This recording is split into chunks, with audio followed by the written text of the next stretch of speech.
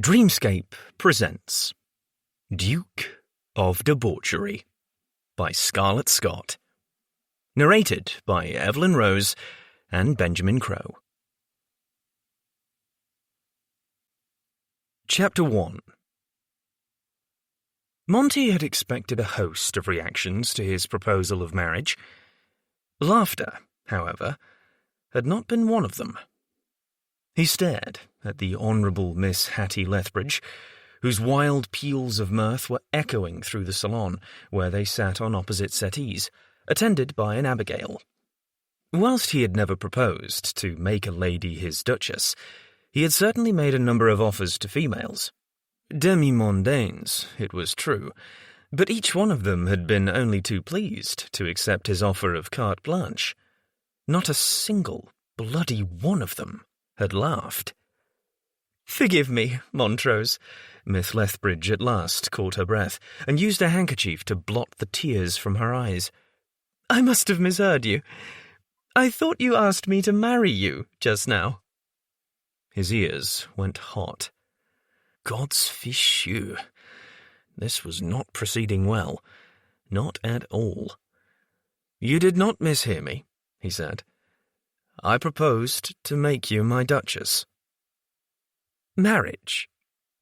The levity fled from her countenance now. "Marriage."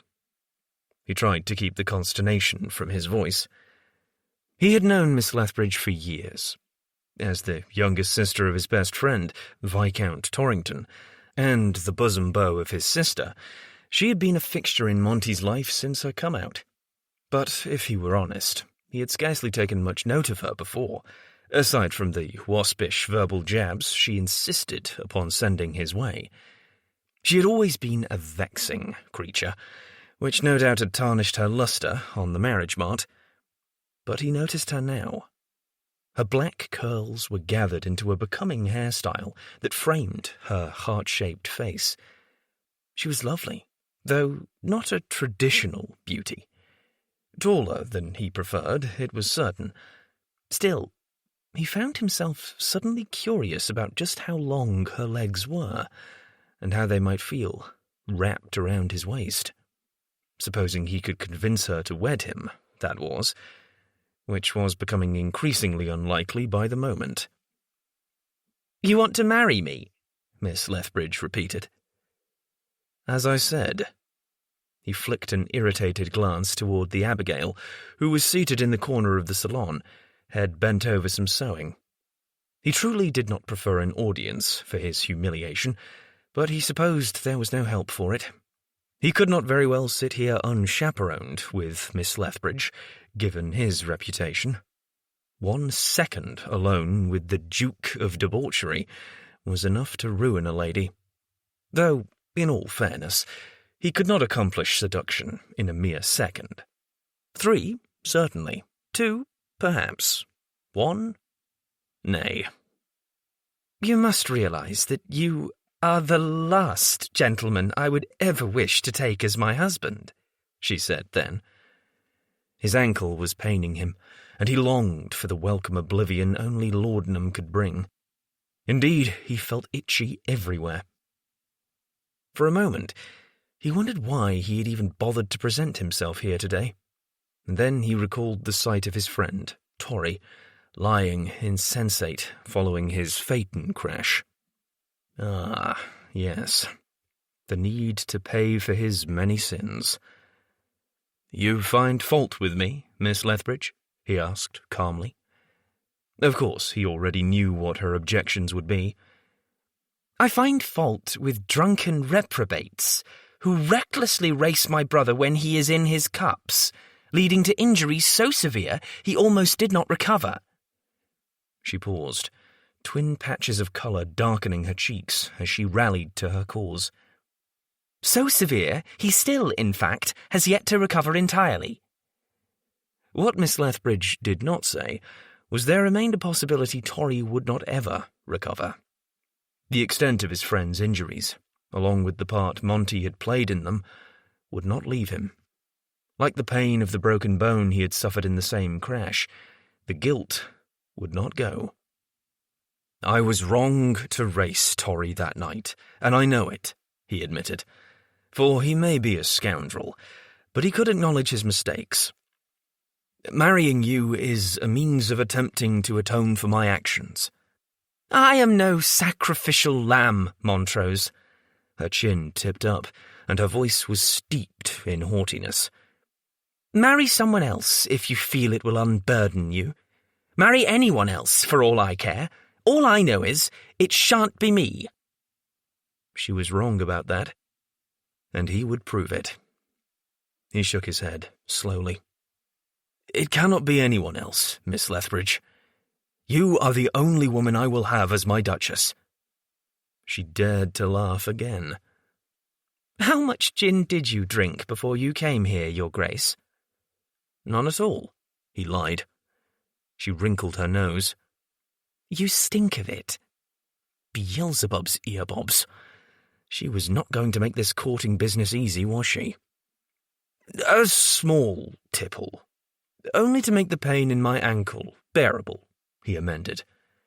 This, too, was a blatant falsehood, but he was accustomed to lying to everyone around him.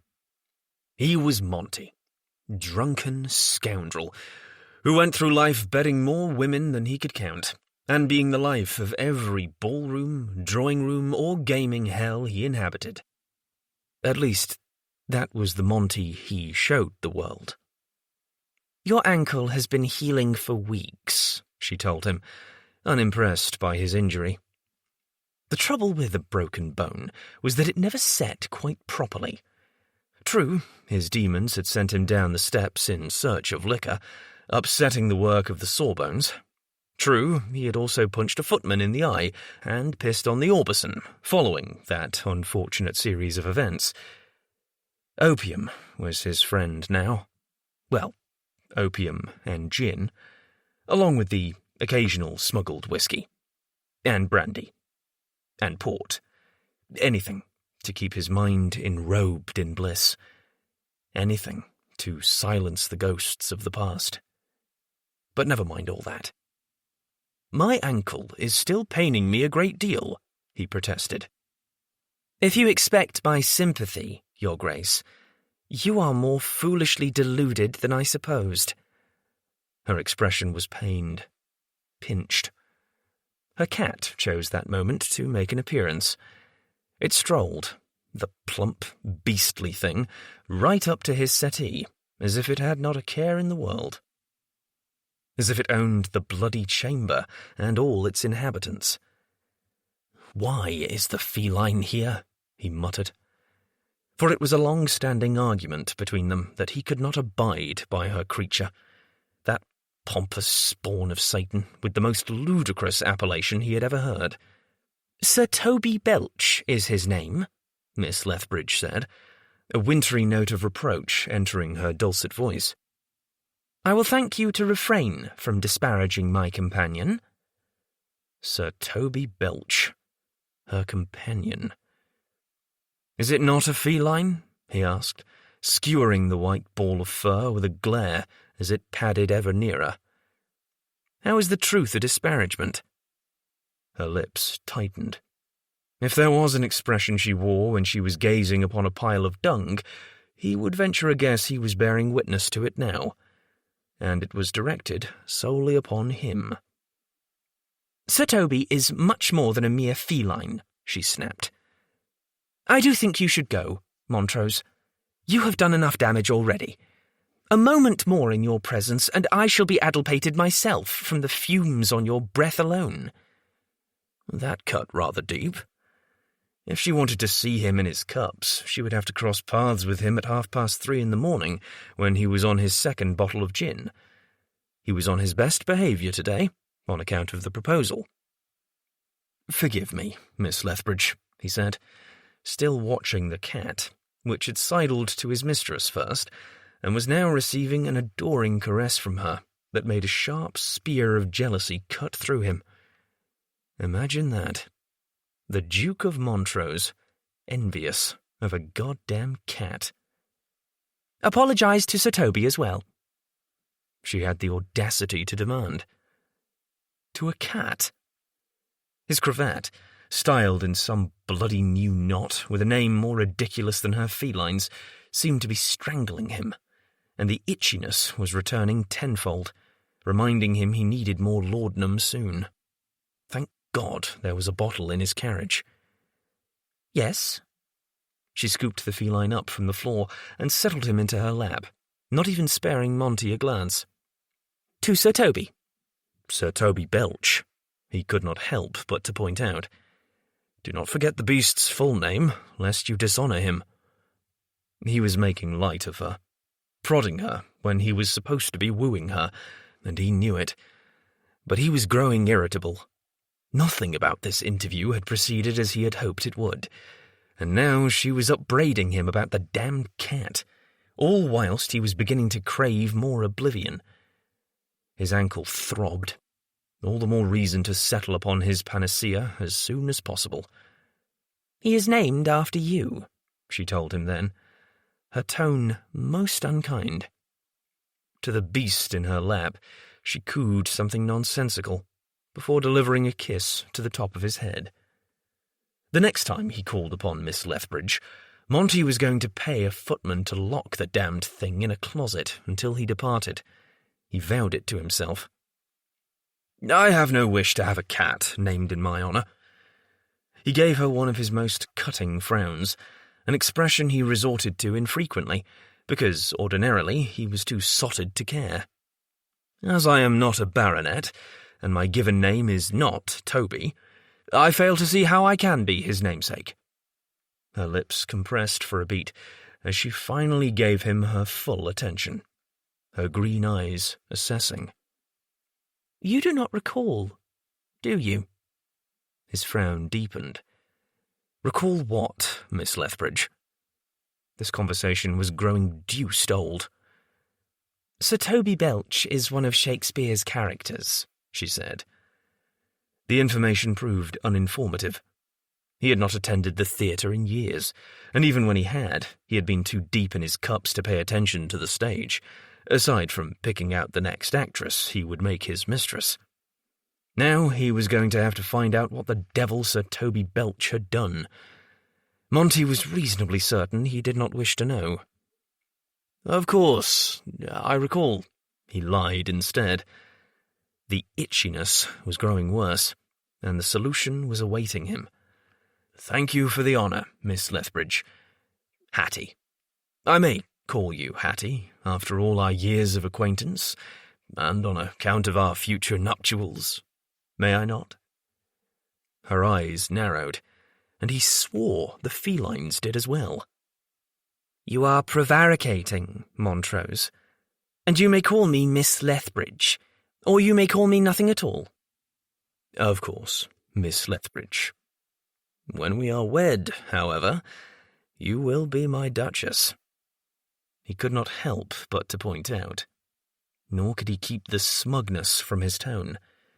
For she was no chit fresh from the schoolroom, and despite his many faults, he was still a duke. No matchmaking mamma would refuse his proposal, not even hers. "We will not wed," she snapped. "And you are lying about everything. About how much gin you have drunk today, about recalling who Sir Toby Belch is, about wanting to marry me. Every day you lie to yourself, to your sister. You think I do not see your hands trembling, or your bloodshot eyes, or the wrinkles in your coat, but I see it all. I see you, Montrose. And I do not want you." She rose to her feet, following her astounding speech.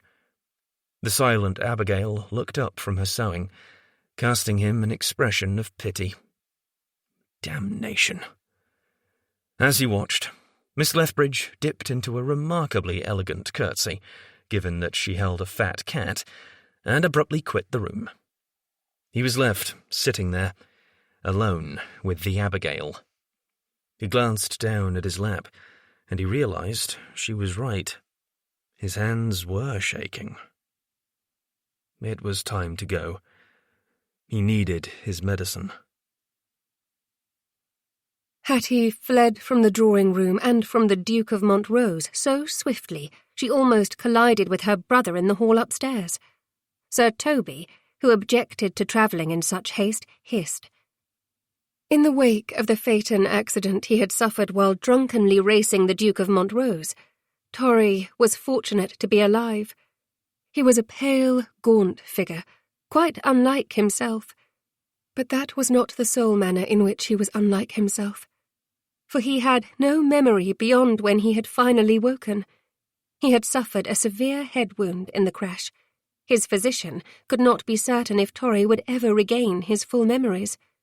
"I am sorry, Torry," she said, reading the confusion in his expression. "I did not mean to trample you in my haste." "Think nothing of it, Harriet." He gave her a pained smile. "I was lost in my thoughts and not taking care." She suppressed a rush of sadness at his use of her full given name. Sometimes it was difficult to comprehend that her beloved brother considered her a stranger. But he was wary and hesitant, uncertain of every one and everything these days. He did not often stray from his rooms, not even since he had recovered enough to resume walking once again. Indeed, that he had deigned to leave at all was a surprise. "Are you well, Torry?" she asked, clutching the cat to her, searching her brother's face. "Is there something I can fetch you?" "I am as well as I can be." He paused, his stranger's gaze searching hers. "Nothing you can fetch me will bring back my memory. Vast portions of my life are gaping holes, almost all of it. Do you know, Harriet, it is like walking about wearing a blindfold." "I am so sorry," she said, hating the distance that existed between them now. "Will you not call me Hattie?" His expression remained tight, rigid. Odd how this new version of him even looked like a stranger. He held his jaw differently. "I do not remember you." There it was, one of the many reasons why she could not marry the Duke of Montrose. He had taken her brother from her. Oh, Torry was still alive, his heart still beat, and breath still flowed through him. But he was not the same Torry. "I remember you, however," she managed calmly. "And your memories will return to you in time." "I have no promise they will," he said coolly. "You must remember this, Harriet. The brother you once knew may be forever gone. We are beginning anew." For a brief, desperate moment, she wished she could begin anew, that her memories were as locked away as her brother's, because she had secretly loved the Duke of Montrose for as long as she could remember. Loving him did not mean she was going to allow herself to become his next victim, however. The Duke collected hearts. He was reckless and wild, broken and jaded and cruel. He was driven by demons only he could see, and she had no wish to fall headlong into his darkness. One thing was certain. She could never marry him. Chapter 2. His Grace, the Duke of Montrose. As Monty was announced that evening at a ball being hosted by his friend and cousin, the Marquess of Searle, and his Marchioness, the chandeliers suddenly seemed hotter than the fires of Hades. The milling guests, whirling and chattering in their finery, gold winking from their throats and hair, blended into a garish blur. He was itchy already. The good Lord chemise. He had not fortified himself with laudanum or gin this evening, knowing he would need to be sharp. But now he felt the opposite of sharp. He felt lost, adrift in a sea of people who did not know him, trying desperately to keep from drowning, desperate for spirits of any sort. Something to appease the endless need crawling through him, eating him from the inside out. "Monty," Searle stood before him. Thank God. "Searle, I need a goddamn drink," he announced. Quietly enough, or so he thought, that no one else would overhear, even in this crush. Perhaps there was a gasp from the fringes. If there was, he did not care. "You look like the devil," his cousin said, raking him with an assessing gaze, a judgmental gaze. Rather the way all his acquaintances seemed to look upon him these days, especially Miss Lethbridge. Hattie. Also his own sister, Kat, who was off in the country with her husband, and his mother. Her nattering grew particularly wearisome.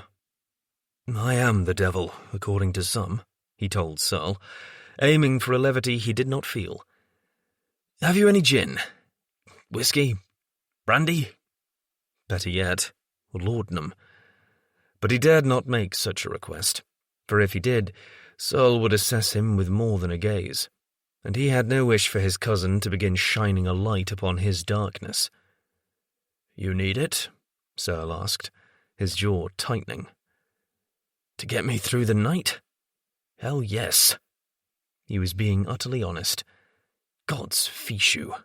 He needed it to get him through the next bloody hour, let alone the whole night. He despised polite society. He had been a fool to think he could go all these hours at a damned ball without finding at least a few sips of what he needed most. "Come," his cousin said. Blindly, Monty followed. The blurs of colour and faces and voices continued, until they made their way through the vast show of revellers to the relative peace of Searle's study. They may have crossed a hall. They may have even climbed a set of stairs. But as Monty gulped down some whiskey offered by his cousin, he could not be bothered to recall how the hell they had gotten to where they were, only that there was liquor there. He drained the glass and held it out to Searle. "Excellent. More, if you please." Searle raised a brow. "I thought you intended to court Miss Lethbridge this evening." "I do." In his mind rose an image of Hattie, with her luscious dark hair, her expression of disapproval, clutching that fucking cat. "I will. But I am not feeling the thing at the moment, Searle. I need some fortification." To say he was not feeling the thing was an understatement. Searle splashed a bit more whiskey into his glass before returning the decanter to his sideboard. "You would better serve yourself to avoid the whiskey, do you not think?" Monty was feeling a bit more like himself now. He had not slept the previous night. Balls were deadly boring. He had scarcely bothered with such mundane festivities before. That he had stooped so low now nettled. But Hattie would be in attendance. Just because she had told him she had no intention of marrying him did not mean he was giving up. Quite the opposite. He was more determined than ever. "The whiskey is a requirement for courting," he said, finishing his next glass with ease. Returning to the swirl and crush of the ballroom did not seem as overwhelming now. "I cannot think Miss Lethbridge would be impressed by a drunken suitor," Searle observed. If his cousin thought he was in his cups, Searle did not know him at all. Monty almost laughed, but there was nothing humorous about the state in which he now found himself. So he raised his glass once more, only to find it empty. He held it out again. "I am hardly drunken." "Monty," his cousin's tone was laced with disapproval, "you have arrived at a ball and demanded 3 glasses of whiskey." Unperturbed by the assessment, Monty shook his glass. "I demanded 3, and yet I have only been given 2. "Do you require a 3rd glass?" "Beelzebub's earbobs." He pinned Searle with a glare. "Is this what marriage does to a man? You sound like my bloody mother." "Aunt is concerned about you," Searle said, hovering near to the whiskey decanter, as if he were guarding it. "As am I. How's your ankle?" It pains me. Though the accident had taken place some time ago now, he did not think his ankle would ever be the same, much like the rest of him. You were drinking enough to drown an infantry brigade before the accident, Searle pointed out, not making a move to replenish the spirits in his glass. Very well. If his cousin would not pour him another, he would simply get it for himself. He stalked across the study with his walking stick, then reached for the decanter. I am suffering, Searle. I cannot even walk without my stick. The bloody bone is healed, but it throbs like the devil. If I do not have a drink, I will not be able to attempt a waltz with Miss Lethbridge this evening. Most of what he had just said was tripe. He was sure his cousin knew it, but Searle did not attempt to correct him. He watched. Monty tossed back the third glass, relishing the burn of the whiskey down his gullet. Monty did not want questions, seriousness, or sympathy. He wanted to comfort himself in whatever fashion he deemed necessary, and for everyone else to go to the devil.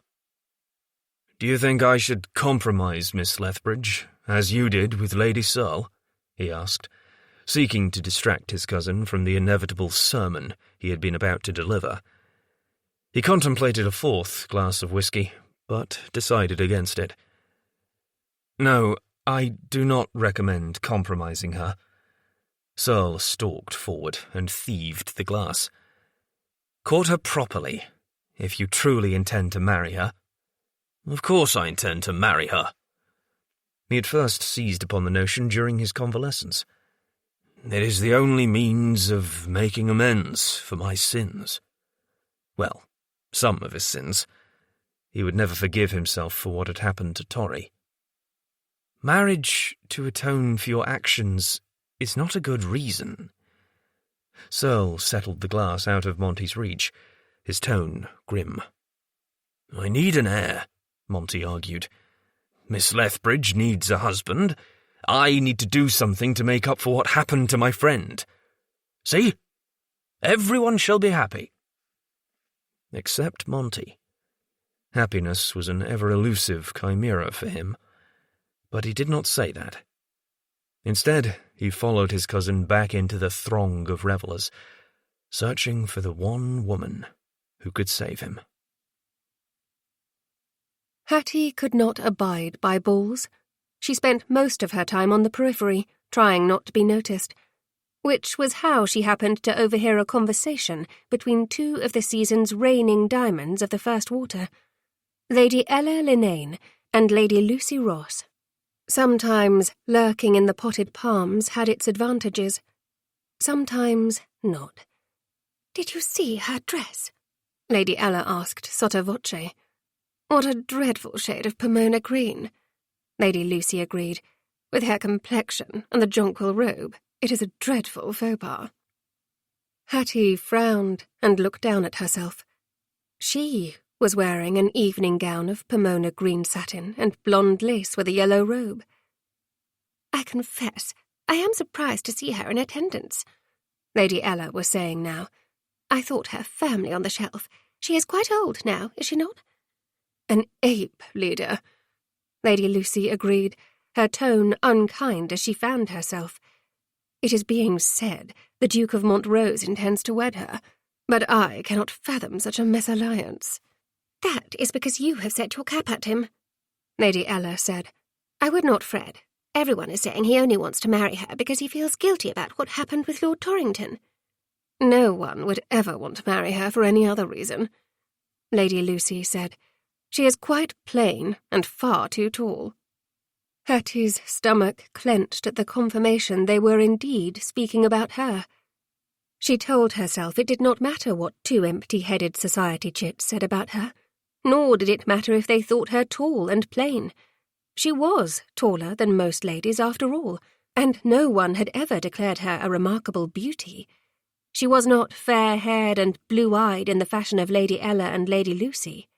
"Do not forget her hair," Lady Ella added. "It is the colour of—" "Ebony," interrupted a low, masculine voice Hattie recognised all too well. "Your Grace!" Lady Ella and Lady Lucy said in unison, dipping into curtsies. What more could her humiliation need? There stood Montrose, towering over the simpering ladies who had just been insulting her gown and appearance. Hattie closed her eyes for a moment before casting a glance around to determine her route of escape.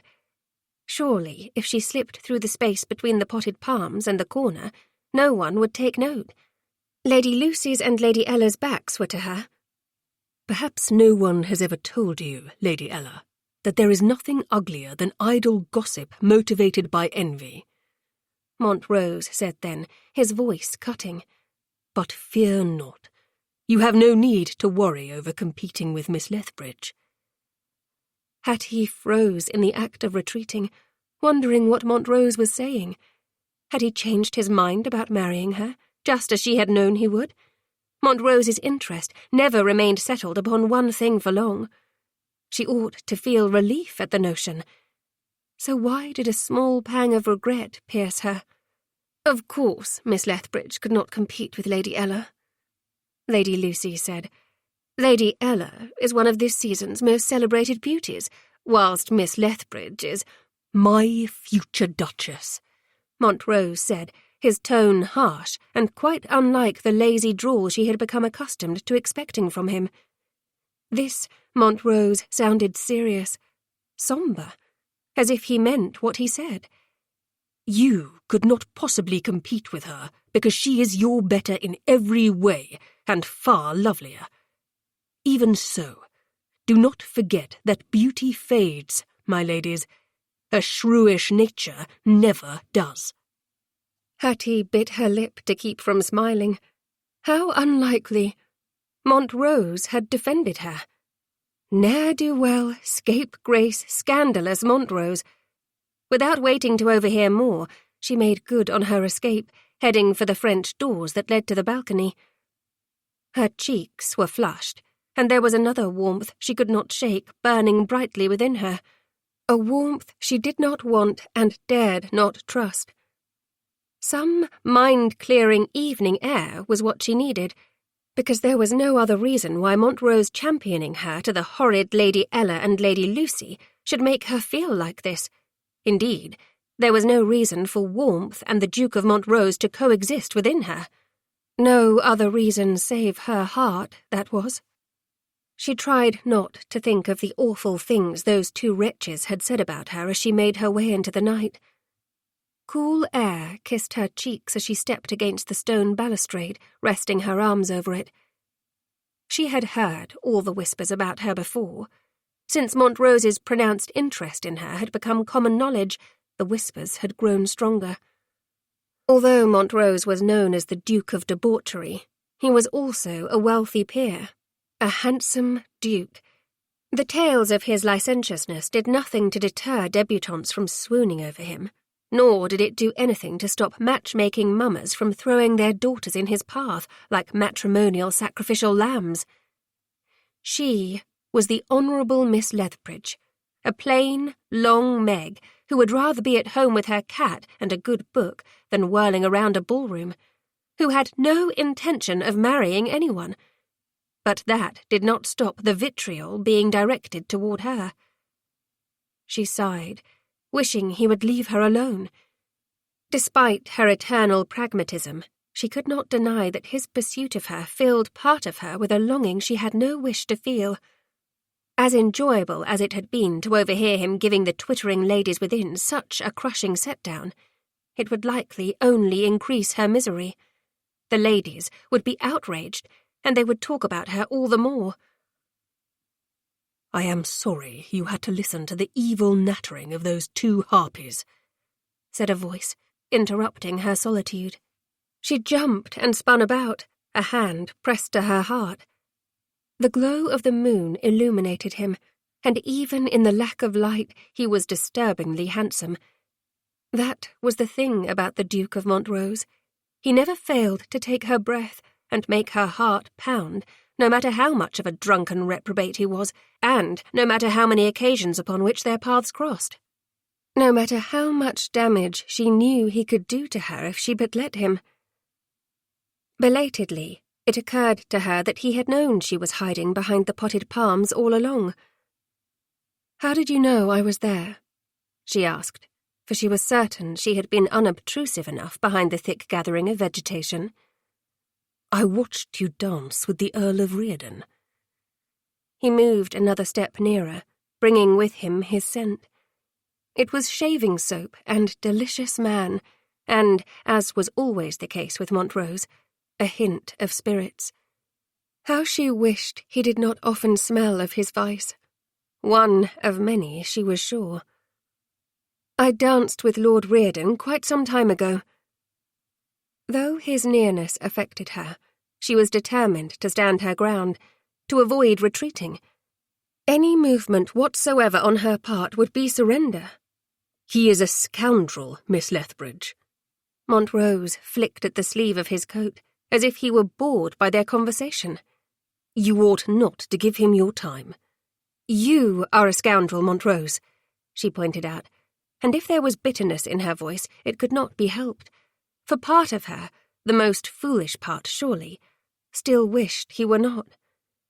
If Montrose was not a drunkard and a scandalous rakehell, the feelings she had always entertained for him would not be wrong. Those feelings could be controlled, she reminded herself firmly now. They could remain buried. Tamped so deep inside her heart they would never see the sun and have a chance to grow. "My intentions toward you are honourable," Montrose insisted. "Reardon's are not." The Earl had only ever been kind to her.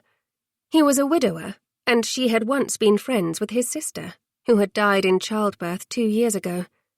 He often sought her out at balls, but there was an unmistakable sadness in his eyes. Such loss. He had never been untoward, and as far as she knew, his reputation was quite impeccable. "The Earl is a friend," she defended, though it was not any of Montrose's business what the Earl was to her. She was not marrying either of them. "Do not trust him." He took another step. "Do not trust any gentleman. Least of all you." Her tone was pointed, as it must be, even as his proximity did strange things to her senses. A moonlit balcony was not the time to lower her defences, however, or give in to weakness. "I should go back inside, Your Grace, if you will excuse me." "Not yet." He reached out, grasping her wrist. A spark skittered up her arm, despite his hands being gloved. She held still, suddenly breathless. "Unhand me, Montrose." To her surprise, he did. "Hattie."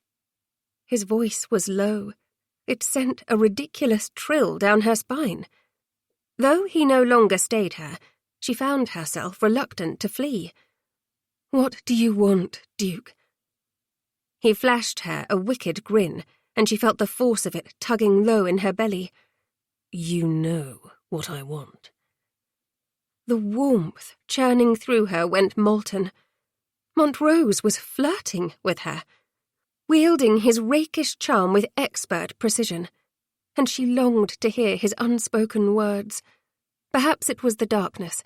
Perhaps it was his kindness earlier in telling Lady Lucy and Lady Ella to go to the devil. She could not be certain. But he was a rakehell, she reminded herself. He had made conquests of half of London's ladies. He also was accustomed to getting what he wished. He must never know her true feelings, for he would only use them against her. "I will not marry you, if that is what you are implying," she told him crisply. "Not even if you champion me to all the harpies in the world." "How many harpies are there in the world, do you think?" he asked idly, stroking his jaw.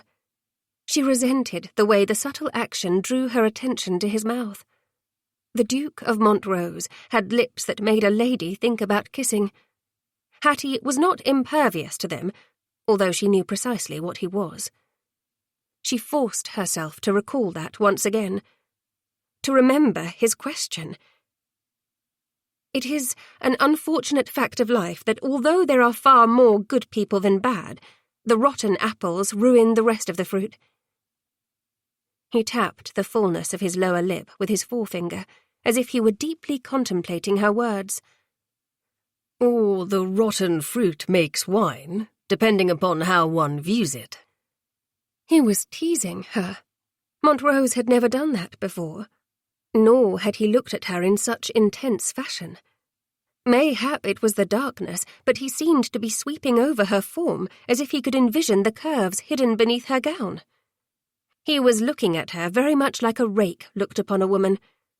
She knew that look, had seen it many times from other men, but it had scarcely ever been directed at her, and never before by Montrose. Even his proposal had been bland by his standards. He had not even attempted to touch her. But she was not about to be wooed by him. If this was a new tactic, he could throw it over the balcony as far as she was concerned. "Why did you follow me out here, Montrose?" "Because those horrid creatures were talking about you, and you looked pale when you scurried away." Dreadful man. "I did not scurry. Mice scurry, and I am no mouse." She gave his arm a stern tap with her fan. He was still touching his lip, and she could not help but to allow her gaze to dip there once more, to think about that mouth in a way she should not. Heat raced through her. "You are certainly not a mouse, Hattie." He smiled then, and the full effect of Monty's smiling was not lost on her. "You are far too beautiful to be a mouse." First, he had called her lovely, and now beautiful. It was enough to cut through some of the heat and unwanted longing, to restore her senses. "Flattery will not change my decision, Montrose, and I have not given you leave to refer to me in such a familiar fashion." Even if she did like the way her name sounded in his deep, delicious voice. Even if it felt right. "No, it does not," she scolded herself firmly. "The Duke of Montrose is a scapegrace, drunken rogue who has never taken anything seriously in his life." "But you love him in spite of all that," taunted a different voice, one she promptly banished. "I would never flatter you," he said solemnly. "You are far too intelligent. You outshine those two insipid chits and every other lady in the ballroom." "And that is why I am inundated with dance partners," she scoffed before she could think better of it. But Montrose seized upon her revealing words. "I will dance with you, Hattie." "That is not what I meant." She delivered another rap with her fan. "I have no desire to dance with you, and do cease calling me Hattie at once." "When we are wed, I shall call you Hattie," he drawled, as if pondering the thought. "Unless you prefer Harriet. That is your true given name, is it not?" Where to begin? His persistence was growing more pronounced. He had been incredibly attentive at every social event she had attended in the last few weeks, but now he was calling her Hattie and making her think about his lips and cornering her on a dark balcony. He must be checked. "We are never going to be married." Her tone was not as firm as she wanted it to be. Indeed, there was a breathless undertone she could not like. "Therefore, you must carry on with referring to me as Miss Lethbridge, or if you wish to be perfectly proper, the Honourable Miss Lethbridge." His grin deepened. All those very bad, very unwanted, altogether dangerous feelings returned. "Oh, darling, you know I never wish to be proper." He moved nearer, reaching out to press the same forefinger that had been on his lips to hers. "And you are wrong. We are going to be married. You may as well accept your fate." She wished his hand were ungloved. That was her first thought. Because if it were, she would be able to feel the texture of his bare skin on her lips, the pad of his finger, to flick her tongue over it, taste him. No, she must not think such thoughts. She stepped away from him, severing that decadent contact. "You only want to marry me to appease your conscience." "No, that is not why." His expression was somber. I want to marry you because I want you, Hattie.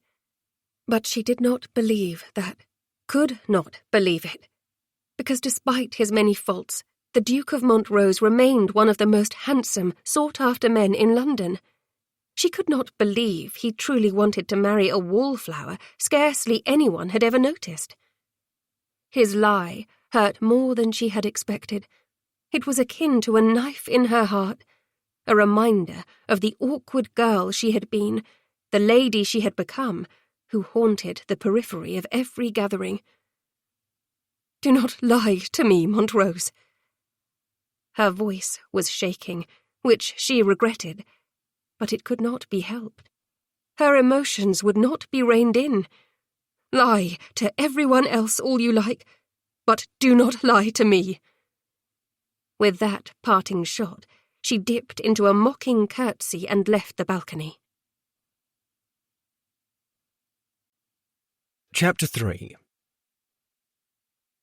Lie to everyone else all you like, but do not lie to me. Hattie's words echoed in Monty's mind the next night, as he prepared himself for an evening of debauchery. She was alarmingly close to the mark there. He had spent a good portion of his life deceiving everyone around him. He had to lie to them, just as he had to lie to her, because if one single soul knew the truth, it would be the end of him. He could not bear it. He would jam the barrel of a pistol into his mouth and... Wincing, he halted that particular thought. Marrying Hattie was the answer. He simply had to convince her. Or compromise her. Yes, compromise her. Ugh, to the devil with Searle's advice. He could bloody well seduce her. Put an end to this nonsense with the balls and the music halls. He would not have to court her or send her flowers or chase after her. He would not have to find her on moonlit balconies and attempt to steal a kiss, only to be thoroughly rebuked and abandoned. He had enjoyed a drop of laudanum in his tea earlier. It filled him with a familiar warmth. His ankle did not even ache. He felt invincible and light as a feather all at once. Instead of leaving his laudanum behind, he tucked it into his coat. There was no telling how long he would be gone, and whether or not he would need it before he returned. His body was positively buzzing as he left his chamber and descended the stairs. Halfway down, he realized his damned mother was standing at the base, gazing up at him with a pinched look of reproach. Fuck. He carried on, making an extra show of using his walking stick. "Mother," he greeted her when he reached the last step, bowing deeply. "Montrose, I was wondering if I might speak with you." She eyed him in that suspicious maternal manner of hers, the one he could not abide. "Have you been indulging?" "Of course not," he snapped, tired of her endless castigation. This was her fault, after all. Her brother was the cause. But he would not think of that despicable bastard now. Arthur Parcross would burn in the fiery depths of hell for his sins one day. "You seem detached," his mother accused, "as if you have been drinking spirits. Did you recently wake from a nap?" "Madam," he reminded her sternly, "I am the Duke. It is not your place to question or otherwise make demands of me." She jerked as if he had struck her. "Montrose—" "Your Grace," he interrupted, emphasizing formality. "You have overstepped your bounds." Servants were lingering, not far. He did not want them to overhear this particular quarrel. For even as scandalous as he was, some subjects, namely himself, he guarded with a zealous need for privacy. This part of his life was not to be discussed, not even if he pissed on every rug in the damned house. But enough of that. He had decided what he was going to do with this evening. His mother was keeping him from what he wanted, which was a visit to the Duke's bastard, followed by a trip to Hattie's bedchamber. He knew which chamber was hers, and there was an accommodating tree conveniently located near it, he was reasonably sure. If not, there was always the servants' entrance. Bribery was a possibility. Yes, of course. His mother interrupted his thoughts, frowning at him, hurt evident in her expression and tone. I merely wished for a few minutes of your time. I cannot spare it, he dismissed, because he had no wish to listen to yet another one of his mother's lectures. If he wanted to hear a sermon, he would attend church, and he did not want to hear a damned sermon, which was why he had not warmed a pew in years.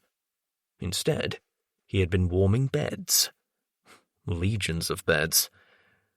He was not proud of that, as he thought upon it, but worshipping women had seemed a remedy. The first of many he had sought to ease the pain within. None of them ever fully healed the bitter wounds, no matter how hard he tried. You cannot spare a few minutes? His mother pressed. I am worried about you, Montrose. He laughed at her pronouncement, a bitter and deep laugh, no levity in it at all. You are about 20 years too late in worrying about me, mother. With that, he brushed past her, stalking from the townhouse he reluctantly shared with her. In truth, he should have sent her to the dower house, but since he had yet to take a wife, he had not done so. He had sent her to Scotland not long ago with his sister Catriona, but their absence had been cut short when Catriona had returned to marry the Earl of Rain. Long story, that. One which began with the Earl shooting Monty in a duel. Walking stick in hand, he settled in his carriage. The last year of his life had been devilishly trying, but he was convinced it was time for fortune's fickle wheel to give him a good turn. Sir Toby was playing with her hair again. That was the first thought in Hattie's mind, as a gentle stroking over her unbound locks pulled her from slumber. Eyes still closed, she stretched. Do go away, you little scoundrel, she murmured.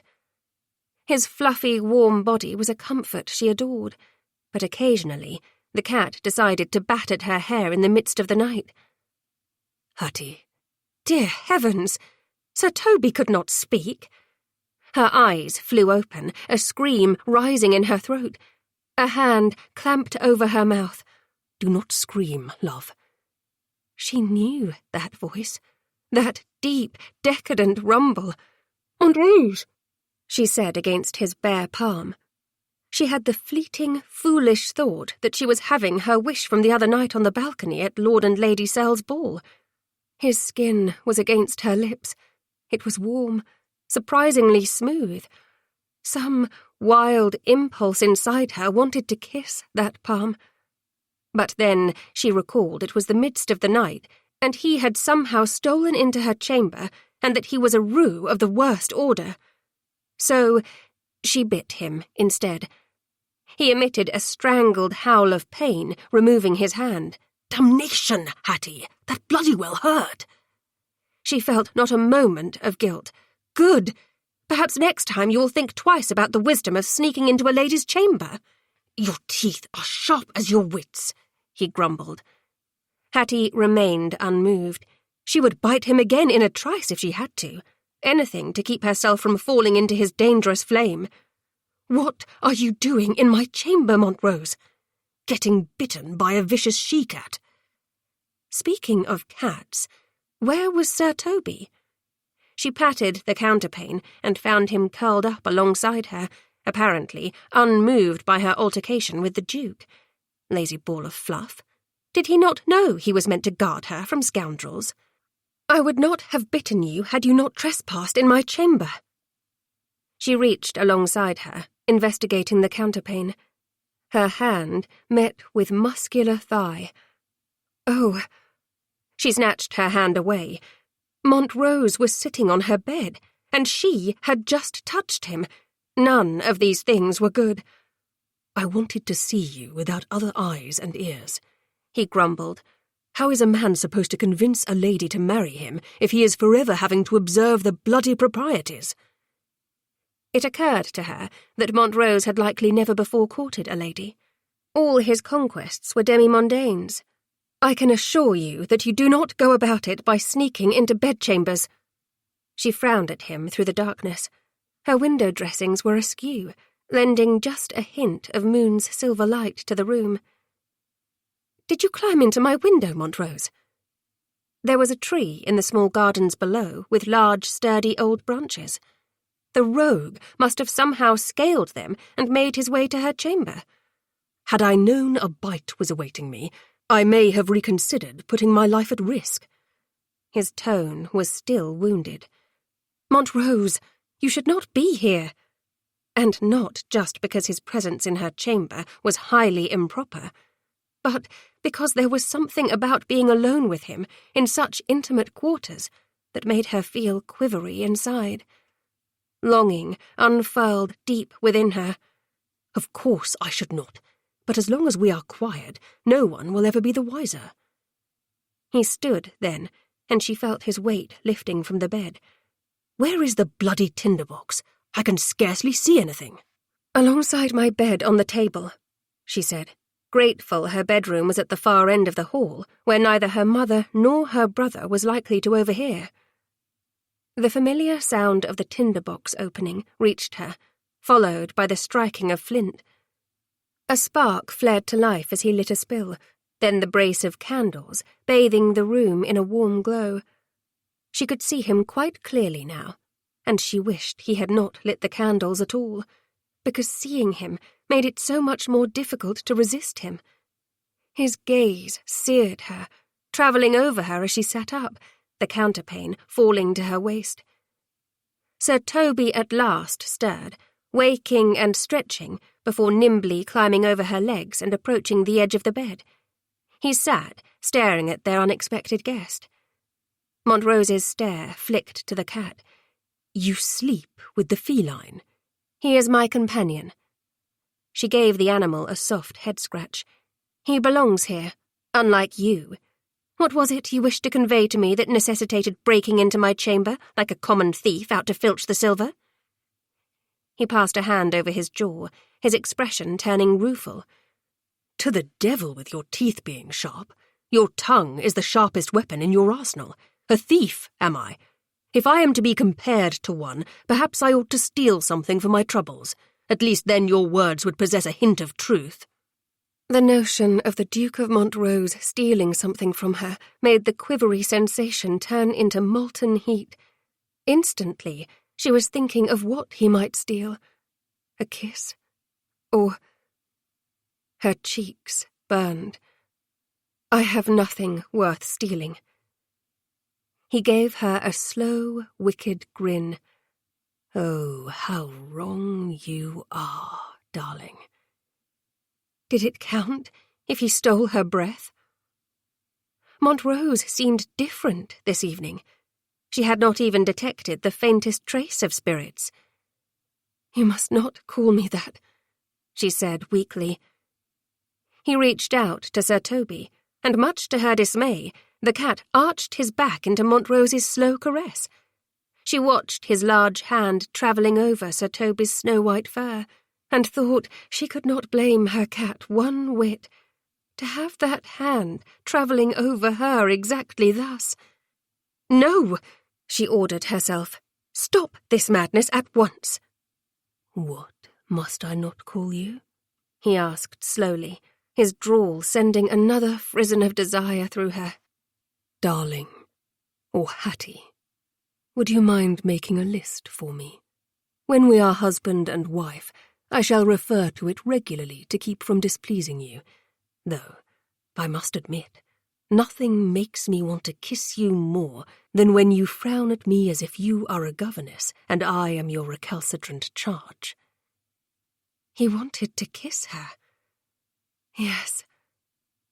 It was the voice she had been silencing for years now, as she had watched from afar while her brother's handsome, rakish friend had run rampant all over London, stealing hearts, stirring up scandals, and otherwise earning his status as one of the most scandalous and sought-after gentlemen in town.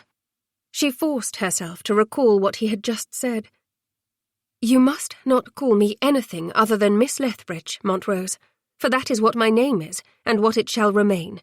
There is no need of a list of any sort, as I have told you, ad nauseam, that I will not marry you under any circumstances." "You're still frowning," he said, his voice low, his head dipped. He continued petting Sir Toby, who was now purring loudly. Of course, only the Duke of Montrose could win over a cat who did not like anyone but Hattie, even when he did not like Sir Toby himself. Sir Toby was too foolish to realise it, apparently. She knew the feeling all too well. "I am frowning at you because you are a reckless cad without a thought for my reputation." She gave him a forced smile just to irk him. "There. Does that suit you?"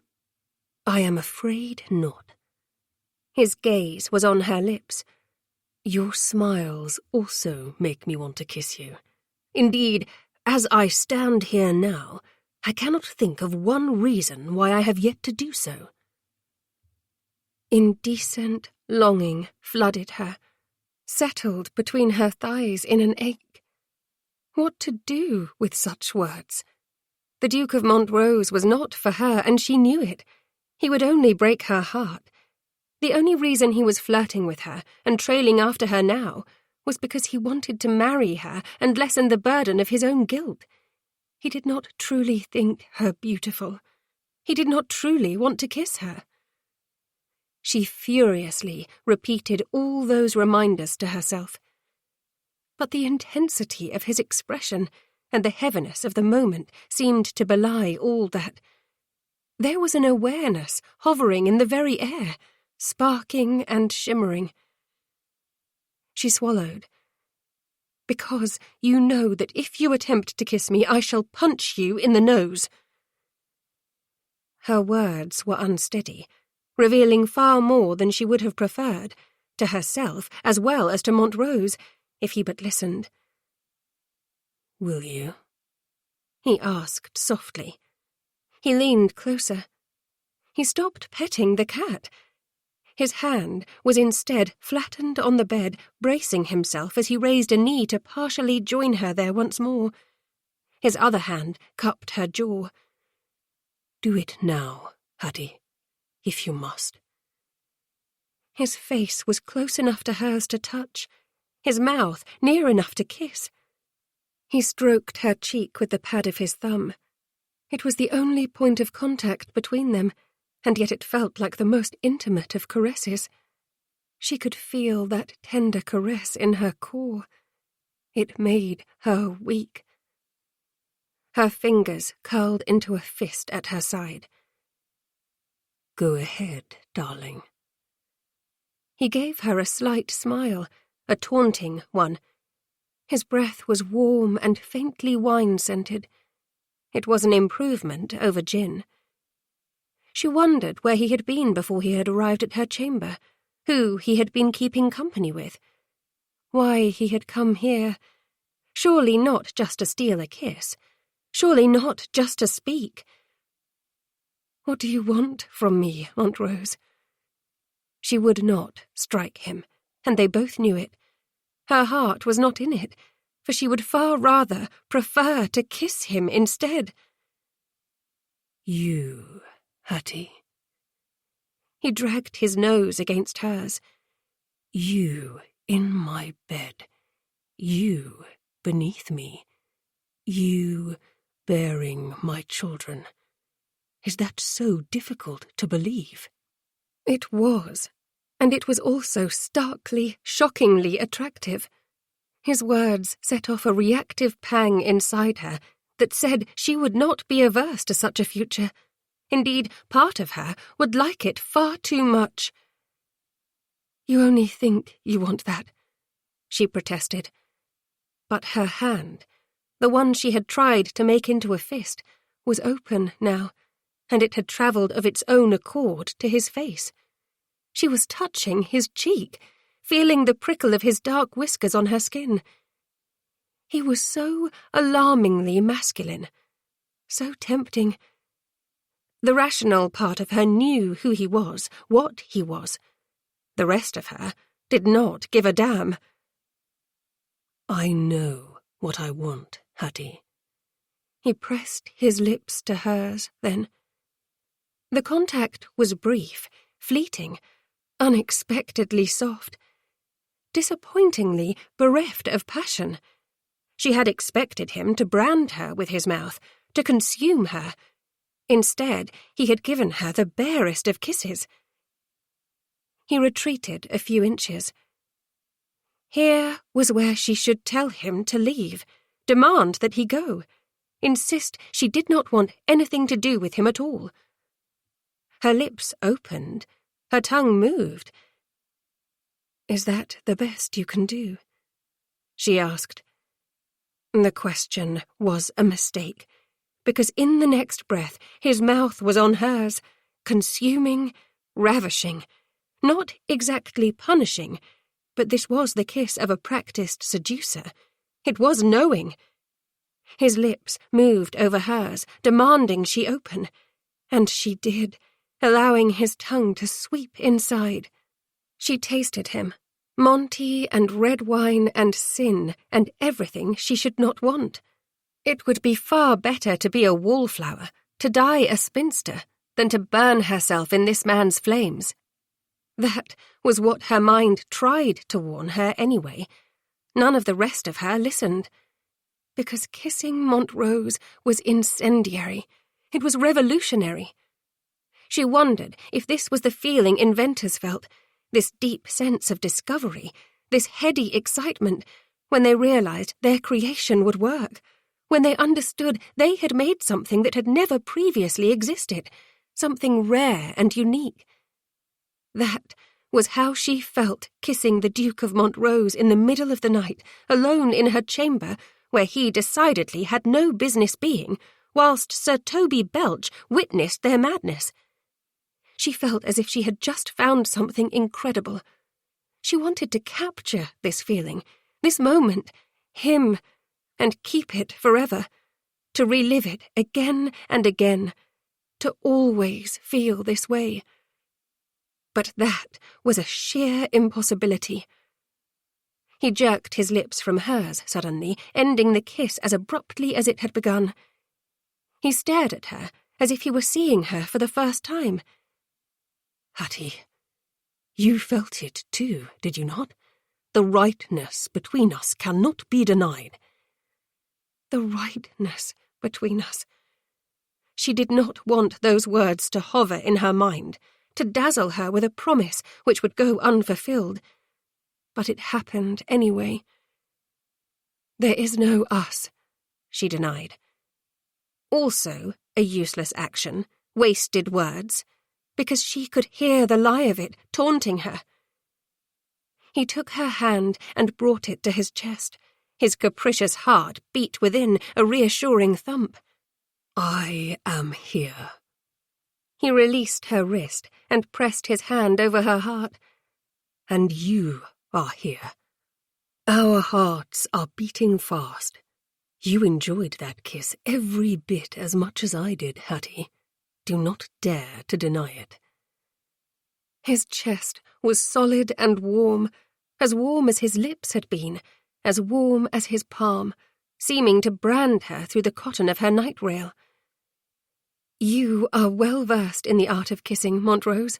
If I did not like your kiss, it would be a surprise." Her words made him frown, and she realized this, too, was the wrong thing to say, for she had just taunted him.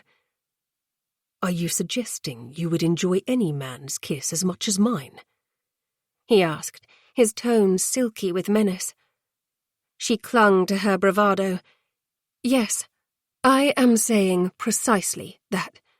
As long as he were a skilled kisser, of course. Any gentleman would do."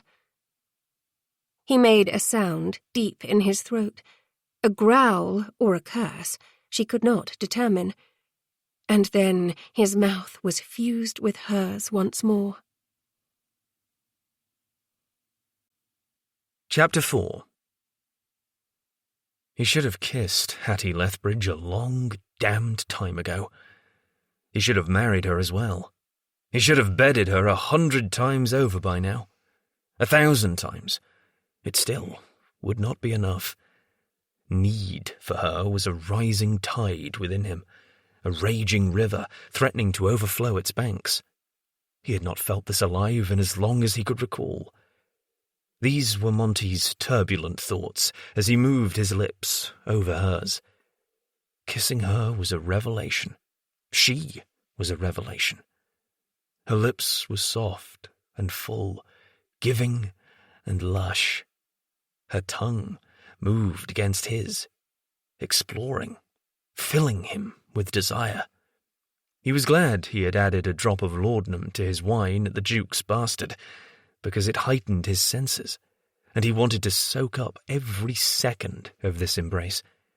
He wanted to commit her taste to memory. He wanted to remember her sweet response forever. He was supposed to be a hardened rake, cynical and jaded, aloof and unaffected, but he could not deny the way she moved him. Damnation, how she moved him. And she knew how to kiss. Hers was not the highly skilled kiss of a courtesan, but neither was it the kiss of a tyro. Possessiveness surged inside him. Who had taught her to kiss? He would find out. Later. Challenge the bastard to a duel. He smothered the thought and deepened the kiss. For now, her lips were beneath his, and that was all that mattered. His body hummed with the longing to feel hers beneath it, to have her softness cradling his hardness, to pull her virginal night rail over her head. It was white, of course, high-necked too. Those pearl buttons at her throat had been a beacon calling to him with the need to be undone. He wanted to rumple her, muss her, unbutton her, to make his mark upon her with his mouth, with his teeth. Her chastity tempted him, taunted him. He could not deny there was something irresistibly alluring about the prospect of being her first lover, of teaching her pleasure, of instructing her in the finer art of how to be wicked, burying himself inside her tight heat. He had never had a virgin before. Hattie would be his first, and he was heartily glad none had come before her. Indeed, he wished in this moment he had never had another lover, that she was his only. Why had he never noticed her before now? Why had he never suspected the fire lurking beneath her prim exterior? Had it been because she was his friend's sister? Or had he simply been too damned stupid to see the glory awaiting him? Whatever the reason, he was making amends in the only manner he knew how. Worshipping her with his mouth. With his hands, too. He cupped her breast, found her pebbled nipple through her night rail with unerring ease. He worked his thumb over the sensitive tip. She made a breathy sound of need, low in her throat, and his cock twitched. "Yes," said the voice inside his head. "More. Everything." He wanted her the way he wanted a drink, the way he wanted more opium. He craved her. He wanted her complete surrender, to possess her, to claim, to fill, above all, to please her. She was intoxicating. He left her kiss to trail his mouth down her throat. She smelled of violets and herself. He licked her skin. Salty and delicious. Next, he found her ear, kissed her there, pressed his lips to the delicate hollow behind it, felt her shudder. "Tell me again, Hattie," he whispered in her ear, careful to make certain his lips grazed the whorl. Her breaths were ragged. She was not as unaffected as her perennially disapproving mien suggested. She wanted this. wanted him, and she was silent. He hoped it was because he had so addled her wits she had forgotten what they had been speaking of before he had kissed her senseless. Monty caught her nipple between his thumb and forefinger, rolling it, plucking at it. "Tell me any other gentleman would do. Tell me you would respond to another man as you have responded to me, that you would want another the same way. Go on. Lie to me." "You are sure of yourself," she whispered. He could have told her this was the sole arena in which he was sure of himself, but what would be the point? He was who he was. She already knew him as the selfish rogue, the scandalous rake-hell. He kissed her ear instead, then kissed down her throat. Leaving her breast, his fingers found her buttons, sliding them one by one from their moorings. With each fresh expanse of creamy flesh exposed, he kissed. Hattie made no move to stop him. "I did not hear the words yet, darling," he taunted against her bare skin. He found her frantic pulse at the base of her throat, found the satin flesh of her décolletage, explored the curve of her full, round breast. He had never taken his time to admire another lover more. Everything about the night, about this, about Hattie, was different. He knew it to his marrow, even if he did not have the slightest inkling of what he ought to do with the information. Continuing to tempt and tease and kiss her seemed the obvious answer. Sinking his cock inside her seemed an even better one. "Any other gentleman would do," she said. He froze. Surely she had not just said what he thought she had said. His ears were deceiving him. He knew it. For there was no way she could be as far gone as she was, as flushed and desperate for him, and then tell him she would react thus to another man. Monty used his teeth on her, gently biting the full swell of her breast, not hard enough to cause pain, or even a mark, but enough for warning. He gave up on the civility of buttons. Instead, he grabbed a handful of her night rail and tugged. The fine material rent, splitting in two. Her breasts burst forth as her gasp sliced through the room. His eyes were intent upon his prey. This part of her, too, was beautiful. Her nipples matched the colour of her lips, and they were hard, jutting out, puckered little buds, begging for his mouth, for his teeth. "Would you let another man do this?" he asked her. And then he lowered his head and took one of her nipples into his mouth and sucked. He was not certain which of them he was intending to teach a lesson more. She arched her back, thrusting her nipple deeper into his mouth. She was so responsive, his Hattie. He could not get enough of her raw, unbridled enthusiasm. "Yes," she gasped. "No, yes." He used his teeth on her, for she brought out the mercilessness within him, the need to pleasure within an inch of pain. "Which is it, Hattie, darling? Yes, you would allow another man to suck your pretty pink nipples until you moan? Or no? No, these sweet nipples are mine and mine alone." Her breath left her in one hot exhalation. Her verdant gaze was fixed upon him, her lips parted. Her pupils gave proof of her desire. "No." He flicked his tongue over her, back and forth, before withdrawing and blowing upon the wet peak. "Say it, Hattie. All of it." "What do you want from me, Montrose?" Oh, no. She was not going to avoid it. He would have the victory of the forbidden words he wanted on her lips. "I just told you what I want," He blew on the taut bud of her breast. "Answer the question, sweet." "No." Of course, she was stubborn to the last. Had he expected anything less from her? Even pliable and filled with desire, she was still Hattie, and Hattie's stern sense of self was one of the characteristics he admired about her most.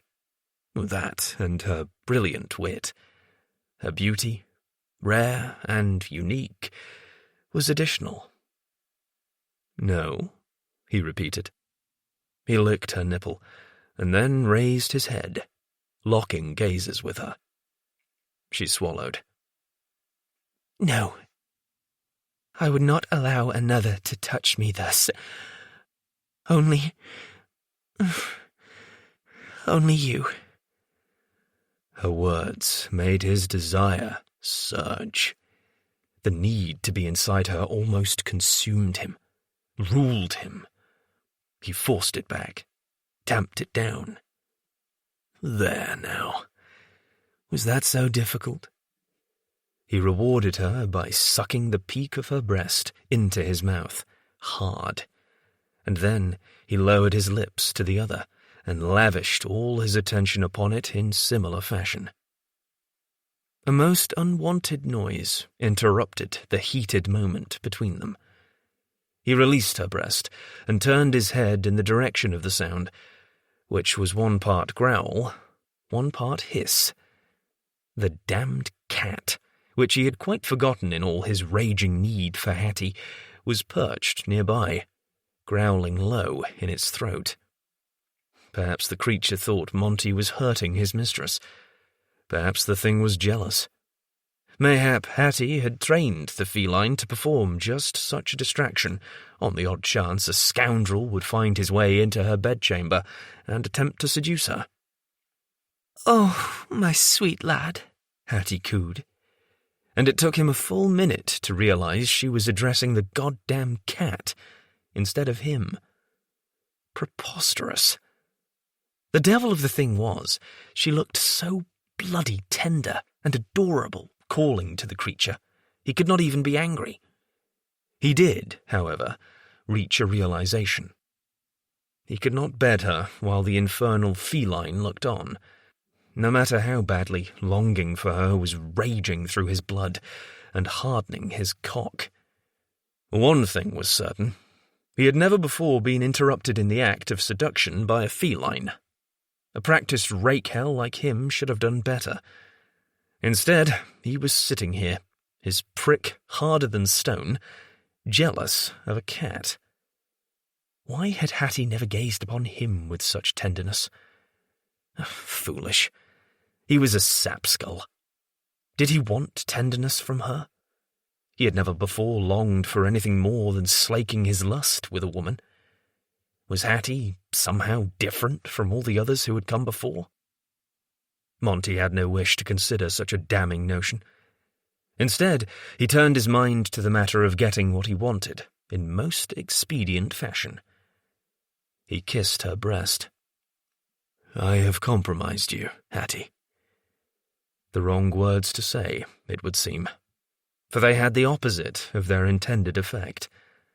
Her hands settled on his shoulders, shoving him with surprising force. "You have seduced me, is what you have done. Fortunately, no one knows. My reputation is not yet in tatters. You will have to leave the way you came, however." He had not come at all, and that was the problem. But she was not speaking of carnal matters. She was speaking of his departure, as though it were imminent. The devil of it was, now that he had clambered up the tree, he found the prospect of his descent rather daunting. Perhaps breaking his foolish neck would be just the solution he sought, however. He had not wanted a woman as badly as he wanted Hattie ever. Now that he had kissed her, touched her silken skin, felt her body respond to his hunger had only grown. His need for her had intensified. She was frantic, shaking hands, attempting to cover herself with the tattered remnants of her night rail, robbing him of the sight of her beautiful breasts. The cat strolled over, planting his bottom on the bed next to Hattie, as if staking his claim. "Not a chance," he told the cat with his eyes. "She is mine." "I'm not ready to leave just yet, darling." He gently brushed her hands aside and repaired the night rail for her as best he could, given the damage he had done. It was enough to preserve her modesty, but there would be no repairing the tears. "We need to speak." "You have already said a great deal." She eyed him mulishly. "Far too much, in fact. You must go, Montrose." He could not resist trailing his finger up her throat, all the way to her lips. The shape of them fascinated him. Everything about her did. "I cannot go just yet until we speak about our nuptials." Her frown returned. "There will be no nuptials." He wanted to kiss the furrow from her brow. He settled instead for following the sweet bow of her upper lip. "Do not be foolish, Hattie. You must wed me now, of course." She grasped his wrist, staying his explorations, without pushing him away. "No." Stubborn woman. He admired her spirit and boldness, but not quite as much when it was keeping him from what he desired most. Her hand on his wrist was the sweetest brand, burning into him. Touching her lips had been a mistake, because it only served to heighten his lust. It was blazing through him. Heat and need were a fire within him which could not be tamed. But he could indulge in none of this. Time to resort to more desperate measures. Prevarication was in order. "You could be with child," he lied. Her pretty lips compressed. "That is impossible." The good Lord Chemise. Her knowledge clearly surpassed that of virginal miss. He ought to have suspected as much. This was Hattie, after all. Still, he was not pleased about the notion she understood something more would have been required in order for her to grow his child in her womb. Strangely, the thought of Hattie bearing his child filled his chest with something, an unfamiliar sensation. It did nothing to dampen his ardor. He forced himself to breathe, to stop touching her mouth.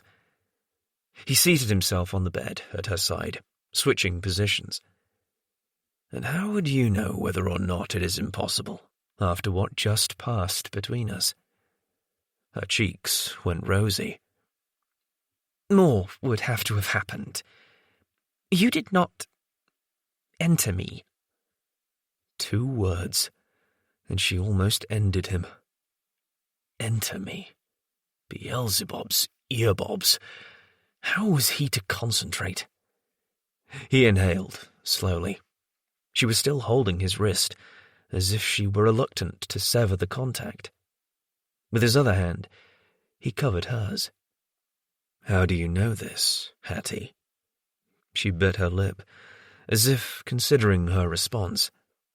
Just when he thought she would not speak, she rocked him with another 2 words, but in a different way entirely. "Your sister." His gut clenched. It was true that he had arranged for Catriona to marry the Earl of Rain. It was also true the two had found happiness together. But the notion of his sister's marital bed made him want to retch. He shuddered. "You have said enough. I suppose I should not be surprised my minx of a sister was the source of your knowledge." "The fault is mine," she said, surprising him. "When she told me she was enceinte. Nay, I suppose it was actually Olivia who told me. Never mind who did the telling, however. I asked her. I was curious about the marriage bed, knowing I would never enjoy it myself." He did not know which fact she had just imparted he ought to dwell upon first. That he was going to be an uncle, that she had been curious about love-making, or that she had supposed she would never marry. In the end, his love for his sister won out over his rampaging lust. Cat is having a bairn. Yes. Her frown deepened. Did you not know? This evening was going from bad to worse. All his carefully laid plans had been blasted to hell. He was not currently deep inside Hattie's welcoming cunny, nor was he any closer to convincing her to marry him.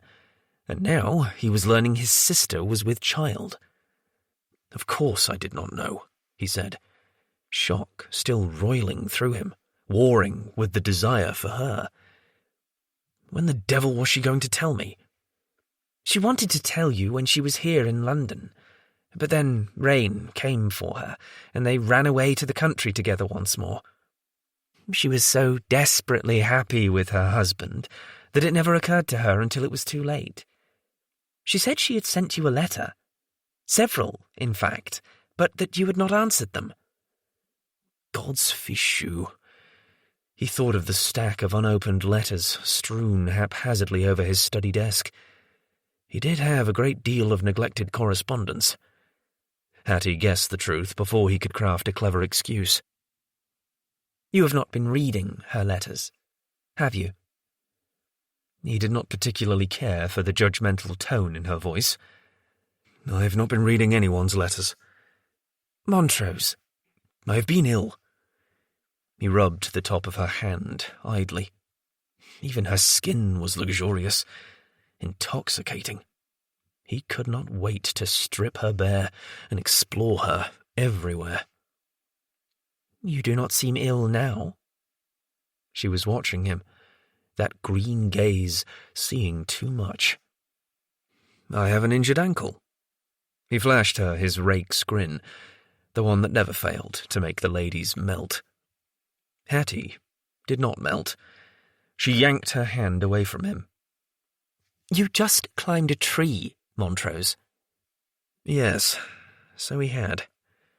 A grand gesture to win you. He pressed his hand over his heart. I will happily suffer for my lady.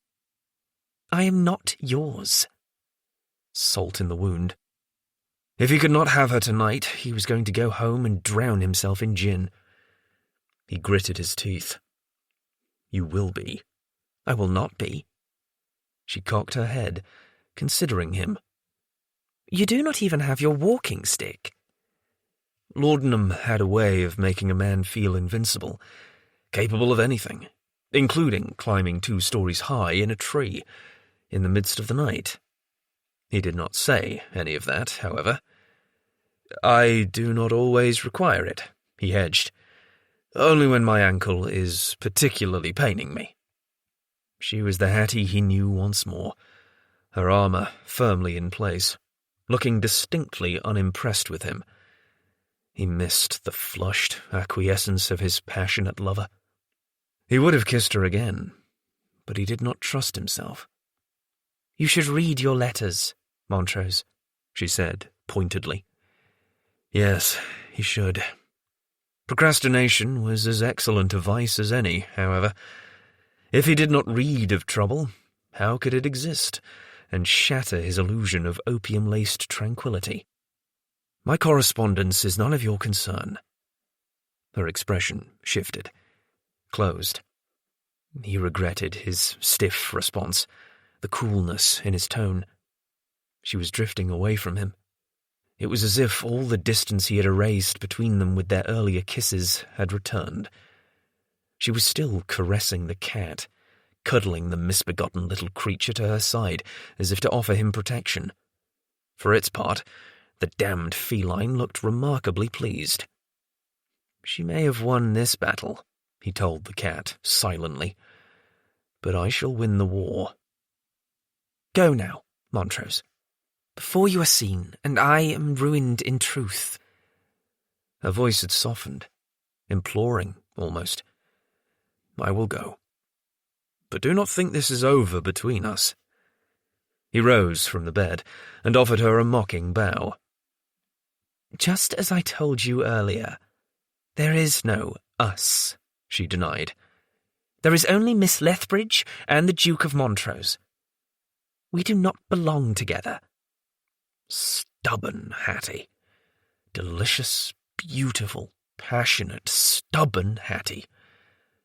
Bedding her would be exquisite. He now had to climb down a tree in the dark of the night with a raging erection, without falling to his imminent doom. He gave her a smile. How wrong you are, darling. In time, you shall see. Chapter 5. There is another arrival for Miss Lethbridge. Their stony-faced butler made the announcement whilst Hattie was having tea with her mother. Just as well, for the tea was tasteless. The distractions not nearly distracting enough. Another arrival, cooed Mamma, giving Hattie a pointed look. What can it be now, Oswald? The Torrington House butler had a look of perpetual long-suffering. Hattie had no doubt the antics of Torry and Montrose over the years had helped to facilitate his pinched expression.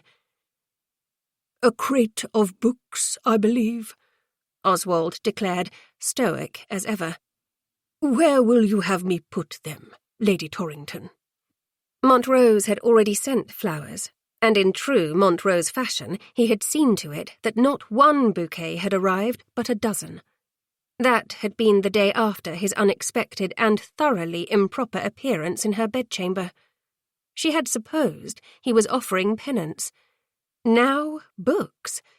How did Montrose even know what she preferred to read? "Is there a note?" Mamma asked. "No, my lady," the butler said. Of course there was no note. The first bouquet of flowers had contained one. The subsequent 11 had not borne a single letter. Sending such a tremendous waterfall of gifts to an unattached lady was scandalous, even by Montrose's standards. He knew the rules of society. He simply eschewed them, all whilst laughing and drinking himself to oblivion. Except his laughter never reached his eyes. Strange how she had failed to note that before. There were ghosts in his gaze, and those ghosts haunted him. "See them brought here, if you please, Oswald," Mamma directed. "Of course, my lady." Oswald bowed, then took his leave of the room.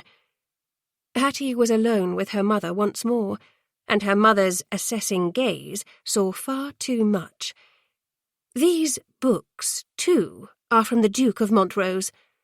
"I do not know," Hattie prevaricated, lowering her gaze to the tea swimming in her delicate china cup.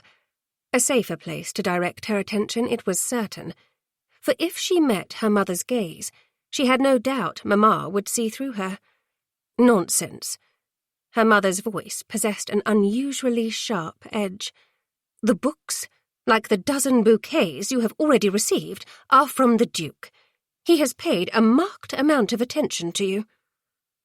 Yes, he had.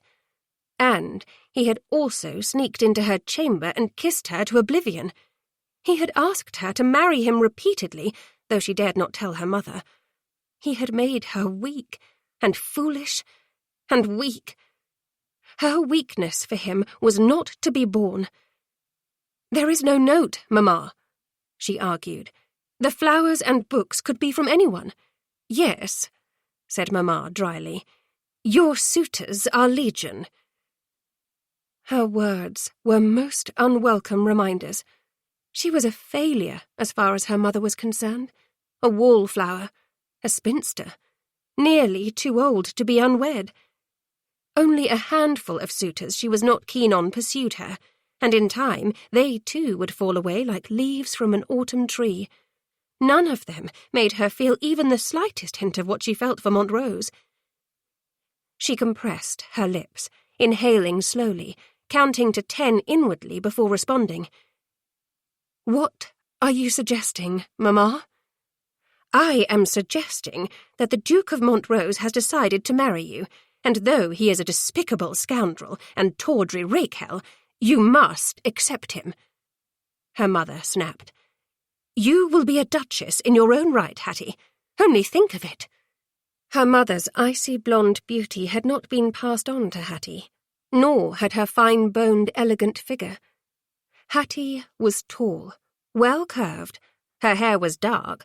Whilst her mother had been the toast of London in her season before father had married her, Hattie had never been considered a diamond of the first water. She was a perennial disappointment to her mother. But as irritated as Hattie was with her mother's perpetual judgment, she could not like the manner in which she had described Montrose. Despicable scoundrel. Tawdry rake-hell. She took a calming sip of her tea before proceeding. Mamma, I must not accept anyone, and Montrose is neither despicable nor tawdry. Her mother emitted an inelegant sound of disapproval deep in her throat. Of course you must accept a husband. At your age, you must accept any husband who will have you. What else is there for you, Hattie, Perhaps you would like to become a companion or a governess? Hattie flinched. This was an old argument between them. Though she possessed a small annual income in her own right, it would not be enough to sustain her. The Torrington line was simply not that flush with cash. She had no wish to take on either of those roles, as her mother well knew. Nor was she convinced, however, that she wanted to become a wife, and most assuredly not the next Duchess of Montrose. No matter how delicious the Duke's kisses were, and no matter how much her heart and her body ached for him, in ridiculous, unwise, reckless, altogether wrong tandem. He would break her heart, disappoint her, hurt her. He was as glorious to behold as an angel and as tempting as the devil. Surely I have several seasons remaining before I must become either companion or governess, she argued primly. You must decide.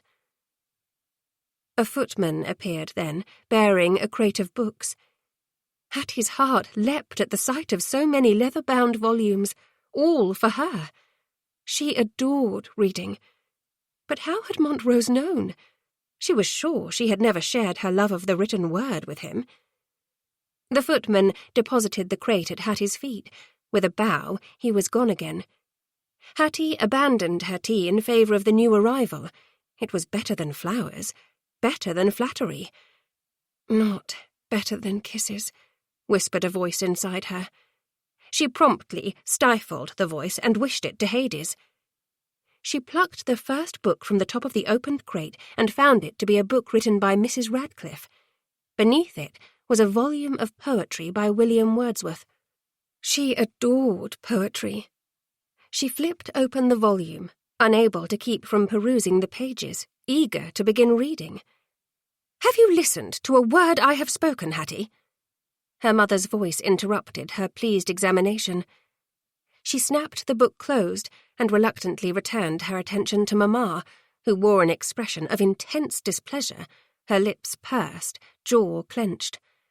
"Forgive me, I was distracted by the books." And by the thoughtfulness of just such a gesture. Sneaking into windows, stealing kisses, arrogantly proclaiming his suit as if she would have no choice but to accept his offer of marriage. These were all actions she expected of him.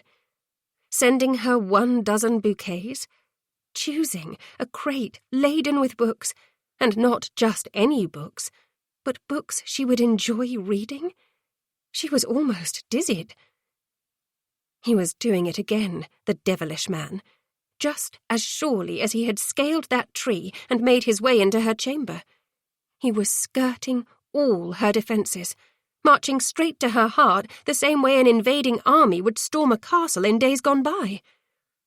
Just when she thought nothing the Duke of Montrose would do could possibly surprise her, he did. The realization was troubling, worrisome. He was becoming increasingly impossible to resist. "You and your books," Mamma said with a dismissive sniff. "I never could understand your penchant for burying yourself in pages and pages of words." "I love them," she said, holding the Wordsworth book of poems to her heart as if she expected her mother to wrest it from her grasp. I never understood your dislike of words. Words are silly, her mother snapped. You ought not to waste your time with fictions. If you had been more interested in conversing, Hattie, in attending balls and routs and musicals, instead of forever feigning a headache so you could stay at home. I do not care for society in the way you do, she defended herself, stroking the cover of the book, and I have not always feigned the headaches. Some of them were real. Most of them, however, had been ruses so she could stay home with Sir Toby and cuddle up beneath her counterpane with a good book. As far as Hattie was concerned, reality often paled in comparison to the vibrant intensity of the imagination. Unless the Duke of Montrose is involved. Drat it all! She thought she had banished that voice. She would simply have to try harder. Her mother sighed. I was far too lenient with you, it is clear. I have failed as a mother. All these seasons, and you have not managed to find a husband. Now a duke wishes to marry you, and you still do not show interest. What is the matter with you, girl? She may not show interest, but that was because within she hid a great, burning interest. And that was what was wrong with her, far more than anything else. You would have me marry a tawdry scoundrel? She asked weakly. The book seemed to burn her fingers. For all his badness, there was some good in the Duke of Montrose. It was that which frightened her most, because the goodness was what could make her love him even more. A duke, Hattie, Mamma said, frowning mightily. You could ignore his wild ways, forgive him his foibles. In return, you would be a duchess. You could command society. Do not forget that you cannot forever cast yourself upon the mercy of your brother. Already your relationship with Torrington is strained. Of course it is strained. Reminded of why, Hattie returned the book of poems to the crate at last. Have you forgotten the reason for his loss of memory? We are fortunate he is even alive after the phaeton crash. Who was there at his side, racing him? The Duke of Montrose is not alone responsible for what occurred that awful night, her mother told her. Torrington chose to race. Torrington chose to drown himself in drink that night, just like so many others. He is in his father's mould, much to my shame. Have you wondered what would happen to us if Torrington had died that night? Hattie's blood went cold. She loved her brother. The thought of a life without him, it was unthinkable. She could not forget the fear when she had discovered he was lying insensate after nearly perishing. Of course I have not thought of it, she said. Why would I entertain such a horrid thought? Because it is the way of our world. Mamma's countenance was even grimmer than it had been before. Your brother has no heirs. If one of your father's country cousins would inherit the viscountcy, our circumstances would be significantly reduced. Is that what you wish? Are you truly that selfish? Hattie stared at her mother in consternated silence. She had never thought marrying the Duke of Montrose could secure her future. All she had ever thought was how marrying him could ruin it, and her. She did not like this reminder of the fragility of life or the precariousness of their places within it. Nor did she like the growing realization that Montrose may have been right after all. After 2 days of waiting, Monty had Hattie alone again. Unfortunately for him, they were in his curricle, which meant they were parading before half the fashionable world, which also meant he could not kiss her senseless, or unbutton her bodice, or suck her nipples until she begged for more, or even hold her damned hand. No, he was courting her, in proper fashion, at the fashionable hour, like a true swain, a lovesick suitor, a milksop who cared about rules and getting out of bed before noon. He almost shuddered at what he had been reduced to, all in the name of winning this woman's hand. At some point, his attempted conquest had become a great deal less about the amelioration of his guilt over Torry, and a great deal more about his desire to get Hattie Lethbridge into his bed. He had even stopped drinking gin until the evening, instead having a morning drop or two of laudanum to carry him through tonight. All because she had scented gin on his breath for one of his proposals. He had been particularly plagued by nightmares the night prior, and it had not been one of his finer moments. Sometimes he was weak. Mindlessness proved an excellent distraction in such times. He could inure himself to the demons nipping, Cerberus-like at his heels best, by getting tap-hackled. But Hattie, too, and his attraction to her, which only grew stronger by the moment, served much the same purpose. And he had intended this ride as a means of furthering his cause, not suffering through her silence. "It is a lovely day, is it not?" he asked, casting a sidelong glance in her direction. Her dark hair was largely obscured by her bonnet today, but even as she sat stiffer than an ancestral bust at his side, she held undeniable allure. Was it his imagination, or had he just caught the scent of violets on the wind? "The sun is not shining," Hattie returned, her voice bearing the same edge of disapproval it always possessed. Unless he was kissing the breath out of her, that was. "But neither is the sky raining," he could not help but to point out. London had suffered a spate of dreary weather of late that, even for London, proved dreadfully morose. He had despaired over finding an hour during which the mists and rains would cease to fall. At last, fickle fortune's wheel had given him a good turn. She made a non-committal sound, then said nothing else. Clearly, Hattie had no inclination to make this easier upon him. Had he expected anything less? He kept his attention firmly upon the road ahead of them as they proceeded to Rotten Row, where they might be seen. "Did you enjoy the gifts I sent you?" He could not resist asking. It was his pride, he supposed. He had never before made such an effort to woo a lady. With Hattie, it was different. She was different. "The flowers were quite pretty, Montrose. Thank you." Her voice was soft, tempered with an unknown emotion. She was less disapproving now, yet still guarded. "It was my pleasure to send them." He sent her another glance. "What of the books?" "The books were from you?" she asked, innocently. "There was no note accompanying them. I confess I had assumed they had come from Lord Reardon." The devil she had. His fingers tightened on the reins. "They were from me, and you know it." Misgiving swamped him, along with a possessive surge. "He is not still courting you, is he?" "Of course he is." Her tone was bright, blithe. He had warned the blighter to leave off. Perhaps Monty would need to pay him another call. "The books were from me," he gritted, nettled, although he suspected she was intentionally misleading him. "I know how much you love to read." "You do?" she asked, a note of surprise entering her tone now. "Of course." He flicked her another look. "Your nose is forever betwixt the pages of something, Hattie." It was true.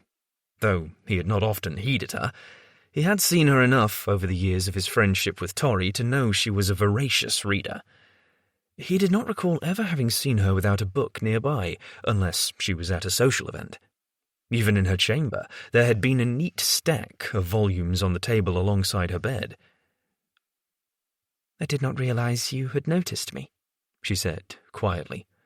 Almost so quietly he did not hear. But he had heard, and he did not miss the implications of what she had said. He needed to reassure her, he knew, that his motives were pure. Hattie was a proud woman, and she would not marry anyone, not even him, for the sake of settling a conscience. He had to convey to her that his proposal was about more than that for him now. Indeed, mayhap it had always been. "I noticed you, Hattie." He glanced back at her. "How could a man fail to notice you?"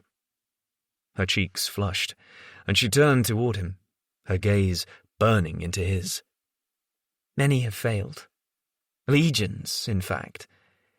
I shall not be duped by your flattery, Montrose. If you expect me to believe I am suddenly the most glorious woman you have ever beheld, or that you are this eager to marry me for any reason other than the guilt eating you alive, you shall have to do more than offer hollow encomiums. By the good Lord Chemise, how could he convince her every word he uttered was true? He clenched his jaw, returning his stare straight ahead. You are a beautiful woman in your own right.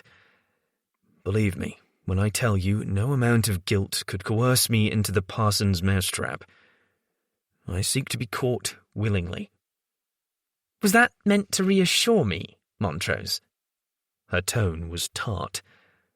If so, you failed, quite miserably. The saucy wench. He was making a muck of this, as usual. But curse it, did she not realize he had never courted a proper lady before? Had never considered the prospect of taking a lady to wife until his accident? As he had lain there, in the mangled wreckage of his phaeton in the wake of the crash, his ankle hurting like the devil, he had realized something. He had no heir. If something more serious than a broken bone had befallen him, and if he had died, his mother and sister would have been left with precious little, aside from his mother's dower and some property in Scotland. Lying in bed, delirious with agony, laudanum and whatever liquor he could find, he had settled upon a solution: marriage. And then, when he had considered the idea further, he had settled upon an even better one: marriage to Hattie. Thus, he would secure the future of his line and his family, repay the debt he owed Tory for his recklessness, and also gain a beautiful, intelligent woman as his wife. Of course, his sister Cat had since married the Earl of Rain, making the necessity to consider the future on her behalf less of a concern. But all the rest of his motivations remained true, though they had been eclipsed by his carnal need to make Hattie his. I want to marry you, Hattie, he said, his voice low. They would soon be near the fashionable crush of carriages, and he did not want to be overheard. Because I want you in my bed. Is that so difficult to believe? Did you not feel how much I wanted you in your bedchamber the other night? Montrose, she hissed, do not dare speak of it. Ah, perhaps here, at last, was the means of persuading her. Certainly, it was a way to give voice to all the pent-up desire coiled within him, like a snake ready to strike. Do not speak of what? He pressed. The way you kissed me back as if you enjoyed every moment of the passion sizzling between us? Shall I not speak of the way you responded to my lips upon your breasts? Tell me, Hattie, how did you explain your rent night rail? She said nothing for a lengthy pause, and he wondered if he had finally shocked her into silence. I burned it in the fire grate. Again, she spoke so softly he had to strain to hear her over the din of the horse's tack and the familiar clop of hoofbeats. Excellent thinking, my dear. I ought to have done so myself, to spare you the trouble. He had been reckless with her, he realized now. Reckless with her reputation. A strange realization settled over him then, as they passed down Rotten Row, along with the half of society. Hattie was important. Precious, even. The instinct to protect her rose within him, strong and undeniable, along with shame that he had allowed himself to proceed as far with her as he had. If he had been caught in her chamber, or if anyone had called into question the evidence he had left behind, he shuddered to think what the results would have been. Or, worse, if he had fallen from that blasted tree, she would have been blighted forever. He would have caused an irreparable stain upon her reputation. And as he had an irreparable stain upon his soul, he had no wish to inflict a similar torture upon anyone else, especially not Hattie. The fault was mine, every bit as much as yours, she startled him by saying then. I welcomed your liberties, much to my shame. Why shame? He countered smoothly, manoeuvring them through the crush with ease. Are you embarrassed of me? He held himself stiffly as he awaited her answer. Here was yet another shock. He cared. Her opinion mattered to him. No one's opinion, not even his mother's or his sister's, had mattered to him in as long as he could recall. He knew he drank far too much, that he had become reliant upon opium to carry him through the day. He knew he was damaged and bitter and jaded. He knew he would never be whole. But somehow, some foolish part of him hoped Hattie did not see him in the same light. Oh, he knew she disapproved of him and his ways. That much was undeniable. But he could not help but feel she found some redeemable qualities in him. I am embarrassed of the way in which I so easily abandoned my morals, she said. You are a practiced and highly skilled seducer, but even so I should have been able to resist you. And yet, she had not. This, more than anything else, made his heart surge, buoyed his spirits, filled him with optimism, that most foolish bedfellow of all. There is far more to you, hiding beneath your prim exterior, he observed, and God's fichu, but he could not wait to discover it, if she but allowed him to. If she made her sultry lips say yes instead of no. There is nothing hiding beneath my exterior, she countered. A lack of common sense, a lapse in resistance, that is all. But with a man of your reputation, my weakness was only to have been expected. A man of your reputation? What the devil was happening to him? Not long ago, he had taken great pride in his reputation as a dastardly rakehell, as the fastest of all London's libertines. And now, Hattie's mere allusion to his reputation nettled. Worse than nettled, it pricked him straight to his marrow. He was not about to allow her to dismiss what had passed between them as his rakish prowess. There had been something else, something far deeper, undeniable. The hunger they shared, the attraction. It was hotter than flame. He had never before wanted a woman in the way he wanted her. And that plain truth had nothing to do with his guilt over Torry, or his desire to secure the line, or any other blasted sense of duty. It was purely Hattie. Hattie, and the way their bodies seemed to be in concert with each other. He sent her a long, searching look. You felt it too. Her flush returned, deeper this time than before, just as telling, and she jerked her gaze from his to stare into the opposite direction. No. She was persistent, his Hattie, but he was more persistent. His determination burned hotter than 1,000 suns. He wanted her. In his mind, she was already his. His desperate longing goaded him on. Look me in the eyes and tell me you felt nothing when I touched you, Hattie, when I kissed you, when I sucked your sweet nipples. She gasped. How dare you? How dare I speak of your nipples? He asked, taunting her now. Or how dare I suck your nipples? How dare I notice the way you enjoyed it when I sucked them? I confess, darling, I am a bit confused what has distressed you. Do hush. You have distressed me, she said.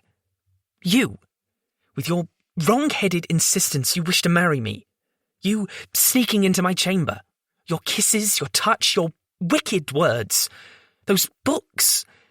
How did you know I enjoy reading Mr. Wordsworth's verse? I did not know for certain, he admitted. But you had another of his volumes alongside your bed. I took note during the call I paid you. Hattie was distraught. Her voice shook, Her hands trembled in her lap, her gloved fingers twisting together. Damn it. Upsetting her had never been his intention. He was meant to be wooing her with this curricle ride. He was meant to be reminding her of all the pleasure he could give her, all the reasons why she should agree to marry him, in spite of all the common sense she possessed, which undoubtedly urged her to tell him no, and to run like hell in the opposite direction. "I had not realized you were so observant, Montrose," she said. That was all she could manage after the trouble he had taken to obtain reading material he thought would suit her. A whole bloody crate worth at that. "I can observe as well as the next man." He was being curt with her now, and he knew it, but it was his sole defense. A tense silence hung between them, permeated only by the steady plod of his horses. They reached the end of Rotten Row, and he turned them back in the direction of Hattie's home. "Forgive me," she said suddenly, sounding torn. He flicked her a surprised glance. She was looking at him, her lovely features framed by her bonnet. Her face was a study in pink and cream, innocent beauty. Everything he coveted. "I beg your pardon?" His voice sounded rusty, even to his own ears, husky, with suppressed emotion. No one had ever apologized to him before. At least, not anyone who was not a servant already in his employ, required to adhere to a strict code of politeness. No one had ever cared enough, though there was any number of apologies he was owed. Christ knew. "I hurt you," she said, her gaze searching his. "That was not my intention, Montrose. As Torry's friend, you are almost another brother to me." He made an inarticulate sound of objection. Her revelation she cared about him had been overshadowed by her suggestion she considered him another brother. He could easily prove otherwise, but the suggestion still irked. "You cannot hurt me, Miss Lethbridge," he assured her, keeping his tone remarkably cool. Thoughts of the past inevitably filled him with misplaced rage, with a feeling of helplessness, with dread and shame. He had no wish to inhabit any of those emotions now, seated so very near to the woman he wanted to make his duchess. He wanted Hattie to be his benediction, his salvation, the means by which he finally buried the past. "The books pleased me, Montrose." Her words dragged him from the mire of his thoughts. He kept his stare trained on the road ahead, however, because he was afraid of what he would do if he looked upon her countenance and read the need he swore he heard in her voice now. Holding himself back would prove impossible, he had no doubt. And he could not very well ravish her in his curricle, in the out-of-doors, before half of the peerage. "They are all of interest to you?" he asked carefully, realizing her response mattered, realizing she mattered, far more than he could have ever supposed. "They are," she affirmed. "Excellent." He nodded, as if they were discussing something of no greater import than the skies overhead. "I am glad I was not mistaken in my choices."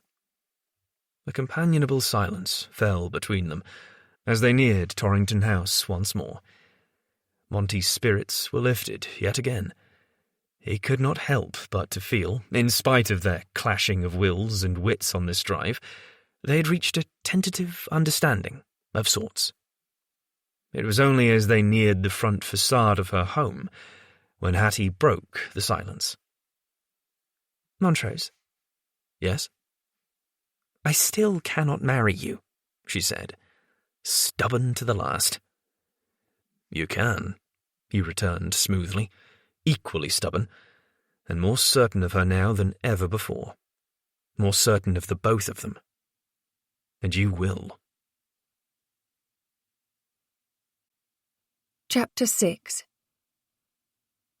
Hattie was returning to the Whitley ball after a trip to the ladies' withdrawing room when there was suddenly an obstacle in her path. A tall, handsome, sinful, all too familiar obstacle.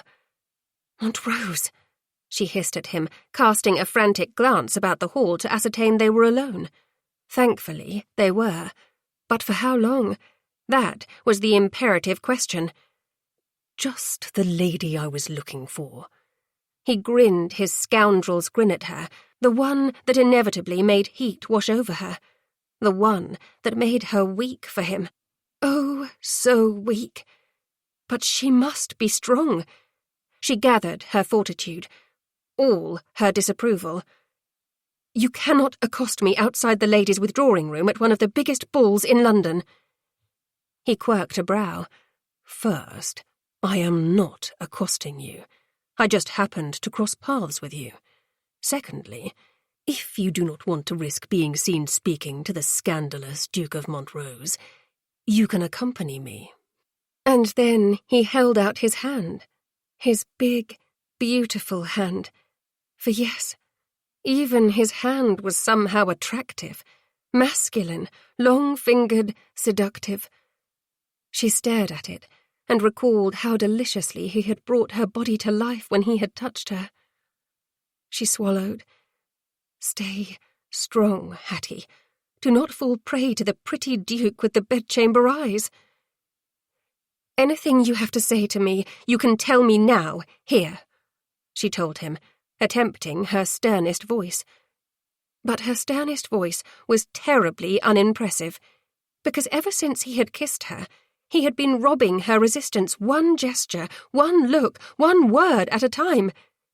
In truth, the ballroom was a hot crush.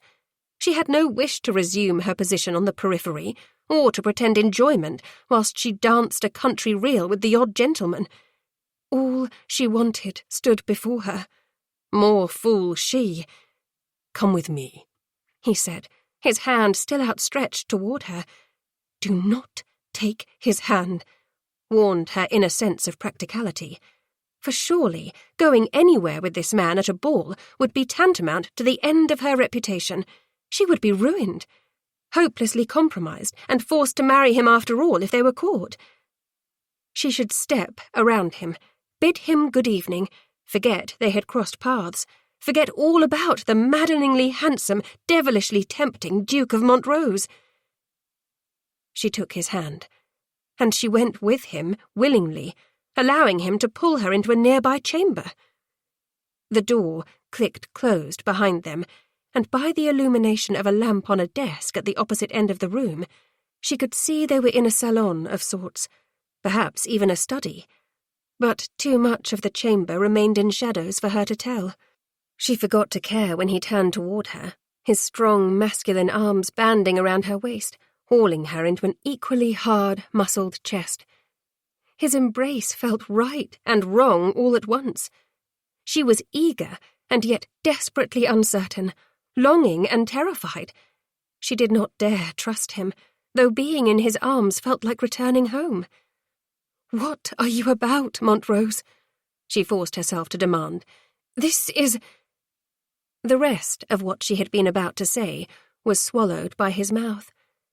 He fitted his lips to hers in a sudden, voracious kiss. It began with raw, carnal intent, open-mouthed, starving. She forgot all about speaking. Forgot this was wrong and dangerous to her reputation, and against every admonition she had peppered herself with on the way to the ball, knowing he would also be in attendance. Forgot everything but the Duke of Montrose's mouth upon hers, coaxing her to open. She slid her arms around his neck, pressing herself against his tall, lean body, as if she were no better than a common strumpet. His warmth and strength burned into her, along with his delicious scent of musky man and clean, sharp soap. She opened for him. His tongue slipped past the seam of her lips, tangling with hers. The kiss became erotic, shockingly wicked. It was wet, ravaging, demanding. He tasted of wine and the sweet, sensual intoxication of possibility. Hattie had lived her entire life according to the rules. She had never once engaged in an impropriety with a gentleman, until Montrose had descended, hell-bent upon marrying her. She had scarcely even been kissed until that night in her chamber, when he had climbed the tree just to reach her. She kissed him back now with all the furious longing she had tried so hard to bury and ignore. Her emotions, all her wants and needs, were suddenly unleashed. All she could think about was kissing him, getting closer to him. It did not matter that they were in danger of being caught at any moment. If anything, that only served to heighten Hattie's excitement and awareness. Dear Lord, what had gotten into her? This was all the fault of the Duke of Montrose, and she would be properly angry with him. Later, when he was not kissing her so sweetly, as if she were precious to him, his lips feathering over hers in a series of gentler kisses, giving more than they took. His kiss was velvet and silk, strength and heat and power, the forbidden and the delicious, just as he was. Part of her longed for him so desperately it seemed she could feel the ache in the marrow of her bones, and another part of her knew that wanting and loving him was utterly foolish, supremely useless. He was a law unto his own. No woman had ever tamed him or claimed his heart. None would. She knew all that, just as she knew at any second their interlude could be interrupted. Her reputation could be blackened forever. Yet still she kissed him.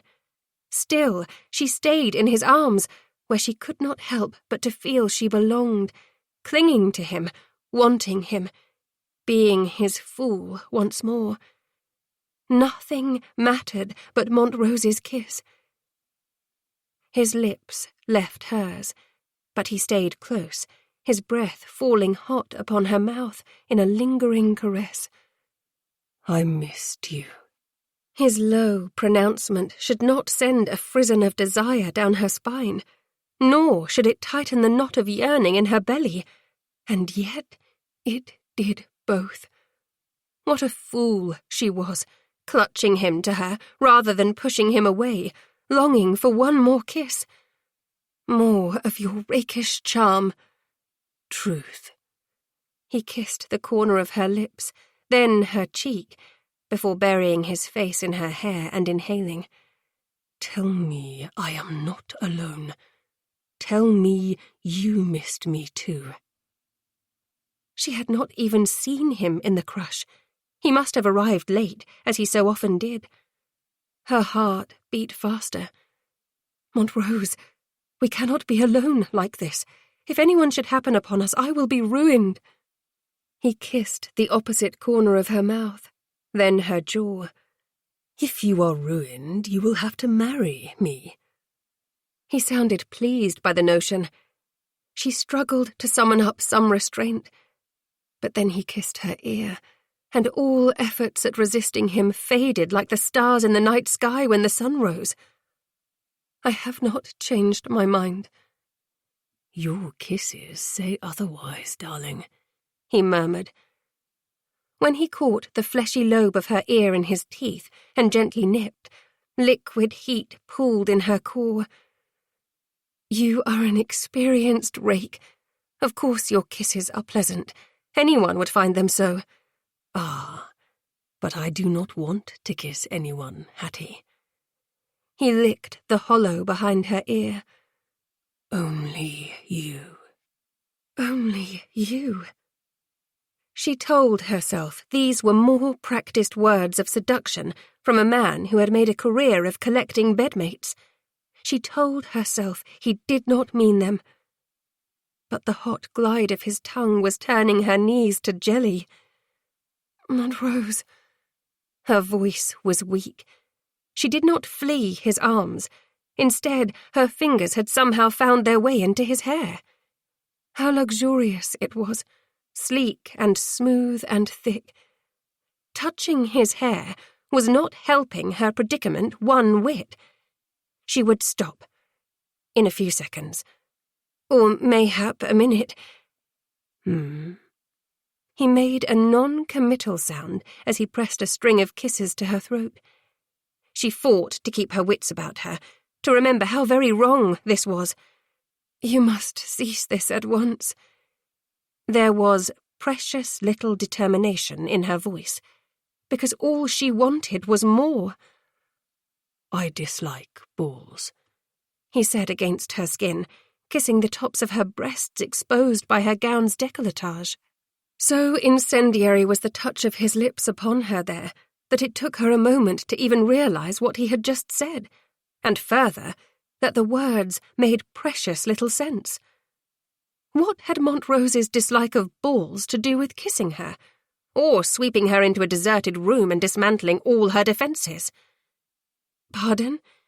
she managed as he worked his way back up to her neck. "I do not like courting." Another kiss, this time on the mad flutter of her pulse. "I do not like propriety." Another. "Or rules." Another. "Driving on Rotten Row makes my teeth ache." His lips had travelled all the way back to her ear. "Not being able to touch you makes my cock ache." The wicked word made her gasp.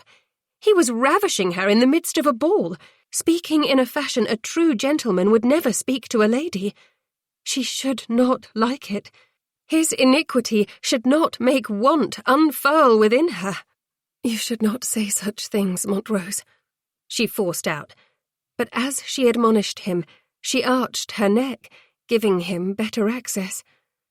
"It is sinful." "You should not make me suffer," he countered, kissing the whirl of her ear. "Refusing to wed me is the true sin." She shivered, and still she made no move to escape him. "You do not want to marry me, not truly." "Believe in yourself, Hattie," he whispered, drawing her closer to him so their bodies were aligned from breast to thigh. How perfectly they fit together.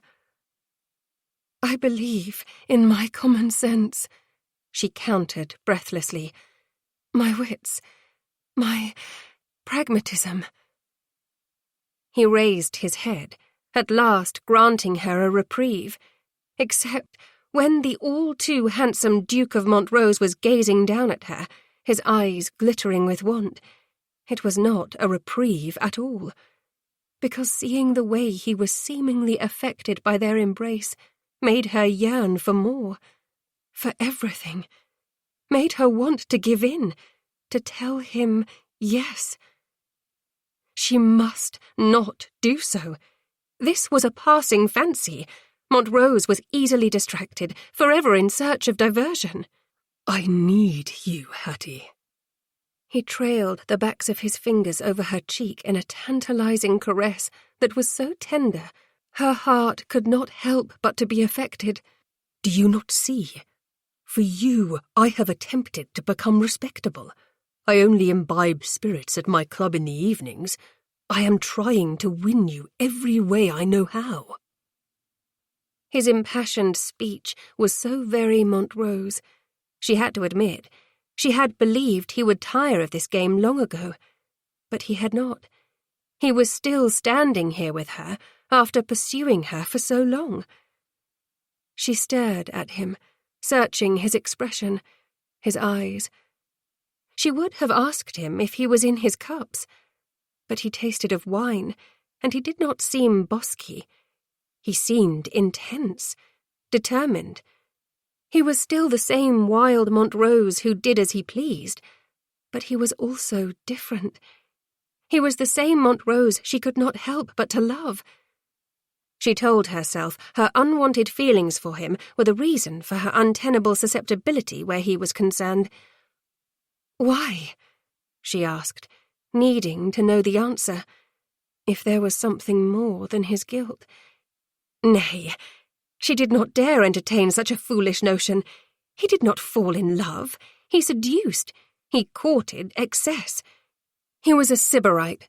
He was notorious. "You love him," said that horrid voice within. "He could be yours. Tell him you will marry him. Say yes. But if she was expecting an impassioned declaration of love, she was to be sorely disappointed. I need an heir, he said. You need a husband. Whenever I kiss you, you turn into flame. What other reason need either of us have? Only the most important one, and the absence of it was just the reminder she needed. Hattie extricated herself from his embrace. She had to leave this room, leave his intoxicating presence, before he ruined her. This was not the privacy of her bedchamber at Torrington House. There were hundreds of other guests, all the toast of polite society, making merry just down the hall. He was still the man who had the power to break her heart. She must not forget. Hattie rubbed her hands over her arms, as if she could remove the imprint of him from her palms. Those reasons are not enough for me, I am afraid. I do thank you for the honour, Montrose, but it would be best if we keep our distance from now on. Hattie, he protested, striding toward her. She moved faster, blindly in a panic. If he touched her again, she would be at his sensual mercy once more, and she could not afford to take such a risk. Please, leave me alone, Montrose, she managed before yanking open the door and stepping into the hall, closing it soundly at her back. The hall was mercifully empty. She did not dare wait to see whether or not he would emerge, further endangering her reputation. Instead, she moved as swiftly as she could in the direction of the ballroom. There was no way he could waylay her in the midst of all the guests. Monty stared at the door Hattie had just fled through. Bemused, prick, hard as iron. Beelzebub's earbobs. Where had he gone wrong? The echo of her impassioned demand still seemed to reverberate in the empty chamber, mocking him. Please leave me alone, Montrose. It would be best if we keep our distance from now on. Like bloody hell he would leave her alone and keep his distance. Who did she think she was fooling? He would wager everything he had that if he had raised her skirts and found her cunny, she would have been dripping for him. The passion between them was as hot and undeniable as the sun in the summer sky. Where, then, had he gone wrong? He had been doing his damnedest to earn a yes from the lady's lips, and all she did was kiss him as if her life depended upon it, and then tell him to go to the devil. Which was decidedly where a rotten scoundrel like him belonged, but that was another matter entirely. Of course, he did not deserve Hattie Lethbridge as his wife. That went without saying. He was damaged. She was innocent. He had made a muck of most of his life. He had almost killed his friend with his recklessness. He had spent more years of his life sotted than aware of what was going on. He had devoted himself to pleasure and distraction, an endless procession of quim, an eternal fountain of drink. Then there was the laudanum, which even now slithered through his veins with the delicious torpor of a serpent. The laudanum negus he had consumed prior to his late arrival at the Whitley ball this evening was belatedly having its effect upon him. But he remained determined to have her. She would be his. He waited for as long as his patience would allow, giving Hattie time to go back to the ball. Finally, when he could stand no more of the silent recriminations haunting him in the shadows of the study, he quit the room, and nearly ran into Searle. His cousin raised a brow, casting a pointed glance to the closed study door behind him, as if he knew what had happened within not long ago. "Up to the devil's mischief again, Monty." God's fichu, what had he seen? "I was looking for Blue Ruin," he lied. "You will not find it in Whitley's study. He is a whiskey man, always has been." Searle paused, giving him an assessing look. "That is not truly the reason you are hiding yourself within the study, is it?" His cousin was ever too perceptive for his own bloody good, but Monty had no wish to tell the truth. He felt strangely protective of Hattie, as if she were already his. Because she is mine. He banished the voice within, which was wrong. Hattie had yet to give him the only word he wanted to hear from her pretty pink lips. "You sound like a protective mama, clucking over her debutante," he mocked instead, keeping his tone light. "Why so suspicious of me, cousin? You ought to know me better than to think I was wetting my prick in Whitley's study whilst a ball raged on. By the good Lord Chemise, I am almost a betrothed man." "You and your nonsensical curses." Searle shot him a rueful grin, not even flinching at Monty's crudity, which had been meant to distract. "How's the ankle?" "It pains me." That was not a lie. It was also an excellent reason to continue adding drops of laudanum to all his beverages, or at least that was what he told himself. "How goes the plan to make Miss Lethbridge your bride?" Searle asked next. Another sore subject, as it were. "Has my betrothal been announced yet, Searle?" His cousin's lips twitched, as if he struggled to suppress his mirth. "No." "Then that is how the plan bloody well goes," he growled. "Do you intend to stand here in the hall, Searle? I cannot imagine your Marchioness will be happy at being abandoned for so long. Moreover, she will undoubtedly be beset by partners." Searle's jaw clenched.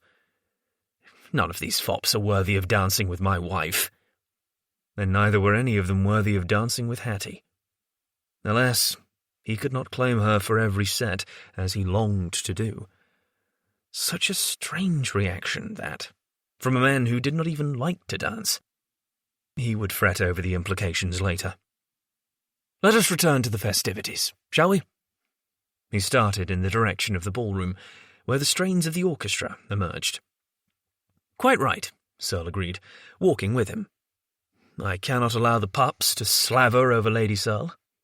"No, you cannot," he agreed, and neither could he bear the thought of anyone leading his Hattie about the ballroom. He would glare daggers at them until they fled, if need be. "Searle, have you any sound advice for persuading a lady to accept a proposal of marriage?" "Oh, ho!" His cousin laughed, because he was enjoying this, the blighter. "I never thought to see the day. The Duke of Montrose, greatest scoundrel in London, has been laid low by love." "It is not love," he was quick to deny. "You know I do not believe in such a foolish emotion. For myself, it is not possible. It is merely a need. I require an heir. I also seek to make amends with her brother. The lady in question is in need of a match." "All excellent motives," Searle agreed, as they entered the ballroom. "But I do think you may be surprised to realize everyone is capable of love, regardless of how great an implausibility such a tender emotion seems. When I was in the depths of my despair, revenge, the only thing spurring me to live another day, I never could have imagined what I would find with my Leonie." The lovesick expression on his cousin's face set Monty's teeth on edge. He well remembered the dark days when his cousin had been lost at war and had been presumed dead. "Well, thank Christ you are here now," maudlin sentiments and maggot-laden brain aside. "Love is not a maggot, Monty." Monty's gaze was already searching the assemblage, seeking Hattie. Where the devil had she fled to? Perhaps she hid behind the potted palms once more, and he would need to rescue her. If any of the witless chits present were gossiping about her, he would deliver them the most crushing set-down he could fathom. "Romantic love is absolutely a maggot," he countered, glancing back at his cousin once more. "It will inevitably spoil whatever it has infected." "With such romantic sentiments, one must wonder at your difficulty in ensnaring Miss Lethbridge," Searle said, cuttingly. "I would have expected her to be swooning at your feet by now. Whatever is the matter with her?" To the devil with you," he said, without heat. "You do not think me fool enough to call love a maggot to her directly, do you? Despite my opinion of such an impossible emotion, I will not lie to her. I am who I am, and she knows it. Indeed, I expect that is the reason for her reluctance. Her reluctance or her refusal? Searle was knowing. Damn him. Both, he bit out. Where the hell was she? Still no sign of her. Not even a hint of her dark hair and ivory gown. To be fair, there were a host of ladies in ivory gowns, whirling with partners, chattering on the periphery of the glittering spectacle, rendering it difficult to discern one from the next, at least initially. But his gaze made short work of them. None was Hattie. None could hold a candle to her beauty. Each time he saw her, each time he held her, her allure only increased. She was the opposite of every woman he had ever known. Past conquests had lost their luster when they had melted in his arms. The moment he had kissed a lady and known her willing, his interest had begun to wane, so that by the time he and his bedmate had finished, he was ready to leave, never to think of her again. But Hattie haunted him. He kissed her and hungered for more. He touched her, and she seemed to brand him. He inhaled her scent, and the ghost of those sweet, exotic notes mocked him. He spent every night grasping his cock until he spilled to thoughts of her. Her alone. Even as he inwardly railed against such a dependence, he was the Duke of Montrose, for God's sake. He attached himself to no one. Better to spend his life flitting from one lascivious entertainment to the next than ever tell anyone the truth about his past. The sins he indulged in were designed to drown the sins that had been visited upon him. Only Torrey knew about those, and his knowledge had been obliterated by the Phaeton crash. Monty had told no one else, not even Searle. "Monty?" His cousin's voice sliced through his tumultuous thoughts. "I see Lady Searle, just over there. Perhaps she has an inkling of where Miss Lethbridge has gone. They have become friends, after all." Hattie was friends with Lady Searle? Monty frowned. "They have?" "Of course." Searle flicked at the impeccable sleeve of his coat. "She, Lady Catriona, Lady Rain now, I suppose, the Duchess of Whitley, and Lady Frederica have all been getting on quite well. Leonie was the one who drew them all together. Of course, now that Lady Rain is enceinte and rusticating at Marchmont—" "Does everyone know I am to be an uncle but me?" he interrupted, irritated that even Searle was aware of Catriona's delicate condition when he himself had been in the dark. "There is to be a new addition to the family," Searle said good-naturedly. "Of course, I was informed by Aunt Letitia first, and then Leonie received the happy letter from Cat herself." Again with the bloody letters. He must have muttered something aloud, because Searle's brows instantly hiked upward. "You have not been reading your correspondence, have you, Monty?" His ears burned. He would get to the damned epistles. He would. But now that he could only drink gin in the evening, he often ended the night with a drop of laudanum as well, which put him into an excellent state for slumber. He could sleep for the first time in years without the nightmares coming to claim him. I have yet to find a suitable secretary to replace the last fellow, who had left Monty's employ of his own volition after Monty had punched him in the eye. In Monty's defence, it had been a horrid accident, brought on by a combination of drink and one of his insufferable nightmares. "I do not suppose you would have read your correspondence yourself in the absence of a secretary," Searle said, his voice wry. "Of course I would," he snapped. "I have merely been busy in the wake of my accident." "Busy drowning yourself in swill?" His cousin's countenance was all hard angles of disapproval. "Busy attempting to gain Miss Lethbridge's hand," he corrected coolly, "and heal my ankle so that I can walk once more without pain." Even if his cousin was correct, that did not mean Monty wanted to hear his judgment. He had enough of that from his cursed mother, thank you. Ah, yes, of course. Searle's voice made it plain he did not believe him. How could I forget? You are growing tiresome, he muttered, tugging at his too tight cravat as he searched once more for Hattie. In vain. Damn it all. Come. Lady Searle has caught sight of us, Searle said, ignoring his ill-tempered grumbles.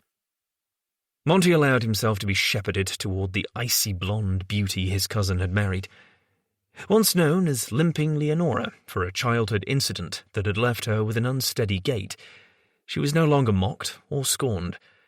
A bold, undeniable beauty, she held her head high instead of attempting to hide in the shadows.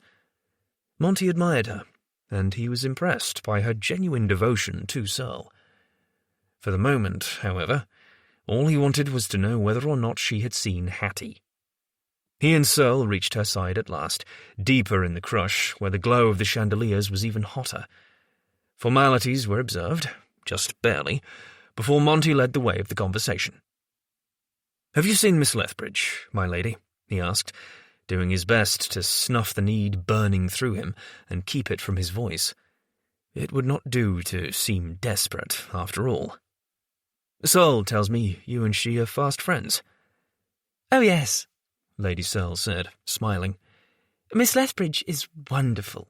We share a love of reading, and she has been a dear with Lady Georgina.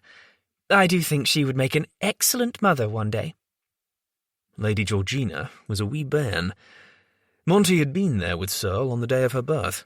He had seen her on a handful of occasions when visiting his cousin, and he had to admit he was ever suspicious of squalling children.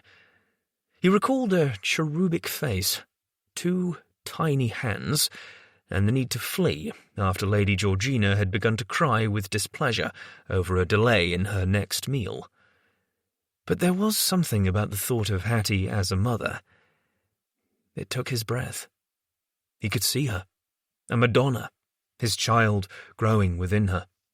And all through him crashed a wave of possession, so sudden and so fierce he had to grit his teeth just to maintain control of himself. He cleared his throat, mindful of the fact that Lady Searle had failed to answer his question. "Indeed, I have no doubt she would be an unparalleled mother one day. But have you seen her this evening?" "She has gone home early with her mother, I am afraid," Lady Searle said, giving him a sympathetic smile, as if she could read the wretchedness roiling within him. "Something about a megrim, I believe." A megrim. Beelzebub stays. He was willing to wager he was the megrim in question, or at least the reason for it. The realization quite nettled. "I see," he managed, attempting to look unconcerned. "Monty has been desperate to convince poor Miss Lethbridge to marry his sorry hide," Searle said then. Monty skewered him with a glare. "Desperation is not my style." Except when it came to Hattie, it was. "You could not find a finer lady to be your Duchess," said Lady Searle, looking like the cat who had gotten into the proverbial cream. "Have you offered for her, then?" Monty's lips flattened. This was not the manner in which he had intended to spend the evening, damn it. Hattie had fled. Here he stood at a ball, that infernal societal torture device he loathed, making conversation about wanting to marry a lady who refused to accept his suit. What had his life come to? And yet, some part of him, the part without pride, it was certain, wondered if perhaps Lady Searle could offer him some aid. "I have," he found himself admitting, much to his shame. "And she has not been receptive." "Fancy that," Searle jibed. "The most successful rake-hell in London. The man who can get dozens of ladies to fall into his bed with the crook of an eyebrow cannot convince a lady to wed him. Stubble it," he growled at his cousin, for he was not wrong, blast him. "You must pay my husband no heed," Lady Searle said, sending a lovesick smile in Searle's direction. If he is finding joy in your inner torment, it is only because he loves you and wishes to see his cousin happy. One cannot forget his attempt at getting me to marry him consisted of ruining me and forcing my hand." Searle's grin faded. "If I could do it all over, my love, you know I would change." "I know, my darling," she interrupted, before turning her attention back to Monty.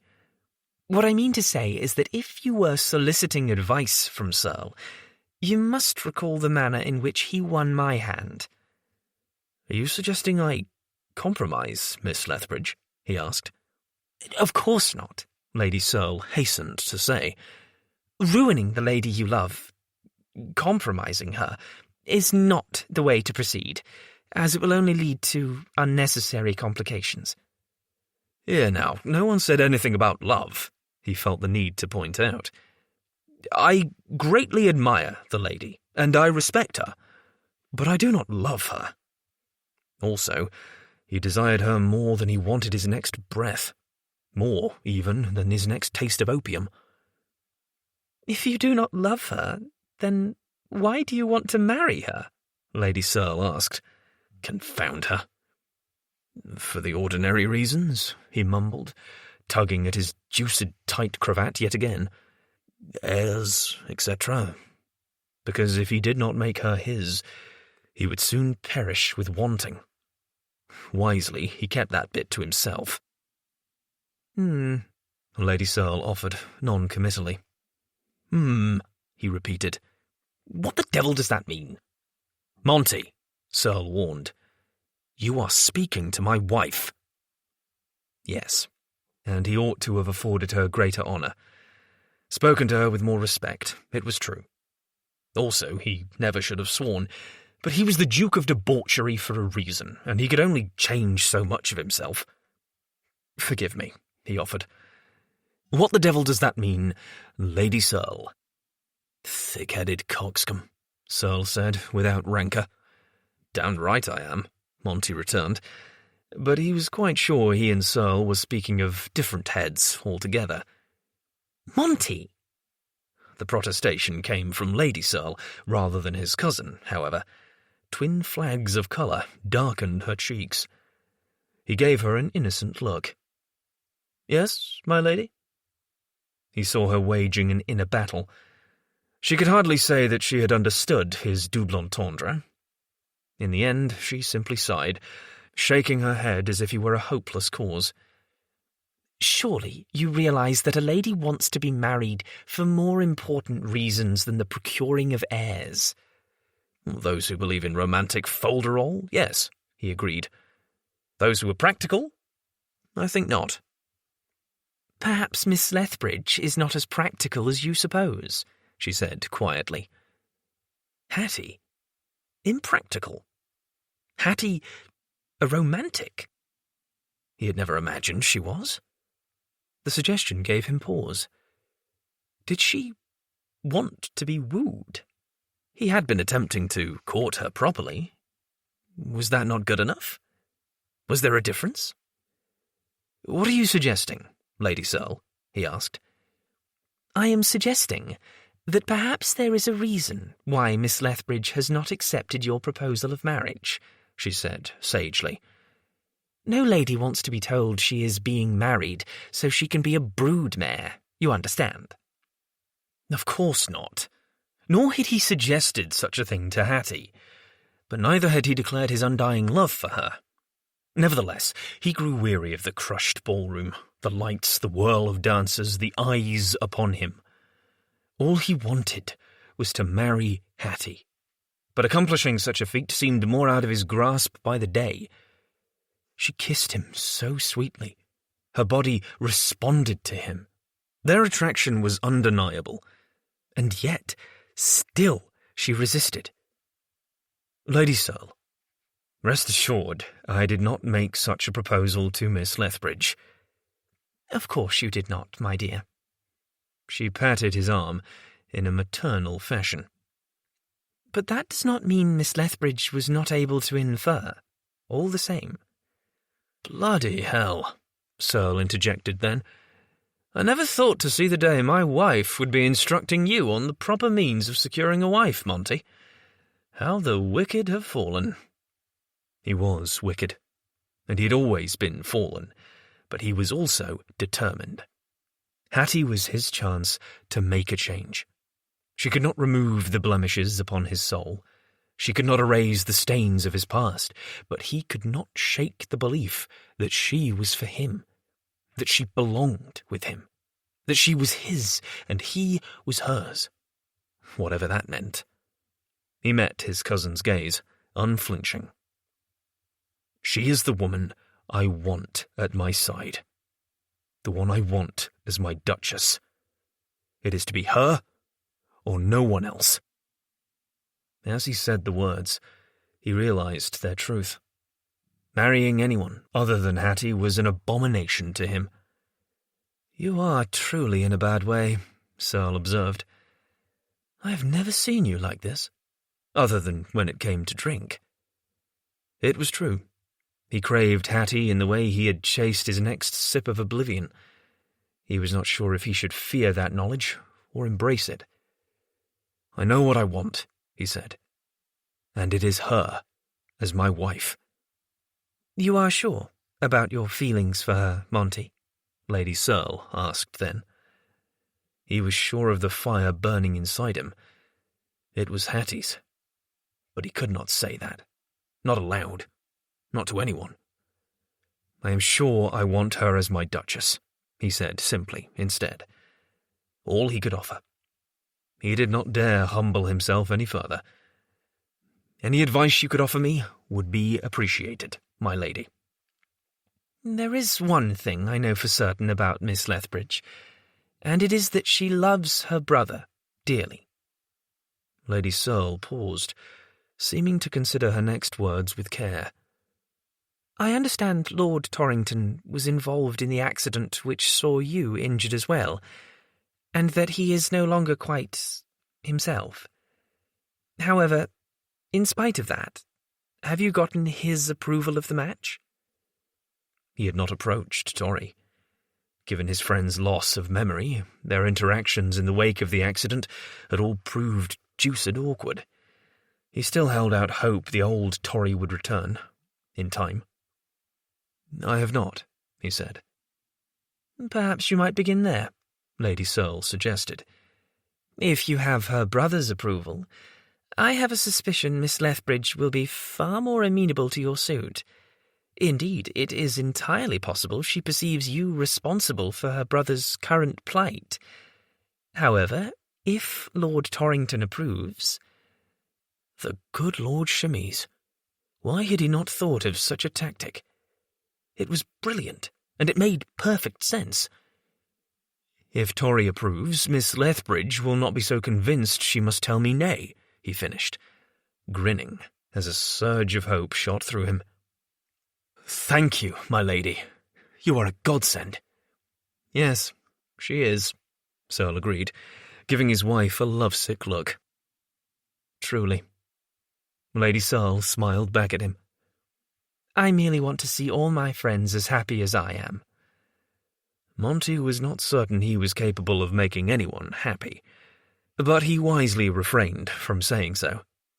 Instead, he began plotting the means by which he would win Hattie Lethbridge's hand. At fucking last. Chapter 7. Hattie stabbed viciously at her embroidery, and for the third time in the last quarter hour, she stuck her thumb with the needle. On a pained hiss, she set her needlework aside and rose from her seat. She needed to distract herself from thoughts of Montrose. Had she truly almost allowed him to ruin her at a ball the evening before? Her foolishness where he was concerned knew no bounds, it would seem. By the grim light of day, without the evening's dark seduction to lure her into disaster, she was forced to be honest with herself. Her ability to resist Montrose diminished with each moment she spent in his presence, with each delicious kiss, every decadent touch. But the folly of falling ever more beneath his spell was not lost upon her. Although he was the most attentive suitor she could have imagined, and although in his arms was where she longed to be, she knew he was still Montrose. He was a rake-hell, wild and unbridled. She had scarcely slept last night. His scent had seemed to linger on her even after she had fled him, and long into the night she could still catch the clean, sharp scent of his soap. Her lips had still burned with the pleasure of his kiss. She had throbbed with unquenched desire, and her heart had been heavy with the knowledge that she yearned for him more and more. She had spent years admiring him from afar. Guarding her heart had been easy before, when he had never noticed her, when he had not pressed his suit, when he had not touched her, or kissed her, or appeared in her chamber like the wicked rake she knew him to be. Something was wrong with her, because regardless of his carelessness, his madcap behaviour, despite the part he had played in Torry's accident, and in spite of the fact that she knew him to be a heartless rogue, she could not stop thinking about him. Oh, drat him! Drat his rotten, miserable hide! Why could he not have left her alone? Why did he need to be so persistent in his wrong-headed insistence they wed? A flurry of movement on the threshold of the room caught her eye. She spun about as awareness slammed into her. Montrose stood there, tall and handsome. Wicked. Heat burst inside her. He was here, prowling toward her with a confident air. And she was alone. No lady's maid to protect her. Montrose. Belatedly, she dipped into a curtsy. What are you doing here? She should have known her fleeing the ball last night would not have gone unanswered. He stopped when he reached her and sketched an elegant bow. I came to have an audience with Torry. His words settled over her, piercing her with shock. Surely you did not tell him. He flashed her a grim smile. Your opinion of me is not high, is it, Hattie? Her opinion of him was that she did not dare trust him. You do not exactly inspire a great deal of comfort in me, she said, particularly since she was unchaperoned with him. Again. This time was every bit as dangerous as last night at the ball, and when he had come to her in her chamber. Anyone could happen upon them. All it would take was her mother, brother, or a servant to leave her with no choice but to marry him. I am wounded. His smile deepened, revealing fine lines around his dark eyes. He helped himself to one of her hands, taking it and raising it to his mouth for a kiss. She watched, mesmerized, as his lips touched the top of her hand. She felt the contact all the way to her toes. What would it be like, she wondered, to feel that mouth everywhere? She struck the unwelcome thought from her mind, for it would do her no good, nor would it aid in strengthening her defences against him. I know you, Montrose. Ah, but you do not know me nearly well enough yet, darling. He turned her hand over, having yet to relinquish possession of it, and frowned. What is this? You are bleeding. So she was. Blood had pooled on her thumb and streaked down her palm.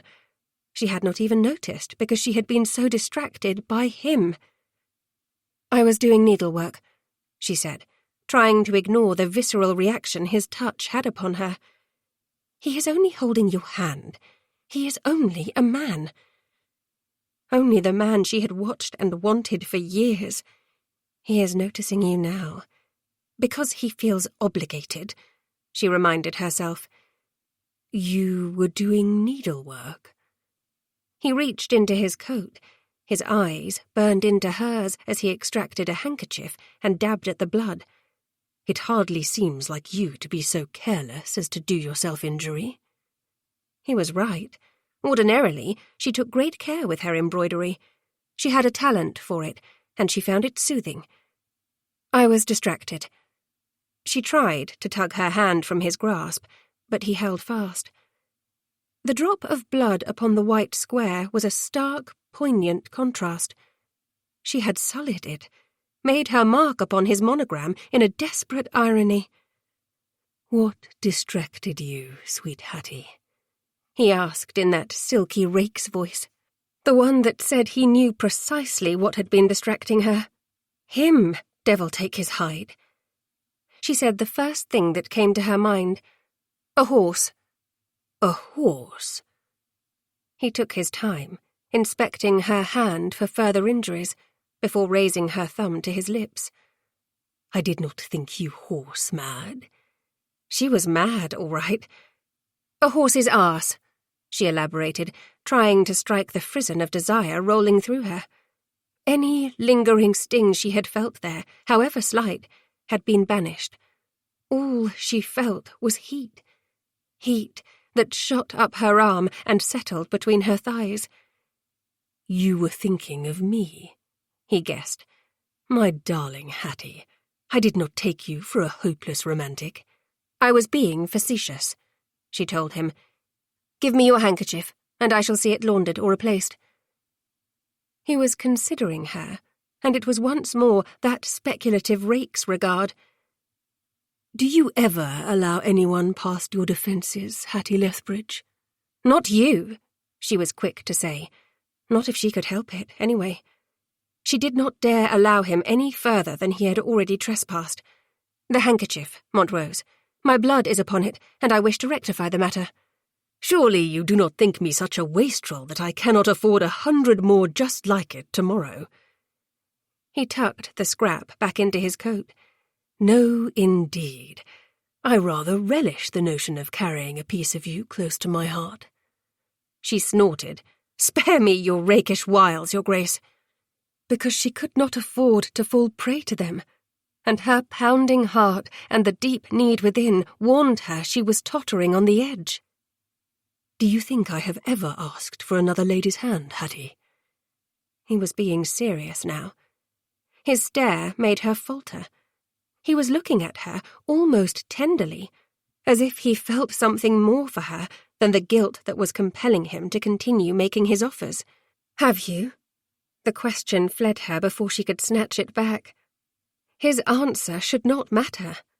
"Of course not." He raised her palm for another slow, deliberate kiss.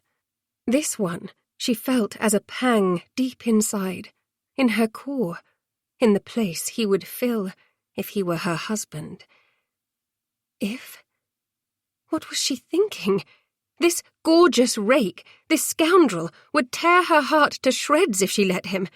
She must never, ever let him. "Do not try to make me believe your proposal is motivated by anything other than your guilt," she snapped, hating him for the way he made her feel. He kissed another place on her palm. "Have you ever heard of palmistry, Hattie?"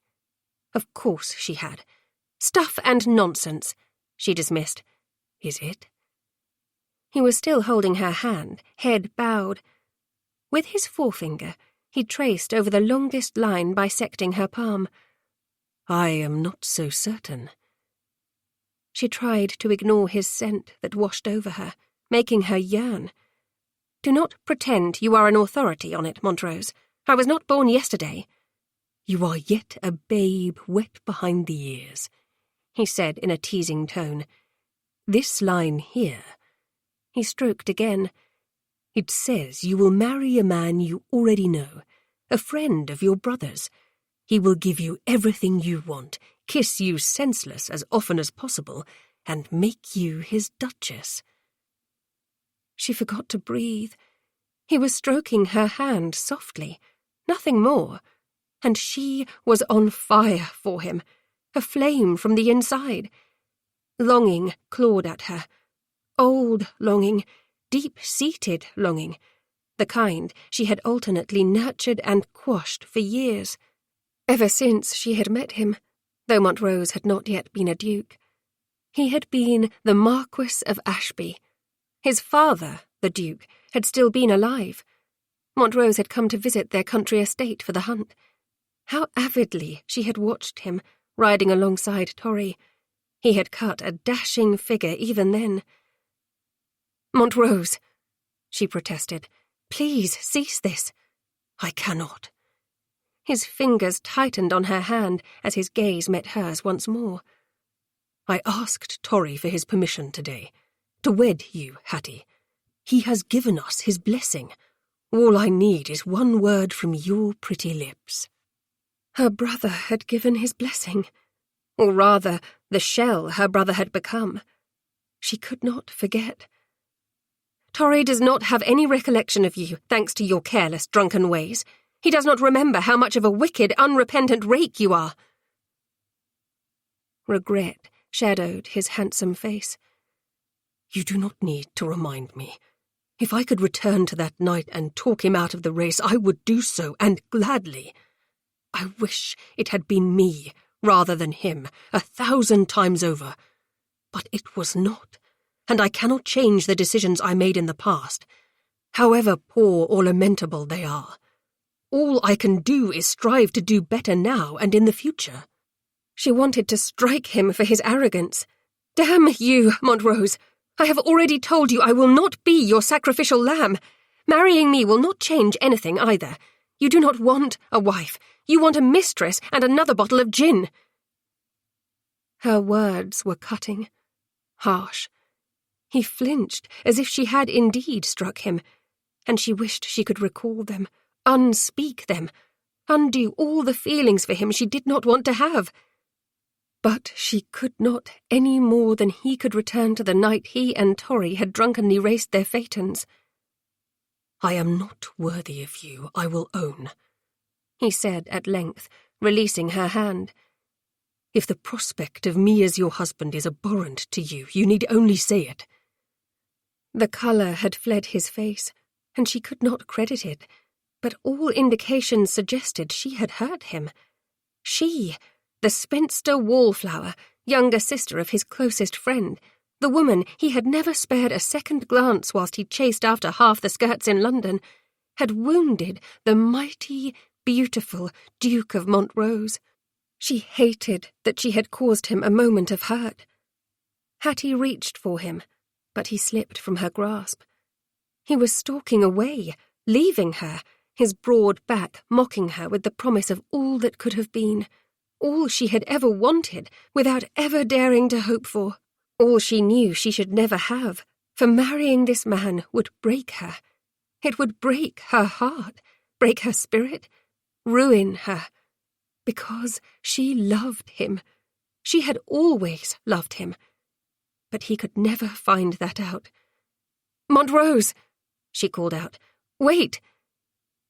He stopped, remaining still for so long she feared he would never turn, until at last he did. His countenance was stark, needy. Gone was every trace of the polished rake. She could not shake the feeling she was seeing him, the real him, for the very first time. He looked lonely in that moment, powerful, gorgeous, and utterly alone. What is it, Hattie? His lip curled, almost a sneer. A man can only bear so much rejection before his pride forbids him from making himself into an even greater fool. "Why do you want to marry me?" she asked, for his answer mattered. His answer would decide her future. Because I need you. His raw statement sent her reeling, but she gathered her wits. Why? What do you want from me? Do you want me to tell you I love you, to whisper sweet nothings in your ear, to tell you I will be faithful and true until my dying day? He stalked back toward her.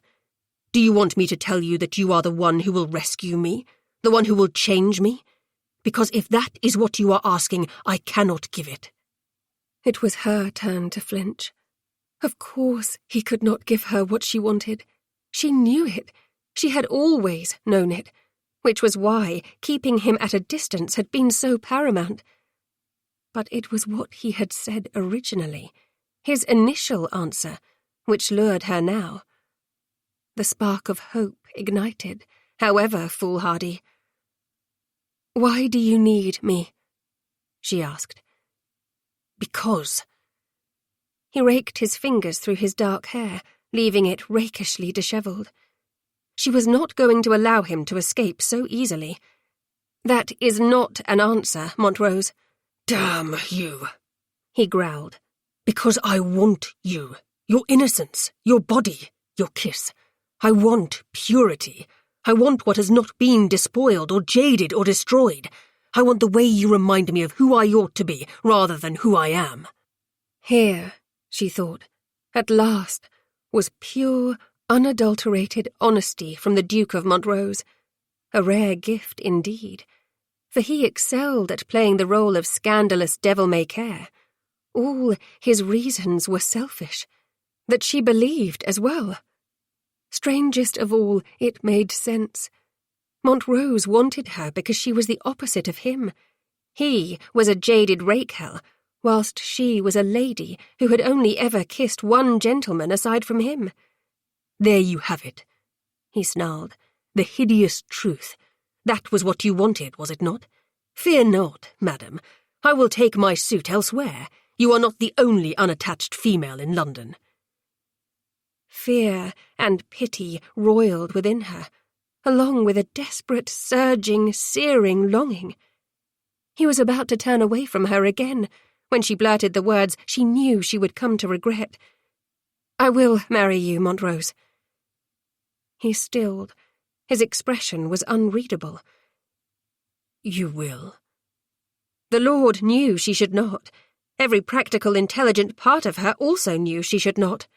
The rest of her? The rest of her was weak for him, weaker than ever. The rest of her knew she could not allow him to walk away from her and marry another, because she, too, was selfish. The Duke of Montrose was the one thing she had always wanted, the one thing she had never dreamed she could have, the one thing she had always known would be her destruction. He needs me, she thought. And mayhap she needed him too.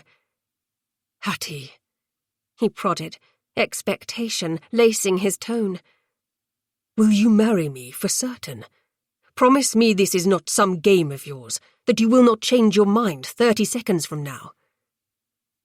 Here was her chance to defect, to embrace reason, to save herself. She took a deep breath. "I will marry you." Those words, as they left her, felt right. She could not feel remorse for them now, even if she knew it highly likely she would later. She was in his arms then, and she did not even know how. His muscled strength banded around her, holding her to him. His body leaned into hers. Something rigid pressed into her belly, and she knew what it was. Oh yes, she knew well enough. That most masculine part of him, the part he would use to claim her. Katrina had assuaged her curiosity in her letters in some ways, but Hattie knew there was much to explore. Exploring it with Montrose held impossible allure. Danger, too, but the allure itself was intoxicating. She clung to that feeling, to the pulsing buoyancy of hope, of wonderment, of desire, because she had thrown herself headlong into the flames, and it was only a matter of time before she was burned. She knew it, even as his lips slammed down on hers, hard and claiming. She knew it even as she answered his kiss with all the banked desire deep within her, with all the wonder, the need, the anguish. Part of her wanted to believe there was a future for a drunken ne'er-do-well and a wallflower. The other part of her knew there would be no happiness in this union, at least not for her. For Hattie, there would be only the inevitable pain. She kissed him back with everything she had, hoping he would be worth it, hoping she could withstand the dance through the flames. It was only the clearing of a throat that brought her back to reality, tearing her from Montrose's kiss. Flushing furiously, shame sweeping through her, she extricated herself from the Duke's embrace and stepped away. Her brother, the stranger, stood at the threshold of the salon. "You asked for a moment alone, old chap, but this is beyond the pale," Torry said, addressing Montrose. "At least, I think it is. I have forgotten a great deal, but I do remember that it is unseemly for a gentleman and lady to be alone unchaperoned." "Forgive me," Montrose said, but his gaze had never left Hattie's. "I lost my head." "As did I," Torry quipped, laughing. But his levity was brittle. The joke was lost upon them all, and though Montrose was looking at her as if he wanted to devour her, and although she had just consented to be his wife, Hattie could not summon up a modicum of hope. Misgivings flooded her. What had she done? Chapter 8. Monty was in finest bloody spirits. He finally, at long last, had everything he wanted within his grasp. He was seated across from the Marquess of Searle at the Duke's Bastard. He had a gin at his side, the residuals of his morning laudanum humming through his veins, and a special license to wed Hattie. Life, he decided, was good. Damned good. Too damned good? Never mind that. He took a sip of his drink, enjoying the burn of it settling deep in his belly. "Have you any advice for me, Searle? I shall soon be a married man, victim of the parson's mousetrap and all that claptrap. Your Marchioness seems reasonably happy. How does one please a wife?" Searle sent him a wicked grin. "In the same manner one pleases any woman, I expect. Surely you know how to do that by now, with your reputation." "Devil take you, Searle." He took another sip of gin. "I did not mean in bed. I have been swiving since I was a lad."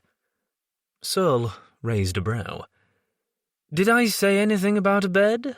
Or swiving?" Monty snorted. "Do not act as if you are not bedding Lady Searle to within an inch of her—" "Monty," Searle's tone was rife with warning, "you are speaking of my lady wife." "Yes, well, Lady Searle recently had a bairn, which is ample proof you have been bedding her," he could not help but point out, though he knew it would do nothing to further his cause. "I would not say you have been chaste as a monk." "Damn it, Monty. I do not know whether to laugh or rail at you for your insolence." Searle took a sip of his claret. Claret? Since when had Searle chosen claret over whiskey or gin? Next, he would be asking for orgeat, or his mother's milk. Was that a flush staining his cousin's cheeks? The good Lord Chemise. What a development. Did marriage turn one into a maudlin, sentimental milksop? He hoped not. What insolence! He lifted his glass back to his lips. One more tipple. Considerate honesty. A forthright nature. I am getting married, old chap, not turning into a parishioner. You cannot expect me to change my ways. Your wife may expect you to do so, Searle said, his tone stern. Chastising, almost. Indeed, I cannot think she would be pleased for you to carry on as you have these last few years. Miss Lethbridge seems a lady of reason. It is astounding an intelligent female such as she would deign to accept your tattered hide as her husband. To Hades with you, he snapped, for he did not like the notion of Hattie wanting to change him. He was himself, always had been, always would be. He was damaged. His scars were on the inside. Carnal distractions, spirits, and opium were the balms for his soul. And Hattie's mouth. And her breasts. Dear God, her nipples. Those responsive pink buds the colour of her lips.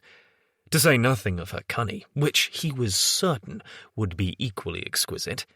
If the rest of her were an elixir, he had no doubt that sliding home inside Hattie's body would be the ultimate tonic. Until he tired of her, of course, which would inevitably happen, just as it always did with the ladies of his acquaintance. He could not be so fixated upon a single woman as Searle was with his Marchioness. One woman, for Monty, forever? Impossible. Marriage requires compromise, Monty, Searle told him. You and your bride must meet each other on common ground. It is not a journey either party can undertake alone and succeed. Trust me, my marriage did not begin as it should have, and it will be my eternal regret. Bollocks. Compromise is for spinsters and dowagers. He scowled at his cousin, who was rather being a supercilious arse about the matrimony folderol, now that he thought upon it. God knew he certainly had no intention of compromising. He knew from experience with his mother and his sister that females sought to change him. They fretted over him, told him he drank too much, told him he would get the pox if he did not curtail his insatiable appetite for bedding an endless string of women, upbraided him for knocking over statuary and punching footmen and pissing on the carpet. It was true, the last had not been one of his finer moments, but still, he would not be henpecked and nattered. Searle raised an imperious brow. On the contrary, compromise is for men who wish to live contented lives with happy wives whom they love. Monty snorted at such rot. Ah, there you have it, Searle.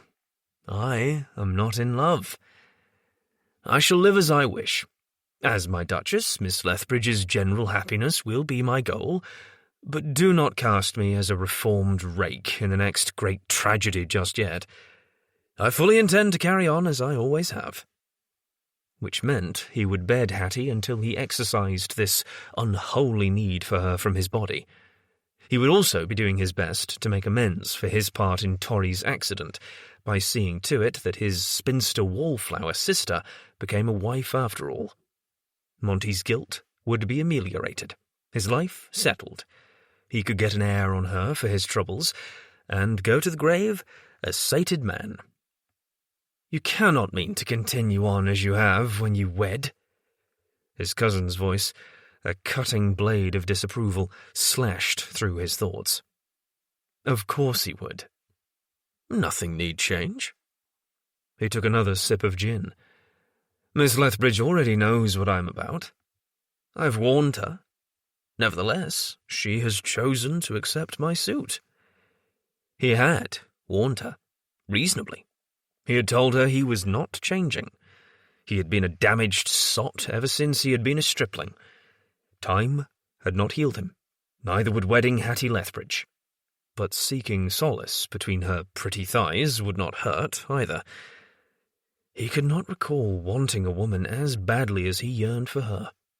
Ever since sneaking into her chamber, he had been slavering over her, as if he were a mongrel in heat.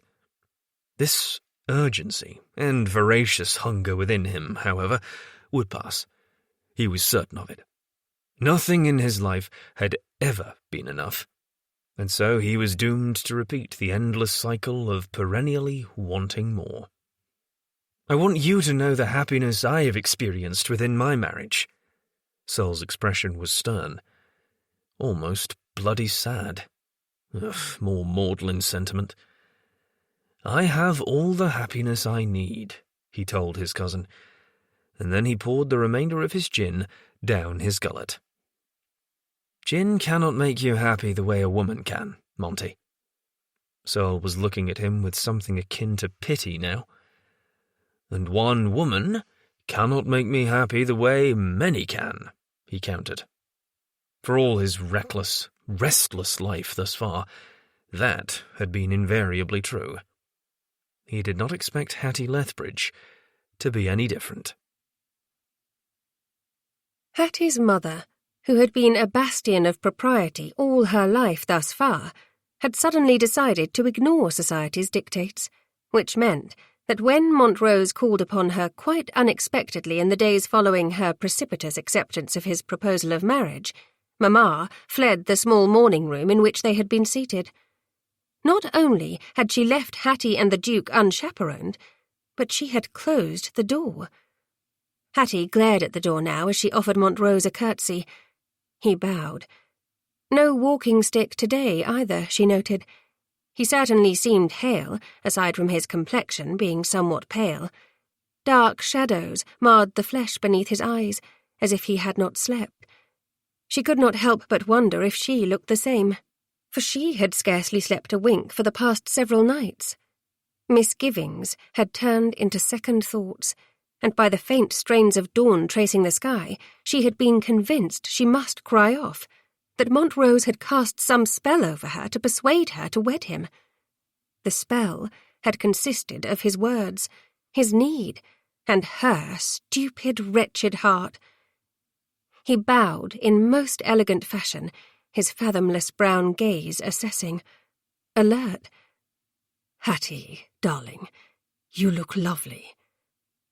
Despite her best intentions to don her armour and treat him as she would any enemy about to storm her castle, a flare of warmth sparked to life within her at his use of the words darling and lovely.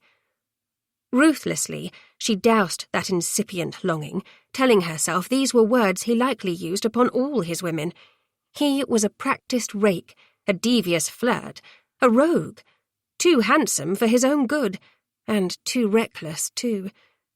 She forced herself to greet him in turn, careful not to show the slightest inclination of pleasure at his sudden appearance, after so many days had followed his proposal without a call from him. "Your Grace, I did not expect you today." His lips quirked into a wry half-grin that only served to enhance his raw masculine beauty, blight him. "Is that chastisement I detect in your lovely voice?" Yes, it was. She took a deep breath and moved to the window, where she might distract herself with a view of the street below. All the better to avoid looking at him. He was her own personal Medusa, but instead of turning her to stone, he turned her into a fool. Hattie Lethbridge was no fool, which was why she turned her attention to the rumbling carriages beyond the paned glass, instead of the wicked rake behind her. "It is an observation, Your Grace." She forced her voice to remain mild, unperturbed. "Such formality!" His footfalls heralded his proximity, even before a rush of awareness swept over her. "Hattie, will you not look at me?" That touch. It was like a brand and a knife to her heart all at once, because, oh, how she wanted it. Oh, how she wanted him. Why had she agreed to marry him? "Why have you come, Montrose? You have already gotten what you want, have you not? Surely there is no need to tarry with me now." She closed her eyes briefly against a rush of shame for the bitterness she had allowed to seep into her voice. "You are angry with me." His steady observation only served to heighten her irritation and her ire with herself. She turned and instantly regretted the motion, for he was far nearer than she had realized. She lost her balance and fell against him, making their bodies flush. Her palms landed on his chest. Rigid, warm, solid male muscle greeted her greedy touch. His hands were on her waist. She was tall, but he was taller. She was strong, but he was stronger. She could escape his hold, but only if she wanted. Hattie found herself strangely reluctant to move away, to sever the connection. She swallowed and tried not to look at his lips or to recall the way he had kissed her. "You did not answer my question, Your Grace. I have come because you are my betrothed." His gaze scoured her face, settling upon her mouth. "I will own, I expected a different sort of greeting altogether." A different sort of greeting? Was she to throw herself into his arms? What manner of females did Montrose ordinarily charm? Strike that question, for she already knew and loathed the answer. Jealousy curdled within her, a jealousy she had no right to feel. Montrose had already warned her, had he not, what to anticipate from him? Had she believed he would come to care for her, to love her? Foolish, foolish Hattie. "You are fortunate you are getting a greeting at all, Montrose," she told him frostily then. "You asked me to marry you, and then you disappeared." His jaw tightened. "I asked you to marry me on multiple occasions and met with your refusal each time." She recognized the stubborn expression on his face, and she wished she did not find it quite so handsome. "You know the reason why." "Reasons? As I recall, there were many." His fingers tightened upon her waist, perhaps in warning, or in possession. Her heart beat faster. "I was a challenge to you then, Montrose. After I capitulated, you grew bored." "I have hardly gotten what I want from you, Miss Lethbridge." He used her surname mockingly, and she knew it was because her clinging to formality vexed him. Good, because he most certainly vexed her. She ran her tongue over lips that had gone dry. His gaze followed the movement. Her awareness of him shifted, turning into something else. Deep inside, a molten sensation of excitement burned through her. His scent teased her senses. Musky, male, shaving soap, the crisp freshness of a spring day. Delicious. How could a cad smell so divine? How could a woman who prided herself upon her intelligence be so weak when it came to this bold scoundrel, this thief of hearts? Surely hers was not the only one he possessed. How she hated the thought. His words hung between them, poignant, heady. "What else do you want from me, Your Grace?" His head dipped until his lips were so near she could feel his breath, hot and tempting, upon her mouth. "You as my wife to begin, and then more, so much more." More. Too vague. Her curious mind railed against such a travesty.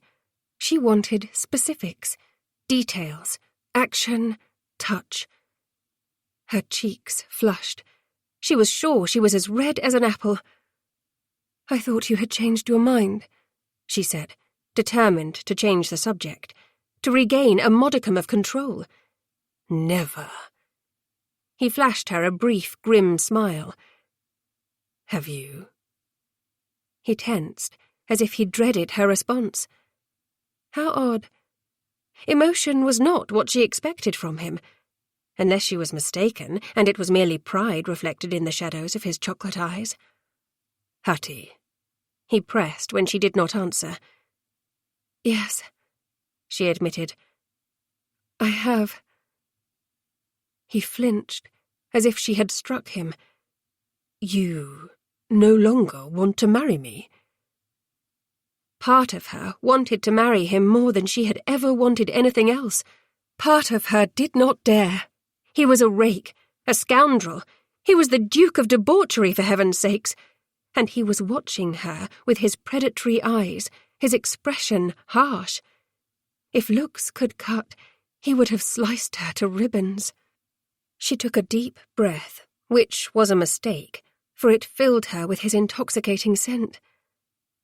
"I am not sure if it would be wise. I have been plagued by misgivings ever since agreeing to it." His jaw tightened. "Because I have not danced attendance upon you in the last few days. Is that it, Hattie?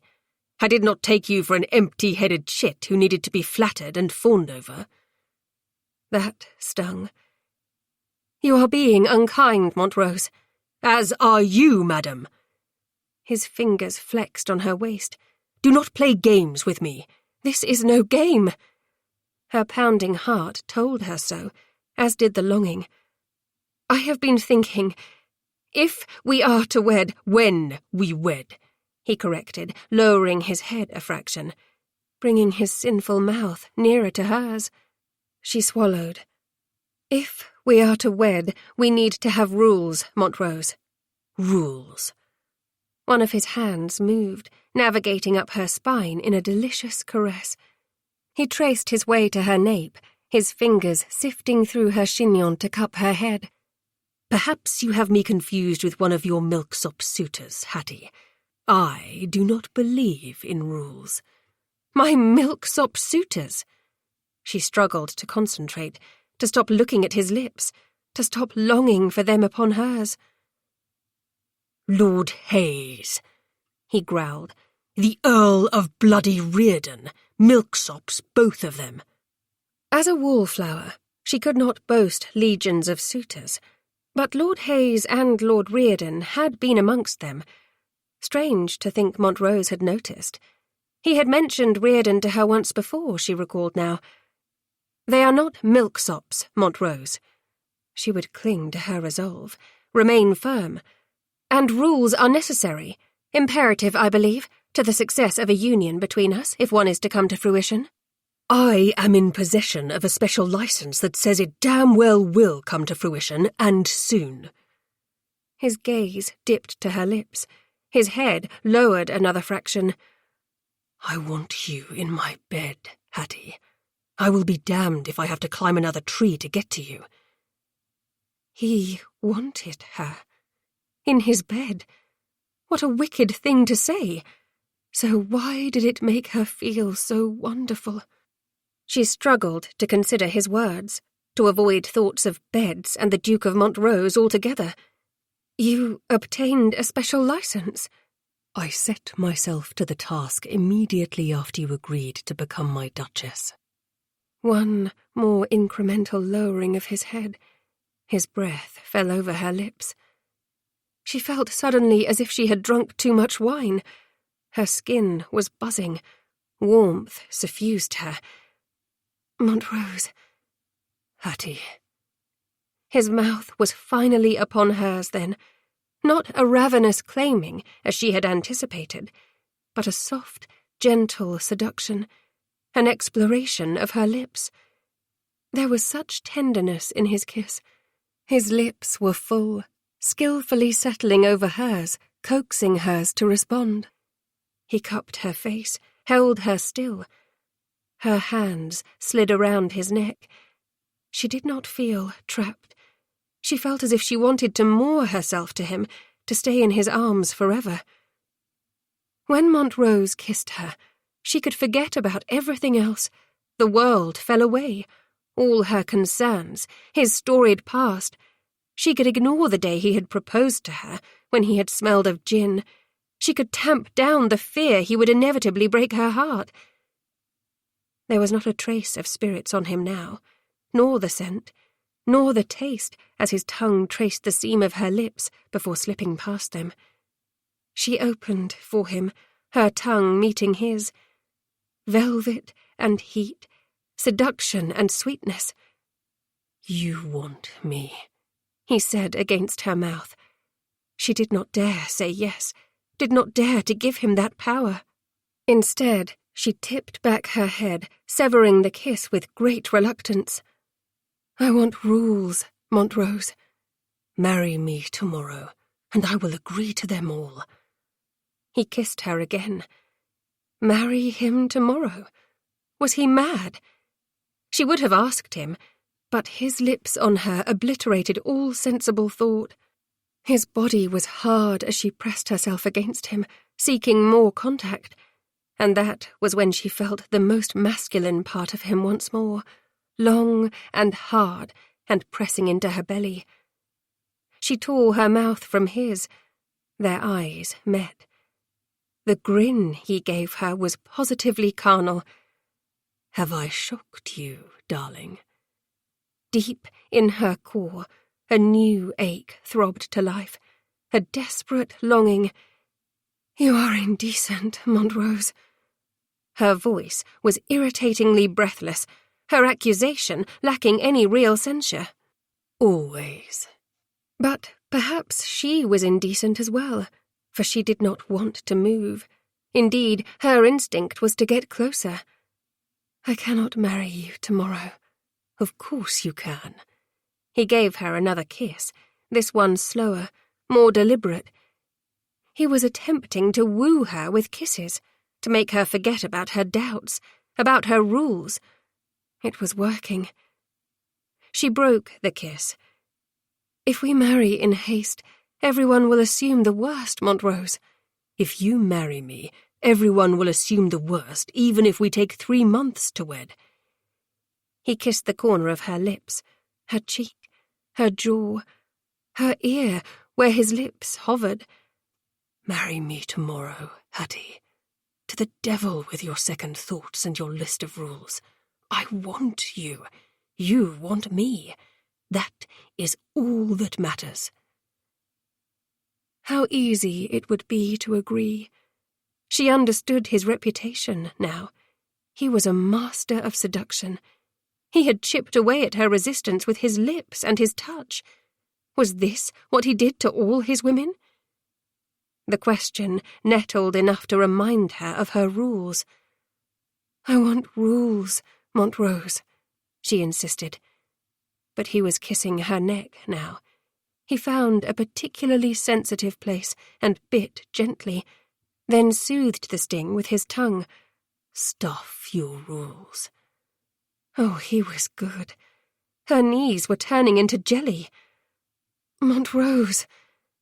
Her traitorous head tipped back, granting him the ability to move his mouth lower, to find the hollow at the base of her throat, then her clavicle.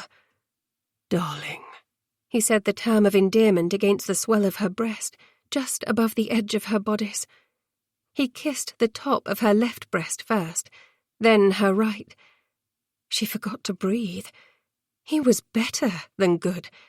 How could she possibly survive a marriage to him? And yet, how could she want anything else? "Fidelity," she managed to say. His fingers were tugging on her bodice, lowering it incrementally. He stilled. Pardon? "Fidelity." She clutched his shoulders, telling herself she would push him away in a moment, telling herself she was most certainly not clutching him nearer. "It is one of my rules." Chapter 9. If there was one word in the vast lexicon which ought to have wilted his prick, Hattie had just said it. Twice. Fidelity. One of her blasted rules. God's fichu. Why did she suppose he could be faithful to one woman for the rest of his life? He was sure he was incapable of such an impossibility. Moreover, why the devil was his cockstand still straining against the fall of his breeches, as if such a despicable word had never been dropped like an anvil between them? He needed laudanum, or gin, oblivion. He also needed Hattie in his bed. The ache for her was unbearable. His body hungered for hers. But fidelity? No rules, he said firmly, his decision made. He could have her without them, he was sure of it. Her hands were on his shoulders, pushing. Then no wedding. That gave him pause. He straightened to his formidable height. He cupped her cheek in his palm. I'm only sparing you disappointment, Hattie. You already know who and what I am. I will not lie to you. Her lips tightened, and the glaze of passion vanished from her gaze. I am firm on this rule, Montrose. And he was firm too. That part of his anatomy was still pressed into her gown, nestled against the softness of her belly, begging to be inside her. He sighed. I cannot make such a promise to you. Her chin lifted. Then I cannot make one to you either. The thought of another man touching her produced a strong, unprecedented reaction in him. He had never before been jealous of a paramour. He thrust the unwanted response aside in favour of pragmatism. You will not take a lover until you bear me an heir, as is the way of such arrangements. She stiffened at his mentioning of an heir, but, of course, this was the standard union for men and women of their class. She hardly ought to be surprised. They married, the heir was secured, they went their separate ways. Fair enough, Montrose. Her countenance was still a study in strain. The lushness was gone from her lips. I will remain faithful to you until I bear you an heir, and you must do the same. That did not seem nearly as impossible. But had he taken a lover in the future? His mind refused to contemplate such a notion. Mine, said something deep within him. This woman is mine. And he would do anything to have her, including agreeing to her damnable rules, it would seem. I agree to your rule. He moved to kiss her again, but she slipped from his grasp, flitting across the chamber. He mourned the loss of her warmth, her curves, her scent, those bewitching eyes snapping into his at such proximity. I have more rules, she told him. Of course she did. She was Hattie. Name them, he gritted. I am bringing Sir Toby, she said. Beelzebub's earbobs. The feline. He still needed to find out the creature's namesake. It has to sleep in the mews, he told her. He will sleep in my chamber, just as he always has, she countered. His cock was still hard as marble, and he was no closer to getting what he wanted. He may sleep in your chamber unless I am visiting you. Then he must go elsewhere. By God's breath, he would not fuck his wife with a feline for an audience every night. Every night? And afternoon. Morning, too. Anticipation surged. By this time tomorrow, he could begin introducing her to the many pleasures of the flesh. He began envisioning all the places at Hamilton House where he could tup her. That is fair enough, I suppose, his future Duchess allowed. How often do you think you might anticipate visiting? He almost swallowed his tongue. At this rate, once every hour. What was wrong with him? He was not even in his cups, and the laudanum-laced tea he had consumed that morning was not enough to dull the throbbing ache of desire that haunted him whenever he was in her presence, or whenever they were apart, for that matter. If he did not have her soon, he would go mad. As often as we both would wish, he managed, when he had finally found his voice. It was thick with lust. He moved toward her again, unwilling to allow so much distance between them. The sunlight streaming in the windows behind her cast her in a glow, lending her dark hair a lustrous sheen. He could understand why those insipid chits had been gossiping about her that night when she had overheard their jealous vitriol. She was glorious, unique. She was simply Hattie. Stay where you are, she ordered him, holding up a staying palm, as if she possessed some magical power that would overwhelm him and force him to halt. She did not. Monty kept right on walking. He stopped only when her decadent violet scent hit him. And then he slid an arm around her waist, hauling her against him. She did not protest, other than to make a husky sound of surprise. What other rules have you?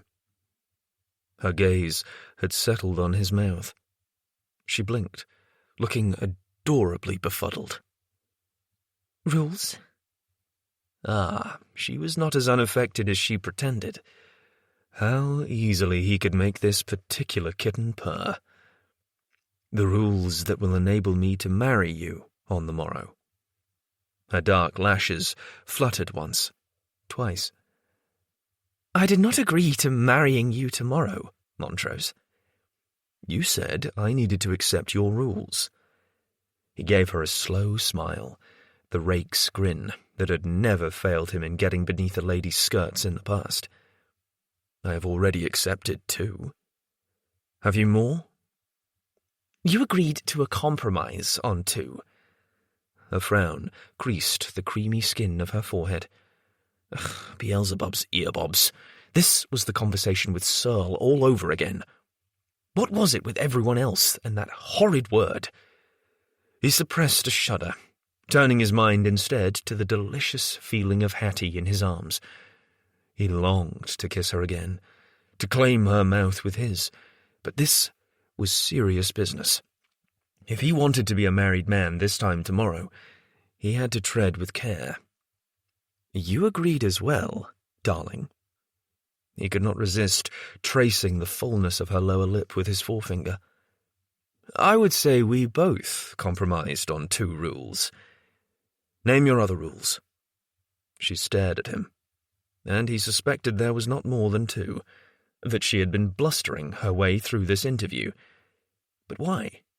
She had already agreed to marry him. What had changed her mind? He traced the bow of her upper lip before trailing his touch to her smooth jaw. "I cannot think of any others at the moment." She swallowed, and he absorbed the slight vibration through his fingertip. "I require more time to compile them. As I am marrying a wicked rake, I shall need to gird myself well." She thought him a wicked rake. Was it fear that propelled her then? Fear of what, however? What could he possibly do to her, aside from marry her, bed her, make her a duchess and a mother, and allow her to live her life as she chose when his heir was secured? She was ever a cipher, Miss Harriet Lethbridge. There was one thing of which he was certain, however. If he gave her more time to concoct additional rules, she would simply continue talking herself out of wedding him. That was not to be borne. Now that she was within his reach, he could not stop until she was his. No more time, Hattie. He shook his head slowly, his gaze devouring her face. Why had he never noticed how unique, how lovely she was, how different from the typical English beauty, the tired roses in full bloom that were his ordinary fare? We will wed tomorrow, and that is that. I accept your rules. Her verdant gaze shot to his. "Well, I have not planned a thing. We have no guests. I have no dress." He admired the way this particular gown emphasized her bosom. "Why not wear this one? You look fetching in it." "Fetching?" Her frown had returned. He had said the wrong thing. Again. "Beautiful," he clarified. "Beddable. Delicious." Her eyes narrowed. "Do not use your flattery upon me, Montrose. I am inured." Prickly, Miss Lethbridge. He would take great pleasure in kissing all the starch from her sails. Licking, too. Patience, Montrose. Patience and persistence. Speaking the truth is not flattery. He found a dark wisp of hair that had come free of her coiffure and tucked it behind her ear. We have been alone for far too long already, Hattie. At any moment, someone will swoop down upon us, putting an end to this. I will have your answer. Will you marry me tomorrow? "Tomorrow," she repeated faintly, as if he had asked her to travel to the moon instead of become his wife. Yes, he persisted. Tomorrow. I have already compromised on 2 massive points, faithfulness and felines. Now it is your turn. "I do not know what to say." Her breathlessness had returned. Perhaps because he had trailed his touch over her décolletage, not stopping at the edge of her bodice, but descending lower, to the hardened bead of her nipple. Though layers separated him from the prize he sought, the hitch in her breath and her body's hunger sent longing arrowing to his groin. "Say yes," he told her. And then he could not resist catching that responsive bud between thumb and forefinger, plucking. She inhaled sharply, her lips parting. "Montrose." He rolled her nipple, pinched it lightly until she gasped again. "Hattie, marry me tomorrow. I cannot spend another night beyond this one without you."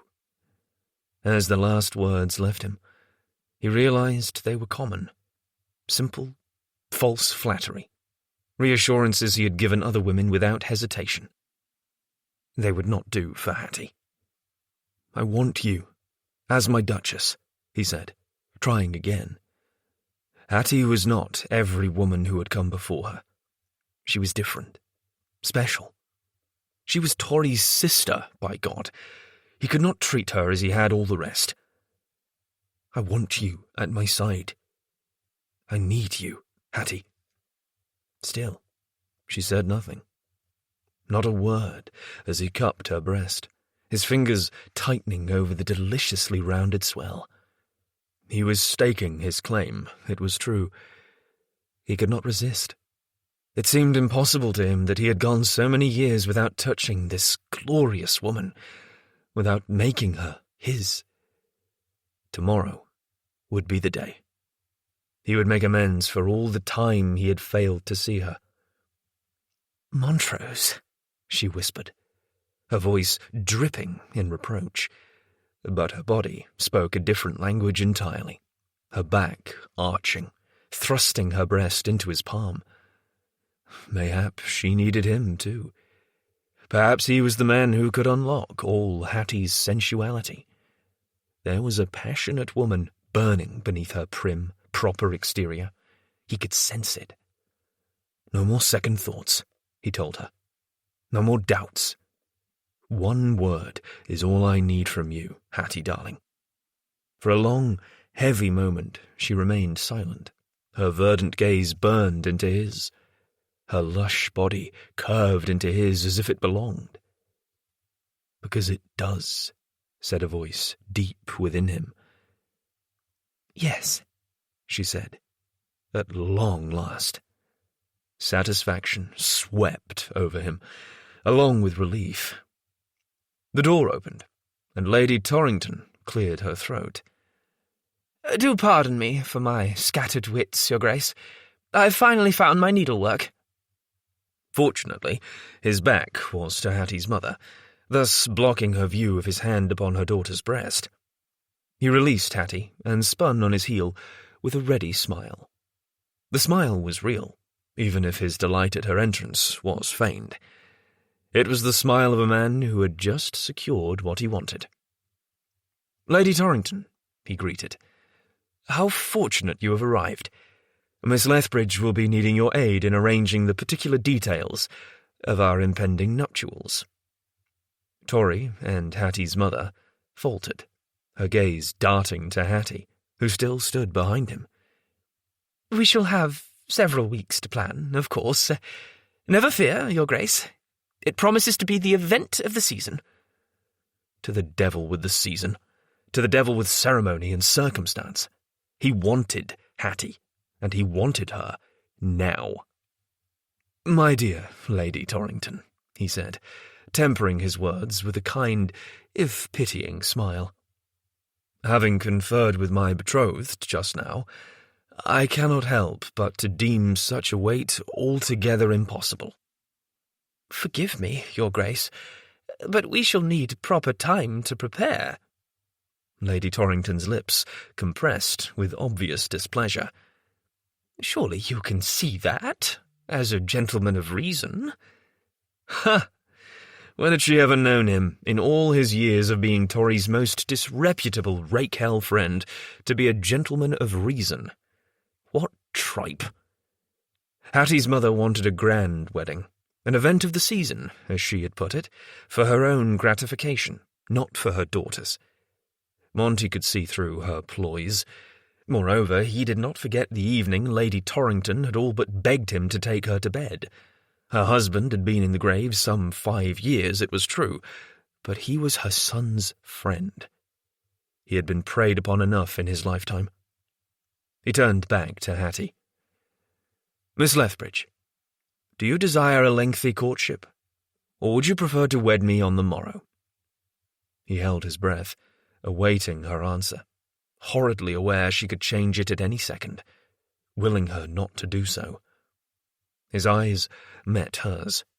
Their gazes held, It seemed to him, in those frozen seconds, that a wealth of information passed between them, a windfall of understanding. At long last, she jerked her gaze away, her stare flitting to her mother. "I am wedding His Grace tomorrow, Mother. I do not require a society event." "But," Lady Torrington sputtered, as if all her dreams and plans had been torn from her grasp. Too bloody bad. He bowed, ignoring her protests. "If you will excuse me, Lady Torrington, Miss Lethbridge, I must take my leave, as I have much to arrange." Chapter 10. The Duke of Montrose was a clever, persuasive, handsome scoundrel. Somehow he had convinced Hattie to give him nearly everything he had wanted. Very well, he had convinced her with his kisses and his knowing hands, his tongue, his handsome face, his deliciously masculine scent, his everything, every part of him, his deep voice, those dark eyes. What a fool she was. And he was, well, he was her Gorgon.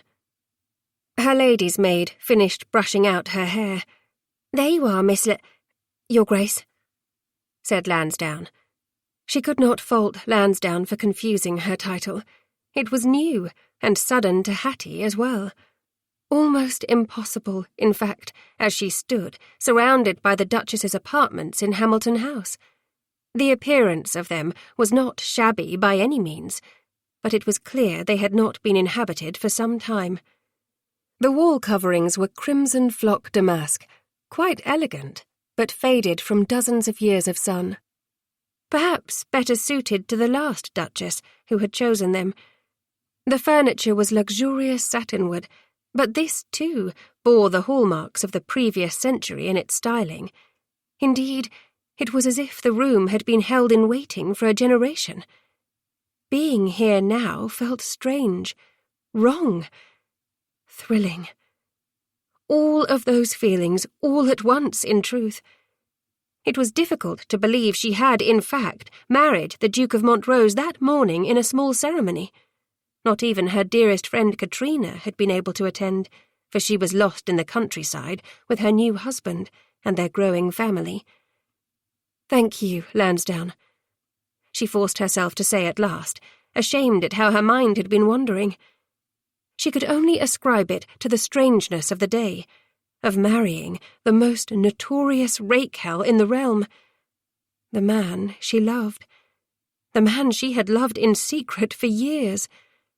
But never mind that source of burning shame. "Will that be all, Your Grace?" her lady's maid asked. Hattie wore her dressing gown. Beneath it, a plain night-rail, her best, of course. She had not had the opportunity to commission a fresh wardrobe. She had brought precious few belongings along with her to Hamilton House. More would follow tomorrow. Her packing had been frantic, unsettled, fraught with worry. And wanting, too. She could not forget that. Her mother's warnings to her had been frantic, dire. "The Duke of Montrose will not settle with one woman alone, Hattie. You must resign yourself to that fact now before your heart becomes involved." Oh, Mother, she thought now. Too late for that. Far, far too late. "Your Grace?" Lansdowne persisted. "Do you require anything else?" Her lady's maid was eager to make herself scarce, and Hattie could not fault her. She was on edge herself, knowing that at any moment she could expect the knock on the door adjoining her chamber to her husband's. Her husband's. What a strange phrase, stranger word. Strangest of all, the notion she had married him. Hours before, they had exchanged vows, observed by their mothers and a most solemn Tory, and no one else. "That will be all, Lansdowne," she told her lady's maid at last, grateful she had followed her from one household to the next. Although Montrose had introduced her to his staff, and his domestics had seemed welcoming, She was grateful for a familiar face within these strange walls, for someone she knew she could trust, because one thing was certain, she could not trust her husband. The man she had married was rife with secrets, and she could not be certain he would ever deign to share any of them with her. "You look lovely, Your Grace," Lansdowne said. "You will steal His Grace's breath." "Thank you, Lansdowne." She was grateful for her maid's praise. Truly she was. "I bid you good evening."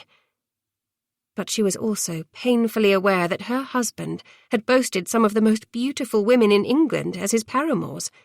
Not that she had been paying his conquests any mind. Very well, she had been paying them heed. Montrose was connected to ladies who were gorgeous, sure of themselves, experienced, worldly. Ladies who were nothing like wallflowers, who did not even know how to choose a complimentary colour in her evening gowns, if the scurrilous gossip of those two shrews was to be believed. As she fretted inwardly, her maid quietly took her leave from the chamber. Hattie was alone with her thoughts, her eagerness, her misgivings. Dear heavens! Lansdowne had scarcely even been gone when a knock sounded at the door adjoining her apartment to the Duke's. To his. Montrose's. Her husband. What had she done? "Enter," she called out, for what else could she say? The door opened. There he stood. He was dressed in a banyan. His hair was damp from a bath, and he looked like sin personified. He was the most beautiful and terrifying sight she had ever beheld. There was no way she could allow this man into her bed. "Montrose," she said, trying to control the odd combination of eagerness and fear battling for supremacy within her.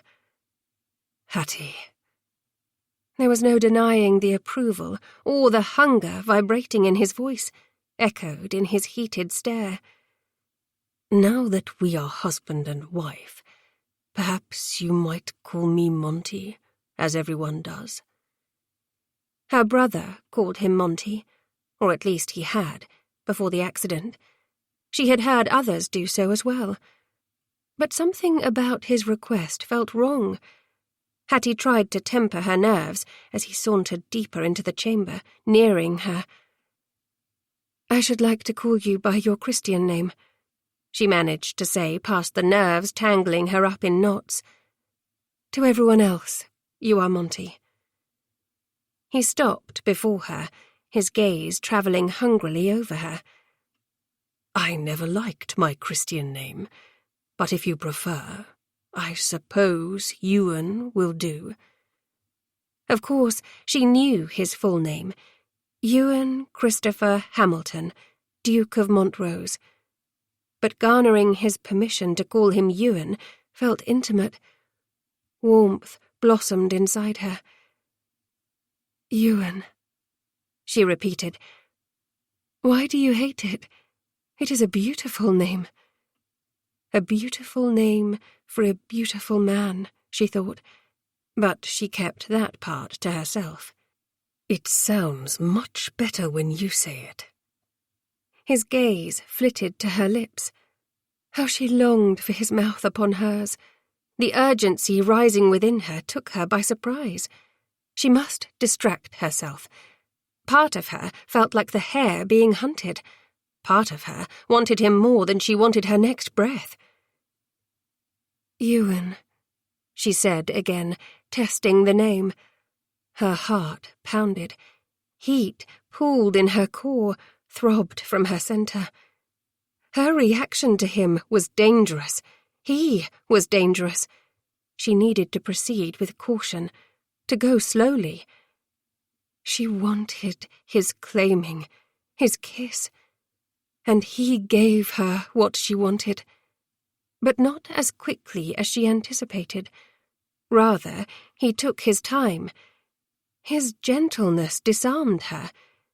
He cupped her face in his hands, tracing her cheeks gently with the pads of his thumbs. "You are glorious, Hattie." His voice was soft. There was no doubting the admiration glinting in his gaze, or imbuing his rich tone with a husky quality. More heat unfurled within her, along with a rush of tenderness she had previously not allowed herself to feel for him. He was her husband now, after all.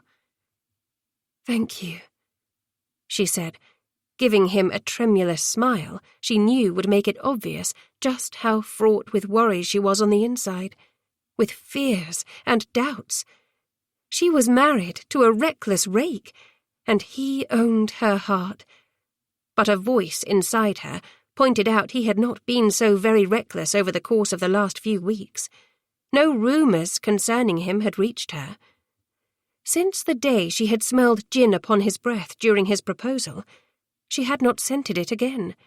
Instead, his kisses tasted of only wine or tea. Still, she knew it was too much to hope he had reformed with such ease. He was still the same wild rake he had always been. The trouble with Montrose was that there were moments of such incredible kindness, gestures, words and deeds that made her forget all the rest. Until whatever prompted him in his hedonistic ways resurfaced, of course, and he was at it again.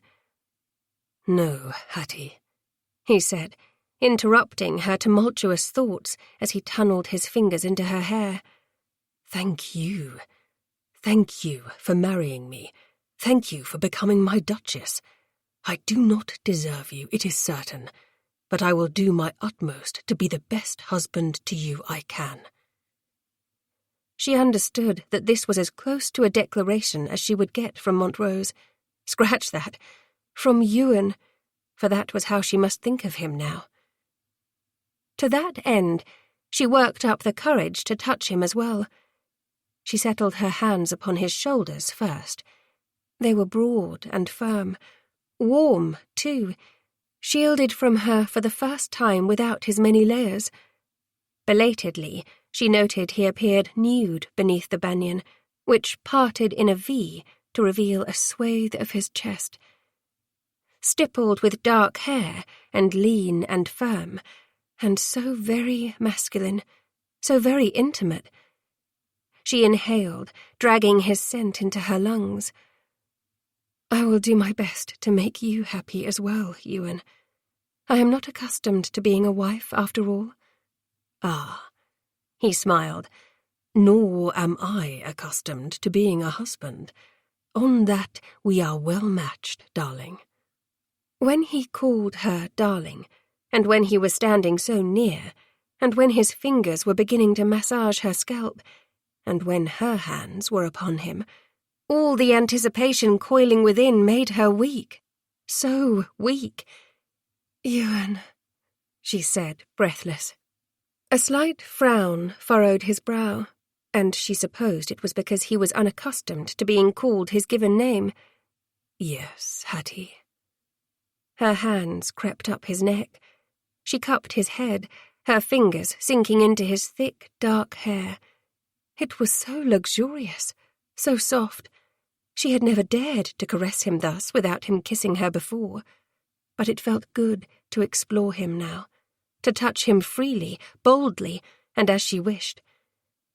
She summoned the rest of her daring, all she had left. "Will you kiss me again?" "With pleasure, my darling." His frown was gone, his brow smooth, his countenance unfairly handsome as he lowered his mouth to hers once more. Their lips met, hers parted naturally. The fit of their mouths was right, perfect. This kiss was more demanding than the last, and yet it was still slow, exploratory. Their tongues met. The kisses they had shared before had been the prelude to this masterful seduction. He was heat and strength and desire. He was sin and temptation and power. Intoxicating. That was what he was. She kissed him back, grasping handfuls of his hair, holding him to her. He made her feel ravenous. He made her understand all the women who had fallen beneath his spell. There was something about the way he kissed, the way he touched a woman, that made her feel as if she were the rarest treasure laid before him. He kissed her as if he wanted to devour her, and as if she were a goddess to whom he paid homage. Long and deep and slow. He took his time, and she took hers as well, tipping back her head, opening wider. They remained locked in each other's embrace, their mouths fused, until at last he withdrew. His breath fell hot upon her lips as he tipped his forehead to hers. Their noses brushed. The moment was strangely intimate, perhaps the most intimate of any of their encounters, even though their mouths no longer clung. I am trying to pace myself, to seduce you, but you are the one who is seducing me. The tip of his nose grazed the bridge of hers. The act itself was innocent enough. It should not have robbed her breath, and yet somehow it did. Or perhaps it was his words. The notion that she, Hattie Lethbridge, could possibly seduce the Duke of Debauchery, why, it was ridiculous, unbelievable, delicious. There was something raw and real resonating in his voice, in his touch. Tonight was different. Something between them had shifted. Whatever it was, it gave her a new sense of determination. She wanted to wrap herself around him and never let go. She rubbed her nose against his. How can I seduce you? He laughed softly. London's greatest sinner, yes. You are no fool, Hattie. You must know my reputation. No, never mind all that. She did not want those reminders, did not need those ghosts coming between them. She pressed her mouth to his instead, staying the rest of his words. Whatever he had been about to say, she knew it was not something she wanted to hear, because all she did want now, in this moment, was him. Not words, not reasons, not excuses, not explanations. Just action. Pure, unadulterated need. Hers for him, his for her. He kissed her back with all the passion burning inside her, with all the fiery need. This kiss turned voracious, possessing none of the pretty hesitance of its predecessors. Her kiss had ended his attempts at being a gentleman. He was wild now, but that suited her fine, for so was she. His tongue plunged into her mouth, one of his hands fisting in her hair, angling her head to where he wanted it. There was no doubt who was in control now. It was not Hattie, who had begun this with her kiss. It was Ewan, all Ewan, and he was determined to show her, to seduce her, to shift the power balance between them back to where it had been.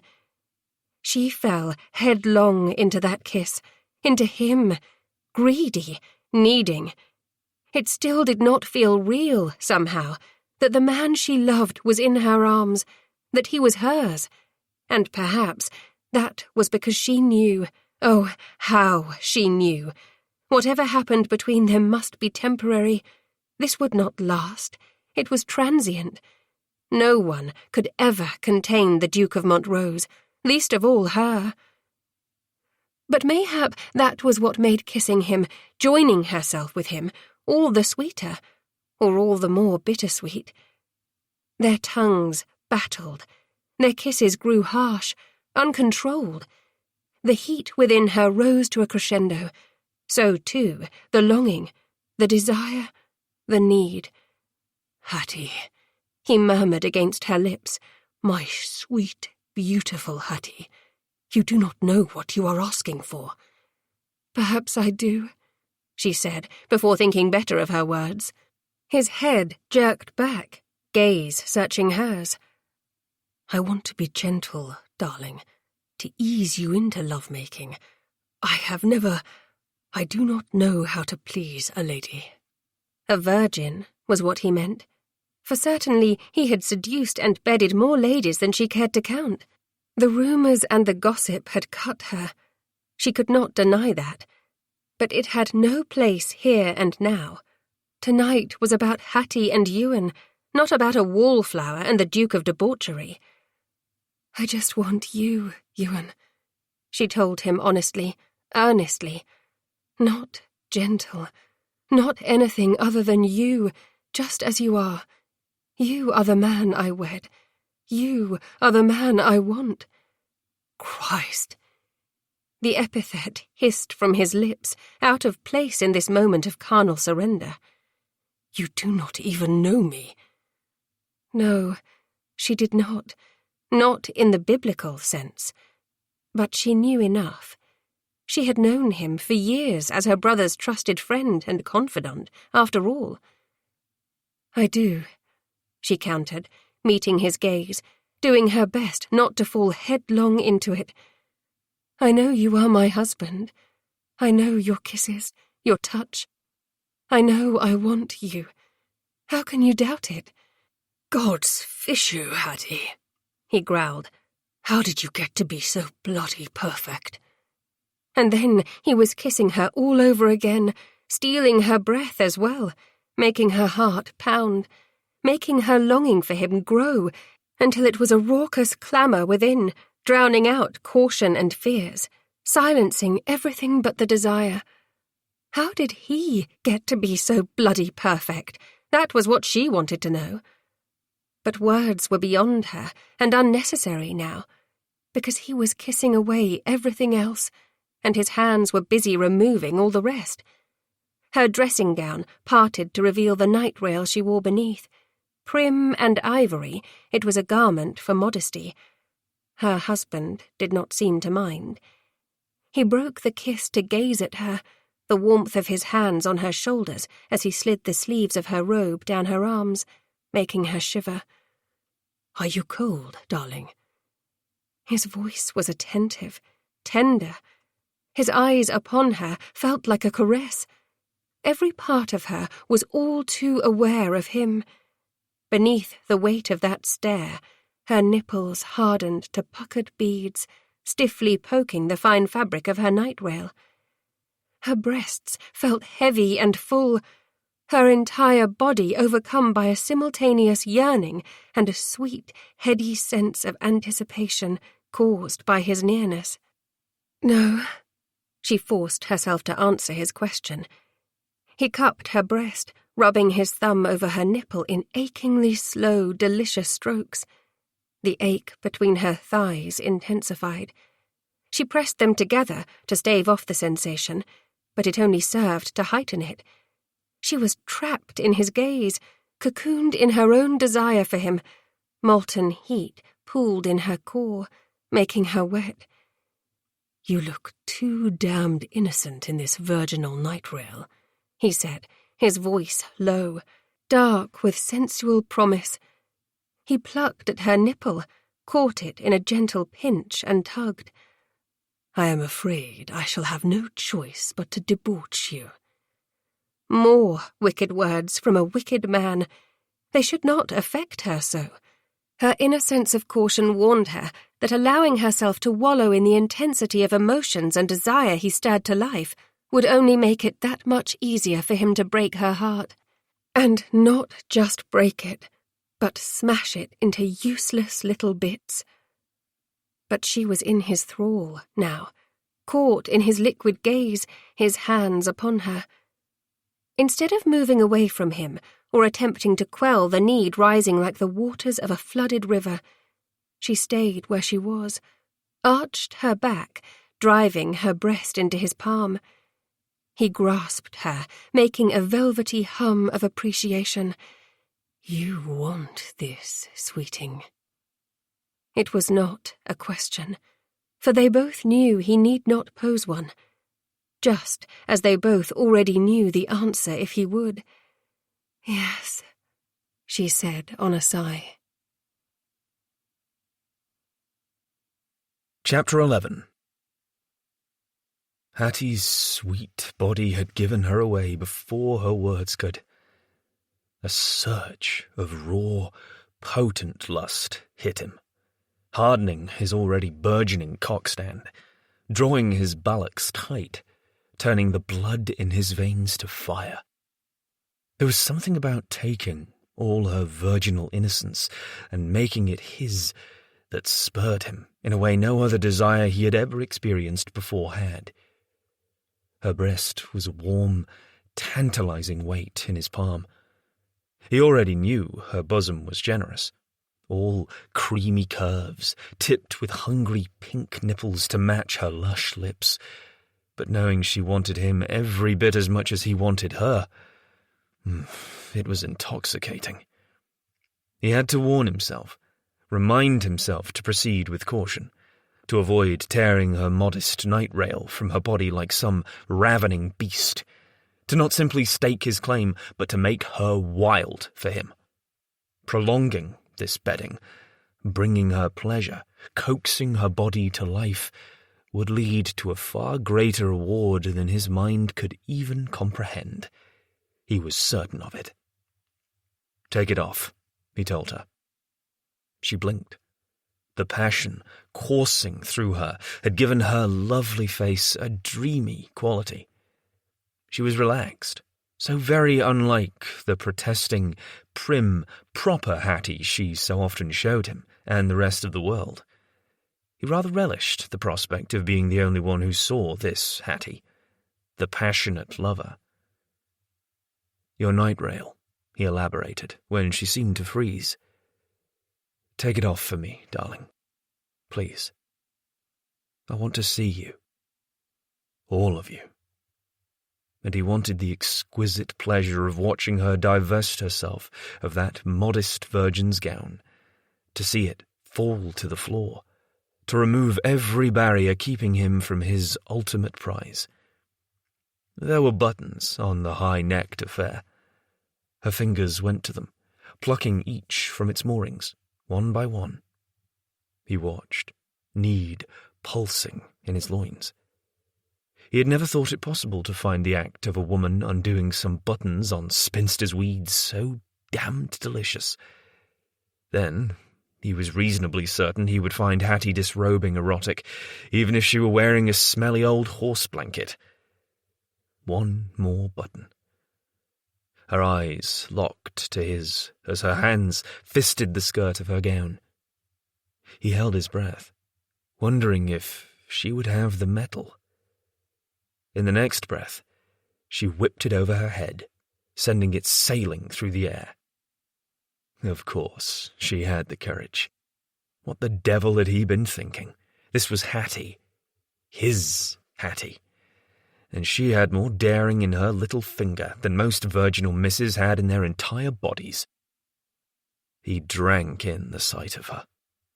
Gorgeous.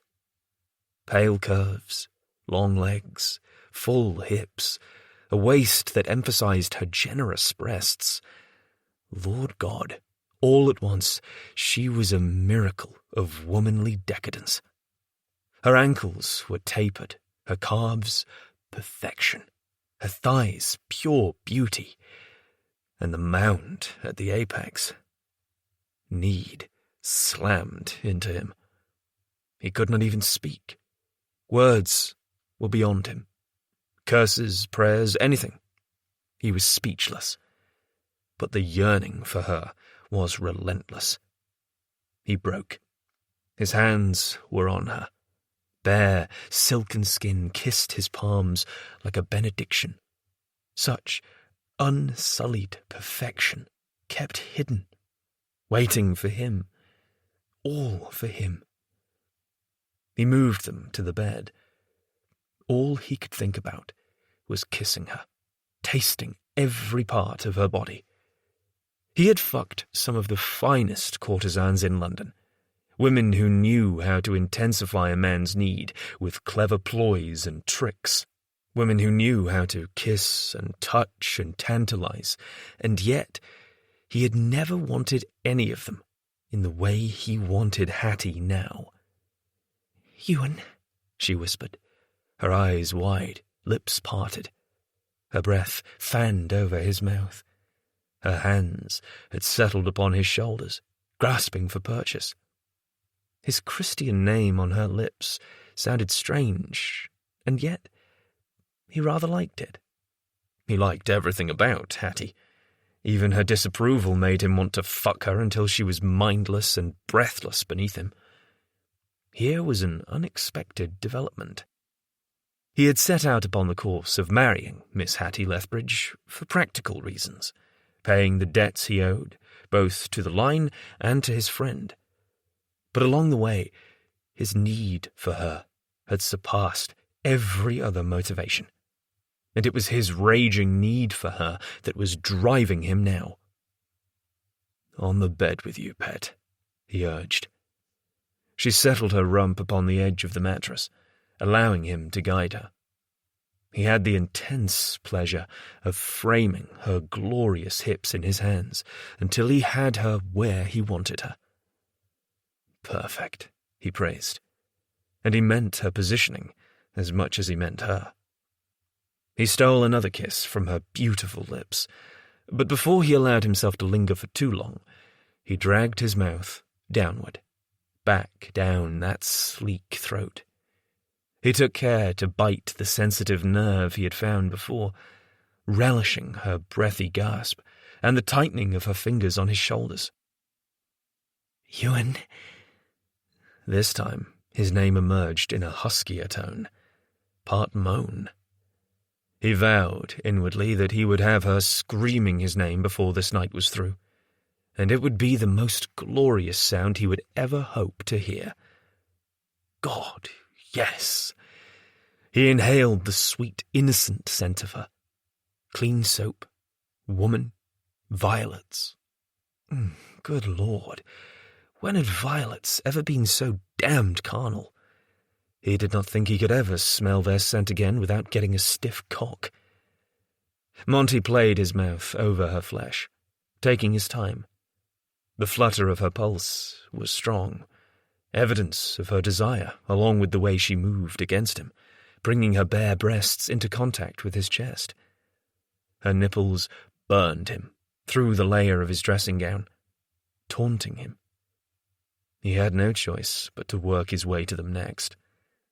He sucked first one into his mouth, and then the other, bestowing equal attention on both. When he flicked his tongue over the hard bud before catching it in his teeth, she cried out. Her fingers went from his shoulders back to his hair, her nails raking his scalp. The tender sting made his cock twitch. Yes, oh yes, his Hattie was a wanton. He felt certain, and he would unlock her true nature one kiss, one lick, one touch at a time. He caressed her thighs, urging them to part. Her initial resistance gave way when he sucked her nipple deep into his mouth once more. Her legs opened. He stepped into them, and for one awe-inspiring moment, his aching cock was nestled against her mound, separated by the barrier of his banyan alone. He gritted his teeth as he forced himself to go no further. Tonight was about teaching Hattie about desire, about making her want him as much as he wanted her, about taking her to the razor's edge and giving her a first true taste of passion. He kissed the curve of her breast, murmuring his approval and appreciation. And then he withdrew just enough to sink to his knees on the plush carpet. Her cunny was before him. Pink, glistening flesh, blossoming like a flower, shielded by a satiny nest of dark curls. The scent of her, musky, sweet, earthen, reached him. Need pounded through him. "You cannot mean to—" Hattie was speaking, protesting, not bold enough to give voice to what he was about to do to her. "Taste your cunny? Bring you pleasure? Lick you until you spend on my tongue?" he asked, being deliberately coarse, for part of the raging need inside him was founded in his complete claiming of her innocence in every way. "Yes, I absolutely can, my sweet. And I will. And you shall like it. I promise. But Ewan... All her protests died a swift death when he flicked his tongue over her pearl. Oh, she gasped. Oh, indeed. The taste of her was decadent and rich, and he lapped her up as if she were the finest spirit, the most decadent dessert, because she was all that and more. She was wet already, so perfect. He sucked the responsive bud of her sex as he had her nipples, gratified when she shifted instinctively on the bed, bringing her nearer. But this was not enough. Still, he wanted more. He slid his hands under her bottom, filling his palms, and adjusted her angle as he teased her. Slow, steady licks alternated with fast pulses. He used his teeth to gently score the sensitive underside before running his tongue down her seam. He could not resist penetrating her with his tongue. He dipped into her channel, humming with appreciation as her tight, wet heat greeted him. His cock throbbed with anticipation. God, he could not wait to sink deep inside her. This seduction was fast becoming a game of sensual torture. It was anyone's guess which of them would be first to succumb. She was delicious, her dew coating his lips, his tongue. Her soft thighs cocooned his face. Her breathy gasps of appreciation spurred him on. He licked deeper, inhaling deeply of the musky scent of her excitement. She was moving against him now, her body undulating, and he knew she was getting close to release. He returned his attentions to her pearl, drawing her into his mouth. Ever so gently, he bit. The husky cry of her spend echoed in the chamber as her body stiffened beneath him. She shuddered, her fingers once more in his hair, gripping with painful pleasure as she rode out the waves of pleasure. He waited until the last tremor radiated through her, doing everything he could to prolong the moment.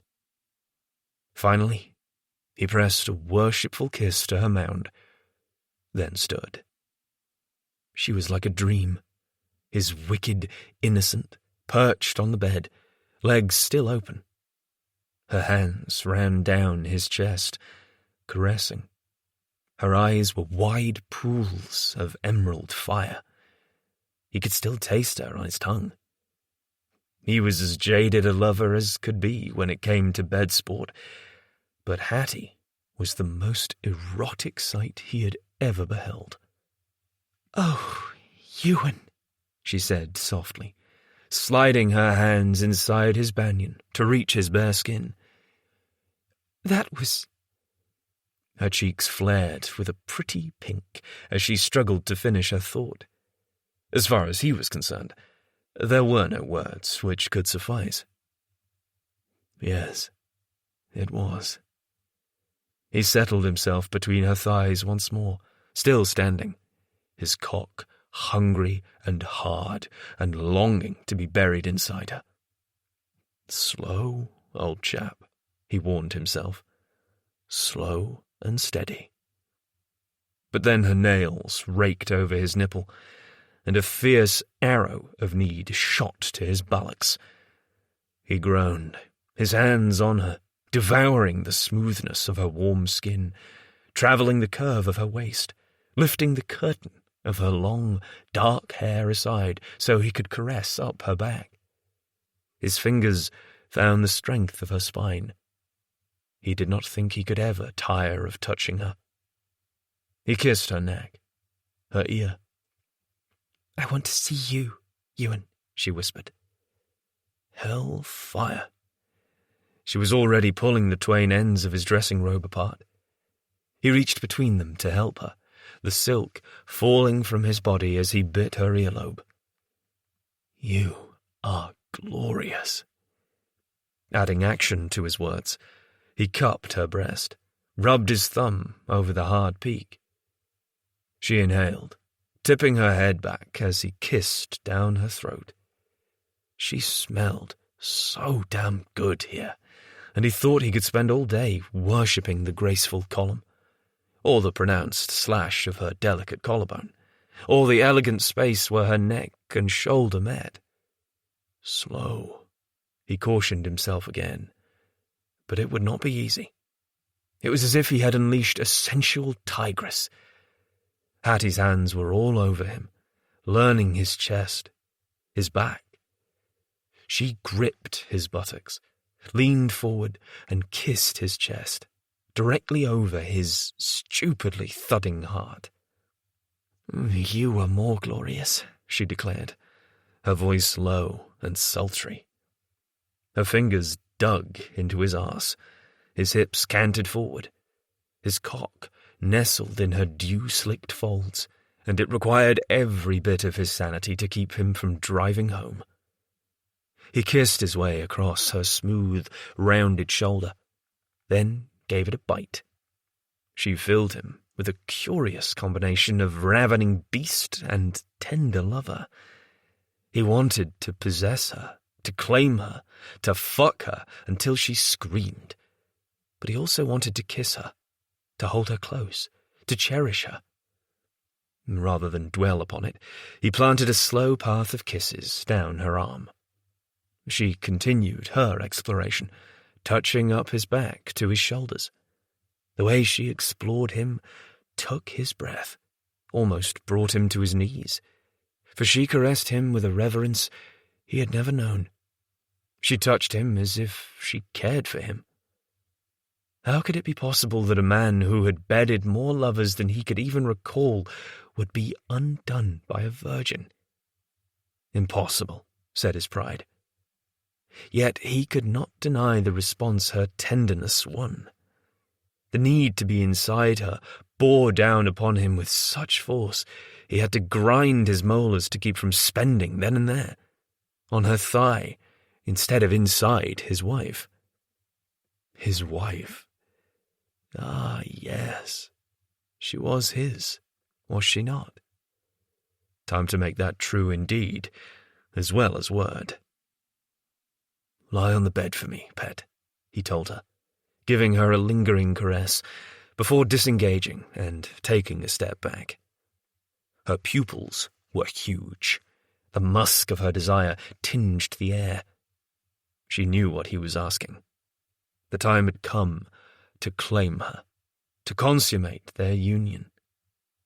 Wordlessly, she slid onto the bed, doing as he commanded.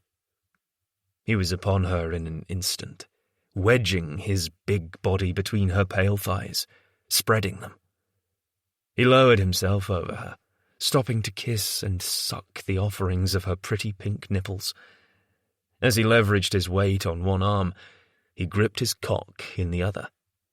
He glanced over her folds once, then twice.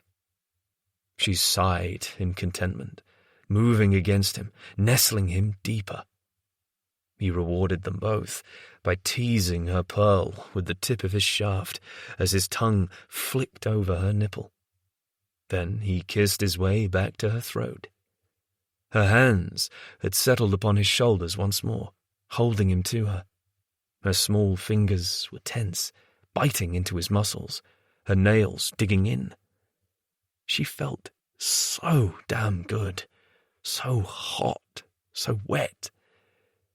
She felt like home, like forever. But that was probably just the delirious fever of lust infecting his brain. He had not bedded anyone since the accident, since his decision to make Hattie his wife. Taking himself in hand to thoughts of her had not been enough, and now that he at long last had her precisely where he wanted her, he was thinking with his cock.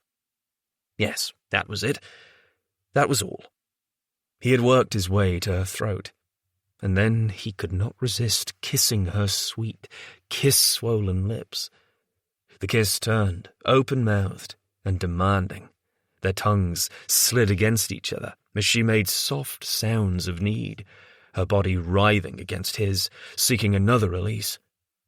Her uninhibited eagerness was the greatest aphrodisiac.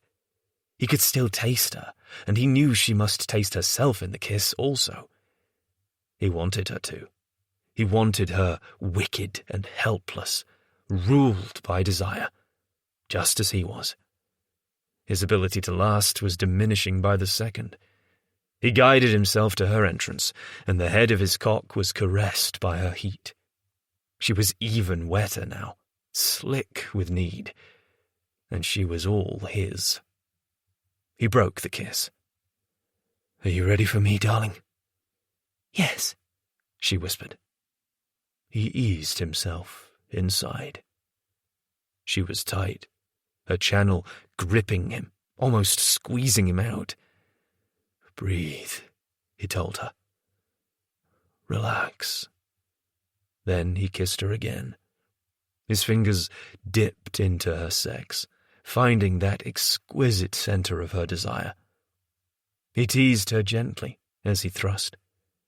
The pleasure was intense, slamming into him with so much force he almost forgot to breathe himself. The tension ebbed away from her body, and he felt her inner muscles relax. He moved again, seating himself even deeper. There was the slight resistance. She tightened on him again, her body stiffening. A gasp from her lips. His name. "You and I—" He would never know what she had been about to say next, because need was roaring through him. His body took control. He thrust.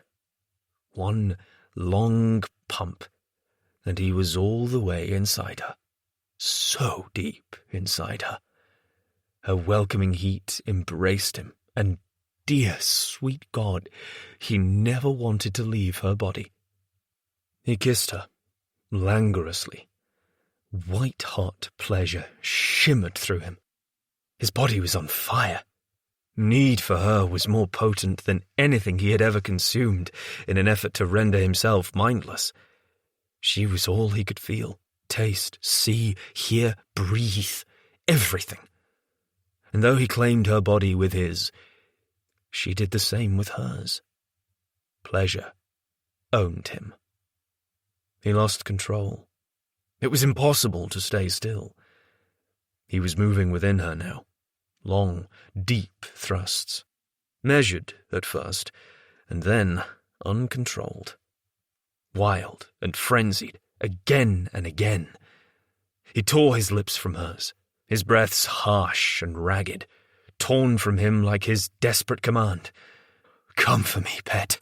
Oh, come on my cock." He circled her pearl with 2 fingers, increasing his pace and pressure, thrusting in and out of her. On a dazed cry, she gave him what he wanted, her complete surrender. Her body bowed from the bed, head rolling back into the mountain of pillows and the wild nest of her dark curls. Her cunny gripped him, dragging him deep. As her spend rocked through her, the rein on his control snapped. He could not prolong this bliss a moment more. The violence of his own release took him by surprise. It was as if lightning cracked. Heat licked down his spine. His buttocks drew tight. His entire body seized with the feverish swell of his climax. He spilled himself inside her. Chapter 12. Hattie sipped her tea, alone, save for Sir Toby, who was curled upon her lap and happily purring away as he dozed. She wished she could summon even an inkling of the feline's easy contentment. Montrose's mother had left for the country in an effort, Hattie supposed, to give the newlyweds some time alone. The sudden nature of their nuptials meant no honeymoon had been planned. As far as she knew, Montrose intended to remain in London. But then, There was so much of Montrose and his plans that remained a mystery. This morning was no different. She had woken in her rumpled bed, also alone, save for the scent of him upon her sheets and the incendiary memory of his love-making. Later that morning she had broken her fast, once more alone, save for Sir Toby, who ate his kippers with greedy relish on the floor at her side. The ormolu clock on the mantel, with its golden eagle about to take flight perched atop, mocked her with each tick. It was just after 2:00 in the afternoon. She replaced her teacup upon its saucer with less care than she should have. Some of the liquid, now tepid, sloshed over the gilt-lipped rim. Her initial disappointment at her husband's absence, following a night that had left her forever changed, was transforming with each passing minute into a different emotion entirely. Anger. Lo, the Hamilton House butler appeared at the threshold of the cheerful salon where she had decided to take her tea. He was not unfamiliar to her, as she and Montrose's sister, Katrina, were as close as sisters. But in spite of the previous occasions when she had come calling, and in spite of her new position as mistress of the house, he remained as stiff-backed and expressionless as a marble statue. "How may I be of service to you, Your Grace?" he asked now, as if she had not already called for him 6 times that morning. "Has His Grace risen yet?" she asked, not even bothering to disguise her query this time. Her tact was fast waning, much like her patience. Last night, Ewan had made love to her so fiercely and passionately, she had fallen into a delicious, sated slumber with him at her side. Her heart had been bursting with love, her body humming with the new-found pleasures and hungers he had awoken within her. And then she had blinked her eyes open to early morning gold slashing through the window dressings, her bed empty. He had left her in the night. "His Grace has yet to leave his chamber, Your Grace," Lo informed her. Once more she made no effort to pretty her request. "Does His Grace often rise late, Lo?" "His Grace's schedule is at his discretion," the butler offered. Oh, this fellow would be indomitable at cards. His countenance was carefully blank. The absurd urge to ruffle his feathers struck her, but she supposed that would not provide her with answers or an understanding of the man she had married, nor would it solve any of her problems. "I understand, Lo." She scratched Sir Toby's soft head between his perky little ears, trying to calm herself. "What you are saying is that His Grace does not generally rise early." He inclined his head. "I would not presume to say so, Your Grace. Would Sir Toby care for a snack? Monsieur Tremblay has set aside some livers for him." Now she understood the loyal retainer was attempting to distract her. But there truly was no means of forgetting the fact that her husband appeared to have been sleeping for far more hours than was ordinary, or that he had left her alone last night, or that it was clear he had not felt what they had shared last night as keenly as she had. Had she expected any less? He had warned her, had he not? And she knew he was an experienced rake-hell. Of course the Duke of Debauchery would not find the act of making love with his wife transforming. What a simple, stupid woman she was! How foolish, how naive, to have supposed for even an instant that he would have been as moved as she had been. After all, it had been the first time she had ever made love. But for Montrose it must have been a tired old chore by now. Bedding his wallflower wife surely paled in comparison to the pleasures he indulged in with experienced demi-mondaines. "Your Grace?" Lo prodded, frowning, pulling her from her vicious musings. She stood, carrying Sir Toby in her arms. "That will be all, Lo. Thank you. Sir Toby will be accompanying me. Please do convey my gratitude to Monsieur Tremblay. And ask him to send them up in about an hour, if you please." Lo bowed. "Of course, Your Grace." She swept out of the salon with Sir Toby, determined that her time of waiting and politely inquiring after her husband must come to an end. She was going to beard the lion in his den, as it were. Up the steps she went. Sir Toby protested on her march down the hall, wriggling and attempting to escape. Perhaps he could sense her ire. Hattie made her way to her apartments, still feeling a bit as if she were trespassing in a stranger's home. Though her belongings had been settled in yesterday, neither the chamber nor Hamilton House felt like hers. Nor did the master of the house, she thought grimly as she crossed the threshold, closing the door at her back lest Sir Toby attempt to wander. She did not trust the domestics enough yet to allow him free rein of the house. She settled him upon his bed and rubbed his head. "There you are, my little cherub," she cooed. "Be a good lad." Sir Toby watched her with his knowing gaze. One more scratch of his soft head, and she rose. Because Sir Toby was a cat, he had left his smaller bed in favour of making himself at home on hers before she had even made it halfway across the chamber. But she had other matters to distract herself with now, namely, a husband who had seemingly disappeared. She stopped at the door adjoining their chambers, wondering for a moment at the wisdom of invading his private space. She had only seen his chamber briefly the day before, during her official tour of Hamilton House as the new Duchess of Montrose. Her impression had been that it was a starkly masculine space, filled with heavy, dark furniture. There was no hope for it, she told herself. If she wanted to see him at all today, she was going to have to venture over the unseen boundaries between them. Moreover, she could not shake the concern pricking at her mind that sleeping so late was unusual. The servants did not seem surprised by his behaviour, which meant it was likely a regular occurrence. But why? There had been no gin on his lips last night when he had kissed her. Indeed, the only taste on his mouth had been her, and the shocking, raw intimacy of the act still made her cheeks heat today when she thought of what he had done to her, and how very much she had liked it.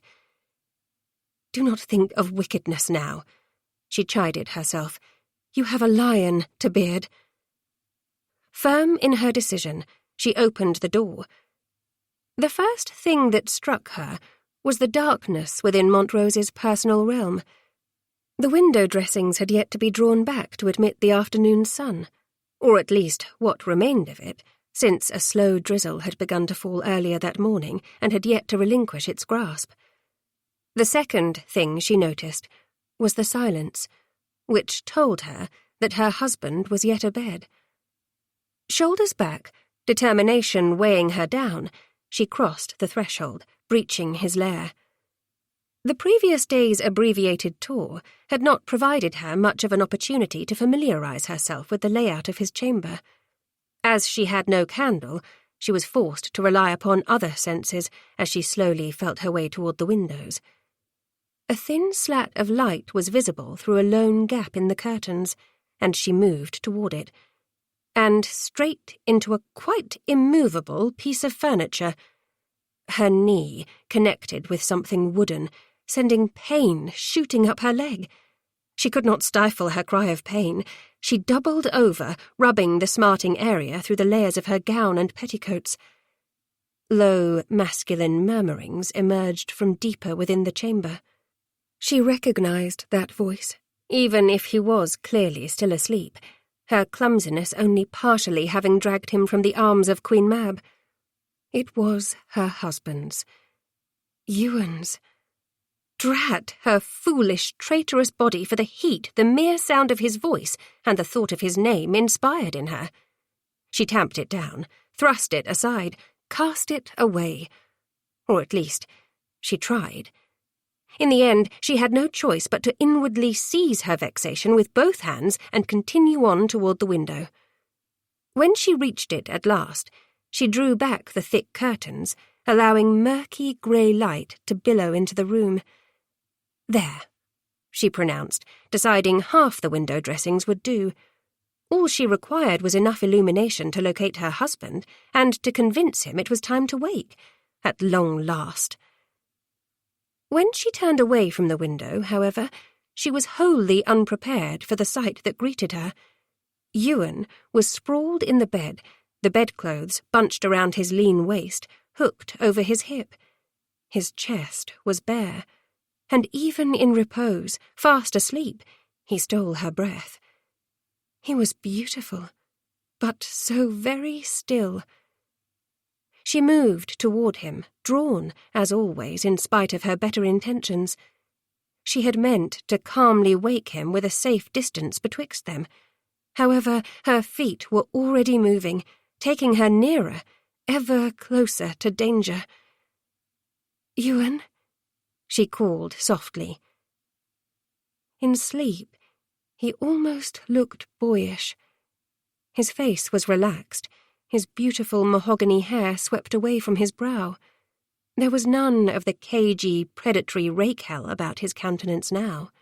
Instead, there was a surprising innocence. He looked almost sweet. A surge of protectiveness beat to life in her breast. How she loved this man, even while she knew she should not. Although every part of her knew he would never love her. If she had harboured any silly notions he would change after their wedding, or even after the consummation of their marriage, he had dispelled them by his actions in the aftermath. Strangely, she could not seem to summon up the necessary anger. He had stirred when she called his name, but his eyes remained closed.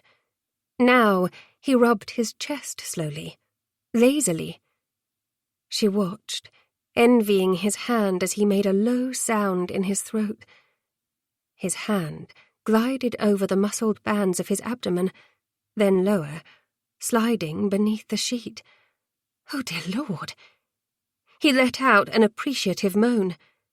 She knew precisely what he was touching. As if she had been cast into flames, she jerked to life.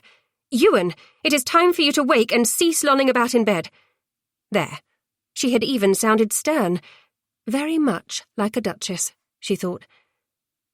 His eyes were closed. A disarming half-grin crooked his lips. Hattie, love, bring that sweet cunny over here and sit on my face, won't you? I want you to come on my tongue as you ride me. I'll lick you until you scream. His words shocked her, alarmed her, shamed her, intrigued her. Her cheeks burned, her ears too. She was certain this was not the proper way a husband ought to speak to his wife. But she was also certain the wickedness he was sleepily suggesting would be the sort she would enjoy, especially after last night. "No," she reminded herself sternly. "You will not allow your baser nature to lull you into forgetting he left your chamber and has been sleeping all day. Nor will you allow it to make you forget he warned you he will never love you." She cleared her throat, banished the sinful images he had brought to life. "Ewan, your grace, it is time to wake. It is nearly 2:30. It was possible she exaggerated about the time. Certainly, she did not think it could have taken her half an hour to find her way upstairs, settle Sir Toby in her chamber, and slam her knee into his writing desk. At the thought of her unfortunate collision, her knee ached anew. His hand, much to her horror, and secret delight it was true, began to move beneath the bedclothes. His eyes, however, remained closed. "Ewan," she prodded. "Or would you prefer to sit on my randy cock instead?"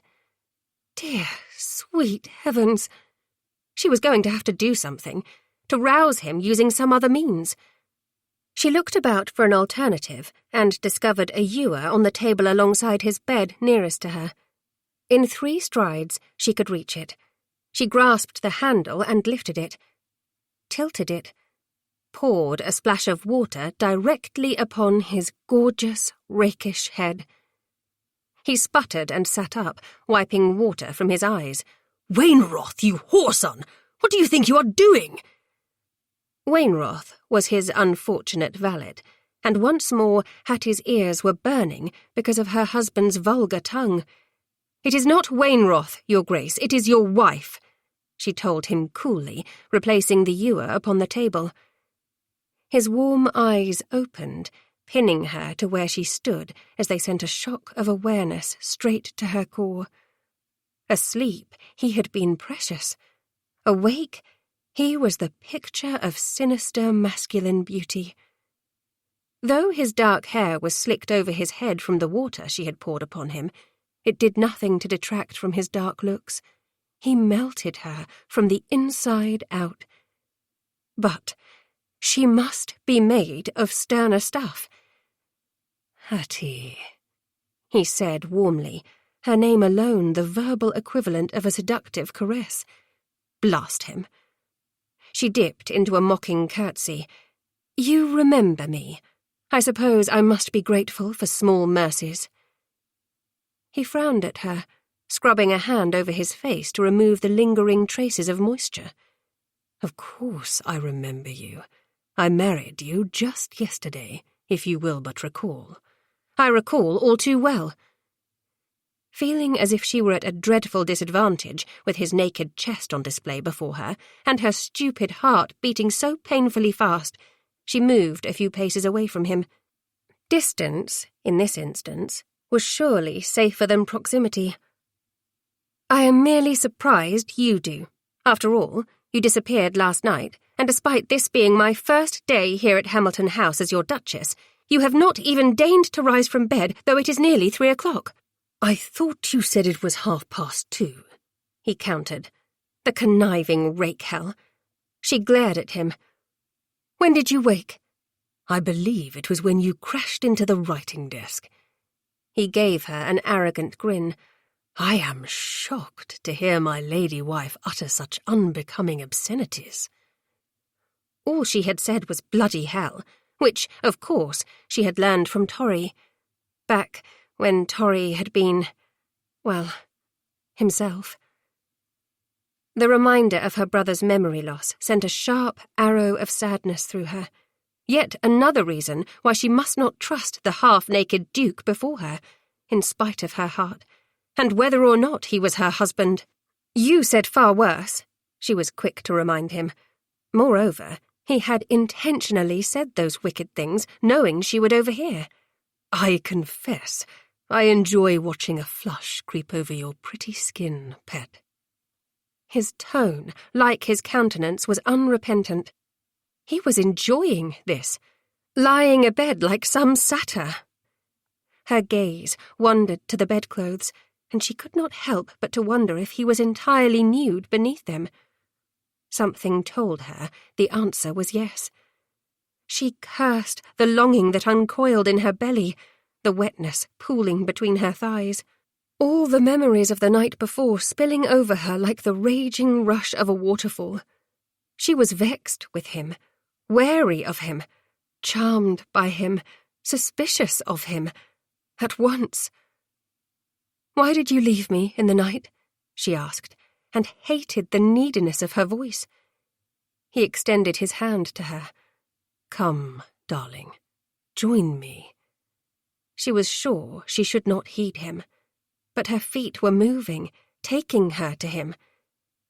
Gingerly, she accepted his hand, cursing the sparks that skittered up her arm at the contact. Becoming his wife, lying with him, had not changed the attraction burning between them. If anything, it had fanned the flames. He took her by surprise when he gave a sudden tug. She lost her balance and fell across his lap. Grinning down at her, he arranged her so she was on her back, gazing up at him.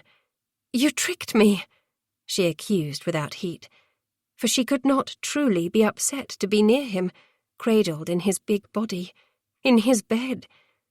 The rumpled counterpane smelled of him. A lock of hair fell over his brow, and an unexpected tenderness burst open. She reached up, brushing it to the side. He caught her hand and raised it to his lips, kissing her fingertips. "I hardly tricked you. I merely made you more comfortable, settled you where you belong." She did not want his silver-tongued charm to woo her. And yet, when he told her she belonged with him, in his arms, how could she resist? She traced the sullen curve of his upper lip with the pad of her forefinger. You are aiming to distract me. His lips quirked. Is it working? Of course it was. The Duke of Montrose was the epitome of charm when he wished to be.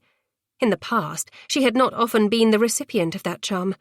Now, she could not help but to feel a keen prick of jealousy for every woman he had smiled at thus before her, and for every woman he would one day ply with his charms when he had tired of her. For theirs was to be a standard society marriage, she reminded herself sternly. He had already warned her so. He would have his heir, and then his freedom, as would she. But lying here in his bed, the heat of his body seeping into her skin, his mouth beneath her questing fingertips, freedom from him was the last thing she wanted. "You cannot fool me," she told him softly. "You never have." The smile fled his lips, and his jaw hardened, those changeable brown eyes darkening.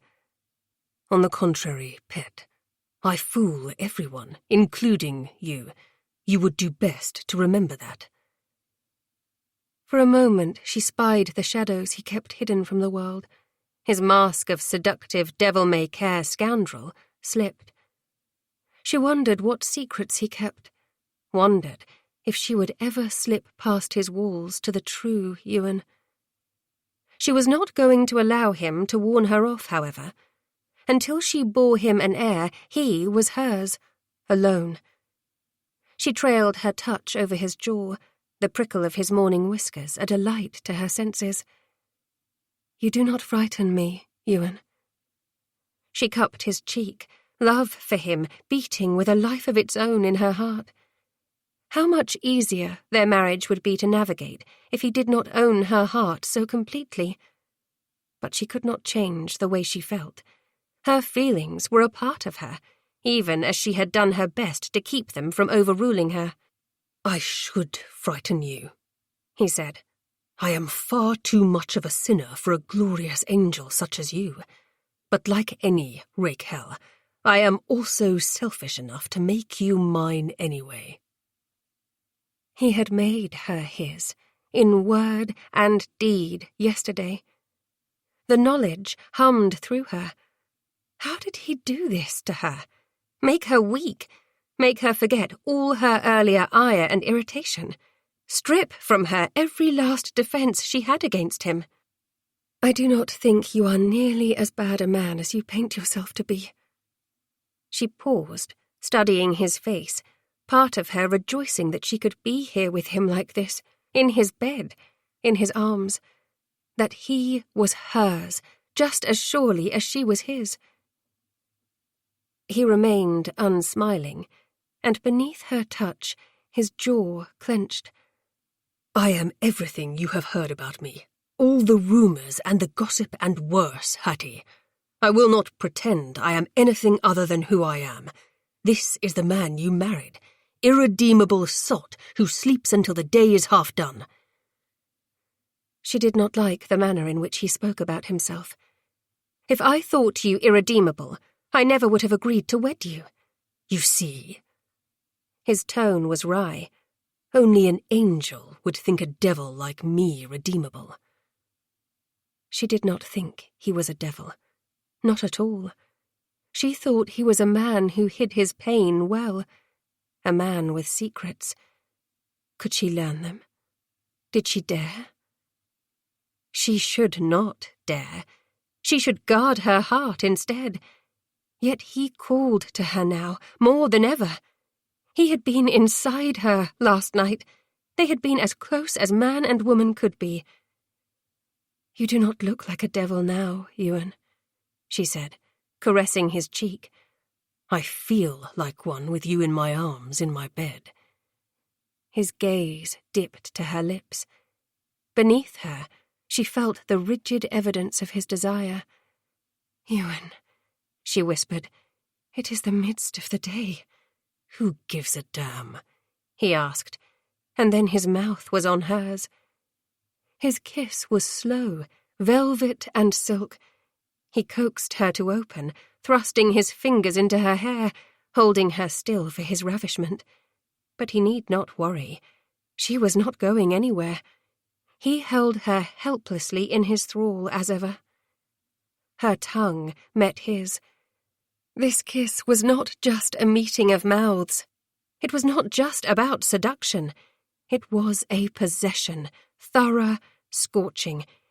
He deepened it, kissing her as if he meant to consume, kissed her until she was dizzy, until passion once more beckoned, until she was desperate for him to be inside her again. Her core ached. She shifted her bottom, pressed her thighs together. The movement only served to wedge his hard length precisely where she wanted it. Such a pity bedclothes and her layers separated them. A deep groan hummed from his throat. He broke the kiss, caught her lower lip in his teeth, then tugged. "What do you say to my initial offer, Hattie, darling?" It was difficult indeed to think whilst his mouth was so near, while he was doing such wicked things to her, while his cock was a stiff promise of sensual fulfillment beneath her. He kissed first one corner of her lips, then the other. What had he asked? She struggled to recall. Ah, yes, his offer. He kissed the bow of her upper lip, traced the seam of her mouth with his tongue, before dipping inside for another slow, thorough kiss. What had it been? Oh, dear heavens! He had asked her to sit on his face. The scandalous rakehell, the utter knave! If only the heat burning through her was outrage instead of curious hunger. As he kissed her, the buttons on the back of her gown were coming open, sliding from their moorings. More proof he was the devil he claimed to be, she supposed, intending to debauch her in the midst of the day, when all of the servants would surely know what they were about. Thank heavens the Dowager Duchess was not currently in residence. But before they could progress, the door to the chamber opened. Some part of Hattie's passion-fogged brain acknowledged the sound. The rest of her, however, could not be bothered to care. Until a throat cleared. Hattie jerked her mouth from Ewan's on a shocked gasp. Her eyes flew to the threshold where his valet stood. "Forgive me, Your Grace," he said, sounding unexpectedly ruffled by the sight that was greeting him. "I did not realise Your Graces were both within." And, oh, what a sight it must be! The new Duchess sprawled across the Duke's lap, in flagrant delicto. Her buttons undone, mouth swollen from kisses. She was sure she was missing a hairpin or two. Ewan was first to recover.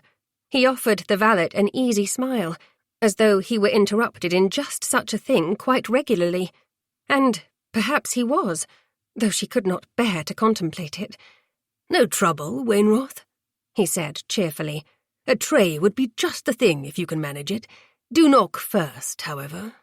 I will see your customary repast brought. Tea and laudanum as well, Your Grace?" Wainwrath asked, averting his gaze from Hattie. Out of respect, she supposed. Mortification made her cheeks suffuse with colour. All the passion that had been clouding her judgment moments ago was dashed, as much by the unexpected presence of the servant in the chamber as by his mention of laudanum. "The usual, yes," Ewan clipped. "That will be all, Wainwrath. Of course, Your Grace." On a bow, the valet made his hasty exit, leaving Hattie and her husband alone once more. She turned to him, misgiving blossoming like an unwanted flower. "Why are you taking laudanum with your tea?" His well-sculpted lips flattened. "My ankle pains me. The laudanum dulls the endless ache." She thought upon his response. He did occasionally favour the ankle he had broken, it was true, but he had been eschewing his walking stick. He had also demonstrated many feats of dexterity over the past few weeks. His need for laudanum did not make sense. "And yet you climbed a tree to get into my window," she pointed out. "You have not even been carrying your walking stick." Her hands had migrated to his shoulders, and she felt them tense now. "As I said, it pains me. Do cease your inquisition, wife." I already have one mother who is a deuced bore, and I most certainly do not require another." His words stung. The moment between them was effectively ruined. She scrambled from his lap and the bed, not liking the way he had changed so suddenly. It was as if a door had been slammed, and she was on one side, he on the other. "Forgive me, Your Grace," she managed, attempting to gather the shreds of her dignity. "I would not dare to burden you. If you will excuse me, I am certain there are any number of household matters awaiting my attention." That was a lie, for the staff had been dancing around her all morning. It was clear they considered the dowager the lady of the house, and even in Ewan's mother's absence, Hattie felt like an imposter. She felt as though she were playing at Duchess, but no one could make her feel quite as low as her own husband just had. "Hattie," he said, protest in his voice. But she was not about to allow him to cozen her back into his lap, nor would she be partaking in any more of his drugging kisses. He could not kiss her, make love to her, and then treat her as if she were a stranger for daring to ask him a simple question. She curtsied, unsmiling, doing her best to ward off a rush of tears pricking her eyes. It would not do to weep before him, and her emotions were foolish, she knew, just as foolish as the rest of her was. He had warned her. For all her protestations, he was redeemable. Here was evidence their union would not be an easy one. Ewan had secrets and demons, but he had no intention of sharing them with her. That much was painfully, heart-wrenchingly clear. Chapter 13. Monty stared at the stacks of correspondence haphazardly strewn upon his desk, and longed for a drink, or some laudanum. He truly was getting itchy over it. The need was like an infection, curdling his blood, all because he had eschewed his morning ritual of a drop in his tea, because of Hattie, his wife. The memory of her questioning green eyes haunted him now, even more than the alluring promise of the laudanum he had foregone. She had wanted to know about the laudanum, why he was taking it in his tea, and he, heartless bastard that he was, had chased her away. They had been sharing a moment of exquisite passion. He had been jarred from sweet dreams of fucking his wife to the sound of said wife colliding with his writing desk. Her muttered oath had made his already hard cock even more rigid and ready for her. Teasing her had been too tempting to resist. There were words he might say under the guise of sleep, which he would not have dared, debauched though he was, to utter to a lady. He had been testing her, it was true, and she had passed. His Hattie was a wanton. She had been nettled by his afternoon torpor. He was not accustomed to having to answer to anyone. He was the Duke of bloody Montrose, the master of his household. He did as he pleased. He told himself that was the reason for his curt words to Hattie earlier, and not the intense desire to protect his laudanum consumption. And then he told himself he was a worthless, damned liar. Everything he had said to her, every cutting word, had been a direct result of the need to continue on with his opium. The opium calmed him better than gin. It also brought him a more delicious level of oblivion. It enabled him to sleep through the night. Even better, Hattie could not smell it on his breath. It had been her previous words to him concerning the spirits on his lips that had led him to decrease his reliance upon swizzle. He had no wish to die of barrel fever, after all, especially now that he had undertaken the responsibility of a wife. A decrease in gin, however, had seen an increase in laudanum, particularly at night. After he had made love to Hattie, he had waited until she had fallen into a peaceful sleep, and then he had returned to his own chamber. Just a drop, he had reassured himself, only to help him sleep. If he was slumbering soundly, he had reasoned, he could not wake her with his nightmares. But one drop had turned into two, and finally oblivion had claimed him. As always, he had not wanted to wake this morning. Indeed, he had slept soundly, the sleep of the dead, until dawn, at which point he had promptly taken himself in hand to thoughts of his beautiful wife, too sluggish to get out of his bed and find her in her chamber, before falling asleep once more. Now, as he stared at all the epistles he had neglected over the last several months, he had to admit, Hattie was right. He ought to have read his damned letters. He had been neglecting far too much. Though he had entrusted the running of his holdings to his stewards, he was remiss not to involve himself directly, not to take more care in the management of his estates, not to take more care in the correspondence his own sister had sent him. He was going to be an uncle, and he had not known. He still had no inkling as to when the happy event was to occur. He supposed he ought to have asked his mother, but talking to the woman inevitably ended in a harangue, and he had no wish to listen to her nattering. He drummed his fingertips upon his desk. The blasted thing was covered in a fine sheen of dust because he had forbidden the housemaids from entering. His excuse was that his study was his private domain, the one place, aside from his bedchamber, where he could truly feel at home.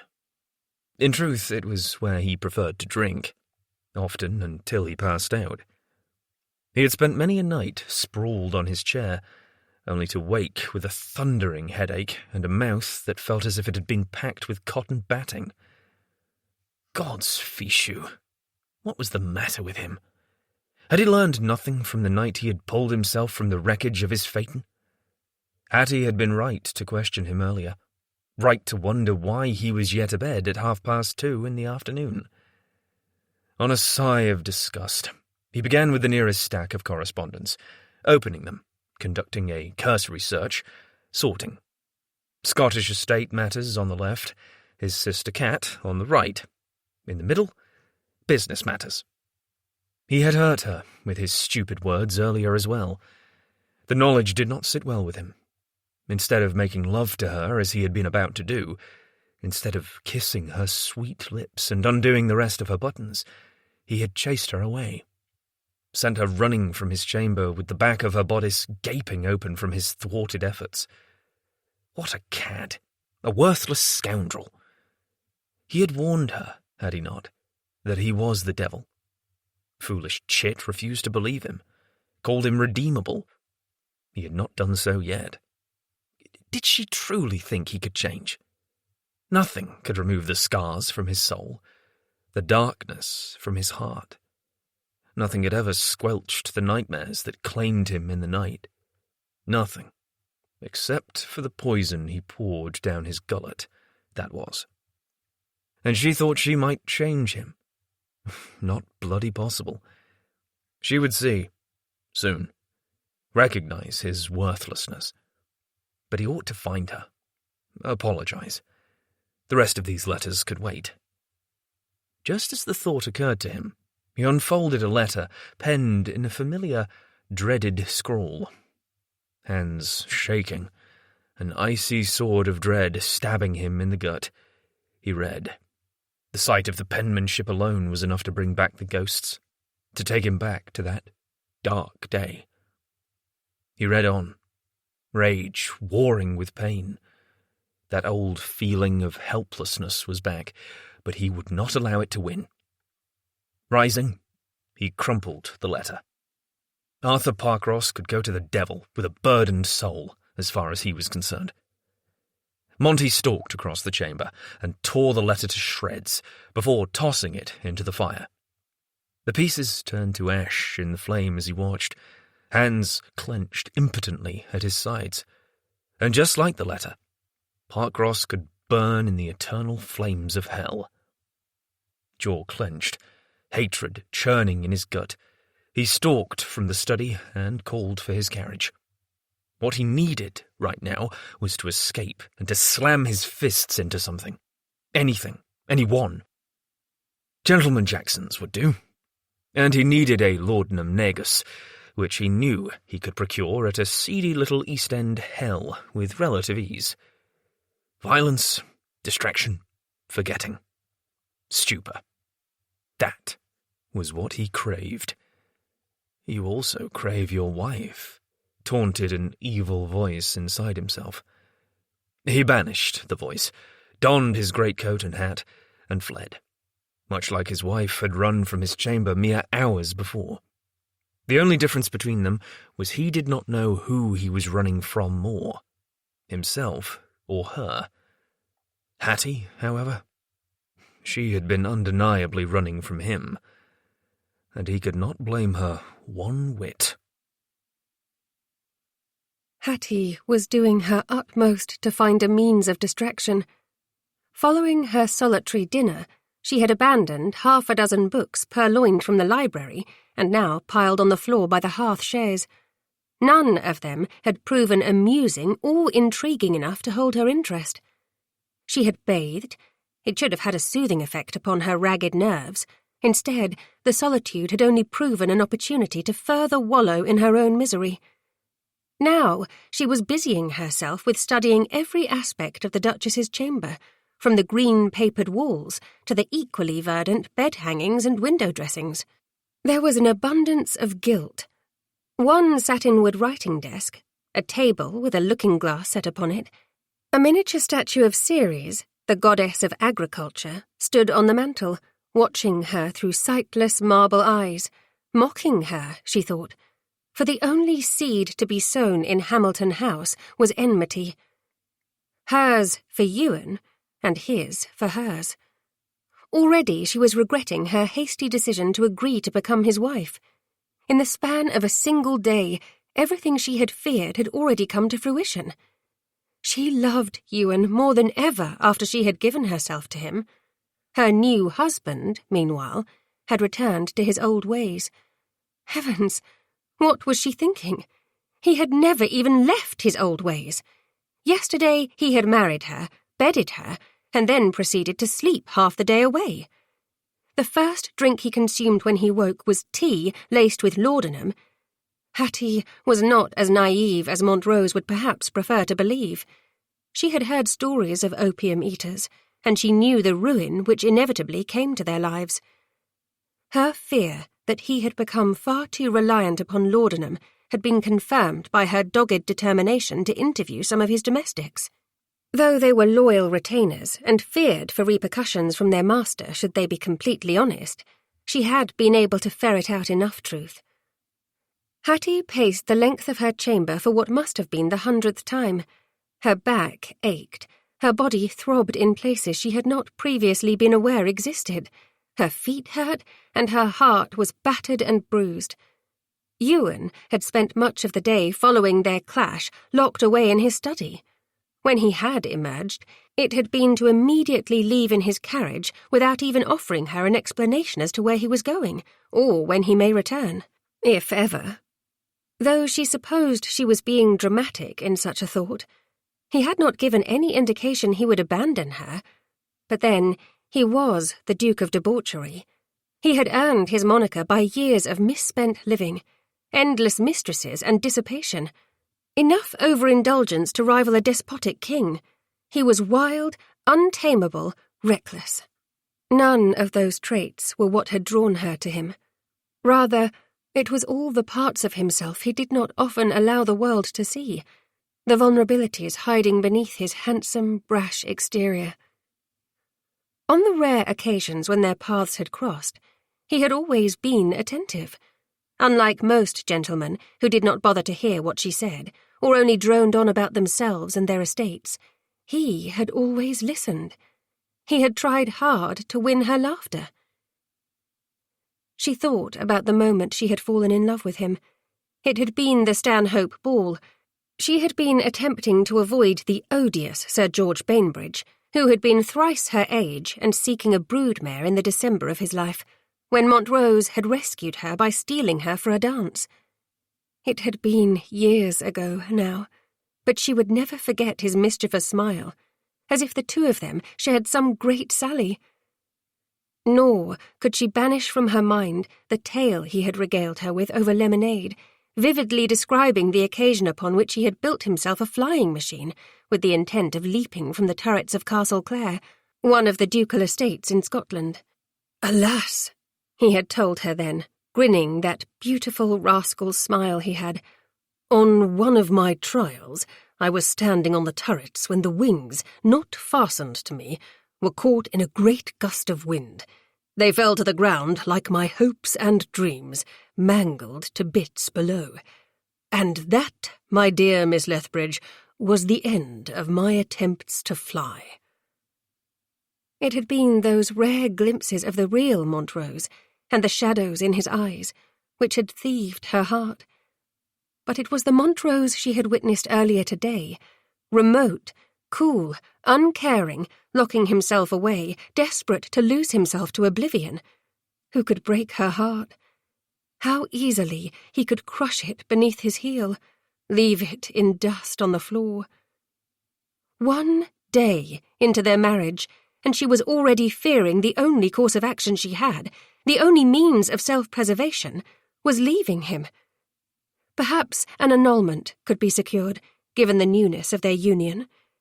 She had understood, on an instinctive level, that her love for Montrose, coupled with the incessant pressing of his suit and his infallible charm, had rendered her vulnerable to him. But she had failed to realize, in her naive and innocent hopes, that he would grow tired of her so easily, that it would only take 1 day, 1 heated discussion, to send him back into his old ways. Somehow she had believed, fool that she was, he would wait as he had promised, that he would not carouse until she had borne an heir. And somehow she had placated herself that having Montrose some of the time, 9 months, a year, perhaps 2, however long it took to conceive a male heir, would be better than never having had him at all. Tonight, she was no longer sure. A soft rap at the door joining their chambers through their mutual dressing rooms disturbed her from her troubled musings. She froze, mid-stride, heart pounding. Surely it was not Montrose. She had not heard any sounds to suggest he had returned. If she did not move, did not take a step... The door opened with a click. Her husband stood on the threshold, clad in another of his silken banyans, this one a dark maroon to complement the mahogany of his hair. As always, he took her breath. Tonight, a new kind of awareness radiated through her, pooling in her centre. Drat her traitorous body, which did not know what her heart and mind already knew, that this man was akin to poison to her. "Montrose," she said, careful to keep her voice cool. She could not bear to let him see the tumult into which he had cast her for the last seemingly endless hours. "Hattie," he returned. Instantly, she wondered if he was in his cups, or if he had been with another woman, and then she hated herself for those doubts and fears, even if history suggested they were not misplaced. She drew herself up, attempting to be the indomitable duchess she wished she could be, the icy, cold pillar of strength. If only she could be as elegant and perfect as marble Ceres, incapable of being hurt, forever frozen in stone. "You are home," she observed lamely.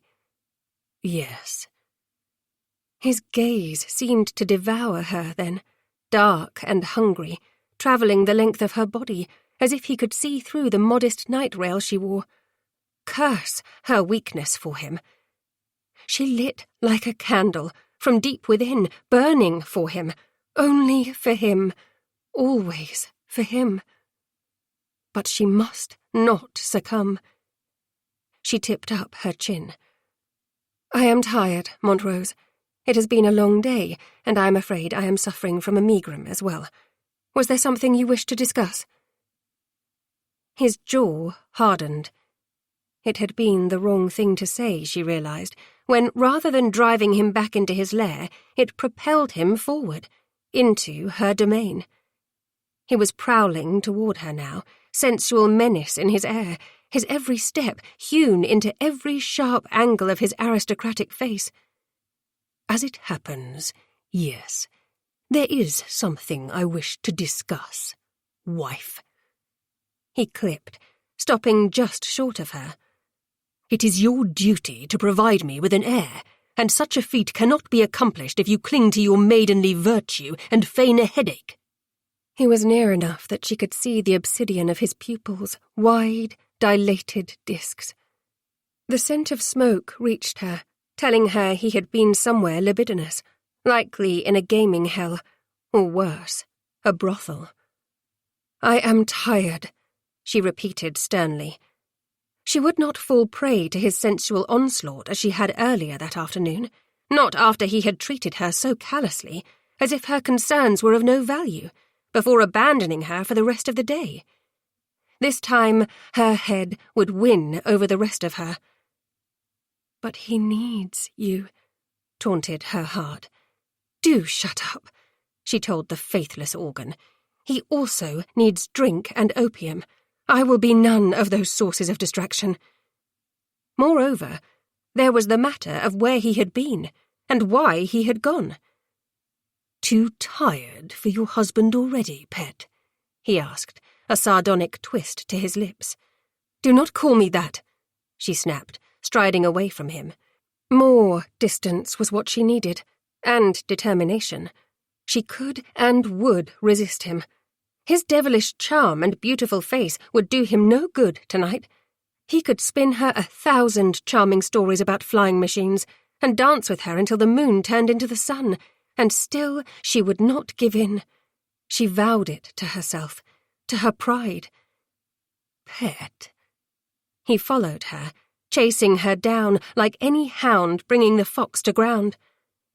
She reached the fireplace and stopped, the warmth of the flames on her face. She stared into the grate, into the crackling orange licks of fire. "Do not act as if nothing has happened," she forced herself to say, her back to him. "You dismissed me earlier, as if I were no better than a servant, and then you disappeared. If you think to share my bed tonight, you are sorely mistaken." Hands settled upon her waist. A tall, lean, masculine form stepped into her, moulding to her from thigh to shoulder. The unmistakable ridge of his hard cock pressed against her bottom. She resisted the urge to move, to bring him nearer still. Lips found her bare neck, just behind her right ear, and she regretted not having removed her pins just yet. Even as his mouth upon her skin sent a prickle of desire down her spine, longing pooled in her belly. Between her legs she was wet for him, aching. She could not quell the spark of hope his touch lit within her. Dear God, how she loved him! Cursed body, stupid heart! He kissed her ear, his breath falling hotly upon her. "How mistaken am I, sweeting? It seems to me as if you want me just as much now as you ever have, if not more." Again, the faint tinge of smoke, lingering atop his familiarly delicious scent, taunted her. "Where were you?" she asked him. Ewan found a particularly sensitive spot on her neck and nibbled there. "Engaging in gentlemanly sport." Sport? Surely he did not mean what she feared he alluded to. She stiffened, and would have moved away from him had not his hands slid from her waist to her belly, trapping her against him in an iron hold. Still she squirmed, tugged at his hands. "Release me!" "Calm, my wildcat." He dragged his lips over her skin in a decadent caress she felt in her core. "The sport was boxing first, followed by some dice. Nothing more." He made her feel like a wildcat, alternately ready to hiss and spit and claw, or just as easily purr. His words allayed the sharpest of her fears, but not all of them. "You smell of smoke," she said, attempting to free herself once more. The only thing she accomplished in her struggles was to wedge her bottom more firmly against his groin. There was no question of his desire. Although she was vexed with him, the knowledge he wanted her sent a rush of molten heat to her centre. Her foolish body had no intention of heeding her mind, it would seem. Some of the chaps were smoking cigars. He nipped at her shoulder through the thin layer of her night rail covering it. I promised to be faithful to you. Until she bore him his heir. After, if he chose to carouse with a string of mistresses once more, she would be ruined. She did not know how she would bear it. Her heart could not possibly recover. If her love for him had already grown after just one day of marriage, she could not fathom how months or even years as his wife would impact her. But she said none of those things, because he was kissing her. You smell divine, Hattie darling, like violets, fresh as an early spring garden. I need you. His raw rasp sent a bolt of desire through her.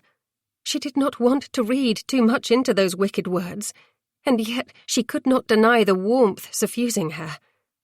However, as much as she wanted him to, he had to answer for his actions. If she was going to survive this union of theirs, she could not allow him to run roughshod over her. Her hands settled over his where they remained splayed on her stomach. Damn him! Even his fingers were handsome, strong, long, thick. They were capable of such strength, such tenderness too. The touch of her skin upon his sent a new wave of awareness crashing over her. "You owe me an apology, Ewan," she forced herself to say, before she completely tossed herself headlong over the cliff of reckless longing. His lips found the side of her neck, her pounding pulse. I am sorry. That was too easy. Far too easy. Why are you sorry? Her question ended on a gasp as he sucked on her bare throat. I am sorry I spent the day wallowing in my own misery rather than worshipping you as I should have done. He caught her earlobe in his teeth. That was not precisely the apology she wanted, but it was a beginning. She found herself tipping her head back until it rested against his shoulder. She turned and collided with his searing gaze. For a heartbeat, she forgot what to say, forgot what she wanted from him, aside from his kiss and the sensual delights he could give her. She reached up, burying her hand in his thick, dark hair. I care about you, Ewan. She had not meant to make the admission. Somehow it had slipped from her lips when she had been staring into his eyes. You should not. He kissed the tip of her nose. I am not worthy of your concern. He set his mouth upon hers then. Warmth seared her. His lips were velvet seduction, toying with hers, playing over her as if he had all the time in the world. There was such tenderness in his kiss, as if he cared about her as well, and she thought, if this were the last time she ever felt his mouth upon hers, she could die a happy woman, because this meeting of mouths was about more than seduction. It was an apology in itself, an affirmation. She wondered if he truly believed he was not worthy of her. He had said it often enough. It hurt her heart to think he held himself in such low regard. How she wished he would confide in her, trust her. There was so much of Ewan she needed to learn, so much he held apart from her. He broke the kiss first, gazing down at her. You are an angel, Hattie Montrose. Hattie Montrose. It almost seemed impossible the name was hers now. That the man surrounding her with his strong body now was hers as well. Even if there remained much he kept from her. A sudden profundity overcame her as she fell into the depths of his gaze once more. She was going to have to push him, fight for him. If she was going to emerge from this marriage with her heart intact, She could not allow him to retreat from her as he had done earlier. Putting distance between them was his form of defence. If he built a wall, she would have to tear it down. "I am no angel," she told him. "I want you far too much." So much it terrified her, in fact. So much it elated her too. "He will never love you," whispered the voice of doubt within. How she loathed that voice. How she feared it was right. But she must not think of that now. For now she must live in the moment, and the moment was Ewan. He kissed her again on a growl rather than answering her. Or perhaps the kiss was his answer, because this time his tongue slid inside her mouth. He tasted of sweetness and spice. Negus, she thought dimly as she ran her tongue against his in response. It was not the first time she had tasted it on his lips, but she would not fret over it now, for wine seemed far less a concern than laudanum or gin. He had not appeared at all foxed tonight. He seemed, instead, ablaze with intensity. One of his hands slid lower, over the curve of her belly to the apex of her thighs. He cupped her there, through the fabric of her night-rail. Desire radiated outward. Her hips jerked into his touch, seeking more, and he gave her more, his thumb somehow finding the most sensitive part of her and stroking. But it was not enough. She did not want any barriers between them, because she knew how delicious it was to have his bare skin upon her, his tongue. All her good intentions fled. She was aching for him, longing in a new way. She understood her hunger, knew what the empty ache was deep within, an ache which only he could fill. She wanted to erase the awfulness of the day, too, to start anew. He caught a fistful of her night-rail as he kissed her, dragging it upward. Cool night air caressed her ankles first, then her calves, all the way to her thighs. Anchoring the hem at her waist with one hand, he wasted no time in delving between her legs with the other. Wicked fingers stroked her. She cried out, hips moving, seeking more. The sparks ignited. She was engulfed in flame. No matter which direction she moved, there was Ewan. Behind her, his cock was a hard promise of pleasure. Before her, his knowing fingers were unlocking her surrender like a key that had been made for her alone. He kissed her harder, his fingers increasing their pace upon her centre. She clung to him, falling into his body, knees weak with need. How easily he had stripped her of determination. But he was the man she had loved for so long, and he had awakened her body.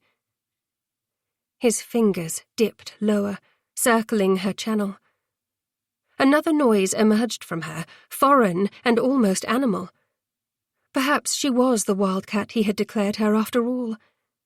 He bit her lower lip enough that the sting surprised her. A current of white-hot need simmered through her. After the sting came delight. A finger slid inside her, deep. Her knees did buckle then, and she would have collapsed to a heap upon the floor had he not held her to him with the arm banded about her waist.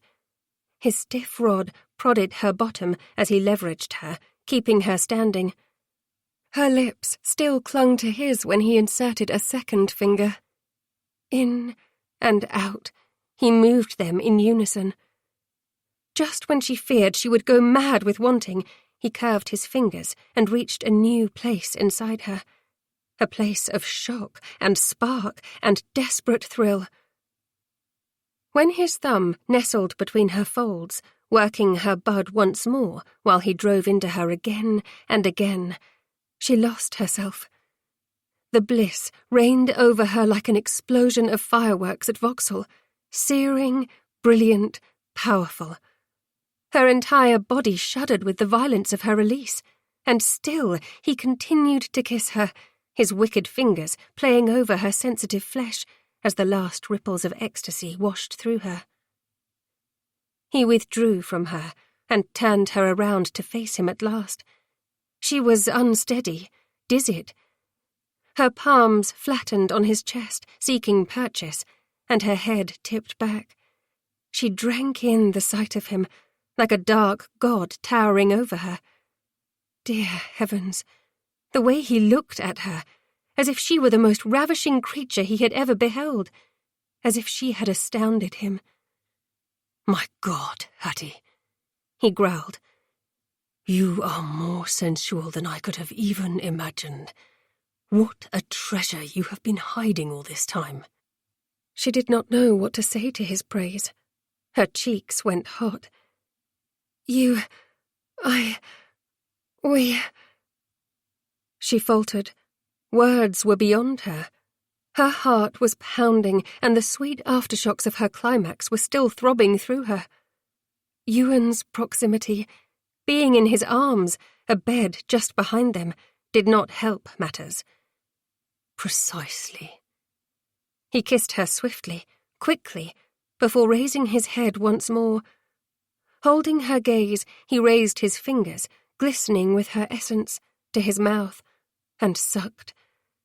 "Sweet. So sweet." Oh, how wicked he was! Wicked and wanton, and holding her heart in his beautiful hands. She slid her right palm over his chest, stopping above his heart. The steady thumps pounded beneath her, the vibrant evidence of his life source. "Ewan," she said softly, "I need you." It frightened her just how much truth hid in those 4 simple words. Chapter 14. She needed him. God's fichu. He needed her more. Far more than she could comprehend. Far more than he understood. Far more than he dared say. What a miracle she was, Hattie Lethbridge. Nay, Hattie Montrose, now. And somehow she was all his. He had her in his arms, and naked on her back before he could even think. He still had on his damned banyan. The silk was smooth as a whisper on his flesh, but not nearly as soft and delicious as Hattie's bare skin against his would be. He wanted her curves, her pale cream burning into his sinner's body. He wanted her goodness to obliterate all the badness in him, all the ugliness that had come before her, to erase the memory of any other mouth but hers, any other touch. God, he had treated her like a cad, abandoning her the day after they wed to pound out his demons in his unsuspecting sparring partner's face.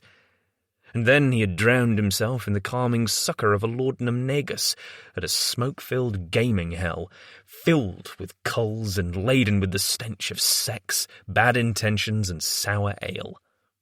All to come home to this angel, who responded to him so sweetly, who gave herself to him without question, who wanted to believe him redeemable. He did not deserve her, never would. Could not do enough to earn her in his bed, at his side. How had he lived all this time without her?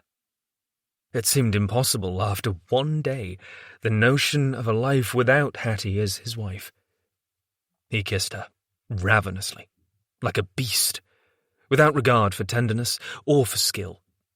He kissed her with all the intensity brimming within him, with all the desperate hunger. He was not himself tonight. There was something about her raw surrender, allowing him to bring her to release, the spicy taste of her on his lips, that made him wild. He tore at his banyan. The silk may have ripped in his eagerness to shuck it. He knew not. All he did know was it was gone. He was naked, poised between her spread legs. He ached with the need to drive inside her, to lose himself in her tight heat. But yesterday had been her introduction to love-making. He must not forget. There was the possibility she was yet sore, and though he was insatiable when it came to her, he would not hurt her. He would sooner draw his own blood than inflict pain upon Hattie. She was too good, too pure, too damned intoxicating. Everything was Hattie. Violets, raven hair. His fingers were busy plucking more hairpins, freeing the long, thick tendrils of her mane. He kissed her as if he would die if he broke his lips from hers, if the seal ended. Here was a new sort of mindlessness. In her arms, in her bed, her body under his, giving and welcoming, her hands moving over him in worshipful caresses. Her fingertips traced his shoulders, his back, found his buttocks, and gripped him hard. The last had him rocking into her, his ready cock glancing over her wet folds. Her dew on him only served to increase his ridiculous hunger. How she held him in her thrall. He was possessed by her, obsessed with her. The hours he had spent away from her now seemed the greatest travesty. The folly of a coward, a man running from his past, hiding from the demons within. But no matter how fast he ran, or how much he imbibed in an effort to free himself or the ghosts, they always followed. He could not outrun himself. Not even the relief he had found in the opium he had consumed compared to what he felt as he feasted upon Hattie. But he promised himself he would not be a rotting animal. He would tease her, tempt her, prepare her for the savagery of his claiming. For surely it would be savage when it came. There was no other way. She brought out the darkest desires in him, and he meant to feed them all. If he could not free himself of the demons, he could at least lose himself in her, in this all-consuming, voracious craving he had to be one with her, to take her in every way he possibly could, and then begin again. The thought of fucking her everywhere, of making her his beautiful sybarite, made his buttocks tighten and his prick so hard he had to grit his teeth to keep from spending. He knew he had to pace himself, to go slow. He wanted to be deep inside her when he spilled. At last, he dragged his mouth from hers. Down her throat he went, kissing, licking, biting. He explored the roundness of her bare shoulder, enjoying her sharp inhalation and kittenish mule when he nipped her there. He found her puckered nipples, hard little jewels, begging for his attention. He sucked on one as he braced himself with an arm and reached between them. He dragged the tip of his cock up and down her seam. She was soaked. A cry tore from her. Intent upon his prize, he flicked his tongue over her nipple again and again. She was writhing now, murmuring sweet nothings. Ewan. He bit her other nipple, then sucked away the sting. Oh, she said. He kissed down her belly, licked into her navel. Her hips shot upward. Please. The way she embraced her sensuality made him even more desperate for her. The contrast of the prim, disapproving wallflower and the decadent vixen beneath him was delicious. He would have never known, never could have guessed. But now that he knew what a sensual woman she was, he could not get enough. Never. "Tell me what you want," he said, glancing up at her. Her emerald eyes were heavy-lidded, lips swollen with his kisses, parted, her cheeks flushed, her breasts jutted like offerings, tipped with the most luscious pink nipples he had ever sucked. She looked like a sacrifice, like a goddess. She looked like his. She tasted that way, too. He licked the jut of her hip bone, getting nearer to what he wanted most, her sweet cunny. He wanted to make her spend again on his tongue before he slid inside her. But she had not answered him yet, which meant his sweet goddess needed some more encouragement. Grinning, he applied himself to his task. Hattie was awash in sensation, floating on a cloud of delicious pleasure. In Ewan's capable hands, losing herself, forgetting all her worries, was easy.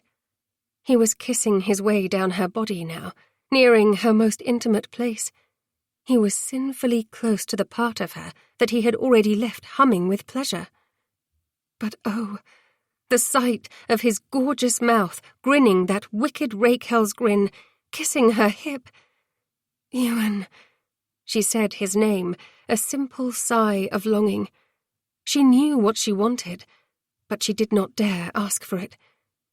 The deed was far too wicked, even if it was one of the most pleasurable acts she had ever known. He kissed her inner thigh, his big hands on her hips, caressing. One of his hands guided her legs farther apart, opening her to him. And then she felt the burn of his gaze. He was looking at her, as if he committed her to memory, as if he found her beautiful, as if he were entranced. But still, he did not give her what she wanted. He kissed the tender inside of her other thigh, then higher. All the while, his hands caressed. He neared the hollow between her mound and her thigh. She inhaled, then held her breath, watched as he remained where he was, in such aching proximity to the part of her that hungered for him the most. "Please, Ewan," she begged at last, desperate for him to do something, anything, desperate for his mouth, his tongue, for the same sensual torture he had visited upon her the night before. "Tell me what you want, darling," he said again, blowing on her sex. "I am yours to command." What a heady proclamation! She would have revelled in it had not the warmth of his breath upon her core left her breathless, mindless. She jerked toward him, hips lifting off the bed, seeking. He retreated incrementally, keeping himself just out of her reach. He was going to make her ask for it, she realized. He wanted to hear her give voice to the wickedness. A proper lady would be outraged. Indeed, she likely ought to be. But all she felt was hungrier for him. It was that hunger, visceral, real, unlike anything she had ever before experienced, that prompted her to find the words she needed to say. Her fingers sifted through his thick, lustrous hair. He was so beloved to her. Every moment only led her deeper down the path of desire, strengthened the love she had been harbouring for all these years. "I want your mouth," she managed to say. "On me." "With pleasure," he growled, and then his head dipped between her legs. His tongue found the bud of her sex, teasing her with light, leisurely strokes. She moaned, her fingers tightening in his hair. Last night, everything had been new. She had been nervous, shy. Tonight, she had the advantage of experience to make her alive to every sensation. She did not want to miss a single second. The scent of him in the air, mingling with her, the sight of his gorgeous face between her thighs, the slick glide of his knowing tongue over her, the rasp of his teeth. He made a deep sound of pleasure as he licked her, as if he savoured her, as if he could not get enough. "So delicious, darling," he murmured, kissing the flesh he had just tormented. "You taste sweeter than honey." And then his tongue was upon her again, faster, harder. The pleasure he had already given her meant she was teetering on the edge. bliss was a wave crashing over her, a torrent all at once, threatening to drown. Her hips bucked. He caught her in his teeth and tugged. Everything inside her tightened. She was ready, desperate. He sank a finger inside her sheath and nibbled at her again. That was all it took. She was lost. A spasm rocked through her. She thought she gasped. Maybe she screamed. She was incoherent. Her body was a slave to the pleasure he gave her. It did not matter. Nothing mattered but Ewan. He rose over her suddenly, and in one thrust he was inside her, deep. He was hot, hard, stretching her. Her body was still not accustomed to such an invasion, to the size of him. She tightened on him instinctively, and a wave of shudders rocked through her as another spend seemed to possess her. He braced himself on one arm and cupped her cheek with his other hand, remaining still within her. "Relax for me, pet." He kissed her then, and she welcomed his kiss, his mouth. His tongue tangled with hers, bringing with it the musky flavour of her own sex. She clutched at his shoulders, kissed him back with the frenzied need driving her. Desperation mingled with desire. She bit his lower lip, moved against him to bring him deeper. Her nipples grazed his chest. He groaned into the kiss and began to move at last. "My wildcat," he murmured, his tone laden with approval. "You like it when I fuck you, don't you, Huddy?" There was that vulgar word again. How she loved it in his dark voice. How she loved him inside her. The delicious weight of his big body pinning her to the bed. "Yes," she gasped as he increased his pace, sinking inside her, only to almost withdraw entirely, again and again. "Say it," he commanded. "Say it, and I'll fuck you harder." Did she want that? Yes, she did. She was splintering.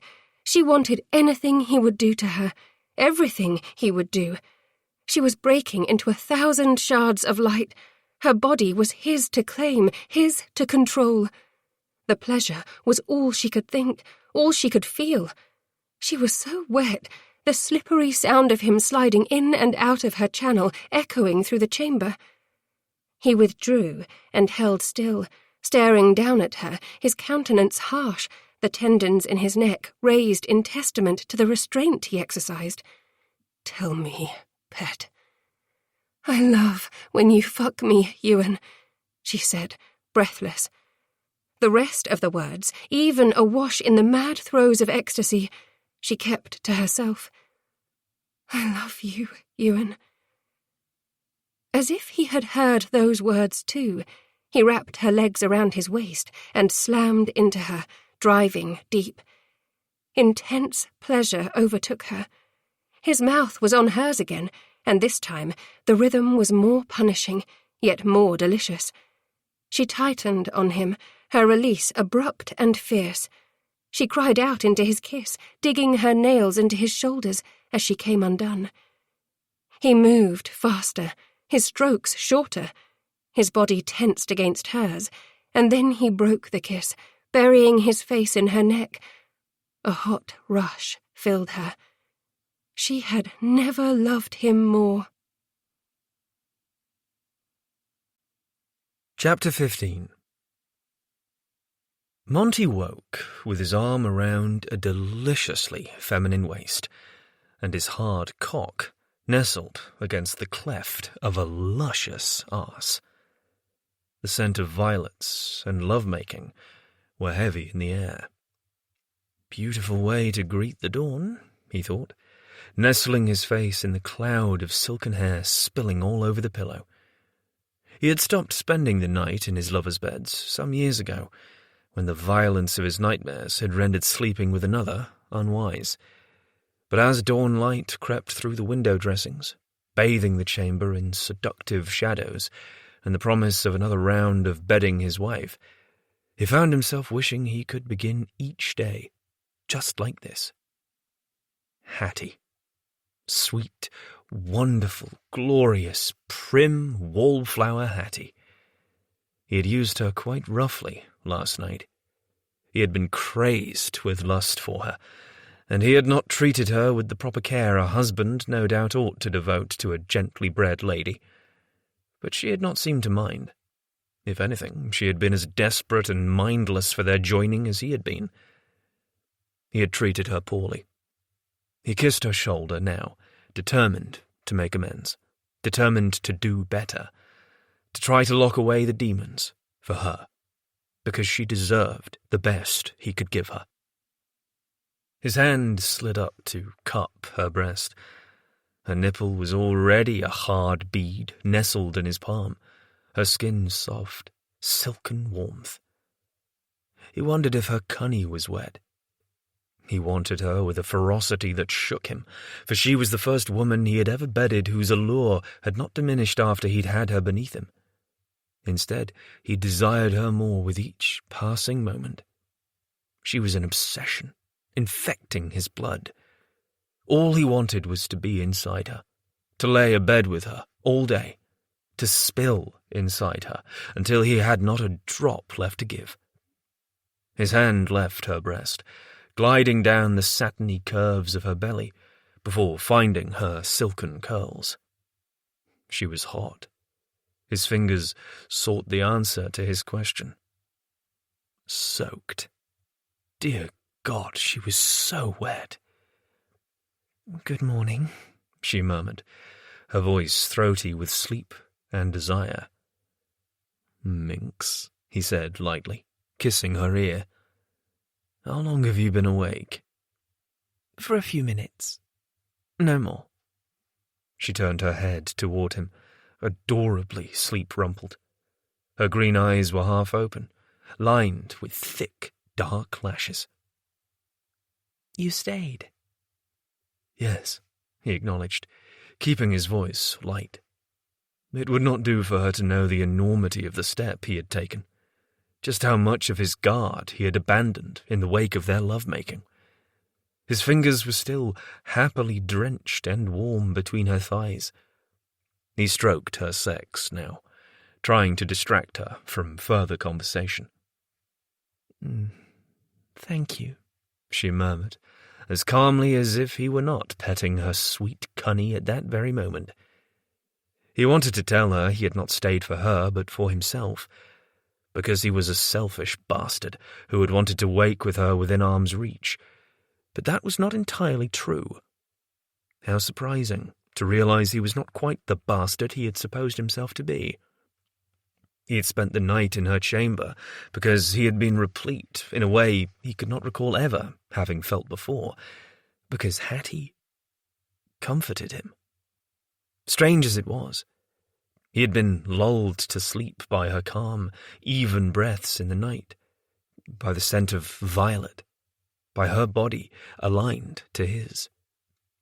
Instead of lying, he kept his silence, distracting himself by taking a moment to admire her face. Everything about her was impossibly lovely to him. It was as if he was seeing her, truly, for the first time. From her high cheekbones to her softly rounded chin, her perfect, almost elfin nose to her mouth. By God, her mouth was made for kissing. So lush, so full. Lips any courtesan would envy. Lips a man could not help but imagine sliding around his cock before she took him down her throat. The mere thought made his prick twitch. But that was no way to introduce her to the pleasures to be had in their marital bed. There was time, plenty of it, to lead her down the path of debauchery. He could not resist closing the distance between them, sealing their mouths. He kissed her with all the gratitude singing in his soul, with all the hunger burning inside him. But then he remembered his determination to make amends. As much as he wanted nothing more than to fuck her all morning, all afternoon, and all night, too, he needed to attempt to ameliorate his sins against her. He pulled back, ended the kiss, and withdrew his fingers from the paradise between her thighs. Oh, what an effort it took to lie there alongside her and roll her toward him rather than pouncing upon her. They faced each other now, knowing he would be lost if his rampaging cock came into contact with any portion of her anatomy. He kept their bodies at a safe distance, settling his hand upon her waist to anchor her where she was. A slight frown marred her otherwise flawless brow. "What is troubling you, Ewan?" Had he given himself away so well in failing to ravish her like the lustful beast he was? And where to begin? He had never before possessed a wife, nor a meaningful relationship with any woman he cared about. The thought was sobering, for along with it came a shocking realization. He cared about Hattie. She was not just a feminine body to slake his passions. She was not just the woman he had married.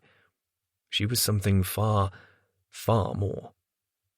He swallowed against a rush of unwanted emotion and forced himself to speak. Yesterday, I was a bastard to you. I'm sorry, Hattie. You deserved better treatment. She blinked, surprise softening her countenance. You already apologized last night, Ewan. I have accepted.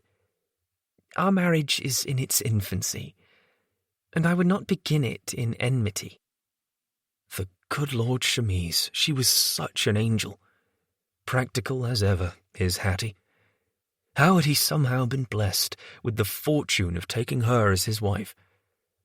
There had been a time when matrimony was anathema to him, when there had been no inducement he could have fathomed, which would have seen him caught in the parson's mousetrap. But something about marriage with Hattie, hell, something about everything with Hattie, felt so damned right. He reminded himself he owed her more than the apology he had given, when he had been too hell-bent upon seduction. I am sorry I was harsh with you, he elaborated, hating himself more than he ordinarily did. I'm also sorry I left. I ought to have dined with you. Damnation, what was he saying? He did not want her to expect him to spend every evening with her like a loyal puppy at his master's heels. Surely this newfound obsession with her, while unique, would not last forever. It was a matter of course that he would eventually tire of the novelty of having a wife to bed. His demons would come crowding in once more, and he would seek oblivion again in the usual fashions. Drink, women, opium. You did not leave the opium behind, reminded that insidious voice. Indeed, it was only a matter of time before he poured laudanum-laced tea down his throat. Hattie was staring at him, unspeaking, unsmiling. It was as if she was trying to see inside him, to read his thoughts. Why do you take laudanum in your tea, Ewan? She asked. Why did you wish to hide it from me? Fuck. My ankle still pains me, he lied, and hated himself for it. I am a prideful man. I did not want you to think me weak.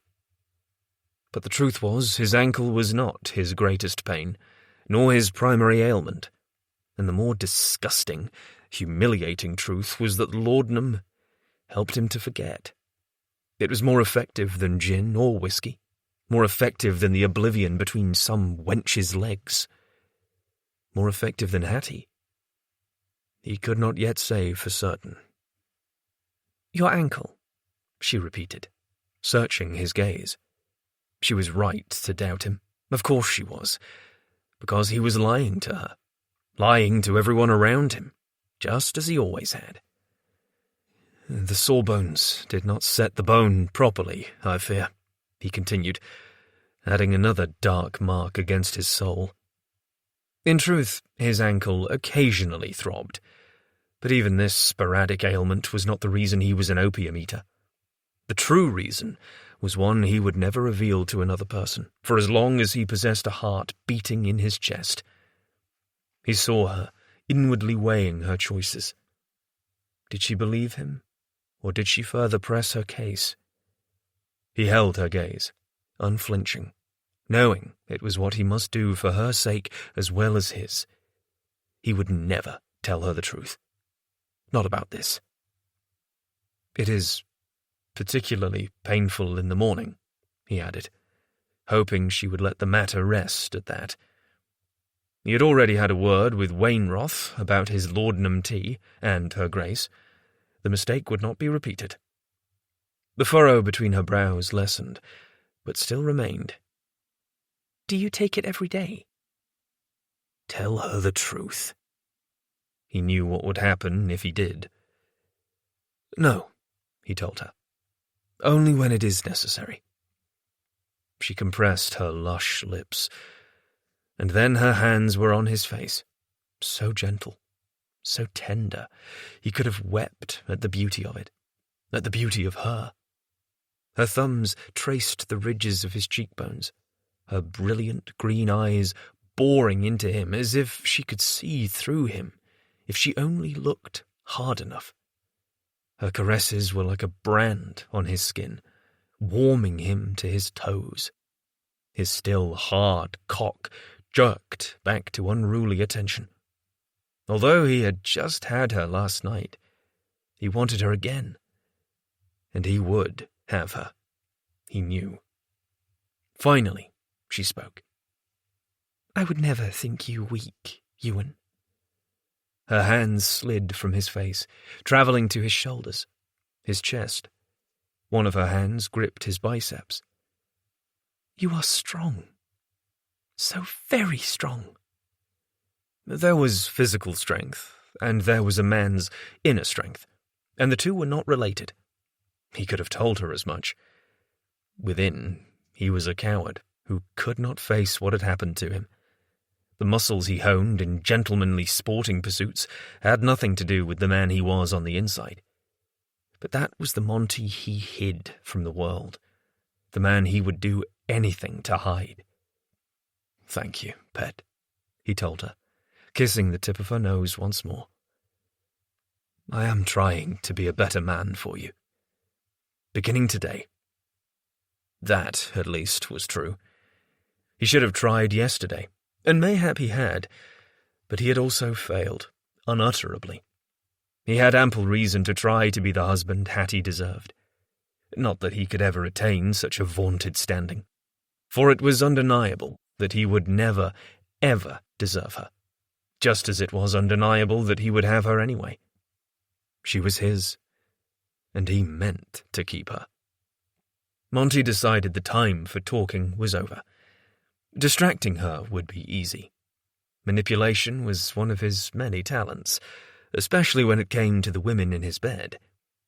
He caught her hand, slid it lower, down his abdomen, guided her fingers around his rigid cock. Her eyes flared, her lips parting. Thank you, Ewan. She was breathless. He released her hand, and she kept her fingers as they were, a telling and promising sign. A slow grin stretched his lips as heat radiated from where her slender fingers grasped him. He was on fire for her, ready and so hard he ached. Why are you thanking me, darling? Are you thanking me for my— Hush, she interrupted, her grip tightening on him as she chastised him. Do not say anything else that is wicked. I beg you. I was thanking you for your words, and you know it, for wanting to be a better man for me. I want to be the same for you. I want to be a good wife. I want to make you happy. To please you. Beelzebub's earbobs. There was no earthly means by which Hattie could possibly be a better woman. He was certain of it, especially when she stroked him from root to tip. The movement was untutored and hesitant, but it tore a growl from his throat and had his hips moving toward her just the same. "You already make me happy," he told her with ease. This, at least, was not a lie. Nothing in his life had ever made him happier. He would not ruin this, he vowed to himself. Hattie was the sun in the bleakness of his days. Before, he had been seeking distraction and oblivion everywhere and with everyone he could. It had taken the kisses and the innocent passions of a dark-haired siren to make him realize he had been looking in all the wrong places. "Will you show me what to do?" she asked, her voice hesitant, so soft he could scarcely hear her above the pounding of his heart. Bloody everlasting hell, this woman. She had stilled in her strokes, her thumb rubbing over his cockhead. The air fled his lungs. Moisture had seeped from the tip, and she slicked it over him. He nearly spent in her hand. Gritting his teeth, he sank his fingers into the lush curtain of her hair, cupping her head, drawing her mouth toward his. "More of what you are doing, darling." Though he itched to touch her intimately once more, there was something incredibly seductive about giving her all the control, about allowing her to lead them in their love-making. His Hattie was bold, curious, and sensual, beautifully fearless. "I want to give you pleasure, Ewan," she said, against his lips. "You do, my darling. Bloody hell, how you do," he returned. Their lips moved as one. The kiss was deep and decadent, their tongues tangled. The musk of their love-making, the previous night, was redolent on the bedclothes. It only made him want her more. The seriousness of their conversation fell away. So, too, any thoughts of his past. His world had shrunk to the size of this bedchamber. He had a brief, mad moment of wondering if the two of them could remain here forever, making love and calling for trays of food, never allowing reality to intrude.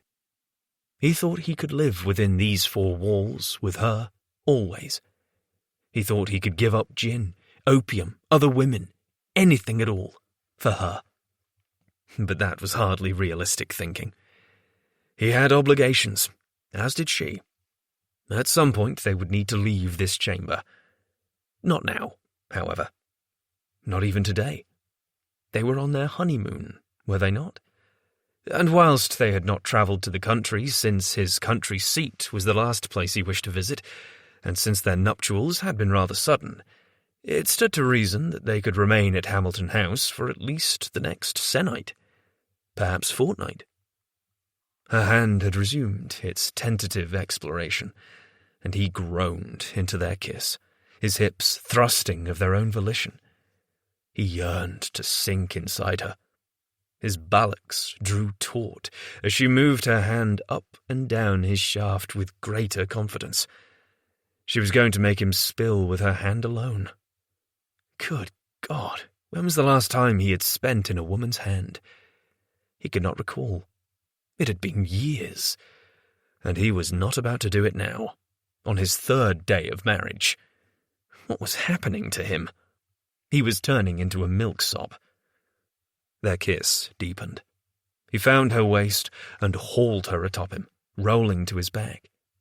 He was not going to lose himself anywhere other than in his wife's sweet cunny. But if she wanted to learn, who was he to deny her? Her hips opened for his. Her sex nestled against his rod. She broke the kiss before he did, sitting up with a gasp as she found herself suddenly atop him. Her hair was a decadent curtain, falling all around them. Her breasts were lush and full, her nipples hard. Her hands flew to his chest as she regained her balance from this new position. "Ewan, what are you doing?" she asked, her voice low and husky. She was not displeased, but surprised. What great pleasure he would take in introducing her to the pleasures to be found between a man and woman, just as long as he was the only man with whom she indulged in such pleasures. But he would not think of that now, for they were promised to each other until she gave him an heir, which meant he had a duty to bed her as many times as possible until she was increasing, and making love to his wife would not be a hardship. Not at all. "I am showing you how to give me pleasure," he told her, his hands on her waist. Her skin was so soft, so luxurious. Her hair fanned over the backs of his hands in a delicious whisper of sensation. Her curious cat's eyes searched his, so bright, so vibrant, even in the dim light of the morning. Just when he thought he had learned all the hues hiding within their depths, he spied another colour. Like all the rest of her, the beauty of his wife's eyes was a source of amazement to him. "Oh," she said, how will this work?" He would show her, with great pleasure. "Lift yourself, pet," he said. "Get onto your knees." She obeyed, rising to her knees, hovering over him in the golden dawn light. "Like this, Ewan?" "Yes, darling." He released her waist with both hands then. From this angle, he could see the flushed, pretty lips of her cunny, glistening and ready beneath the shield of silken curls. He wanted to haul her to him, to settle her over his face, and to lap up all her juices until she came, just as he had teased her the day before. But such indulgence would have to wait. He had all the time in the world to devour her, to teach her the heights of passion, to seduce her and make her body sing with the pleasure only he could bring her. He gripped his cock with one hand and her waist with the other, guiding her down upon him. Wetness and warmth greeted him, along with a grip so tight he almost spilled immediately. But he ground his jaw and forced himself to maintain his control. He wanted this moment to last, wanted to bring them both to a delicious crescendo before spending inside her. He drove upward while grinding her down upon them until he was deep, so deep. They sighed as one when he was sheathed in her cunny. "God, Hattie!" The words were torn from him. Moan, plea, benediction. His hips having a mind of their own. They surged, driving himself deeper still. The angle was incredible, and she was so damned slick. Elysium. She was perfect. So perfect. Far more than he had ever hoped to have in every way. Hattie's hands were upon his chest once more, seeking purchase. Her expression was one of amazement. She looked like a woman overcome by desire. She looked wild and ravishing. He wanted her to fuck him to oblivion, to take control. "How shall I—" Her question trailed off as she moved, lifting herself until he almost slid free of her body. "Oh." Yes, oh, but not enough. He gripped her waist and guided her back down upon him. Her breasts bounced. The sight was so unbearably erotic, he could not resist taking the peak of one into his mouth. She rewarded him with a moan and a fresh rush of dew bathing his cock. He sucked harder, gripping her waist with one hand and guiding her. She undulated her hips on a gasp, and then instinct took over. She moved over him, taking him deep, then lifting, only to bring him deep again. The rhythm she began was maddening. His heart pounded furiously as the early signs of his impending release took over. He caught her nipple between his teeth and tugged, she cried out, arching her back, tilting her head back until her dark hair brushed over his thighs, gliding whisper-soft over his tightened buttocks. It was the single most sensual moment he had ever shared with a woman. A furious rush of need to possess her claimed him then. He surged upward, hips thrusting from the bed, and she took him deep. They both turned frantic. They moved as one, chasing ecstasy, faster, higher, harder.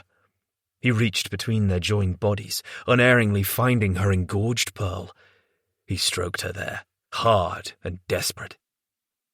She came, on a choked cry, her cunny clenching on him with such sudden power he lost the ability to withhold his seed.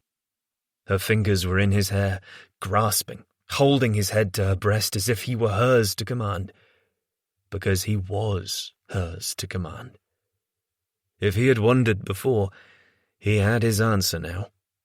He spilled into her, losing himself, losing control. And it was good. So damned good. So damned good it hurt. So damned good. It terrified him. Chapter 16. The day had been good. So good, in fact, it terrified her. Trying to distract herself from such inconvenient fears and emotions, Hattie strolled along a wall of books in the Hamilton House library following dinner. They had spent the morning making love before getting dressed separately. Aside from their brief parting, they had spent every minute of the day together. Her husband was not just a charming, flirtatious rake. He also possessed a wicked sense of humour, glimpses of which she had only seen on rare occasions in the past. She had discovered he could make her laugh until she cried as they spent their breakfast inventing more nonsensical oaths. Satan's handkerchief, the devil's petticoats, and ruffian's slippers were some favourites. But that was not all. He kissed her as if she were the most glorious woman in the world. He looked at her as if he could not wait another moment to have her in his arms. And when he held her, any defences she had once mustered against him had been effectively banished. One day of his skilful seduction, his ardent attention, and she was as helplessly in his thrall as she had ever been. More so, of course. She loved him too much. "If you wish to make any changes to the library, you must do so, of course, darling," he said, his low voice far nearer than she had supposed. Her nipples were already hard, merely from being in the same room with him. Cursing herself, she turned around, only to find herself lost in those sumptuous brown eyes. How was she ever going to survive being married to this man? His gaze was lazy, appreciative. For an indeterminate span of time, she forgot what he had even said to her. Ah, yes, books, library, changes. "Perhaps we could add some more poetry," she suggested. Though she had scarcely taken in all the titles she had passed by, her thoughts had been far too preoccupied with him. "Anything you want is yours." He reached out and swept a stray tendril of hair from her face.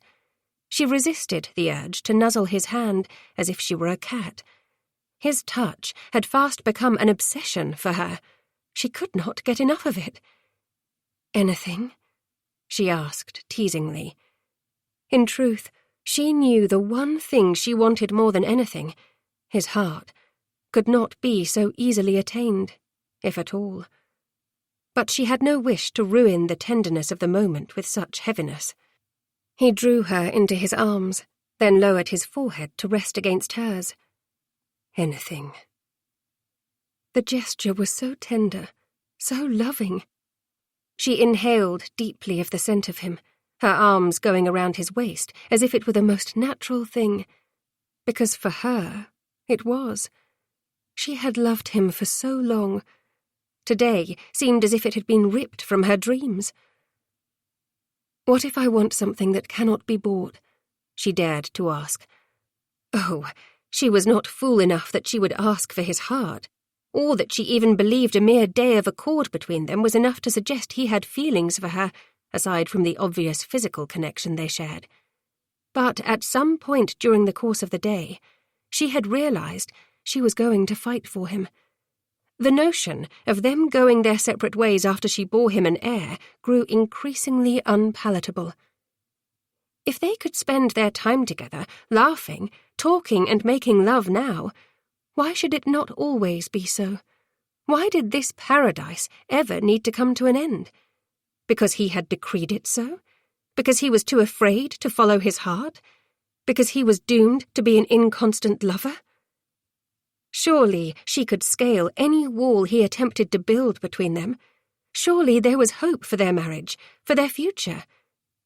It was that belief which propelled her forward now, headlong into bliss or misery.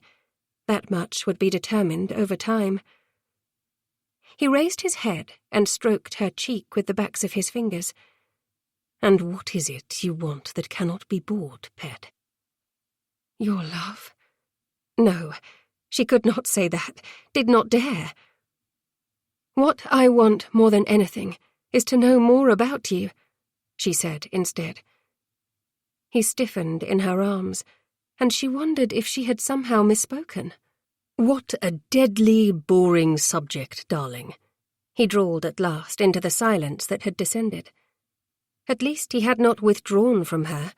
His arms were still firmly around her.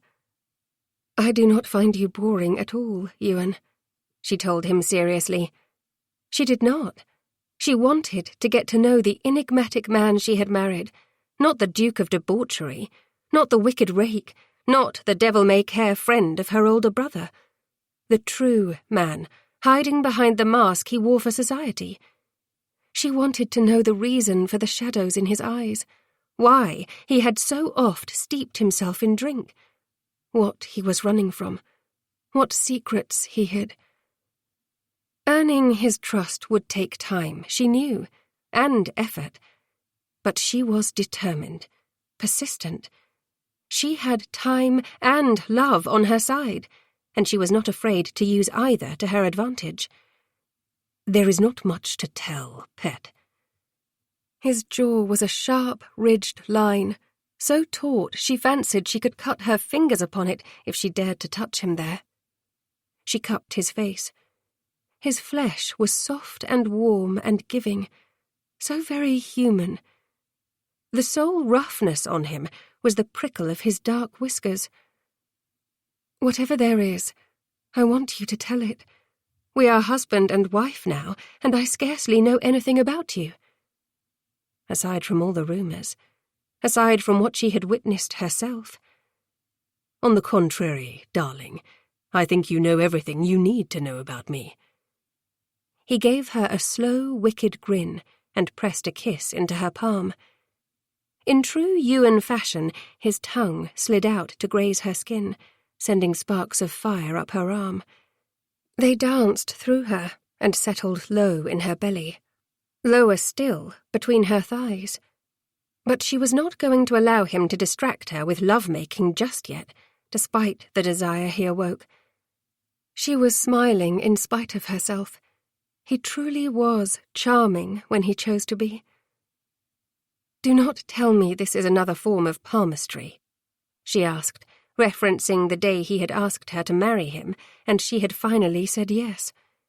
It seemed like a lifetime ago already, but in truth, it had not been long ago at all. "It is indeed," he said against her palm, his grin deepening. He traced a path on her palm with his tongue. "This line says you will allow your husband to settle you on the chair by the hearth, lift your skirts, and lick your pretty cunny until you spend all over his greedy tongue." Oh, wicked, wicked man. He said the most vulgar things, and they never failed to fill her with heat and desire. "Where is the line that says my husband is a sinful scoundrel?" she demanded, resisting the frisson of need rolling through her. This was serious. He could distract her with love-making later, Tonight she wanted to learn more about him. He licked another path, his stare intense upon hers. I could not find that line, but this one says you love his big cock sliding deep inside you. Of course she did, the knave, and he knew it, but that was all beside the point. Her cheeks went hot. "Ewan, stop this game. I truly want to know about you." He kissed her wrist. Very well, pet. I will tell you my boring life history. In return, you must tell me yours. There was a bargain she could manage. Of course. He nibbled on her inner wrist. And you must promise to let me have my wicked way with you when our conversation is done. Another bargain she could easily manage. She smiled. I would not have it any other way. Wicked, darling. He kissed the top of her hand, then laced their fingers together and tugged her across the chamber to a seating area. Come, let us have done with it. He settled in a chair, and when she would have seated herself at his side, he hauled her into his lap. The position was indecent, and she loved it. She loved him. Oh, stupid heart. She shifted, trying to situate herself as gracefully as she could, and felt the unmistakable ridge of his cock beneath her. Her gaze shot to his, and he was watching her with a heavy-lidded, hungry gaze that told her she would need to begin this discussion soon before he devoured her. "You are truly the Duke of Debauchery," she said. Instantly she regretted mentioning the sobriquet he had earned in far more nefarious manners which did not involve her. The grin fled from his lips. Yes, I am, and you would do well to recall it, Hattie darling. She searched his gaze and tenderly brushed a rakish forelock from his brow before settling her hand over his heart as he had once done to her. "But you have a heart, though you try your best to pretend you have none. Here it is, beating beneath my fingertips." "A black one, to be sure," he quipped, "hardened, jaded, nothing more than a husk of what a heart truly ought to be." Why? She had to know. His expression changed, hardened. "I have seen far too much. Do not ask questions you do not truly want the answers to, pet." But she did want the answers. Only it would seem he was unwilling to give them to her. Fair enough. She could not expect him to reveal all to her on the 3rd day of their marriage. She had time aplenty to discover more. Instead, she would proceed slowly, with great caution. "What were you like when you were a lad?" she asked. "Troublesome. My father despaired I would ever make a proper duke, and he was right." Ewan gave her a wry half-smile then. "I was fond of playing all sorts of horrid jokes upon him, adding paste to his inkwell, pouring sawdust in his shoes, that sort of boyish nonsense." She could envision a small, adorable Ewan playing tricks upon the Duke. For a brief, spellbinding moment, she imagined what their child would look like, should they be so blessed. "You have always been troublesome," she said, smiling and stroking his hair. The freedom to touch him was such a delicious luxury. How beloved he was to her, how precious. His lips quirked into a full smile. "I invented troublesome, darling." Somehow, she found troublesome far more alluring than staid and proper. "Tell me more," she urged him. "Did you ever play any tricks upon her grace?" "But of course," he winked. "I would tangle her necklaces together, hide her earbobs, put pepper in her pearl powder, a frog in her chamber pot, and neither was poor Cat safe from me. She was terrified of spiders, so naturally whenever I discovered one I hid it in her bed." "Oh, you wretched boy," she said, laughing. "Tell me more." He shook his head. "It is your turn. I want to hear about you. What was sweet little Hattie like? Just as angelic as you are now, I have no doubt." I was forever reading a book, much to my mother's disgust. She recalled. I thought Torry was the finest brother in the world. I followed him everywhere whenever he was home. He doted over me quite sweetly as I recall it now. The reminder filled her with sadness.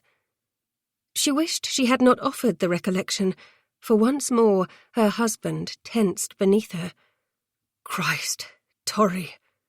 Ewan's eyes slid closed, his expression tightening with pain that could not be feigned. I wish to God I had never agreed to race him that night, that I had not been so deep in my cups I failed to realise neither of us should have been driving a damn thing. There was no denying the agony in her husband's voice, nor the regret. You never meant for either of you to get hurt, she said, still combing her fingers through the thick strands of his hair. I know that, Ewan. I have always known that. But you resented me for what happened, he guessed. Correctly. She had been furious with him when she had first discovered his involvement in her brother's nearly fatal accident. But she had known, all along, that in his heart the Duke of Montrose was a good man, in spite of his predilection for sin and scandal. He had loved Torry like a brother, and he would have never intentionally wanted to see him so gravely injured. In time, her anger had waned, washed away by the relief that her brother had recovered, at least physically, if not mentally, and her own foolish love of Ewan. The way she felt for him, even in the depths of her anger, had never changed. I resented losing the brother I knew and loved. She kept her voice gentle, soothing as she explained. She had no wish to ruin the intimacy of this moment, so unlike the intimacies they shared with their bodies, and every bit as cherished and important. I was angry with the both of you for having been so reckless with your lives, because I care for you both so much. He stilled. You care for me? How could he believe otherwise? Her heart ached at the hesitance in his tone, almost as if he could not believe she would possess tender feelings for him, or worse, that he was not worthy. She did not dare confess the truth. Not yet. She smiled instead, lovingly stroking his hair. Of course I do, Ewan. If I did not care, I never could have married you. If she had been expecting a similar declaration from him, however, one was not forthcoming. Instead, he caught her hand, brought it to his lips for another kiss. You honour me, darling. I do not deserve you. Of course he did. He deserved so much more. He deserved love. She wondered if any of the women he had known before her had ever loved him, had ever even professed to care. From his surprise at her words, she would wager they had not. Foolish creatures, not knowing what they had. She would do better, she vowed. She would show him he was worthy of love, show him his heart could be won. She pressed a finger to his lips. Hush, I will hear no more of that. You must know by now I hold you in very high esteem, Ewan. Because you have the mettle and generosity of an angel, he said against her finger, before kissing the fleshy pad. But trust me in this, if in nothing else. I do not deserve you. I am not worthy of your esteem. I am not a worthy husband for you. But I promise to spend each day doing my damnedest to try. She longed to ask him about the agreement they had reached, wherein they would live separate lives after she bore him his heir. But she knew it was too soon. There would be time to change his mind. And I will try my best to be a worthy wife for you, she promised.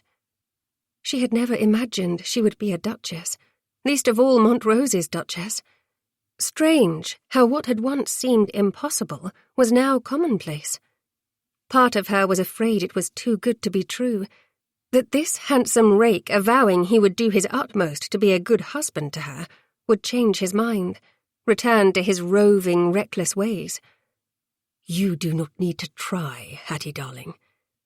He dipped his head, pressed his lips to hers for a quick, hard kiss before retreating again.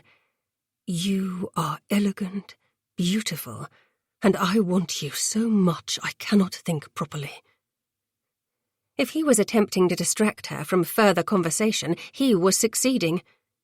His cock was rigid as ever, straining against her bottom. This time she moved first, slamming her lips on his. His tongue swept into her mouth. One of his hands slid from her waist to cup her breast. She could not quell the desire burning inside her for him as their kiss deepened, growing carnal, voracious. His other hand slid beneath her skirt, trailing a searing caress from her ankle up her calf to her knee. He explored the hollow there, before moving higher, up her inner thigh. She was not straddling him, but she suddenly wished she were, for she could undo the fall of his breeches and take him inside her. Kissing him while his hand slowly crept toward her centre was such sweet torture. They had not made love since that morning in her bed, and she was keenly aware of all the hours her body had spent longing for his. All through the rest of the morning, during their luncheon, all afternoon. Dinner had been spectacularly tempting, a feast of senses in every way, as Ewan's chef had sought to dazzle them with his undeniable talent. Sitting across from Ewan with the footmen in attendance, no means of putting an end to the ache deep within her, had been the greatest temptation of all. But now he was beneath her, surrounding her with his warmth, his lips firm and knowing on hers. She loved the way he kissed her, the way he touched her. His fingers dipped into her folds, finding her pearl with unerring certainty. One stroke, and she was arching into his hand, gasping into his mouth. "Ewan," she said against his lips, half protest, half plea. "We must not, here in the library. Anyone could come upon us." "No one will enter," he promised her, dragging his lips down her throat. "I was clear in my orders." Her cheeks went hot. "If you told the servants not to disturb us, surely they will suspect—" "I do not pay them to suspect. I pay them to do their jobs," he growled, kissing the tops of her breasts. He sank a finger inside her. She no longer fretted over the servants or what they must think of her. All she could feel was the intensity of the pleasure he gave, radiating through her body. One of his hands had travelled to the tapes at the back of her gown. He undid them with ease, her bodice gaping to accommodate his hungry mouth. He made short work of her chemise and stays. In a blink, or so it seemed, she was half naked, lying across her husband's lap, while he worked a second finger into her sheath. Days ago, she could not have fathomed such an intimacy, not with any man, and certainly not with Ewan. How quickly that had changed.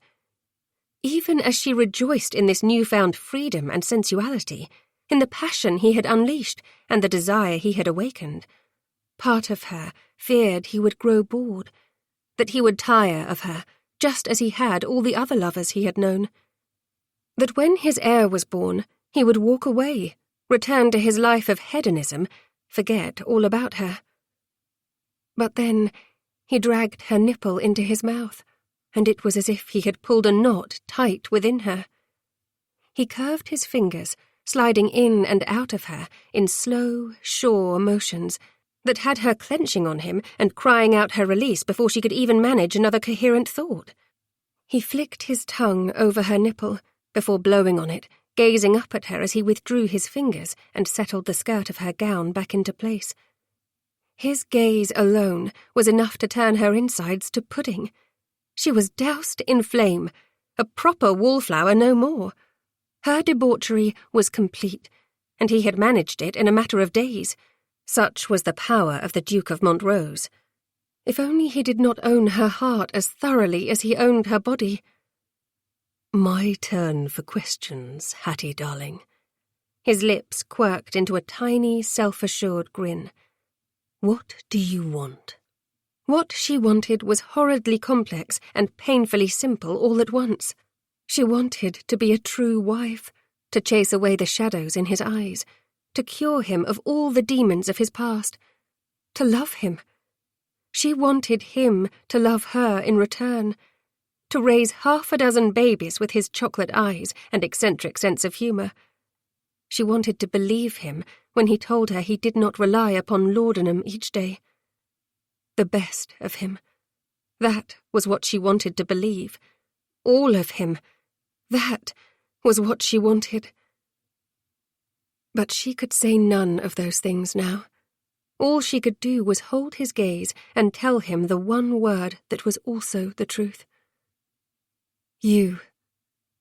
In every way. You have me, he told her, before his lips were upon hers once more. Their lips clung. This kiss was not just about desire, but something more.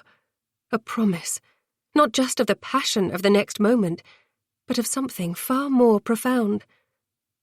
Suddenly, her world was moving in a whole new way. She felt as if she were falling and flying at once. She clutched at him, and it took her 2 of his powerful strides to realize he had risen with her in his arms and, holding her, was carrying her across the library as if she weighed nothing more than a bird. She weighed a great deal more than a bird, and she knew it. "Ewan," she protested, "your ankle." "Can go to the devil," he finished for her, not even hesitating. "Nothing feels more perfect than you in my arms, Hattie. I would gladly suffer any pain just to hold you thus." "How gallant of you," she said, and meant it. "But I would never want you to hurt because of me. I want to be the one who takes away all your pain." "You see?" He glanced down at her as he continued walking. "You are an angel, Hattie Montrose, and you were waiting for this devil to claim you." She hated the way he spoke of himself, the way he viewed himself, the irredeemable Duke of Debauchery, a man who was somehow her inferior, when in fact the opposite was true. She loved him because of his imperfections, not in spite of them. One day she would make him see himself the way she did. She would cut down all the weeds in his garden, allow the flowers to flourish and blossom. "I am no angel," she reminded him. "Only look at me now."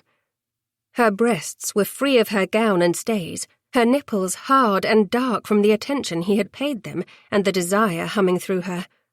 Her gown was a crumpled mess, and her hair, it was certain, resembled an abandoned bird's nest, coils worked free of her simple braid by her husband's wandering fingers. "Oh, I am looking sweet." There was no mistaking the admiration in his voice. "I cannot fathom it took me this long to find what was before me all along, but I am deuced glad I came to my senses." She was still the same woman she had always been, too tall, too carved, hair too dark, lips too wide, too quiet and bookish. But she no longer felt like the wallflower hiding behind potted palms, eavesdropping upon 2 wretched ladies mocking her. Instead, she felt impossibly beautiful, incredibly powerful. She felt as if she held this gorgeous man in her thrall, the same way he held her in his. Hattie was most certainly not grateful for the accident. She still mourned the brother she knew and loved. But she was grateful for this unexpected chance at happiness, for it was here. Ewan was here, and she meant to seize them both. He lowered her to her feet at the opposite end of the library, where the fire crackled merrily in the hearth, and a plush rug greeted her. She rose on her toes, for as tall as she was, he was taller still, and settled her hands on his broad shoulders. "I am deuced glad too," she told him. His lips twitched with suppressed mirth. "Oh dear, I do believe my debauchery is catching. Listen to you, speaking with such a vulgar tongue. Whatever shall we do with you, Duchess?" "Whatever it is," she told him, holding his gaze without flinching. "I hope it is wicked." "Always, my darling Hattie." He kissed her. "Always." His lips claimed hers then, and as they kissed, their hands roamed over each other's bodies. There was no grace or finesse in this prelude to love-making. There was only raw, unfettered hunger. His jacket fell to the floor, so too her gown. She freed the buttons of his waistcoat from their moorings, and he shrugged it away. Slippers and shoes and stockings were removed in haste. Her stays and petticoats were followed by his shirt and breeches. Last to go was her chemise. They fell to the floor, desperate for each other. She was on her back, and he was astride her, his cock nudging her entrance. The luxurious wool of the carpet was a decadent abrasion on the skin of her back and buttocks. Her every sense was alight and alive. He teased her pearl, and then slid inside her with one swift thrust. She was instantly filled, her body awash with pleasure so intense she cried out. Heavens! Perhaps it was a scream for the way her voice echoed through the cavernous vaulted ceilings of the library. If the servants had wondered before, there would be no doubt now, she thought. But then he withdrew, only to sink deep inside her once more, and this time his mouth feathered over hers to catch her cry. And nothing mattered, nothing but Ewan. Their rhythm was sweet, fast. She felt as if a lifetime had passed since the last time they had made love. The way he moved within her, the way he touched her, the tenderness in his every movement, all burrowed inside her heart.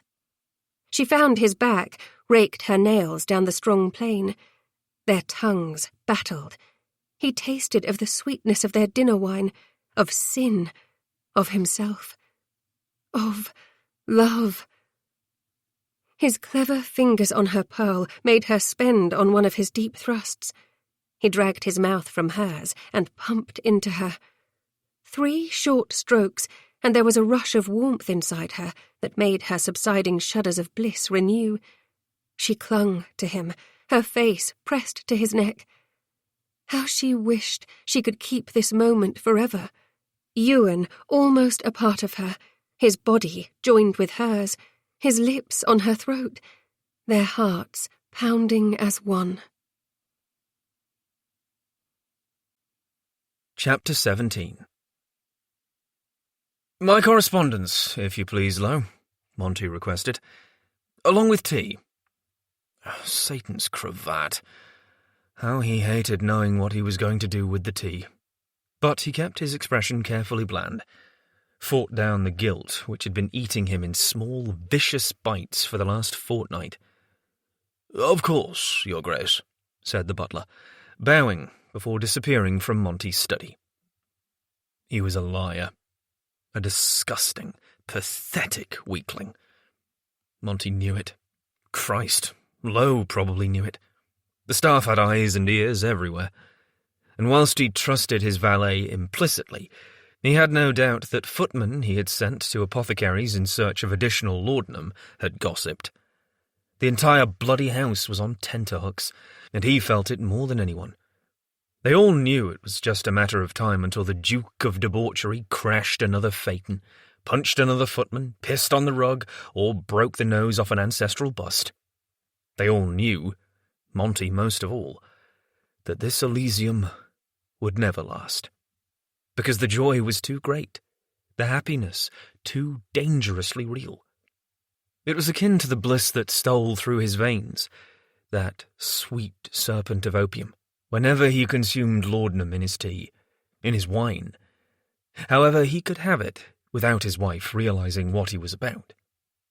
Ah, Hattie, his sweet, beautiful, trusting, sensual gift of a wife. They had been married for just over 14 days, and each day was like a waterfall of miracles upon the last. She was not just an angel. She was a goddess. Each night he fell asleep in her bed, and every morning he woke to her in his arms. They were well matched, in passion, wits, and humour. They spent their time alternately laughing, fucking like mad, and debating important subjects. Subjects Monty had not even bothered to contemplate in years, such as poetry.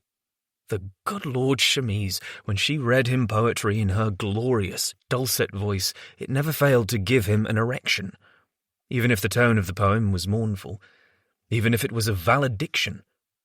They fed each other tarts from their fingers, breakfasted on hothouse pineapples and strawberries, stayed up too late, slept until dawn, woke only to make love, and then fell back asleep once more. He had never been so taken with a woman. Never. The way he felt for Hattie, it was terrifying. Terrifying and beautiful and intoxicating. Just like she was. Not even the return of his mother to Hamilton House had served to dampen his mood. It was damned odd. Concerning, too. This obsession he had with his new Duchess. Obsession? Hell, who was he trying to fool? He was besotted. His every waking thought centered around Hattie. It was ludicrous, shameful, unbelievable. He ought to try to put some distance between them, he knew. Go to his club. Except he had no wish to. No desire to do anything other than live his life as Hattie's husband, as the Duke of Montrose. By God, he was a man of responsibility once more. In her eyes, he was a far better man than he truly was, and somehow he had come to believe himself capable of becoming that man his Duchess believed in. To that end, he had worked his way through all the tired stacks of his correspondence in their entirety, and he had begun reviewing his correspondence on a regular schedule. Schedules and Monty, the Duke of Debauchery, were anathema. But schedules and Ewan, the dependable husband Hattie had come to know, melded.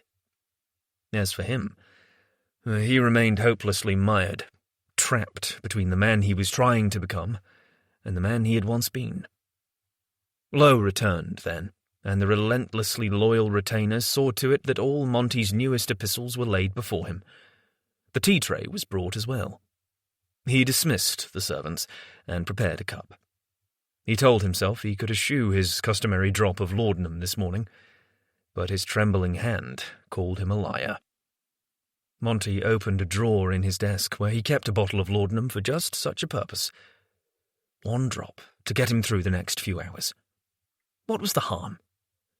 He added a drop, stirred his tea, and then took a sip. The ill feeling inside him at his shameful secret, one of many, dissipating as the opium began to do its job. A few more sips, and a comfortable glow had settled within him. He hated this part of himself, his need for a cure which could never truly heal. But he forced aside all guilt as he began working through his letters. Even this mundane, ordinary task provided an excellent means of distraction. But lying just beneath the surface of his every movement hid one thought which troubled him, which nettled his conscience, forbidding him from striking away the guilt. His wife. Hattie was changing him. She was changing everything. What to do with that knowledge? Monty did not have the proper answer, so he sipped some more tea and worked his way through the letters, as the pleasant hum of laudanum overtook him. More platitudes from various acquaintances, deliriously contented words from Kat, who had found more joy in her marriage than Monty could ever hope to find himself. Truly? Asked an insidious voice within. Not even with Hattie? The truth was, he felt certain he could find joy with her. But his conscience knew he would have to be honest with her. He would have to, at the very least, admit he had been eating opium each day, that he relied upon it as he had once relied upon gin, that all her fanciful notions of him were grand delusions, that he was still the Duke of Debauchery, thoroughly irredeemable, and only worthy of her disdain, rather than her trust. On a heavy sigh, he reached the next letter in his stack. He recognized the pinched slant of the penmanship instantly, his heart going cold. He already knew without having to look that the letter had come from Arthur Parcross. Damn the evil bastard to the fiery pits of Hades where he belonged. This was the second letter in a month's time. After so many years of silence, Such a visceral reminder of his past felt like a physical attack. Clenching his jaw, Monty forced himself to read. The words flitted to him in bits and pieces. "It is imperative that I meet with you at once. A matter of grave import. I am in desperate need." All about himself, as usual. That was all the vile cesspit of a human being had ever cared about.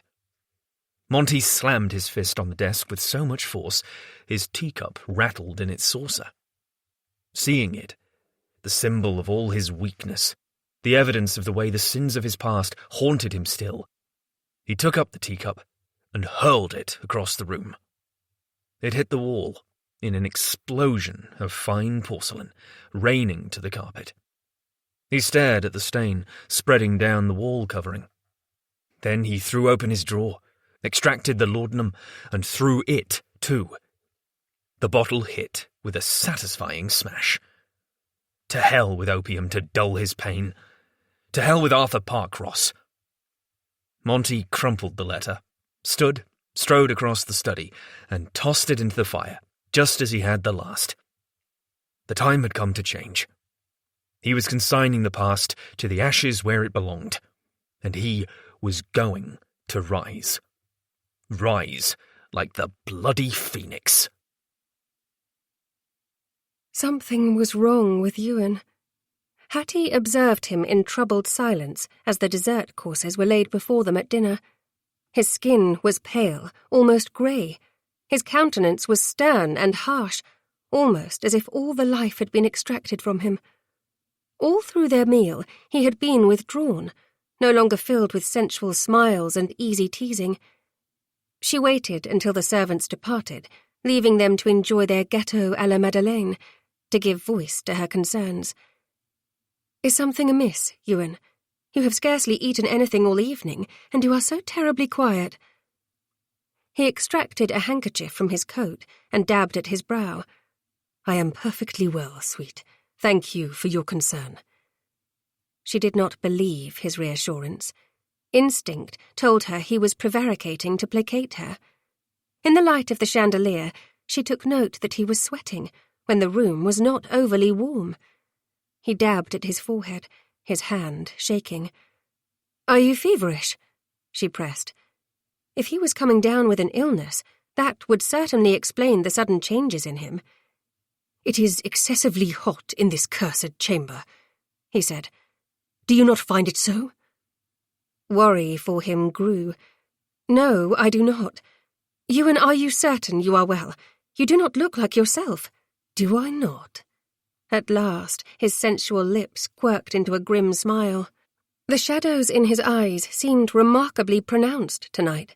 Indeed, his entire countenance seemed as if it were cast in them as well. But perhaps that was just fanciful thinking on her part.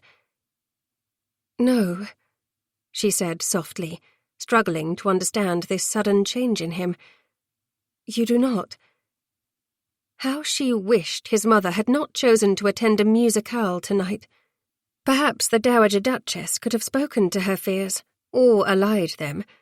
Then again, Hattie had not failed to note the tension simmering between her husband and his mother. "Perhaps I look like a stranger to you this evening," he mused, lifting his wine to his lips and taking a healthy draught of it. His hand shook, sending a splash of claret to his cravat. An ominous red stain blossomed, ruining the elegance of his intricately tied neckcloth. "Did you ever think it is because I am a stranger, Hattie, darling? Did you ever think you do not know me at all?" She frowned, trying to make sense of his questions. It was as if he spoke in riddles. "Of course I know you, Ewan," she countered, the lush cake on her plate remaining untouched. She had not the stomach to eat another bite, not when her husband was acting so unlike himself. "I have known you for years." "Have you?" He gulped down the rest of his wine. "I think not." "I have certainly grown more acquainted with you over the last fortnight," she agreed, trepidation lending her voice an edge. She could not shake the suspicion he was hinting at something, trying to tell her something. What? A confession? Had he done something he regretted? Her aching heart gave a pang at the thought, but it was instantly chased away by guilt.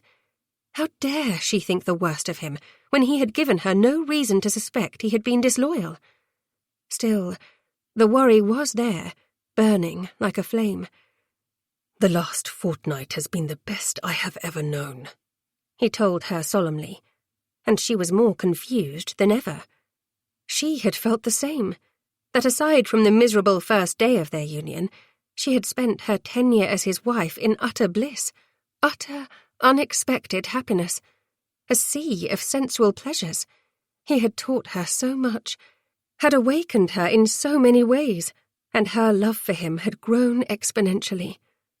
Perhaps that was why his abrupt shift worried her so much now, because it was a sign that her greatest fear, that he would grow tired of her and move to the next woman's bed, could come to fruition. "It has been the same for me." Her eyes searched his, seeking answers and finding none. "Will you not have a bite of your cake?" "I do not want cake." He pushed the plate away from him. Again, she noted a tremor in his hand. This time, it was punctuated by a shudder running through him. Her instinct was not wrong. She was sure of it. "Ewan, please. Do I need to have someone fetch the doctor for you?" "Do not look so troubled, pet." He gave her the ghost of a smile. "No sawbones can cure what ails me." She did not understand. Apprehension lanced her anew. "Will you not confide in me? I cannot help but to fear something is wrong." "Everything is wrong, sweet Hattie." The look he gave her was piercing in its intensity. "Everything but you. I am afraid I have not the stomach for food this evening, nor do I have the fortitude for my husbandly duties. I will not be coming to you tonight." His words could not have shocked her more. He had come to her each night, staying in her bed until morning. Often they woke in the morning and made love all over again. Surely this was a sign that something was far more wrong than he was suggesting. "Have I done something wrong?" she asked, struggling to make sense of what was happening. She felt as if she had been rudely awakened from a glorious dream, only to discover the world she had been inhabiting was not real. "Aside from marrying me?" He shook his head, another shudder coursing through him. "Nothing, my angel." At his last shudder, she rose from her chair, determined to close the distance between them. He was ill, and it was growing more painfully apparent by the moment. Stubborn man. Did he think to hide a weakness from her? Was he ashamed? Or was he so ill that he did not realize something was wrong with him? Whatever the reason, it hardly mattered, for when she reached him, she discovered he was radiating heat. She pressed a hand to his brow. "Ewan, you are feverish." "I have never felt better," he drawled. His skin was damp. She smoothed his forelock into place, then took his hands in hers. "Come, darling, we must get you to bed. You need to rest so you can get well." He allowed her to pull him to his feet, but when he looked down at her, it was as if he was looking straight through her.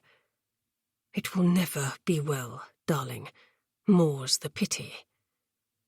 He went even paler as she tugged him away from the table.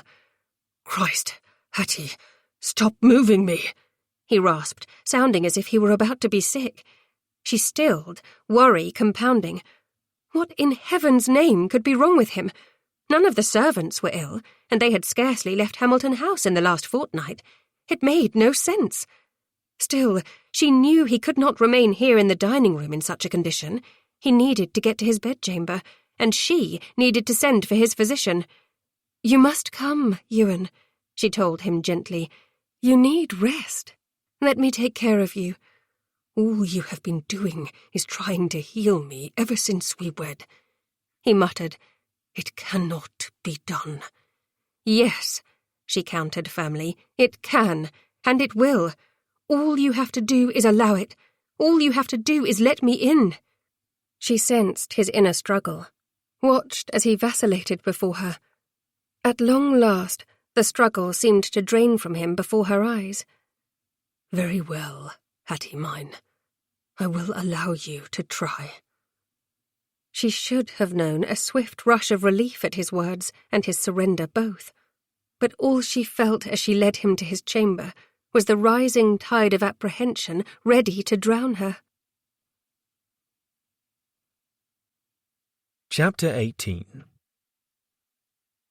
Monty was cold. Colder than he had ever been. He huddled beneath bedclothes, soaked with his own sweat, teeth chattering, as another violent surge of nausea clenched his gut. Oh, Beelzebub's earbobs. How many more times would he need to cast up his accounts?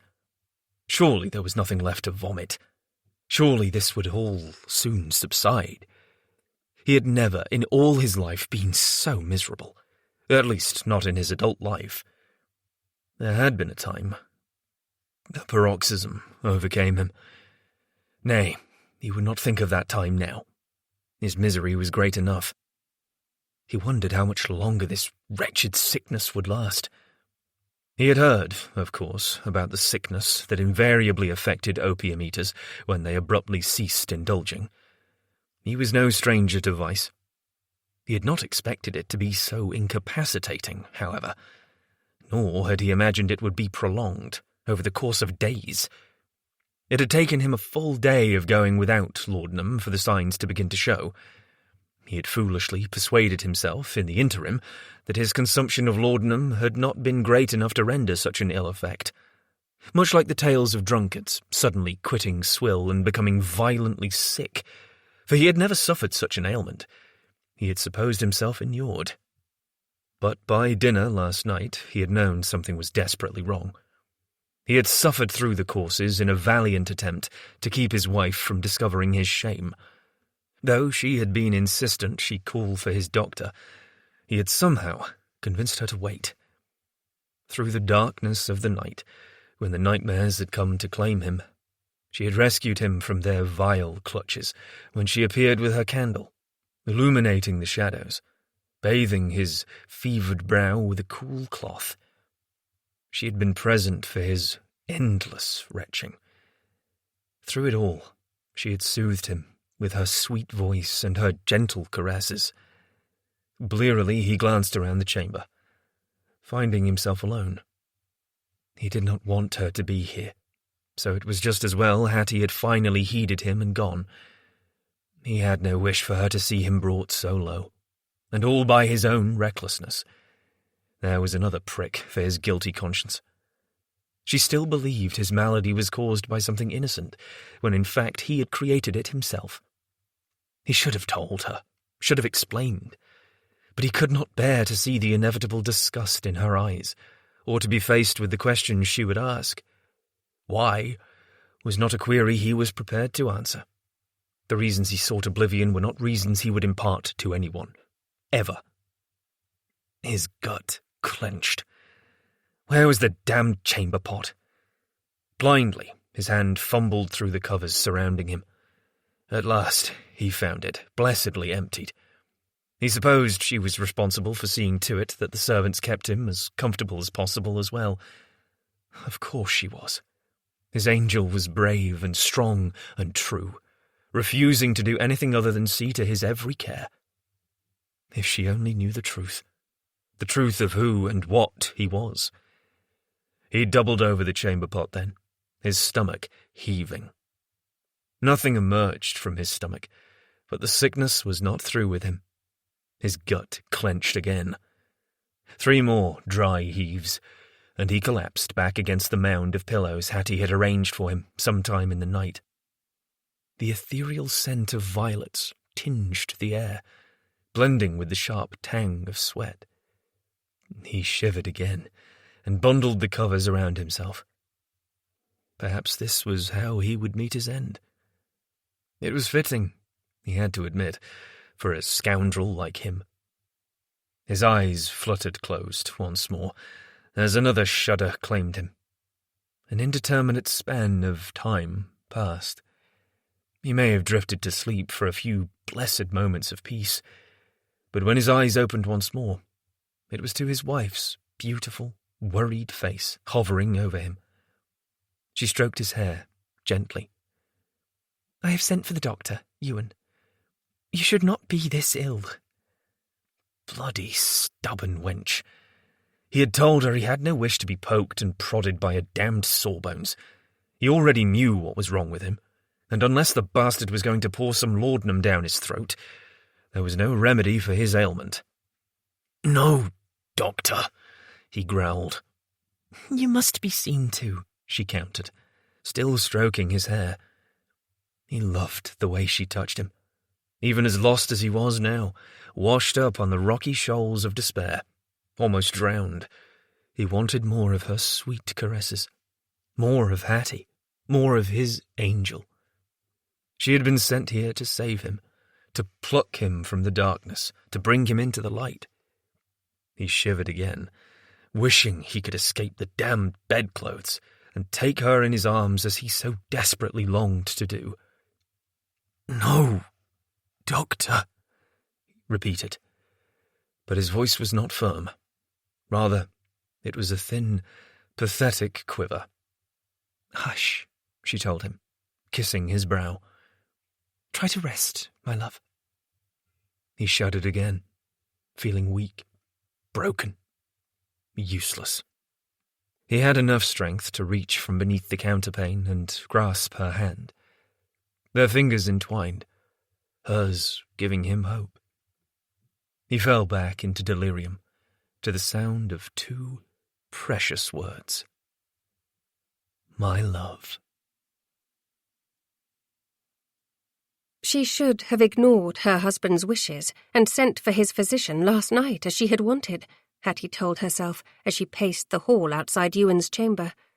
But she had listened to him. He had been so adamant then, so certain all would be well by morning. He had made her promise not to send for Dr. Young, and she reluctantly had. But over the course of the evening, his condition had gone from poor to grave. He had been shouting, suffering violent nightmares. Fevers continued to rack him, and then the retching had begun. Fear infected her now as she waited for the physician to emerge from the Duke's apartments. Her chest ached, and it felt as if it were constricting. Breathing hurt.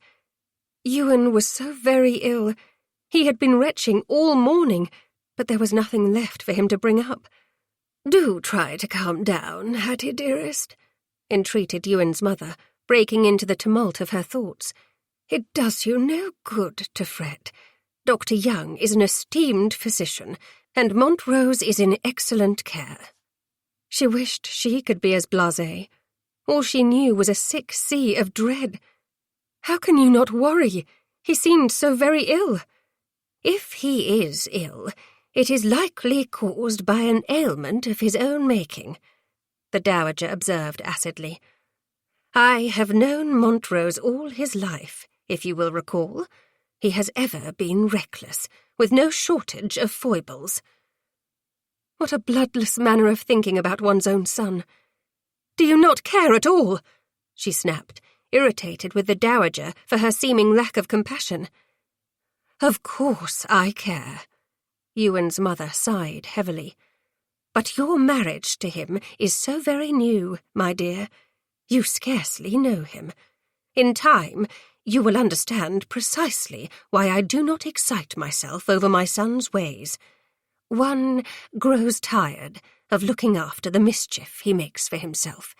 He will never change." There it was again. The suggestion she did not know her husband, much like the warnings Ewan himself continually issued to her. What was it that her husband and his mother knew which she did not? The door opened before she could ask, and the physician emerged, looking grim. Hattie rushed forward, somehow managing to speak past the fear choking her throat. "How is his Grace, Dr. Young?" "He is as well as can be expected in such a circumstance," the doctor said. He was scarcely older than Ewan himself, tall and lean, with a hawk-like nose and thinning blonde hair. "How much longer will he be this ill?" she asked next, praying his answer would be what she wanted to hear, that Ewan would be on the mend soon. "Naturally, in matters such as this, the duration of the illness is dependent upon the patient." Dr. Young paused, frowning at her. How much laudanum has His Grace been consuming, and how long has he been consuming it?" "Laudanum?" she repeated, confused. "I am afraid I do not understand what that has to do with his illness." Her words trailed off as she thought of Ewan's valet, wondering if he would be taking laudanum in his tea. She recalled her conversation with him following that incident. He had claimed to take laudanum to abate the pain in his ankle. "Do you take it every day?" she had asked him. No, he had told her, only when it is necessary. "Forgive me, Your Grace," Dr. Young said, sympathy tinging his voice now. "This is a sensitive matter indeed. The illness His Grace is suffering is what happens when someone has been consuming laudanum in quantities beyond the ordinary and on a regular schedule. He was not particularly forthcoming with the specifics of his consumption, and I was hopeful you might be familiar with it." She struggled to comprehend the information the doctor had just imparted. "That is impossible, Dr. Young. His Grace only takes laudanum occasionally for the pain in the ankle he injured recently in a phaeton accident." "Ah, I see," said Dr. Young quietly, his countenance grimmer than it had been before. "What do you see?" Desperation was mingling with despair within her now, accompanying the already queasy sense of dread. "Just what is it you are suggesting, Doctor?" "As is common in such circumstances, His Grace has been hiding his laudanum dependence from you," the doctor said quietly. "The violence of his reaction suggests His Grace was using the laudanum in greater quantities for a prolonged period of time.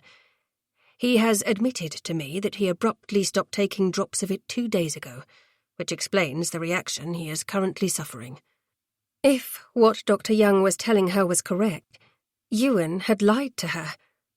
Like the jagged shards of a broken porcelain vase being glued back together, the truth was gradually taking shape in her mind. So much of what had happened made sense. Ewan claimed to need the laudanum for his ankle, and yet he had climbed a tree to reach her. He had danced with her, carried her in his arms. This was what he had been referring to when he had warned her she did not know him, when he had told her he was irredeemable. This was also the reason why she had no longer smelled spirits on his person. He had traded one vice for another, and his dependence upon this one had been far greater than the last. This time, he had been struck low when he attempted to stop it. "I can see I have shocked you with this news, Your Grace," Dr. Young told her gently. "Once again, I am sorry. All I can do is reassure you that His Grace's illness will pass. This is the body's ordinary reaction to the cessation of opium consumption in large and regular quantities. The best you can do for him now is make him comfortable, attend to him, give him broth when he is able to take it." She was awash in a confused swirl of emotion. Anger at Ewan for keeping such a secret from her, continued worry over his illness, confusion over why he had been consuming so much laudanum in secret. "Thank you, Dr. Young," she managed to say. The Dowager placed a hand on Hattie's arm, reminding her for the first time that she had an audience. When the physician had emerged from Ewan's chamber, all her thoughts had turned to him. "I warned you, my dear," Ewan's mother said. "In time, you will simply come to expect this behaviour from him. Montrose has been this way far too long for him to change, I fear." Hattie did not believe that, and his mother's calm acceptance of what was clearly a deeper problem irked her. Hattie shrugged away from the Dowager's touch. "Everyone is capable of changing," she said coolly. "Perhaps you would be kind enough to see Dr. Young below while I attend to his Grace?" She was effectively asking the Dowager to keep from Ewan's sickbed. The Dowager stiffened at her dismissal, but inclined her head. "Of course, Your Grace. Dr. Young, if you will follow me." Hattie was being horridly rude, but she did not care. All she did care about now was her husband, about seeing to his comfort, nursing him back to health, and uncovering the truth. She offered a hasty curtsy to both of them before turning back to his chamber. She knew where she belonged, and it was by his side. Chapter 19. Monty woke to dawn, painting his chamber golden, and Hattie curled up alongside him, sleeping. After days of suffering, he finally felt a bit like himself, and how bloody welcome that sensation was, as if a crushing weight had been removed from his chest. Not more welcome than the woman at his side, however. His angelic wife had been here, in his sick room, tending him without fail. They had not spoken of the true reason for his illness. Not yet. But he had taken one look at her pinched expression when she had re-entered his chamber following Dr. Young's visit, and he had known, even in the depths of his misery, that she knew. He also knew she was waiting to discuss the subject with him until after he was well again. And whilst he still felt as if the devil had danced a country reel all over his body, today was the first day since he had stopped taking laudanum that he was not heaving, or otherwise bilious, not ridden with fever. He felt strangely lucid. The world looked sharper. Hattie looked softer, more beautiful. Her tresses were plaited in a simple braid, but even in the early light it was lustrous and rich. Her lips were parted as she breathed evenly. Her hands were clasped beneath her cheek, completing her angelic aura, for it looked as if she had fallen asleep in prayer. Praying for what? He wondered. His soul? His survival? Her own ability to forgive him? Part of him was thankful for her ceaseless devotion to him. Part of him hated she had seen him so low, that she knew one of his darkest secrets, and feared she had only been present at his side out of duty, rather than desire. Memories returned to him then, of the vilest depths of his opium sickness. He had reached a horrid point, where he had been desperate for more. He had begged her for it, railed when she refused him. Dear God, had he thrown an ewer of water across the chamber? He distinctly remembered the sound of smashing crockery, and knew he had. He closed his eyes and inhaled against a sharp wave of shame slicing through him. When he opened them again, she was still there, at his side, hauntingly beautiful. So good, she made his chest ache. If she wanted to leave him after this, he could not blame her. He would fight for her, of course. He would follow her, beg her to come back to him. As if sensing the maelstrom of his thoughts, or mayhap more likely sensing his gaze pinned upon her, Hattie stirred, the dark lashes fanning her cheeks, stirring. Suddenly, he found himself drowning in a sea of brilliant green. "Good morning," he told her softly, uncertain of himself for the first time. Ordinarily, all he had to do was be wicked, and ladies fell into his bed. With Hattie, he had but to charm or tease to kiss her into agreement. Vulgar words made her flush, but also made her want him. The clever persuasion of his hands, lips, and tongue had always held him in good stead. What a strange feeling it was, not knowing where he stood with her, knowing she had witnessed the monster hiding beneath his beautiful mask. He was horridly aware of the fact that he had not bathed in days, and he must smell wretched. That she knew he had lied to her, that she knew he was weak. "Good morning, Ewan," she returned, lifting herself to a sitting position, much to his regret. She looked as if she were a fairy, about to fly away.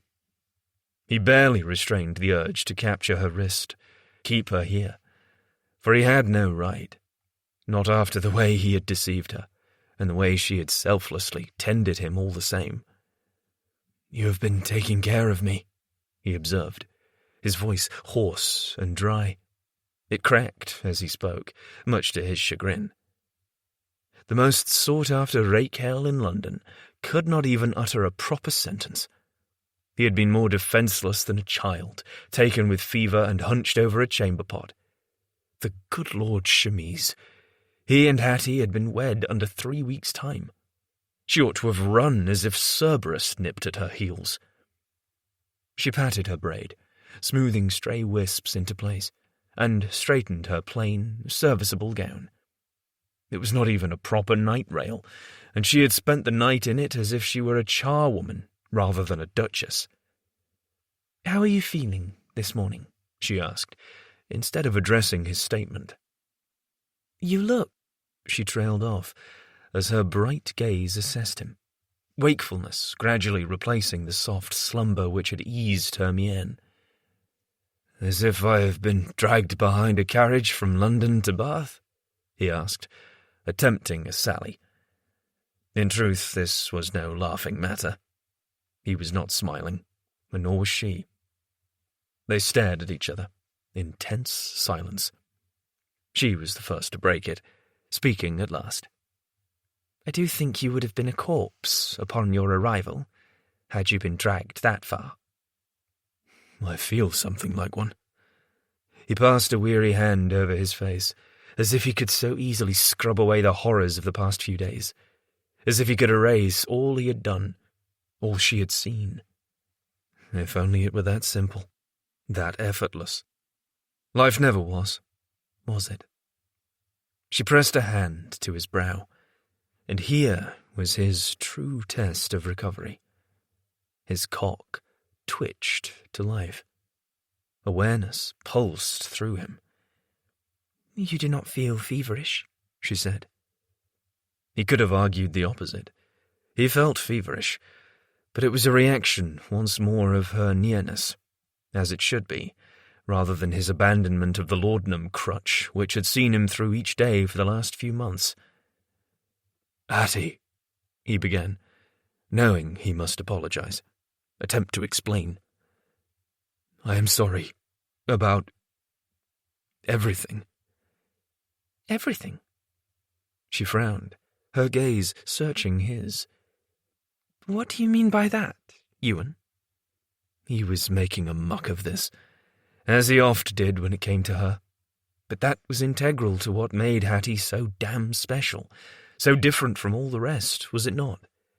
He could not be self-assured with her. She mattered far too much to him. With others he had not cared. They had been easily replaced by another, more enthusiastic version of the last. There was only one, Hattie. She was rare and good and true. How strange it seemed to have such mental clarity. He felt as if he had been viewing his life through a smudged window pane, and it had been suddenly cleaned. He could see everything, everyone, in such startling detail. The numbness that had ever been his companion had fled, and in its place was a rich, surprising capacity to feel.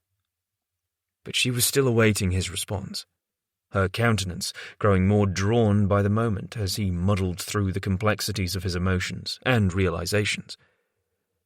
"I'm sorry about keeping the laudanum a secret from you," he forced himself to say, and this admission was not difficult for him to make. "I'm sorry I was drowning myself in it, using it to forget, using it to remove myself from all my worries and cares. The truth is that while my ankle does cause me pain sporadically after the accident, I was taking drops of laudanum every day. I was lying to you, each day." And he felt sick about it. He felt disgusted with himself as he thought about it now. He had spent all the precious days of their marriage in a fog of laudanum and pleasure. Although everything between them had been real and true on his end, he wished he had not spent every moment of their marriage pouring laudanum down his worthless gullet with his tea and negus. "Why, Ewan?" she asked. That question he had been dreading. "Why would you grow so dependent upon it? Why did you deceive me?" He could not give her the answer, the true answer, not in full. He would have to lie to her again, because if he told her the horrible truth, he would lose her forever. She would never look at him the same. And losing Hattie Well, he could not fathom it. Losing her was not even a consideration. It was an unbearable prospect. He cared for her far too much. Perhaps that was something the laudanum had been dulling him to as well, the way he felt for this incredible, resilient, compassionate, giving woman he had married. But there were bounds to compassion, he knew. There were limits to understanding. He would not test or break them now, not when he needed her so. I was desperate after the accident, he told her, and that much, at least, was true. I was in great pain. I felt myself responsible for what happened to Torry. That night was... Oh my God, Hattie. I love him as if he were my brother. Afterward, all I could think about was how, if I had declined to race him, he would not have been lying at death's door.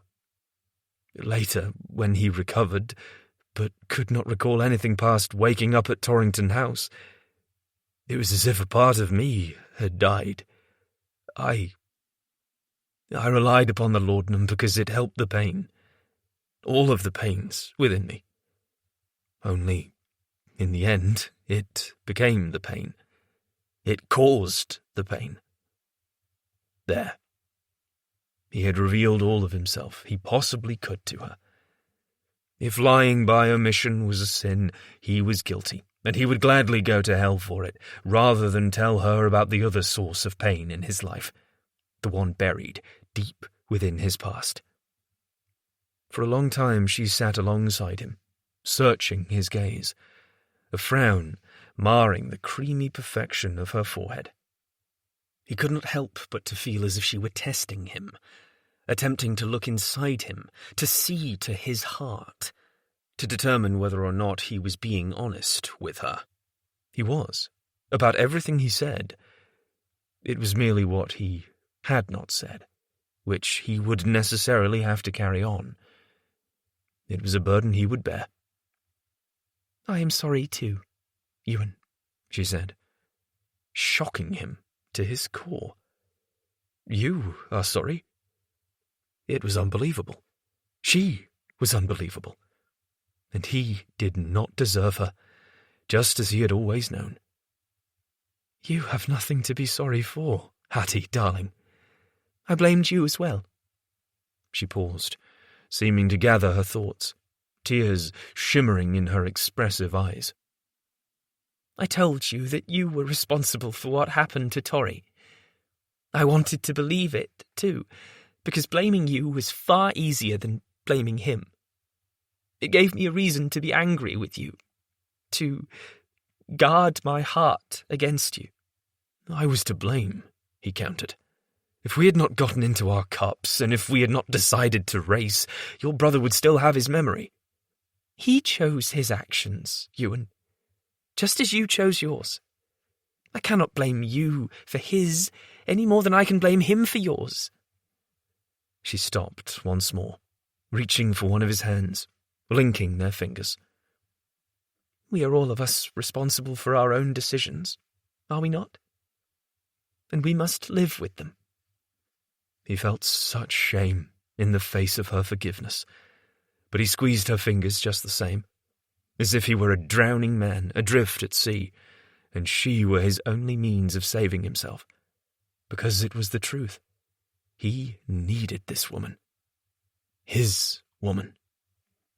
I am damned sorry for most of my decisions, he told her, with feeling. Nearly all of them. I'm sorry for lying to you. Sorry for what happened to Torry. Sorry you had to see me this way. Sorry you had to tend to me whilst I was out of my head.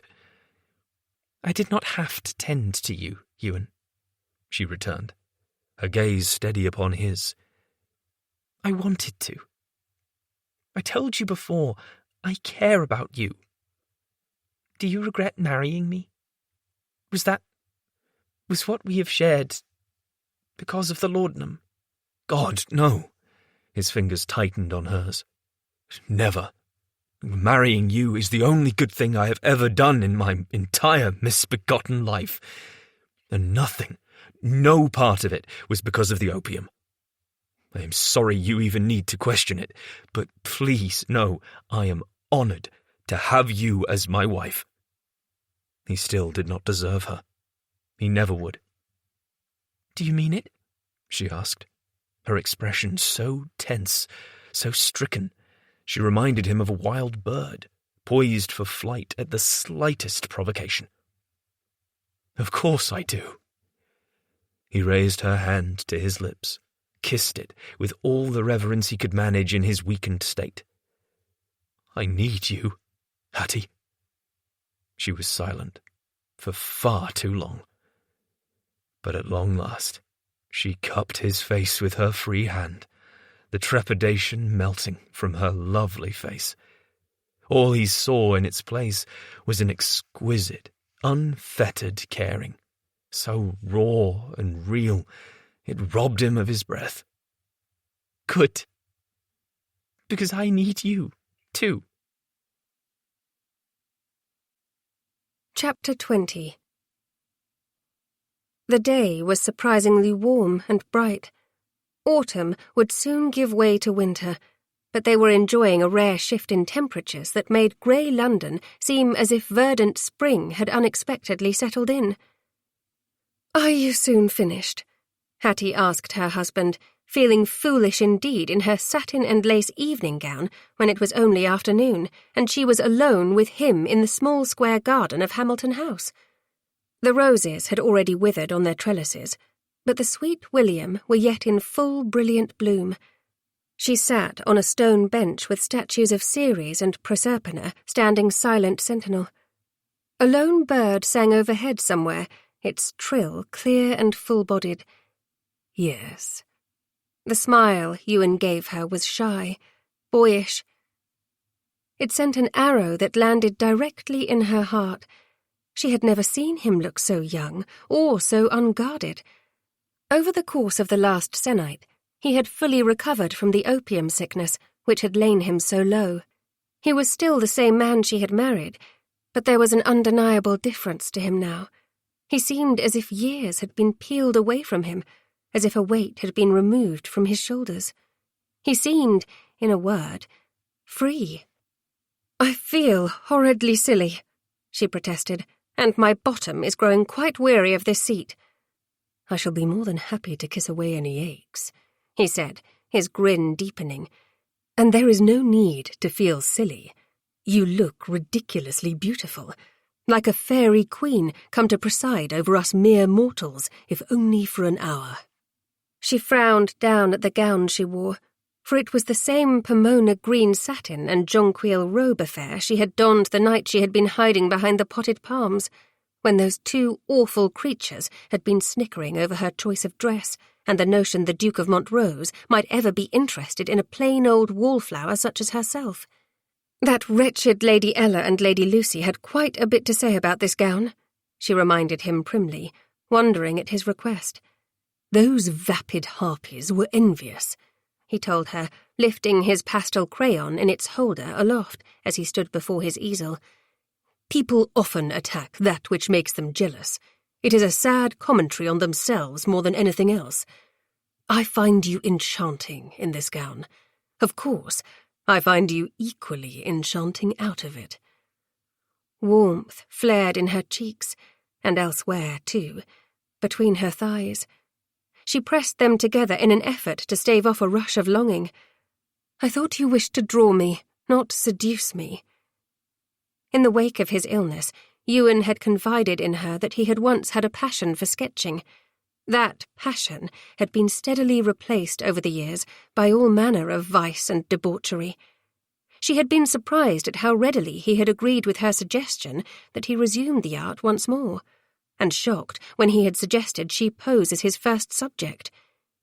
His searing gaze travelled over her now, igniting a fire deep within. "It is a matter of course that I always want to seduce you, pet, but for now I shall settle for sketching you. Do sit still, or I shall never have a hope of finishing any time soon." He had chosen the backdrop for sketching her, and the gown. The poor dowager had seemed quite perplexed by the sight of Hattie in an evening gown and Ewan with his case of pastel crayons under one arm and his easel beneath the other. After commenting that Ewan had not sketched in years, she took herself off in search of the day's social calls. The strain between mother and son was still evident. Hattie wondered at it, but she had yet to broach the topic with her husband. Small steps, one at a time. They had already progressed quite a bit from where they had once been, and she must not grow too impatient with him, she knew. He had changed so much. The man he was becoming did not resemble the dissipated Duke of Debauchery he had once been, in the least, aside from his omnipresent good looks and charm. Even that had enhanced. He looked healthier now, in a way he had not before. His complexion was brighter, his lean form fuller. But still, her bottom was aching, and she was growing weary of remaining still.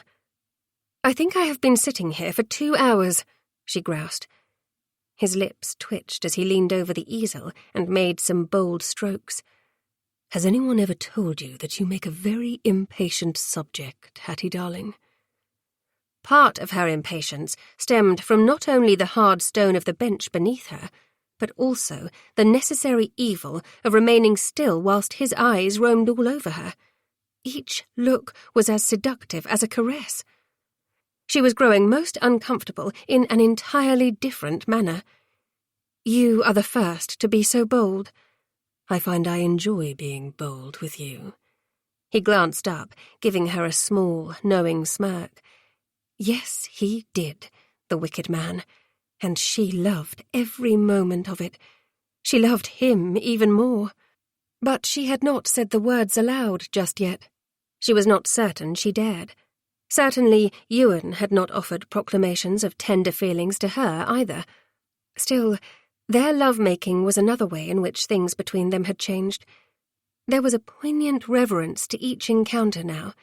He touched her differently, with such gratitude in addition to desire. "And I like when you are bold," she forced herself to say, irritated with herself at how husky her voice emerged. He selected a different pastel crayon from his case and placed it inside the metal holder before returning to his task. "Do you know, I cannot find the proper shade for your eyes. The colour of them is so unique that I have had to blend no less than 3 different pigments." More warmth unfurled within her. "They are only green, and not even a proper green, but a rather muddy one." He continued working strokes over the paper, his concentration evident in the stern set of his jaw. "Nonsense. They are the most beautiful eyes I have ever beheld. A rare combination of Prussian blue, yellow ochre, and a hint of burnt sienna." Her heart gave a pang, just when she thought she could not possibly love him more. "No one has ever paid such notice to my eyes before," she said, fidgeting with the fall of her gown, trying to tell herself his attentions did not mean more. He was an artist with his tools, attempting to capture a likeness. She must not fancy he had feelings for her beyond desire and the common concern any gentleman would have for his wife, just because she loved him so much it hurt. "Then no gentleman has ever been worthy of capturing you," he said softly, his gaze flitting back to her. A new frisson of awareness slid through her. The air between them seemed to change, growing more heated. The silly bird, wherever she was, sang from above with greater enthusiasm. "I never wanted to be captured until you," she found herself revealing before she could think better of the admission. It was true, and once spoken could not be recalled. "Hattie." His voice was low, velvet to her senses. Beloved. She thought she could happily listen to her name uttered in his decadent baritone every day for the rest of her life. With each day that passed, the notion of them living separate lives one day grew more and more impossible for her to fathom. She could only hope he felt the same. "Yes?" she asked hesitantly, watching as he set down his pastel crayon and stepped away from the easel. If I do not have my cock inside you in the next 5 minutes, I am going to die," he growled, striding toward her. She shot off the bench as if it were made of flame rather than cold marble, and went willingly into his arms. His familiar scent hit her, along with desire, and love so powerful she trembled as she locked her hands behind his neck. "That is just as well," she told him, "because if I do not have your cock within me in the next 5 minutes, I shall turn into flames." "God's fisher, I love it when you say filthy things with that angelic mouth of yours." He kissed her slowly, swiftly. "Then it stands to reason we must save each other, mustn't we?" "Oh, yes," she agreed, breathless, lips still tingling from the bliss of his mouth upon hers. Before she knew what he was about, he bent and swept her off her feet, holding her in his arms. She was weightless, cradled against his chest, and it made her giddy. "I have just the plan, sweet." But instead of returning to the house, as she had supposed he would do, he strode deeper into the small garden. "Ewan!" she protested on a squeak. "Surely you do not mean to— Anyone could see us here." "That is part of the fun," he told her, "the thrill of getting caught, knowing that at any moment someone could peer out a window and catch a glimpse of what we are doing." His words shocked her. To her amazement, they also stirred the fires of her desire. Between her legs, she was not just aching, but throbbing, desperate for him. "That is indecent," she said anyway, as he carried her deeper down the gravel path to the centre of the garden, where more sweet william blossomed in large urns, and a sundial revealed the time of day. Though they were surrounded by hedges, they would remain clearly visible to anyone who ventured to the windows overlooking the garden. She wondered, before she could stifle the thought, if this was something he had done before. Unbidden, the bitter words of his mother returned to her, chiding, bringing with them an unwanted pinprick of doubt. He will never change. The dowager was wrong. Ewan had changed. He was no longer the wild and wicked rakehell he had once been. He had promised to be faithful to her. Until he gets an heir on you.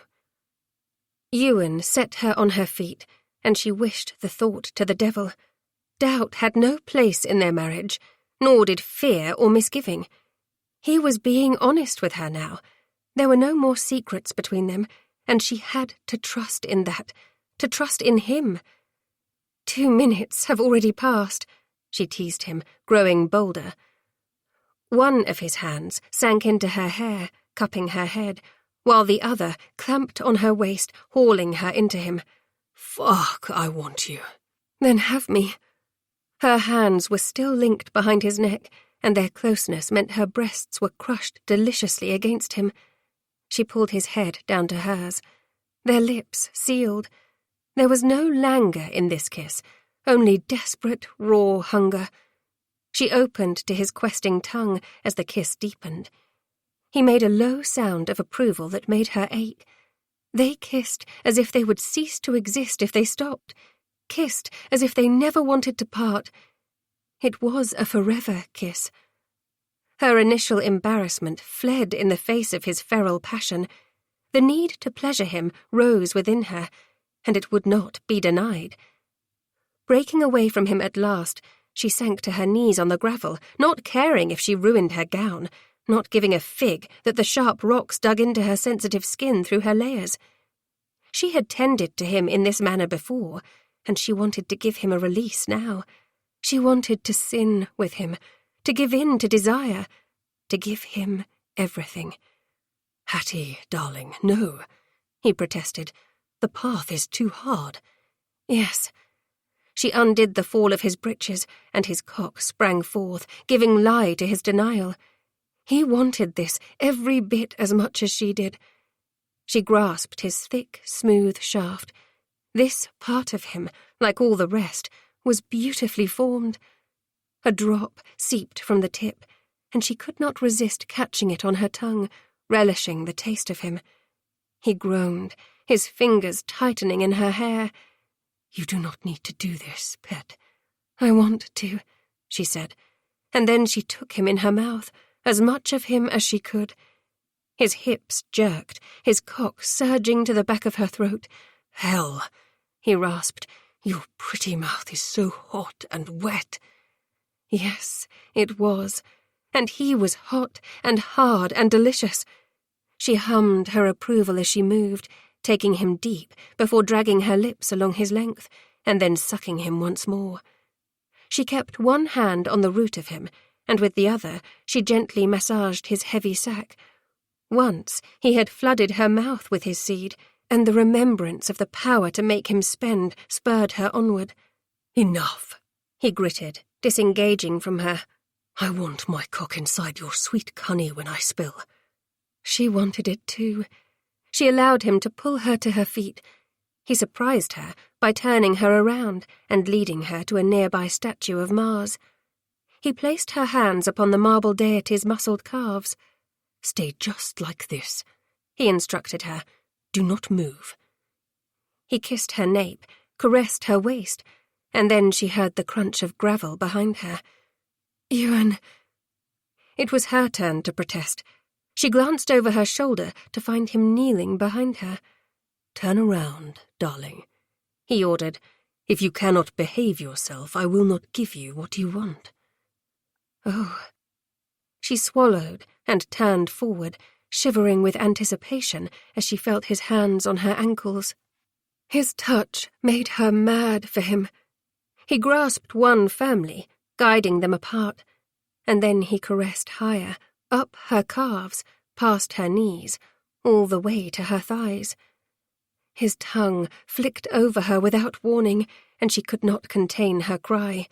It echoed in the garden, reverberating against the walls. As he licked her centre, his fingers parted her, and he found her pearl with unerring ease. She was so ready for his touch, she almost spent then and there. But he was not finished with her yet. He began a maddening rhythm, sinking inside her with his tongue and rubbing tortuous circles over the bud of her sex. White-hot sensation bolted up her spine. She held on to Mars, the cold marble a delicious contrast of sensation to the warmth of Ewan's fingers and tongue between her legs. Her heart was pounding, breath emerging in gasps.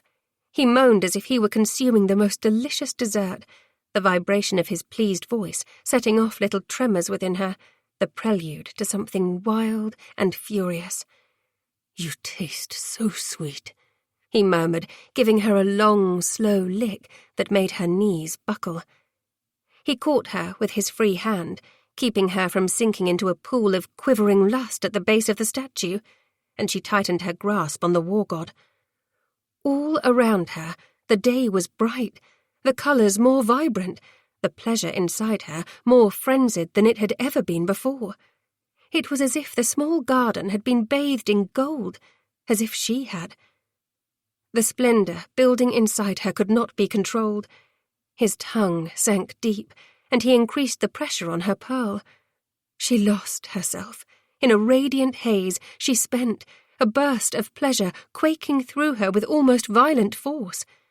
Her heart was galloping, her breath ragged. He stood behind her, lifting her skirts. In one hard thrust he entered her, deep, so deep. She instinctively pressed her bottom toward him, seeking more, even as the ripples of her release continued. He began a maddening rhythm. "God, you are so sweet," he said, nipping at her neck, and he drove in and out of her. She was speechless, her body moving against his as if they were one, seeking more of the pleasure he promised. "I want you to come again, darling." He kissed her ear. "Come on my cock. I want to feel you." Dear heavens, his words were wicked, so very vulgar.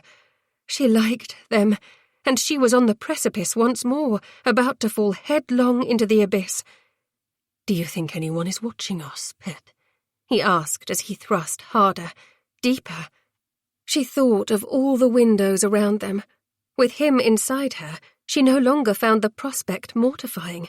Instead, she found it oddly thrilling. She made a sound, half cry, half whimper, as she neared her peak. His fingers grazed over her swollen bud once more. It was the nudge she needed.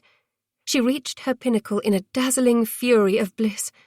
Her body clenched on him, tightening, and in 2 more thrusts the hot release of his seed flooded her.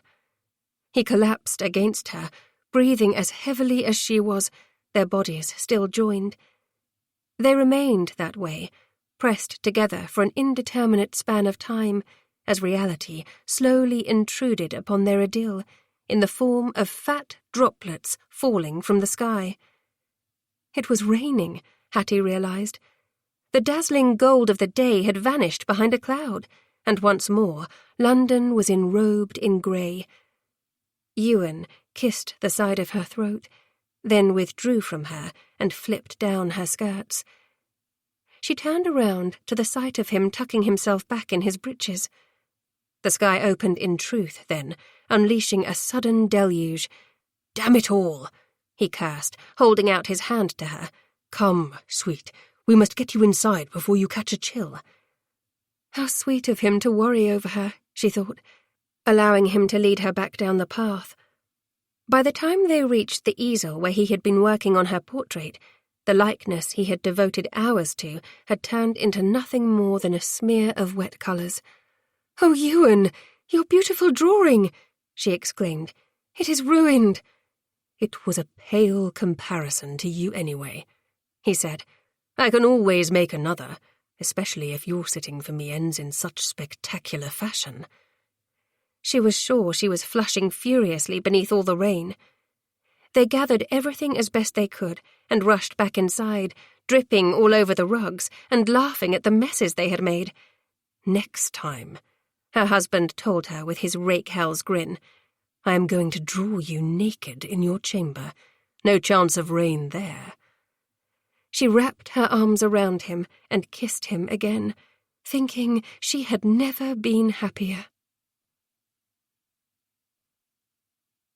Chapter 21. "The Honourable Mr. Arthur Parcross is calling, Your Grace," Lowe announced. 7 words.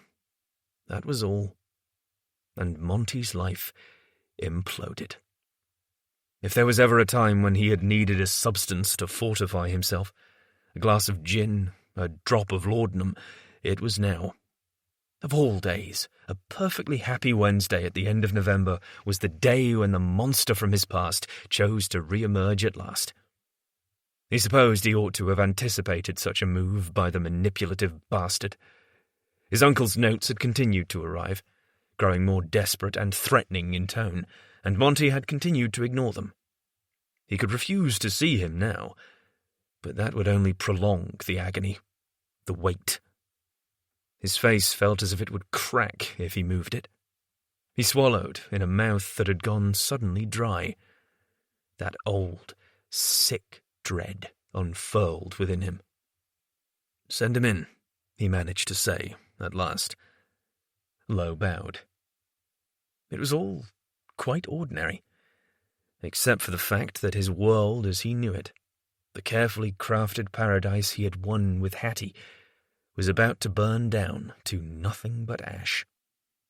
He attempted to prepare himself, struggled to maintain his calm, but by the time Arthur Parcross stood at the threshold to his study, he leapt to his feet, hands balled into fists.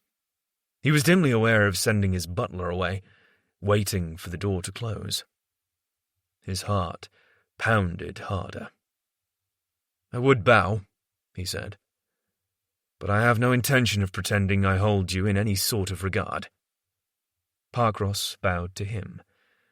He was dressed elegantly, an older version of the monster who haunted Monty's dreams. His dark hair was silver now over his balding pate. He appeared thinner. There were sharp lines of age marring his forehead. The hand gripping the filigree head of his walking stick shook ever so slightly. "I will show you the respect you deny me," said his uncle, his tone mocking. "What the hell are you doing here?" Monty snapped, part of him breaking inside. Here was the man who had tormented him when he had been a lad. The man who had hurt him, who had misused him. The man who was family. A man who should have been trustworthy and honourable. The need to do him violence teemed, ugly and festering inside him. "You did not answer my letters," his uncle said. "I had no choice but to seek the lion in his den." If I were a lion, I would have already ripped off your ugly head and made you my dinner, he said, coldly. I made it clear that I want nothing to do with you, ever again. You are dead to me. His uncle's smile was forced. "Ah, but here I am, still very much alive, and desperately in need of funds." Money. Of course. I would sooner die by my own hand than give you a fucking farthing, he spat. "Do not be hasty," Parkross said, calmly. "I understand you are married now."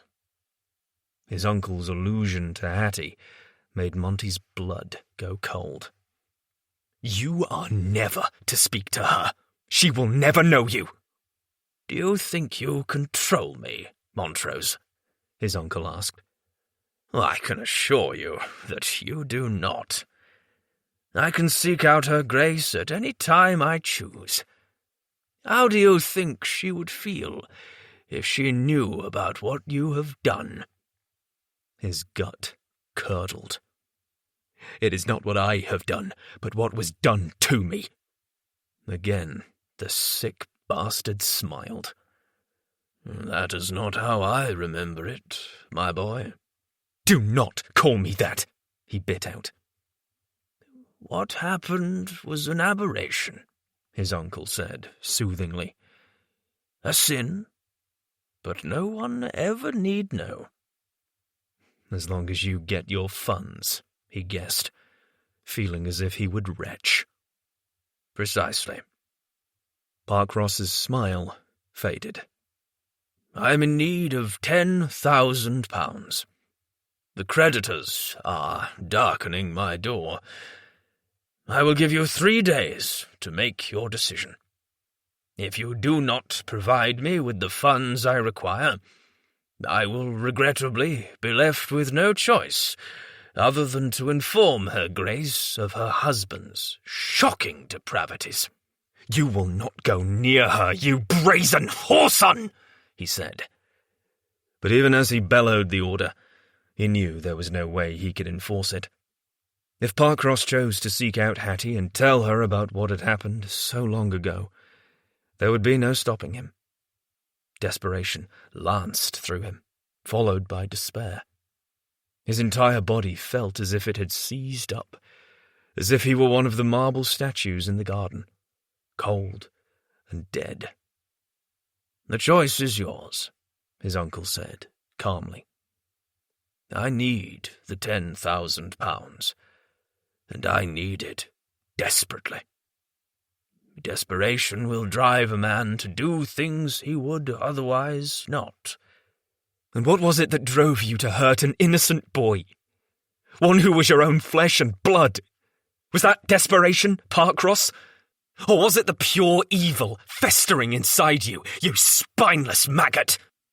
"I was weak then, but I have repented my sins." His uncle started forward, as if to menace him. But Monty was not the defenceless lad he had once been. He was taller than Parkross, far stronger, and age, all these years later, was a boon to Monty instead of a curse. His uncle was elderly, likely ailing. He would have no hope of defeating Monty in a bout of fisticuffs. Indeed, the drubbing he could give him would likely end him. Monty moved forward, warning in every angle of his body, ready to defend himself if he must. His uncle shrank back, apparently realizing the error in his judgment. It was a moot point. He could not murder Parkross, regardless of how tempting putting the sick bastard out of his misery was. I am not giving you £10,000, he seethed instead. I do not give a damn if you spend the rest of your miserable existence on the streets. Stay the hell away from my wife and stay away from me. You think I am bluffing? Parkross guessed, his countenance serious, grim. I assure you, I am not. If I lose everything, there will be no reason for me to keep my silence. I will not stop at her grace, either. I will go to the gossips with it. All the land will know what you are. You will be ruined, shamed. Is that what you want, Montrose? Of course, it was not what he wanted. He had not buried his memories, attempted to dull the pain by any means necessary, so that his bastard of an uncle would unleash the demons of his past upon the world, and especially not upon Hattie. His sweet, angelic Hattie, who had always deserved better. If she knew the truth... Nay, he could not bear to think it. He needed time to think, to formulate a plan. The desperation in his uncle's gaze and voice could not be feigned. "Get out," he ordered hoarsely.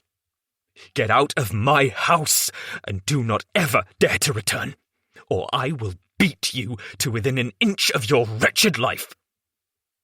"You know where to find me," Parkross said. 3 days, my boy. He had no intention of seeking his uncle out. "The next time I see you, it will be in hell," he vowed, hating the tremor in his voice, hating the reminder that, deep inside, he was still the same scared lad whose uncle had defiled him. As had become her daily habit, Hattie sought out Ewan in his study. Ordinarily, he did not receive callers in the latter afternoon, for it was when the two of them reconvened after their day's activities and shared tea. Often he sketched her while they chatted, or she read poems to him while he rested his head in her lap and she strummed her fingers through his hair, as if he were a musical instrument only she could play. What a fanciful notion, she thought, smiling to herself as she made her way down the hall, following her familiar path. But it pleased her. Their connection was growing deeper with each passing day, and she could not be more content. She was about to knock on his study door when it flew open and an older gentleman bearing a walking stick emerged. She drew up short, taken aback. "Forgive me, sir," she apologized, dipping into a curtsy. Her gaze instantly flew to her husband, who stood at the stranger's back, a vicious scowl on his face. It was clear to her that whomever this man was, he was a most unwanted guest. The man bowed. "Your Grace, I presume? I am Arthur Parkross, Montrose's uncle." Uncle? She had not even known Ewan had one. Neither he nor the dowager had made mention of such a person. The enmity emanating from her husband was almost palpable, but polite manners dictated she treat the man as an honoured guest. "I am pleased to make your acquaintance, Mr. Parkross," she offered, casting a questioning gaze in Ewan's direction. "Mr. Parkross was just leaving, my dear," Ewan told her, his voice rigid as his bearing. "Yes. Forgive me for the haste with which I must pay my call," said Mr. Parkross. "I look forward to seeing you again, Your Grace. Montrose?" With another bow, he took his leave. Hattie watched him go, confusion over her husband's reaction swirling through her, along with misgiving. Something was wrong, though she could not determine just what it was with such a cursory meeting. She had never before seen Ewan so icy cold, so rigid. "I did not realize you had an uncle," she began hesitantly when they were alone once more. "You never mentioned him." Ewan's gaze was so dark it was almost black. He looked different, as if he teemed with fury. "I do not have an uncle. That excuse for a man is not my family." The biting ice in his voice shocked her. You have a quarrel with him, then? No quarrel. He passed a hand over his tense jaw. I hate him, and that is all. He is not welcome here, and he knows it. Do you want to talk about it, Ewan? He shrugged away from her touch for the first time since they had wed. No, I do not.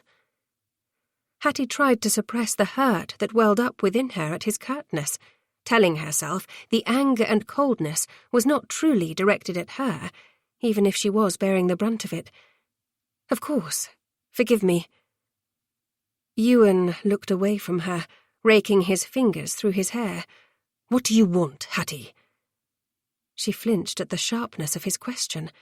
The sensual lover and caring husband she had come to know over the course of their marriage was nowhere to be found in the stranger before her. The little fears she carried, lingering with the doubts, rose to the surface at once. How many times had she worried he would grow bored of being a husband, that he would miss his life of debauchery and endless women and revelries, that she would not be enough to hold him in the end. She swallowed down a knot of trepidation. Are we not going to take tea together today? His gaze jerked back to her, his expression still taut with anger. Not today, I am afraid. I have many matters to attend to and little time to play the milksop. Play the milksop? She frowned as the misgiving deepened, trying to understand the sudden change which had come over him. Have I done something wrong, Ewan? Have I displeased you in some way? He exhaled on a sigh. I think we have been spending far too much time in each other's company. It is not natural for a husband and wife to be so oft together. Hattie could not shake the suspicion his abrupt sea change had been caused by the meeting with his uncle. But if he was not willing to confide in her, what more could she do? She did not want to push him. I will leave you to your many matters, then, she said quietly, still unable to quell the hurt his brusque manner caused. Perhaps I will pay a visit to Lady Searle. Yes, he agreed, sounding distracted. Why do you not do that, madam? Ewan had never spoken to her so formally. The absence of endearment was glaring, troubling. He was already turning away from her, going back to his study. She caught his coat sleeve, staying him, knowing she had to try one more time, for his sake as much as for her own. She hated seeing him like this, hated the distance he was forcing between them. Ewan, wait. Are you certain you do not want to talk about whatever happened with Mr. Parcross just now? He looked back at her. Quite certain. Give my regards to Lady Searle, if you please. With that, he shrugged free of her touch, strode back into his study and slammed the door behind him. Hattie remained where she was, staring at the door, feeling, suddenly, unutterably alone. Chapter 22. Monty had never been so sick in all his life. Not even those horrible days he had spent casting up his accounts and shuddering beneath the wrath of fevers as he weaned his body from opium could compare. He had reached a bitter realization as he watched Hattie speaking to Parcross. The juxtaposition had not been lost upon him. Everything that was good in his life standing before the root of all the darkness. He could not allow the evil to touch her. He knew what he needed to do. There was only one way to send Hattie away from him forever, to make certain he could never hurt her again, nor sully her with the sordid demons of his past. He was not worthy of an angel like her, and he never had been. All along, he had known it, and he was damned glad he had savoured her whilst he had the chance, because now he was going to set her free as best as he could. Hattie was stubborn, determined to always see the good in him. If she knew the truth, her disgust would be violent, crushing. Of that he had no doubt. No, he would spare her the horror of learning what her husband was. When he had cleared away all his spirits and laudanum following his illness, he had hidden away a bottle of gin. Just one. He retrieved it now, pulling it from a drawer. Hand shaking, he opened the bottle, held it to his lips, and took a deep, burning draught. Fire shot down his gullet, along with shame, self-hatred. He closed his eyes and took another sip, then another and another. On a hoarse cry, he slammed the bottle back down upon his desk. The motion was so forceful, the liquor sloshed out of the bottle, raining upon the back of his hand. Another sound emerged from him, and he realized, to his horror, that his cheeks were wet, his vision blurred. Tears. He was crying, by God, and it was the first time he had cried since those long-ago nights. Since the first time. "Fuck," he bit out, pounding his fist into the desk. All these years, and he was still the same weak lad who had allowed Arthur Parkcross to abuse him. He snatched up the gin once more, held it to his lips, and drank.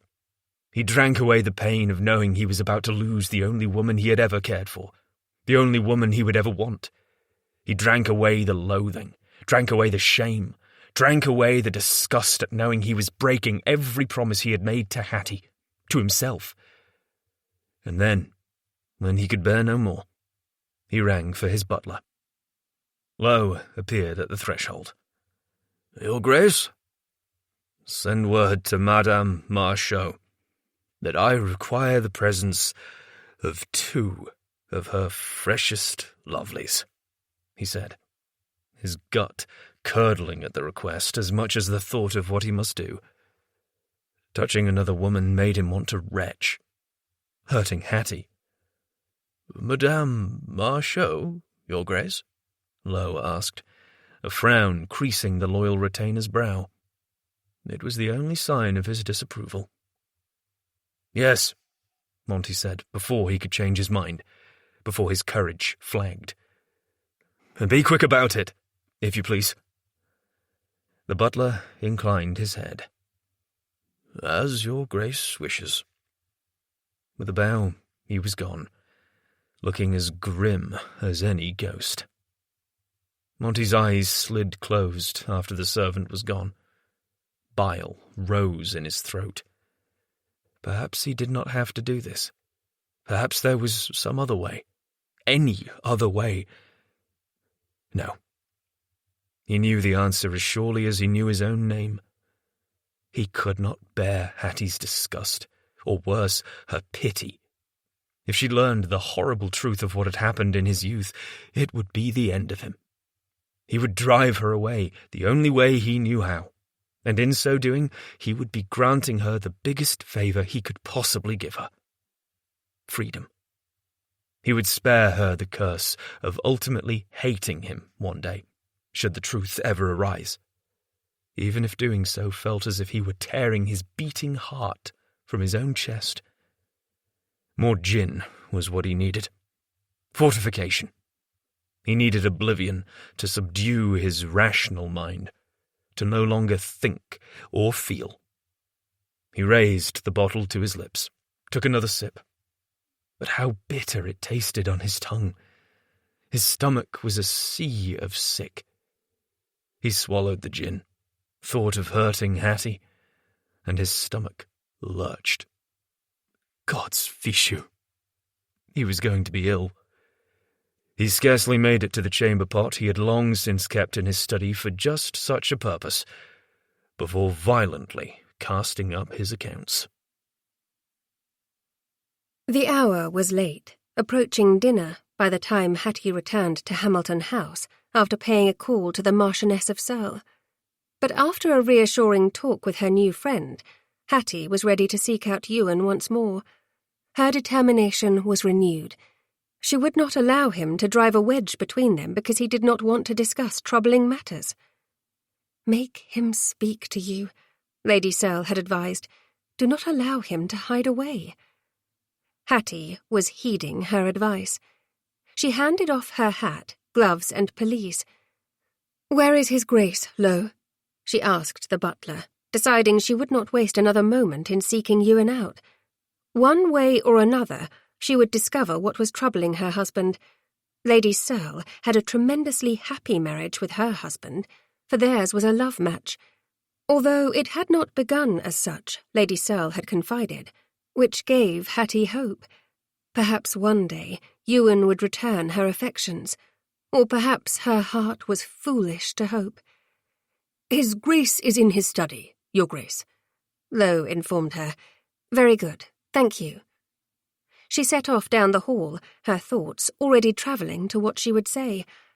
"I would not recommend entering His Grace's study just now, Your Grace," Lowe said, following in her wake.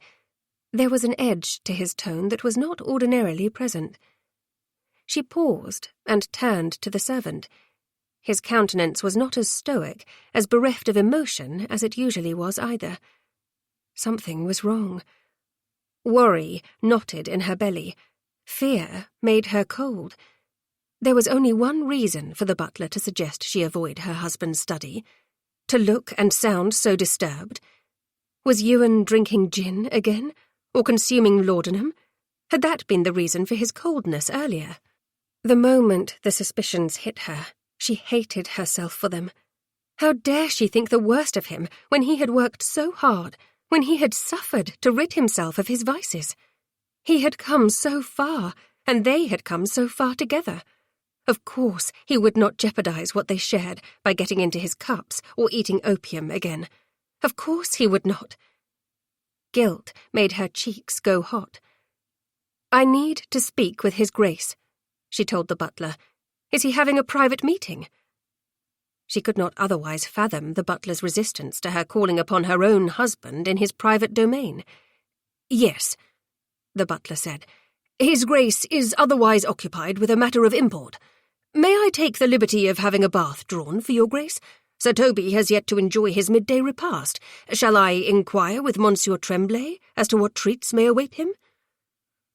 Hattie was about to answer when a distinctly feminine titter echoed through the silence. Everything within her froze, and the dread she had been holding at bay for the entirety of her union to Montrose surged forward like a deluge, drowning her. She held herself still, listening, praying she had misheard, that her imagination had somehow conjured the sound of her greatest fear. More sounds reached her. Laughter. Moaning. She felt sick. Lowe's expression shifted. There was no denying the pity in his gaze. "Shall I have the bath drawn, Your Grace?" He asked the question as if they had not just heard the evidence of her husband's adultery, as if the reason Lowe was attempting to keep her from Ewan's study was not painfully obvious. "No bath," she managed past numb lips. She turned toward the sound, knowing at once that she must verify the source, that she must see for herself, knowing, too, the sight would be the end of her. Her heart would be forever broken. She could not bear.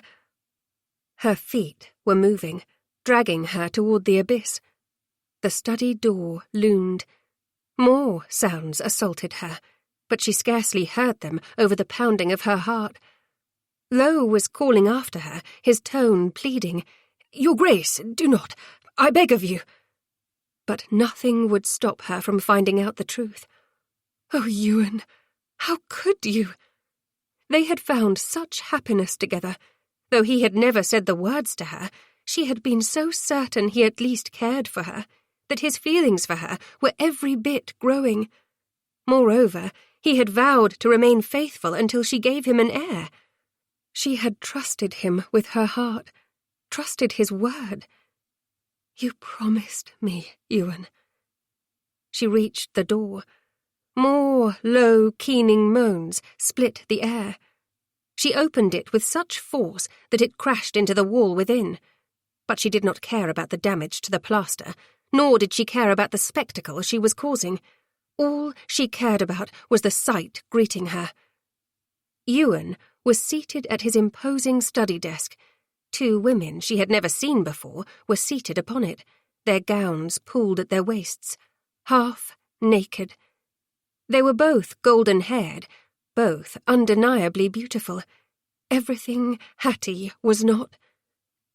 There was a horrible moment of silence as she stood on the threshold, taking in the scene before her. Ewan's gaze met hers from the space between the strumpets seated upon his desk. His expression was cold, emotionless. It was as if she were facing a stranger. "Ewan!" His name left her, strangled, part curse, part question. "Whatever it is you require, I am afraid it must wait. I am currently occupied," he said coldly. Those words hit her like a physical blow. The women's gazes were upon her, their expressions undeniably curious. They looked as if they were enjoying this spectacle. "Quite occupied," said the one on the right. Ewan's hand was on the woman's bare spine, gliding up and down. But his eyes had never strayed from Hattie. How she hated that woman. Hated that she knew her husband's touch. Hated her husband for what he was doing, for what he was destroying, not just her love for him, but everything they had shared together. Had it all been a lie? "Go," he ordered her. Still, she stood there like a fool, begging him with her eyes to stop this madness, to move away. She noted he was fully clothed, his cravat perfectly knotted. Not a hair was mussed out of place. Surely he had not been debauching these wretched females. She thought she could even forgive him this, if he stopped now. "Ewan, please," she begged. "Kiss," he said. Like vassals obeying the order of their king, the women on his desk embraced each other, their lips coming together. A husky moan curdled the air. "No!" Hattie cried out. It was as if she lost control of herself, as if her mind had completely broken away from the rest of her, like a runaway horse. His gaze still pinned to her, Ewan slid his hands up each woman's bare back, sinking his fingers into the skeins of their unbound hair. "Go," he said again, cruelly, coldly. And this time she heeded him. She spun away, a sob choking her, pain lancing her heart, and fled. She ran from Hamilton House, past a grim low, ran from the Duke of Montrose, her shattered heart, and all his broken promises. 2 sets of feminine hands were all over him, caressing his chest, his abdomen, but Monty was scarcely aware of them. He was too fixated upon Hattie, upon the horror and the hurt in her gaze, the paleness of her face. He felt hollow, ill. He felt as if all the light had suddenly been extinguished from his world, because she was the light. She was the light in his darkness, his angel, his love, and he had just destroyed her. He had seen it in her eyes. It is better this way, he reminded himself.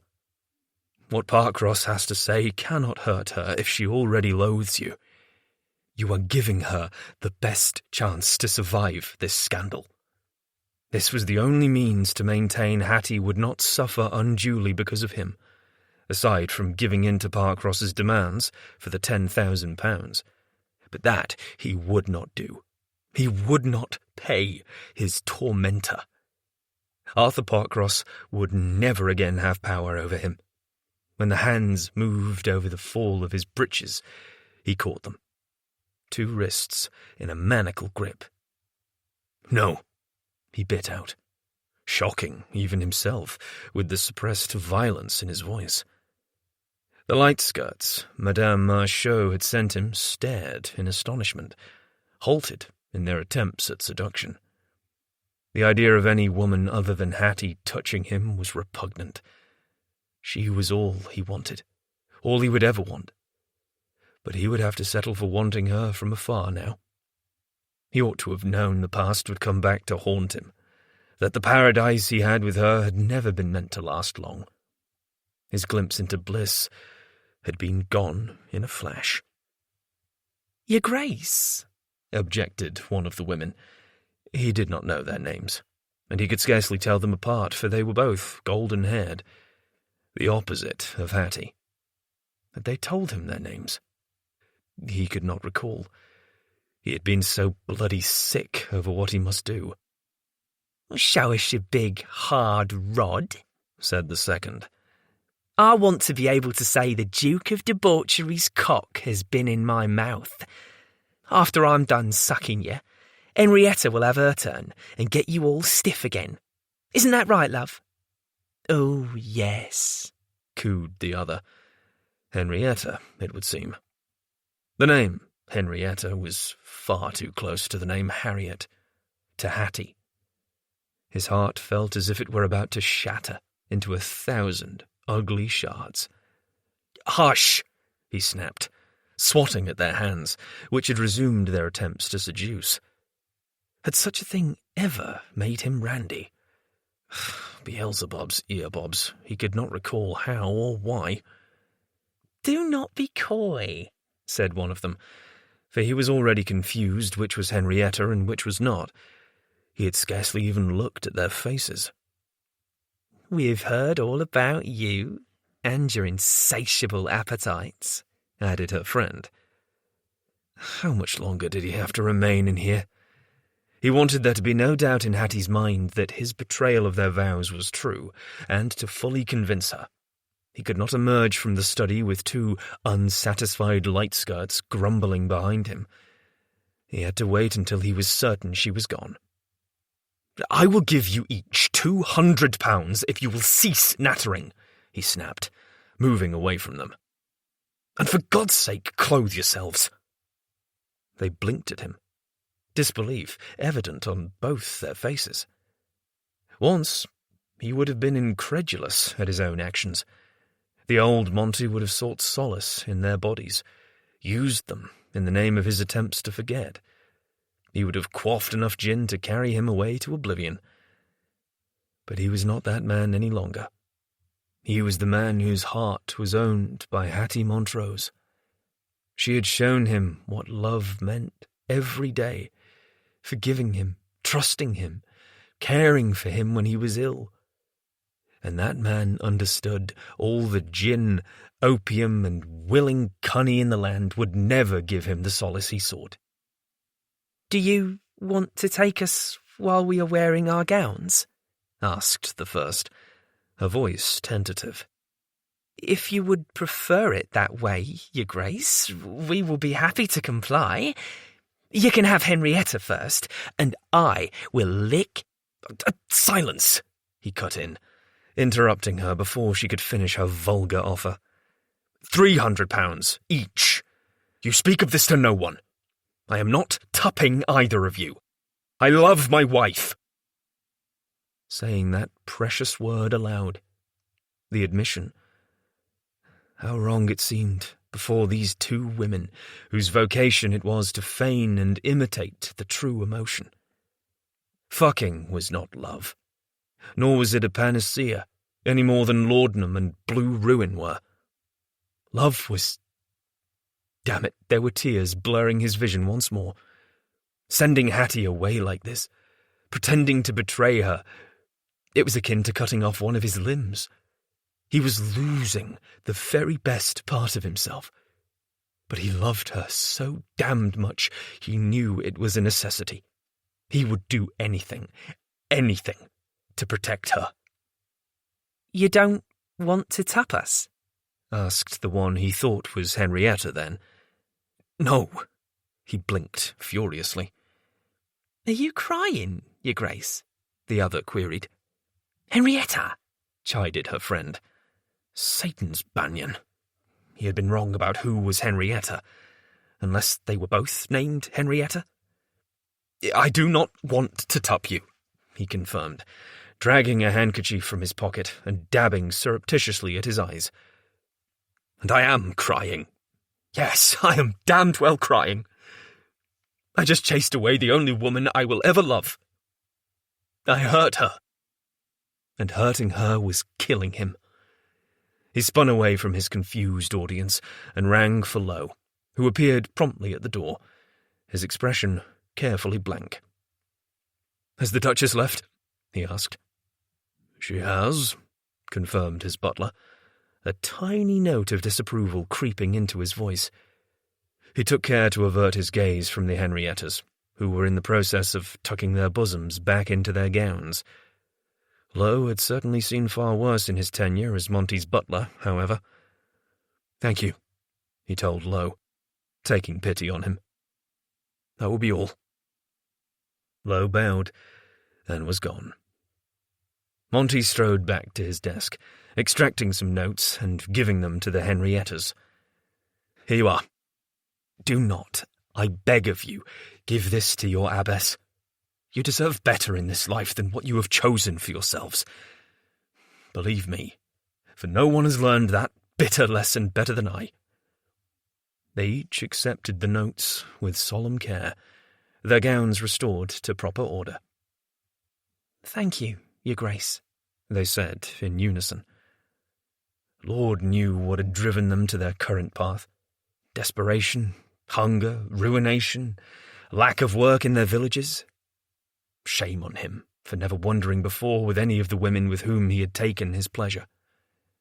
"My carriage will see you to wherever you desire," he told them.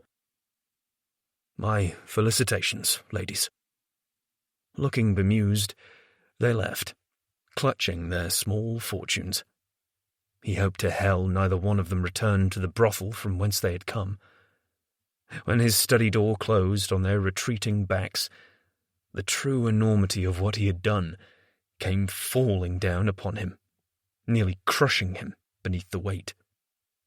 He had lost Hattie, without ever telling her he loved her. He had pushed her away in the cruelest way he knew how, and he had never hated himself more.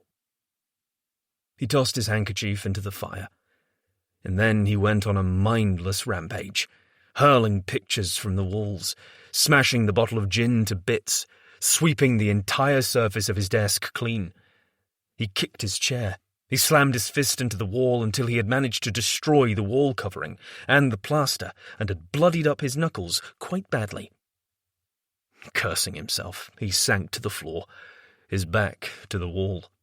His arse thumped on the carpet as he surveyed the destruction, symbolic of the charred ruins which had so suddenly become his life. It seemed a dream that just this morning he had risen with Hattie in his arms, that he had rolled her onto her back and made love to her as the sun rose over London, with the indefatigable promise of another day. Suddenly, a purr, and then a tentative meow interrupted the deafening silence which had descended. In disbelief, he turned to find a fat, white feline sauntering toward him. Sir Toby. Somehow she had left behind her cat, who had taken to stealing into his study for lengthy afternoon dozes. God's fichu! She would have been in a hurry to leave him if she would abandon her precious Sir Toby. The cat must have been hiding in his study for a nap and gotten caught in the fray. He and the feline had reached a pax of sorts recently. The feline adored him. Monty was still hesitant, but the cat was all he had left of Hattie at the moment, and he was damned well going to take comfort. "Come on, then," he told Sir Toby, who paused and watched him hesitantly after all the commotion Monty had just caused. He patted his lap. "Up. I shan't hurt you." No. He would only hurt the woman he loved. But that was why hurting her was a necessity. Pushing her away, forcing her to leave him, was the better option. Far preferable to making her stay after Parcross made good on his threats. She would never be able to hold her head high in polite society again. As it was, the scandal would taint her because she was his wife, separated or no. However, if the full details were made known, as his uncle threatened to do, Monty hoped Hattie would have a chance to obtain an exceedingly rare divorce, thanks to his sins. He would not argue they had not been committed during their union. No, he would allow her to make whatever accusations she must. Sir Toby, perhaps sensing a creature in great need, at last, crawled into Monty's lap. He stroked the cat's luxurious fur, grateful for the solace, and steeled himself in preparation for what he must do next. Chapter 23. Her brother pressed a glass containing an amber-coloured liquid into her hand. Through the tears blurring her vision, Hattie frowned at Torry. "What is it?" "Brandy," he said grimly. "Drink." She was seated in the salon where she had so oft done her needlework before she had married Ewan. When she had suddenly arrived at Torrington House, devastated and in tears after fleeing the undeniable evidence of her husband's infidelity, she had been dismayed to learn her mother was not at home. Only her brother was. Her brother, who did not remember her.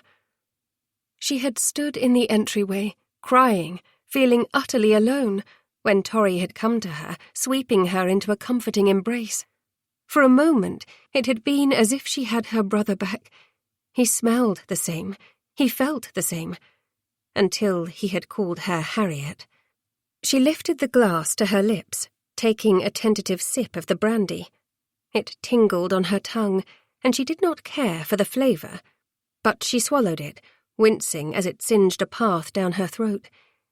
"It will help to calm you," Torry told her. "Drink more." She did as he ordered, but the despair was still a heavy weight upon her chest, threatening to crush her. She would need far more than brandy to calm herself, to survive this agony. "Another," her brother said.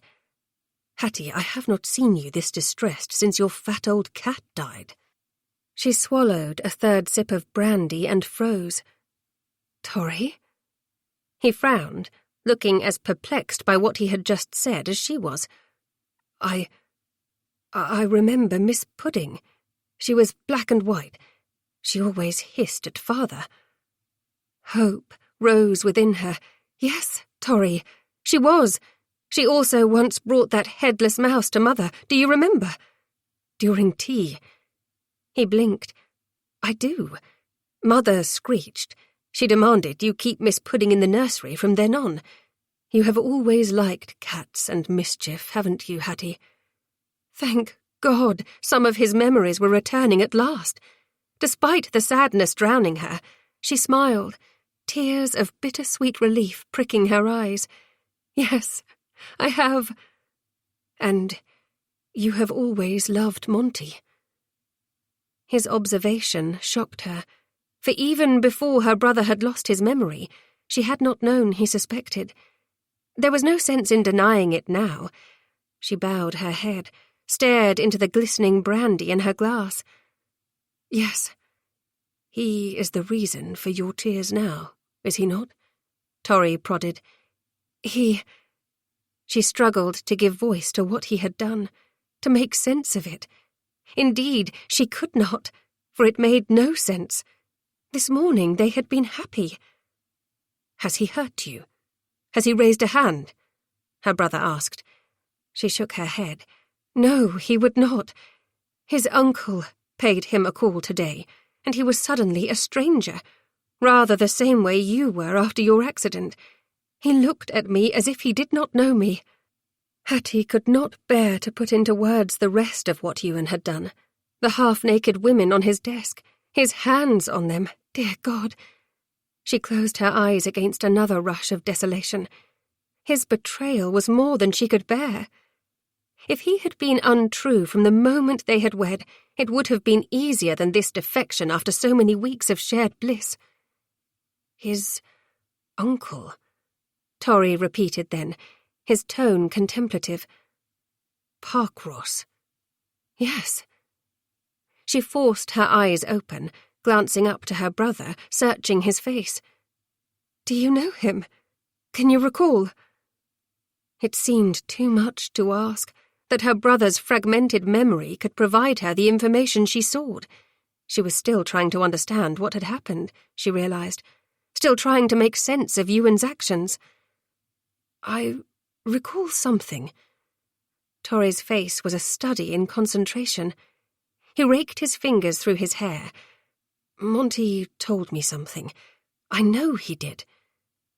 With shaking hands, she deposited her brandy glass on the table at her side, for she could not bear to consume another drop.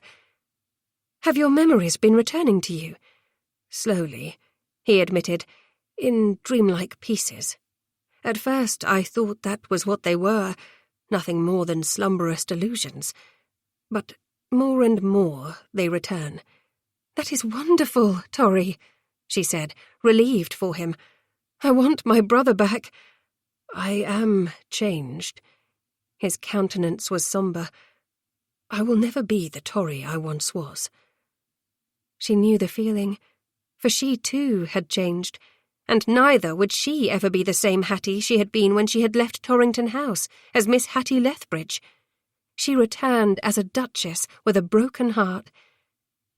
Unless hope, ever foolish, would not loosen its hold upon her. You do not have to be the Torry you once were, she told her brother. The most important thing is for you to remember your family, your friends. The doctor says I may never remember everything. Torry scrubbed at his jaw, frustration evident in his voice, his bearing. But I must try.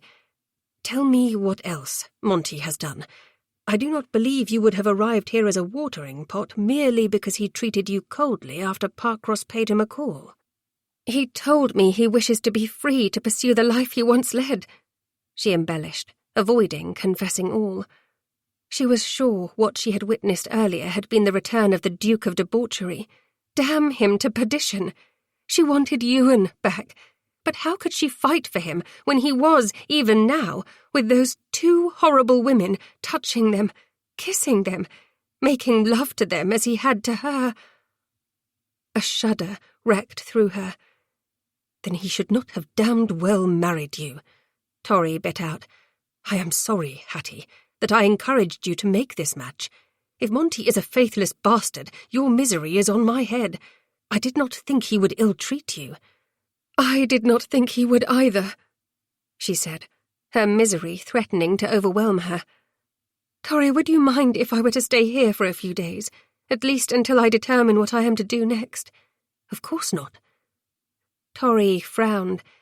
This will always be your home. The doors are always open.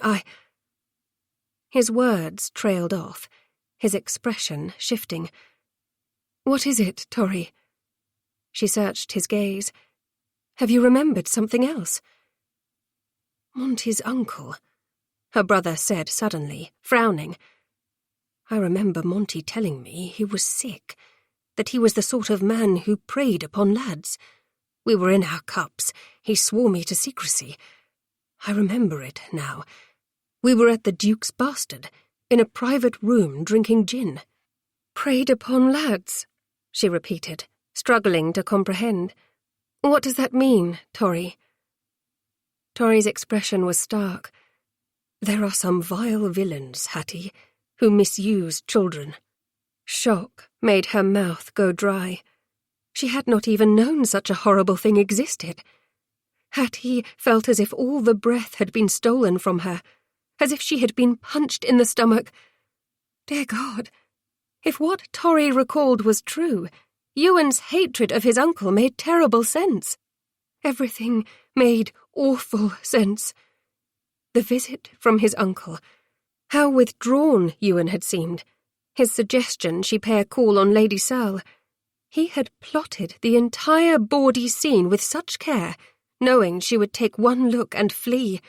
He had wanted her to run, because he had been chasing her away. And she had left him. She had done exactly what he had known she would do, and she had believed the worst of him. How easy he had made it, arranging for some light skirts in his study. She thought back to his expression, to the dullness in his eyes. He had not kissed either of the women. He had merely acted the part of marionette. Hattie. Her brother's worried voice broke through her wild thoughts. I need to go back to Hamilton House, she said. Now. Torry nodded. I will see the carriage is brought for you, but if he hurts you any more than he already has, he will answer to me." It was good to have her brother back, at least in this small measure. She could only hope that in time more of his memories would restore themselves to him. Impulsively, she embraced him again, then pressed a kiss to his cheek. "Thank you, Torry, for everything." Monty was still sitting with Sir Toby in his lap. He could not see the ormolu clock on the mantel, and neither did he have his pocket watch at the ready. He had no inkling how much time had passed since the Henriettas had departed, since Hattie had left him. His arse had fallen asleep. The effects of the gin had faded. His heart hurt. He was broken. More broken than the shards of the gin bottle he had smashed earlier. More broken than he had ever been. Without Hattie, he was a barren night sky, without the sun to rise in the morning and chase away the emptiness of the dark. Without her there was no laughter, no sweet kisses, no poetry, no fingers running through his hair, no soft body curled against his, no sweet scent of violets. Without Hattie, there was nothing. Without her, he was nothing. The door to his study opened. The damned butler had been checking upon him in steady increments ever since he had left his study in rubble. "Go to the devil, Lo," he said, hoarsely. He had no wish for company now. "I am not Lo." The sweet, melodic voice of his wife reached him. For a delirious moment, he was convinced he must have imagined it. His head jerked toward the door. There she stood, on the threshold, surveying the damage she had done. His stupid heart surged at her presence, but he tamped down any hope. She was probably here for the goddamn cat. With a half purr, half meow for his mistress, Sir Toby rose, stretched, and left Monty's lap. He sauntered toward a nearby chair and leapt into it, settling himself for another nap, or perhaps all the better to preside over Monty's misery. "Why are you here?" he asked Hattie, forcing himself to keep his tone cool, to not allow her to see the rush of pure joy he felt at her return, to hide the love burning for her, consuming him from the inside out. She glided into the study, closing the door behind her. At least, that was what it seemed to him. She was otherworldly perfection, her jonquil gown complementing her black hair in stark contrast, the return of the light. It was only when she neared him and sank to her knees before him, skirts pooling around her, that he took note of the puffiness about her eyes, the pink tip of her nose. Hattie had been crying. Because of him. And even if he knew it was for the best to push her away, he ached to take her in his arms, to beg her forgiveness, to tell her how much she meant to him. "Where are your friends?" she asked him, studying him with a calmness that unnerved him. It took him a moment to realize she referred to the Henriettas. He had already forgotten them. "I finished with them," he lied. "Have you come back for the cat?" "Here he is. Perfectly hale. I never cared for the creature anyway." "I came back for both of you." She leaned forward, cupping his face in her hands. "I love you, Ewan." Agony seared him. He wanted to jerk away from her, and yet it was the sweetest gift, her warm, tender touch. But an even greater gift was her words, her love for him.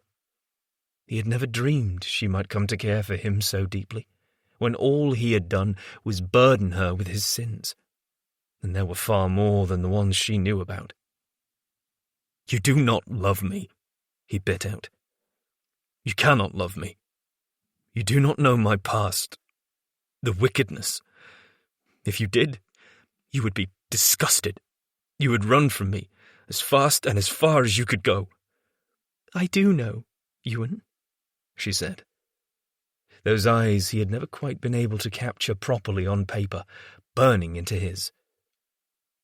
The only running I am doing is to you, to your arms. You are home to me. You are where I belong. Foolish, beautiful, angelic woman.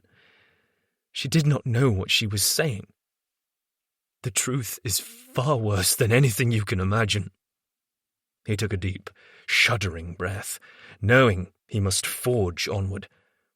He had not wanted to, Lord knew. But she had a right to understand. She had come back for him, despite thinking he had betrayed her, and professed her love. The man you saw today, Arthur Parkross, he... God, Hattie... I know, Ewan, she said, tears shining in her eyes. I know. Torry's memory is returning slowly. He recalled you telling him about your uncle.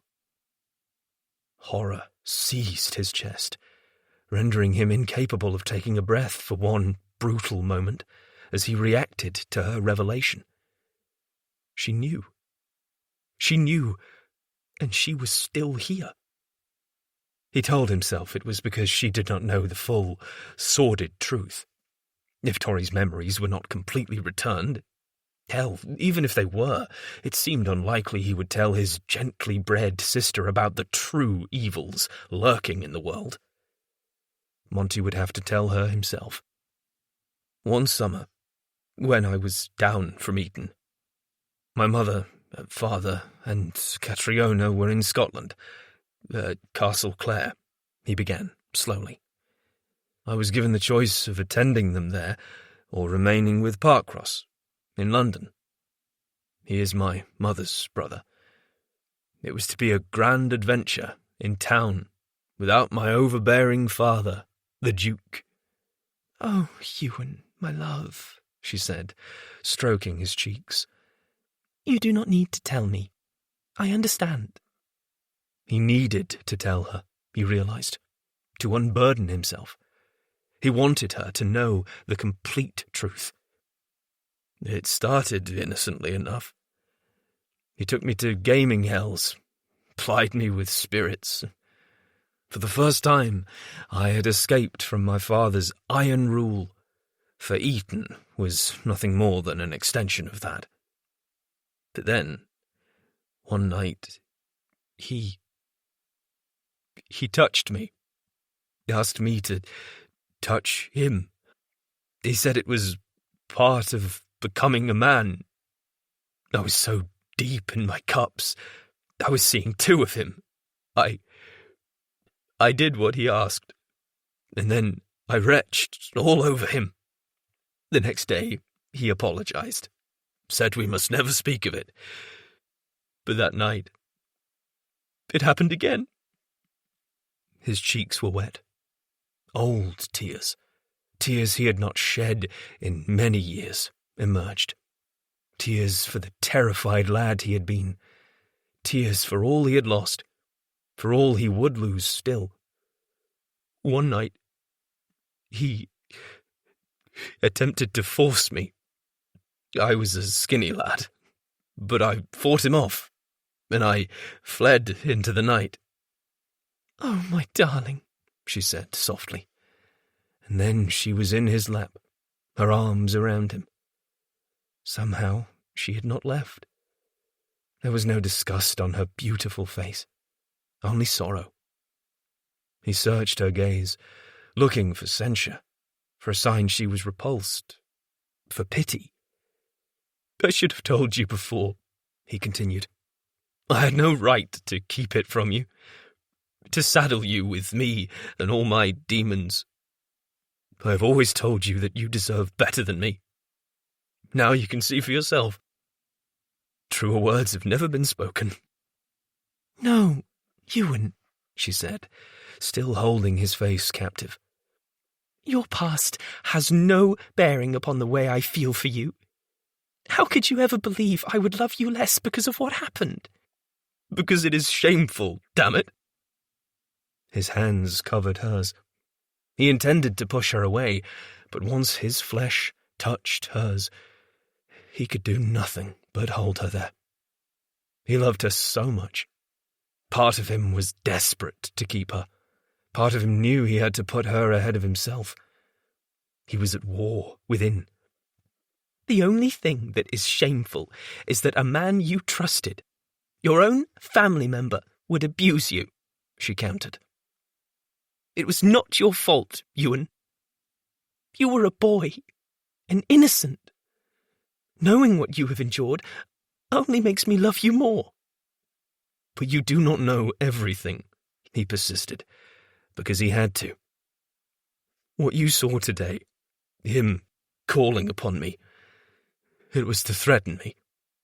He is heavily in debt, and he is demanding £10,000 from me. If I do not give him the funds, which I have sworn not to do, he threatened to tell you, and to spread this putrid scandal all over town. That spineless coward! How dare he? Hattie frowned through the tears which had tracked down her cheeks. You cannot let him win, Ewan. I will stand by your side with pride. Nothing he says or does will make me love you any less. Just when he thought he could not love her more. Do you mean that, Hattie? Can you doubt it? She smiled then, through her tears. I have loved you for so long, Ewan. Before you ever noticed me. Before we were married. And my love for you has only grown deeper and stronger with each day.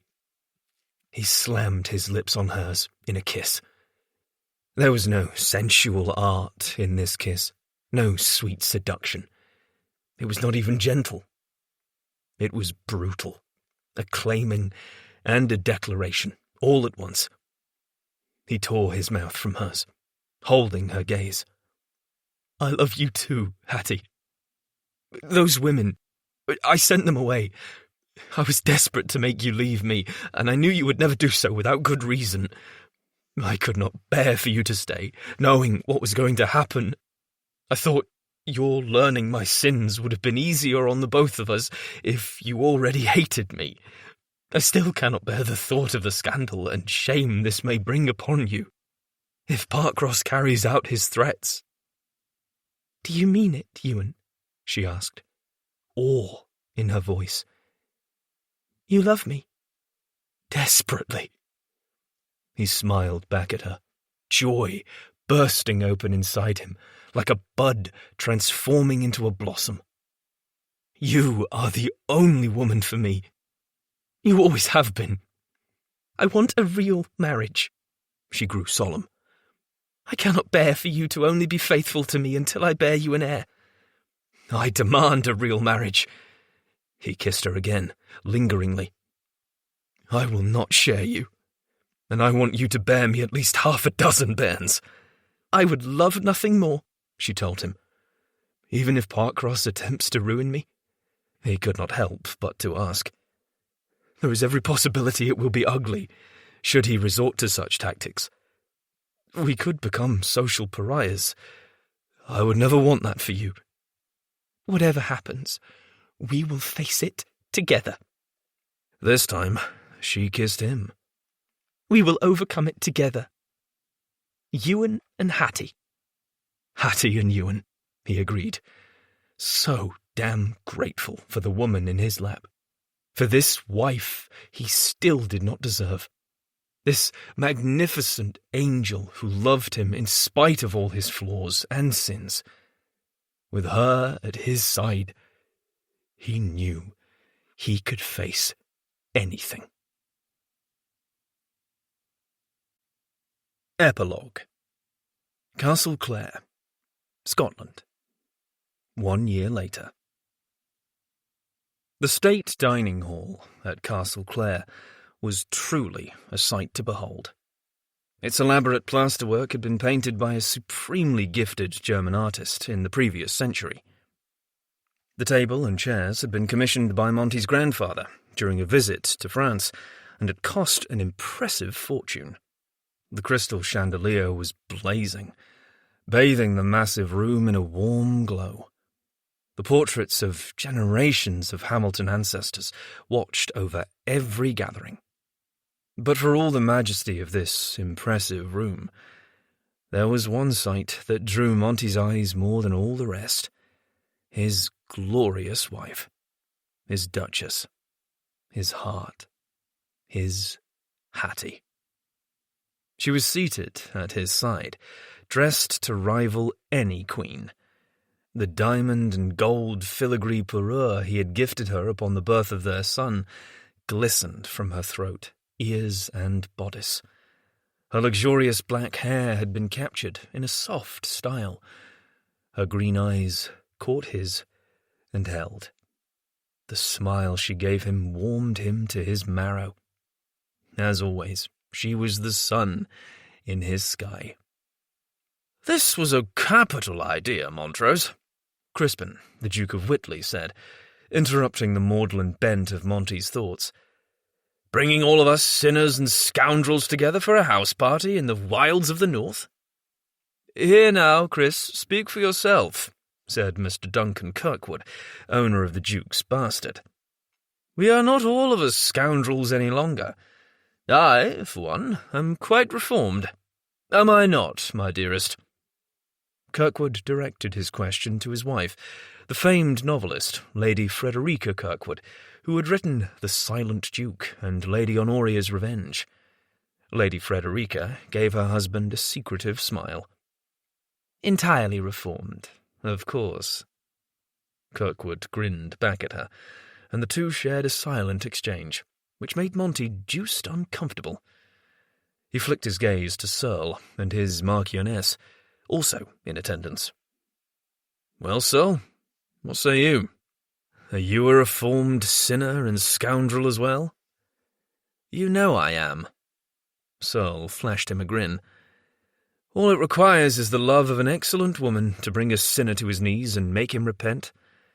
If I did not have my Leone, I shudder to think where I would be." "Oh, my love," his Marchioness returned softly, eyes filling with tears, undoubtedly because she was once more breeding. "I feel the same." Monty had learned all too well that a delicate condition led to one's pragmatic, rational wife turning into a watering pot, and an insatiable bedmate. But he did not want to think about the last in relation to his cousin and his cousin's wife. Beelzebub's earbobs. The notion was enough to make him want to retch.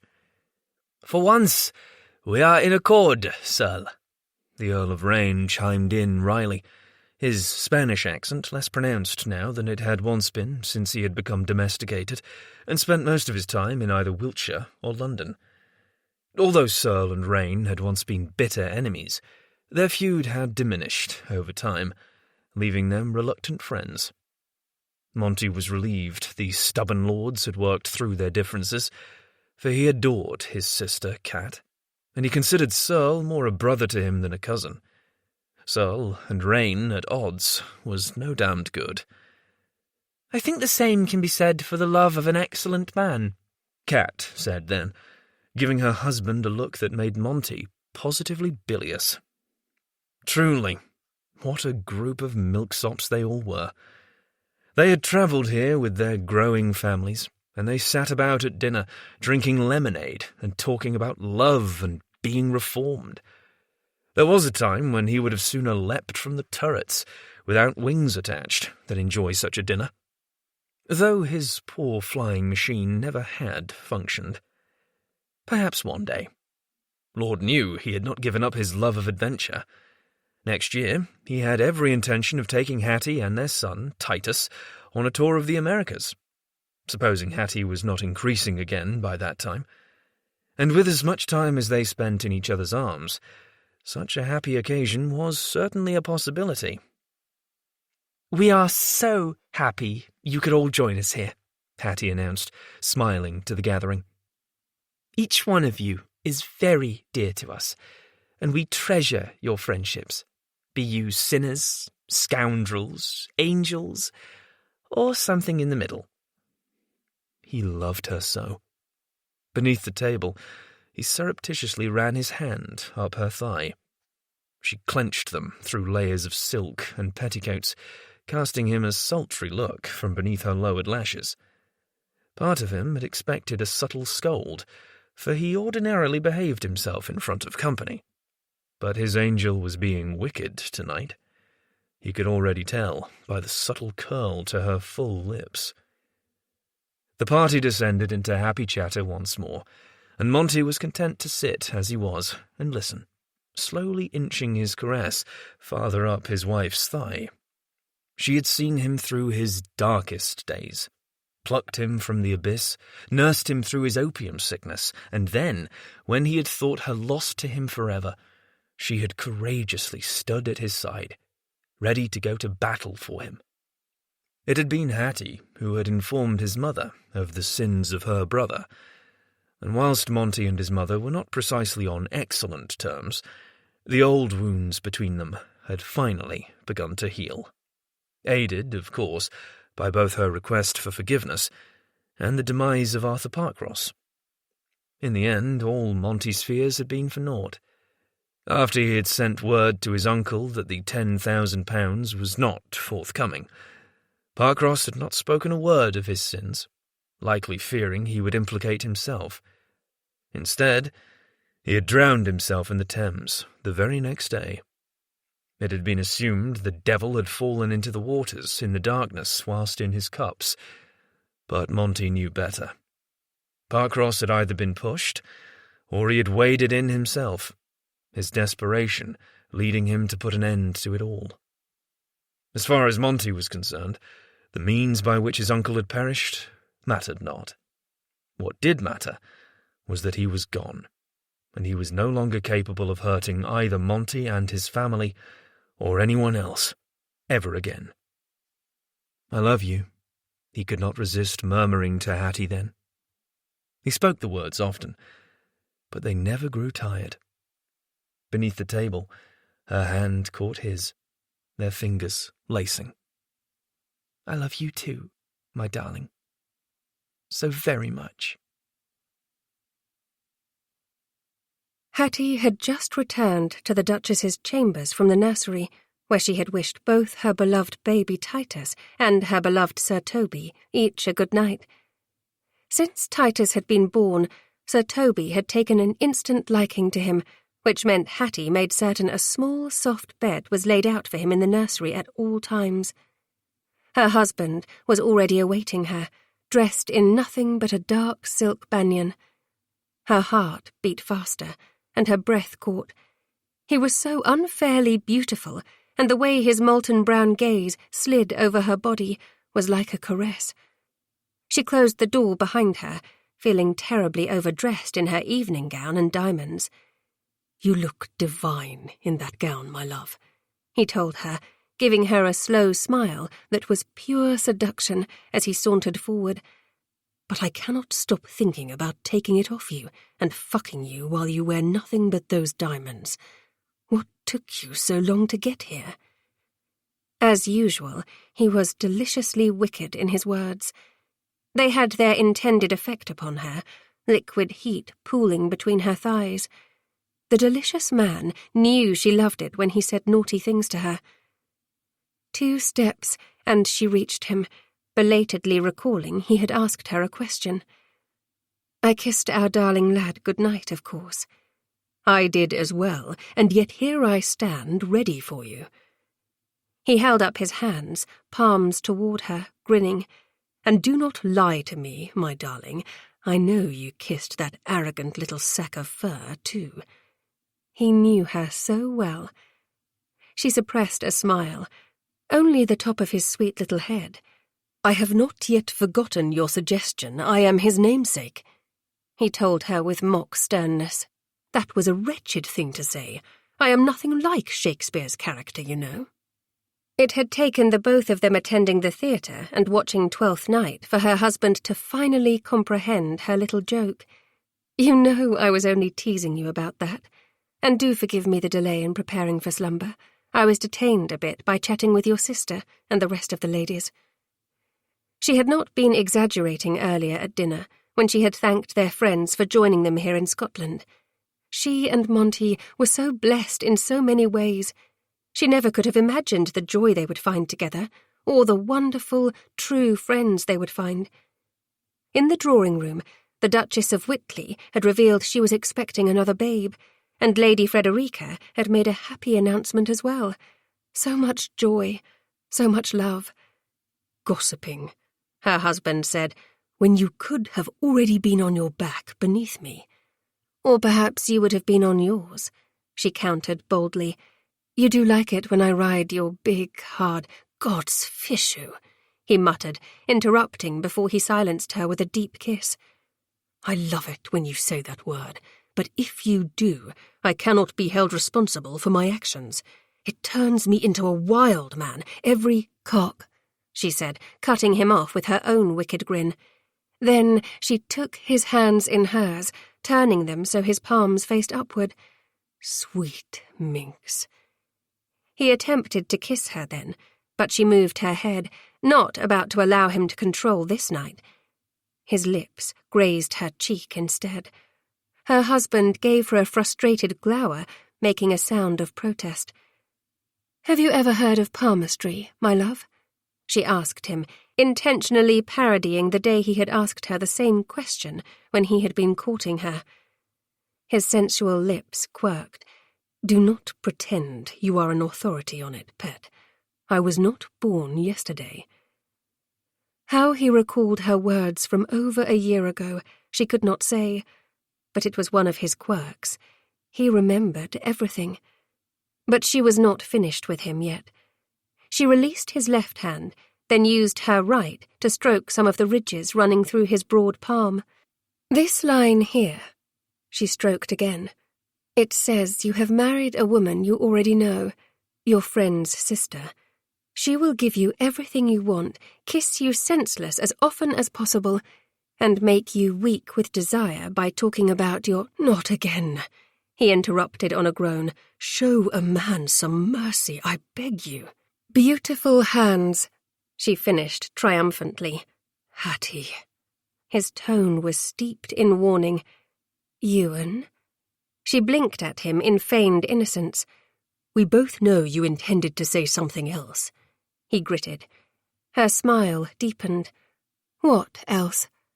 That quickly, he flipped her hand around and he was the one in control, bringing her hand to his rigid cock. Even through the fine fabric of his banyan, his heat seared her. Between her legs, a new pulse pounded to life. "This," he said. "Oh." Her fingers shaped him, stroked him. The hunger within her intensified. But she was not finished torturing him yet. She sank to her knees, making short work of the loose belt, which had been holding the twain ends of his banyan in place. The garment gaped, revealing a mouth-watering expanse of hard male chest, muscled torso, and his staff, protruding thickly from a base of dark curls, and the heavy weight of his bollocks. "Cock," she said, and then she wasted no time in taking him in her mouth. How she loved him, the musky, rich scent of him, the salty, sweet taste of him, the leashed power of his body, all at her command. She knew by now how to please him. Exhaling, she took him deep into her throat, worshipping him, this man she loved. He groaned above her, his hands sinking into her hair as his hips thrust. She cupped his sack, worked him, licked and sucked, and pleasured him in every way she knew how. But just when he was on the edge of release, he pulled away, bringing her to her feet. The ruddy flush in his cheeks pleased her, as did his breathlessness when he spoke. "Enough, darling. I want to be inside you when I spend." She could not argue with that. As one, they removed all her layers, gown, petticoats, chemise, stays, stockings. When she began to unfasten her earbobs, he stopped her. "Leave the diamonds." She did as he wanted, leaving them, and instead devoted herself to pushing his banyan off his broad shoulders. They fell into bed together, naked, with Hattie on her back and Ewan atop her. Her legs parted for the bold invasion of his body. She was ready for him, and he had scarcely even touched her. "I wanted you on your back," she protested, pouting. He kissed her, slow and deep, his tongue sinking inside to foray with hers. He tasted like lemonade, only more delicious, because he also tasted like himself. He dragged his mouth away for a breath. "In this, I win." His fingers found her pearl, working over her. "Your honey is soaked, darling," he said. More forbidden words. She undulated beneath him, seeking more. He sucked her nipple, then gently bit. She moaned, stiffening beneath him, already on the verge of spending when he sank 2 fingers inside her. His thumb played with the sensitive bundle of flesh while he fucked her swiftly, reaching that secret place inside her only he knew existed. She splintered, her release taking her by surprise in its sudden swiftness. He kissed his way to her throat, to her ear. "I am going to fuck you now." "Dear God, yes," she gasped, a desperate plea. He withdrew his fingers, and she mourned the loss until he slammed back inside her with one deep thrust. He felt so good, filling her,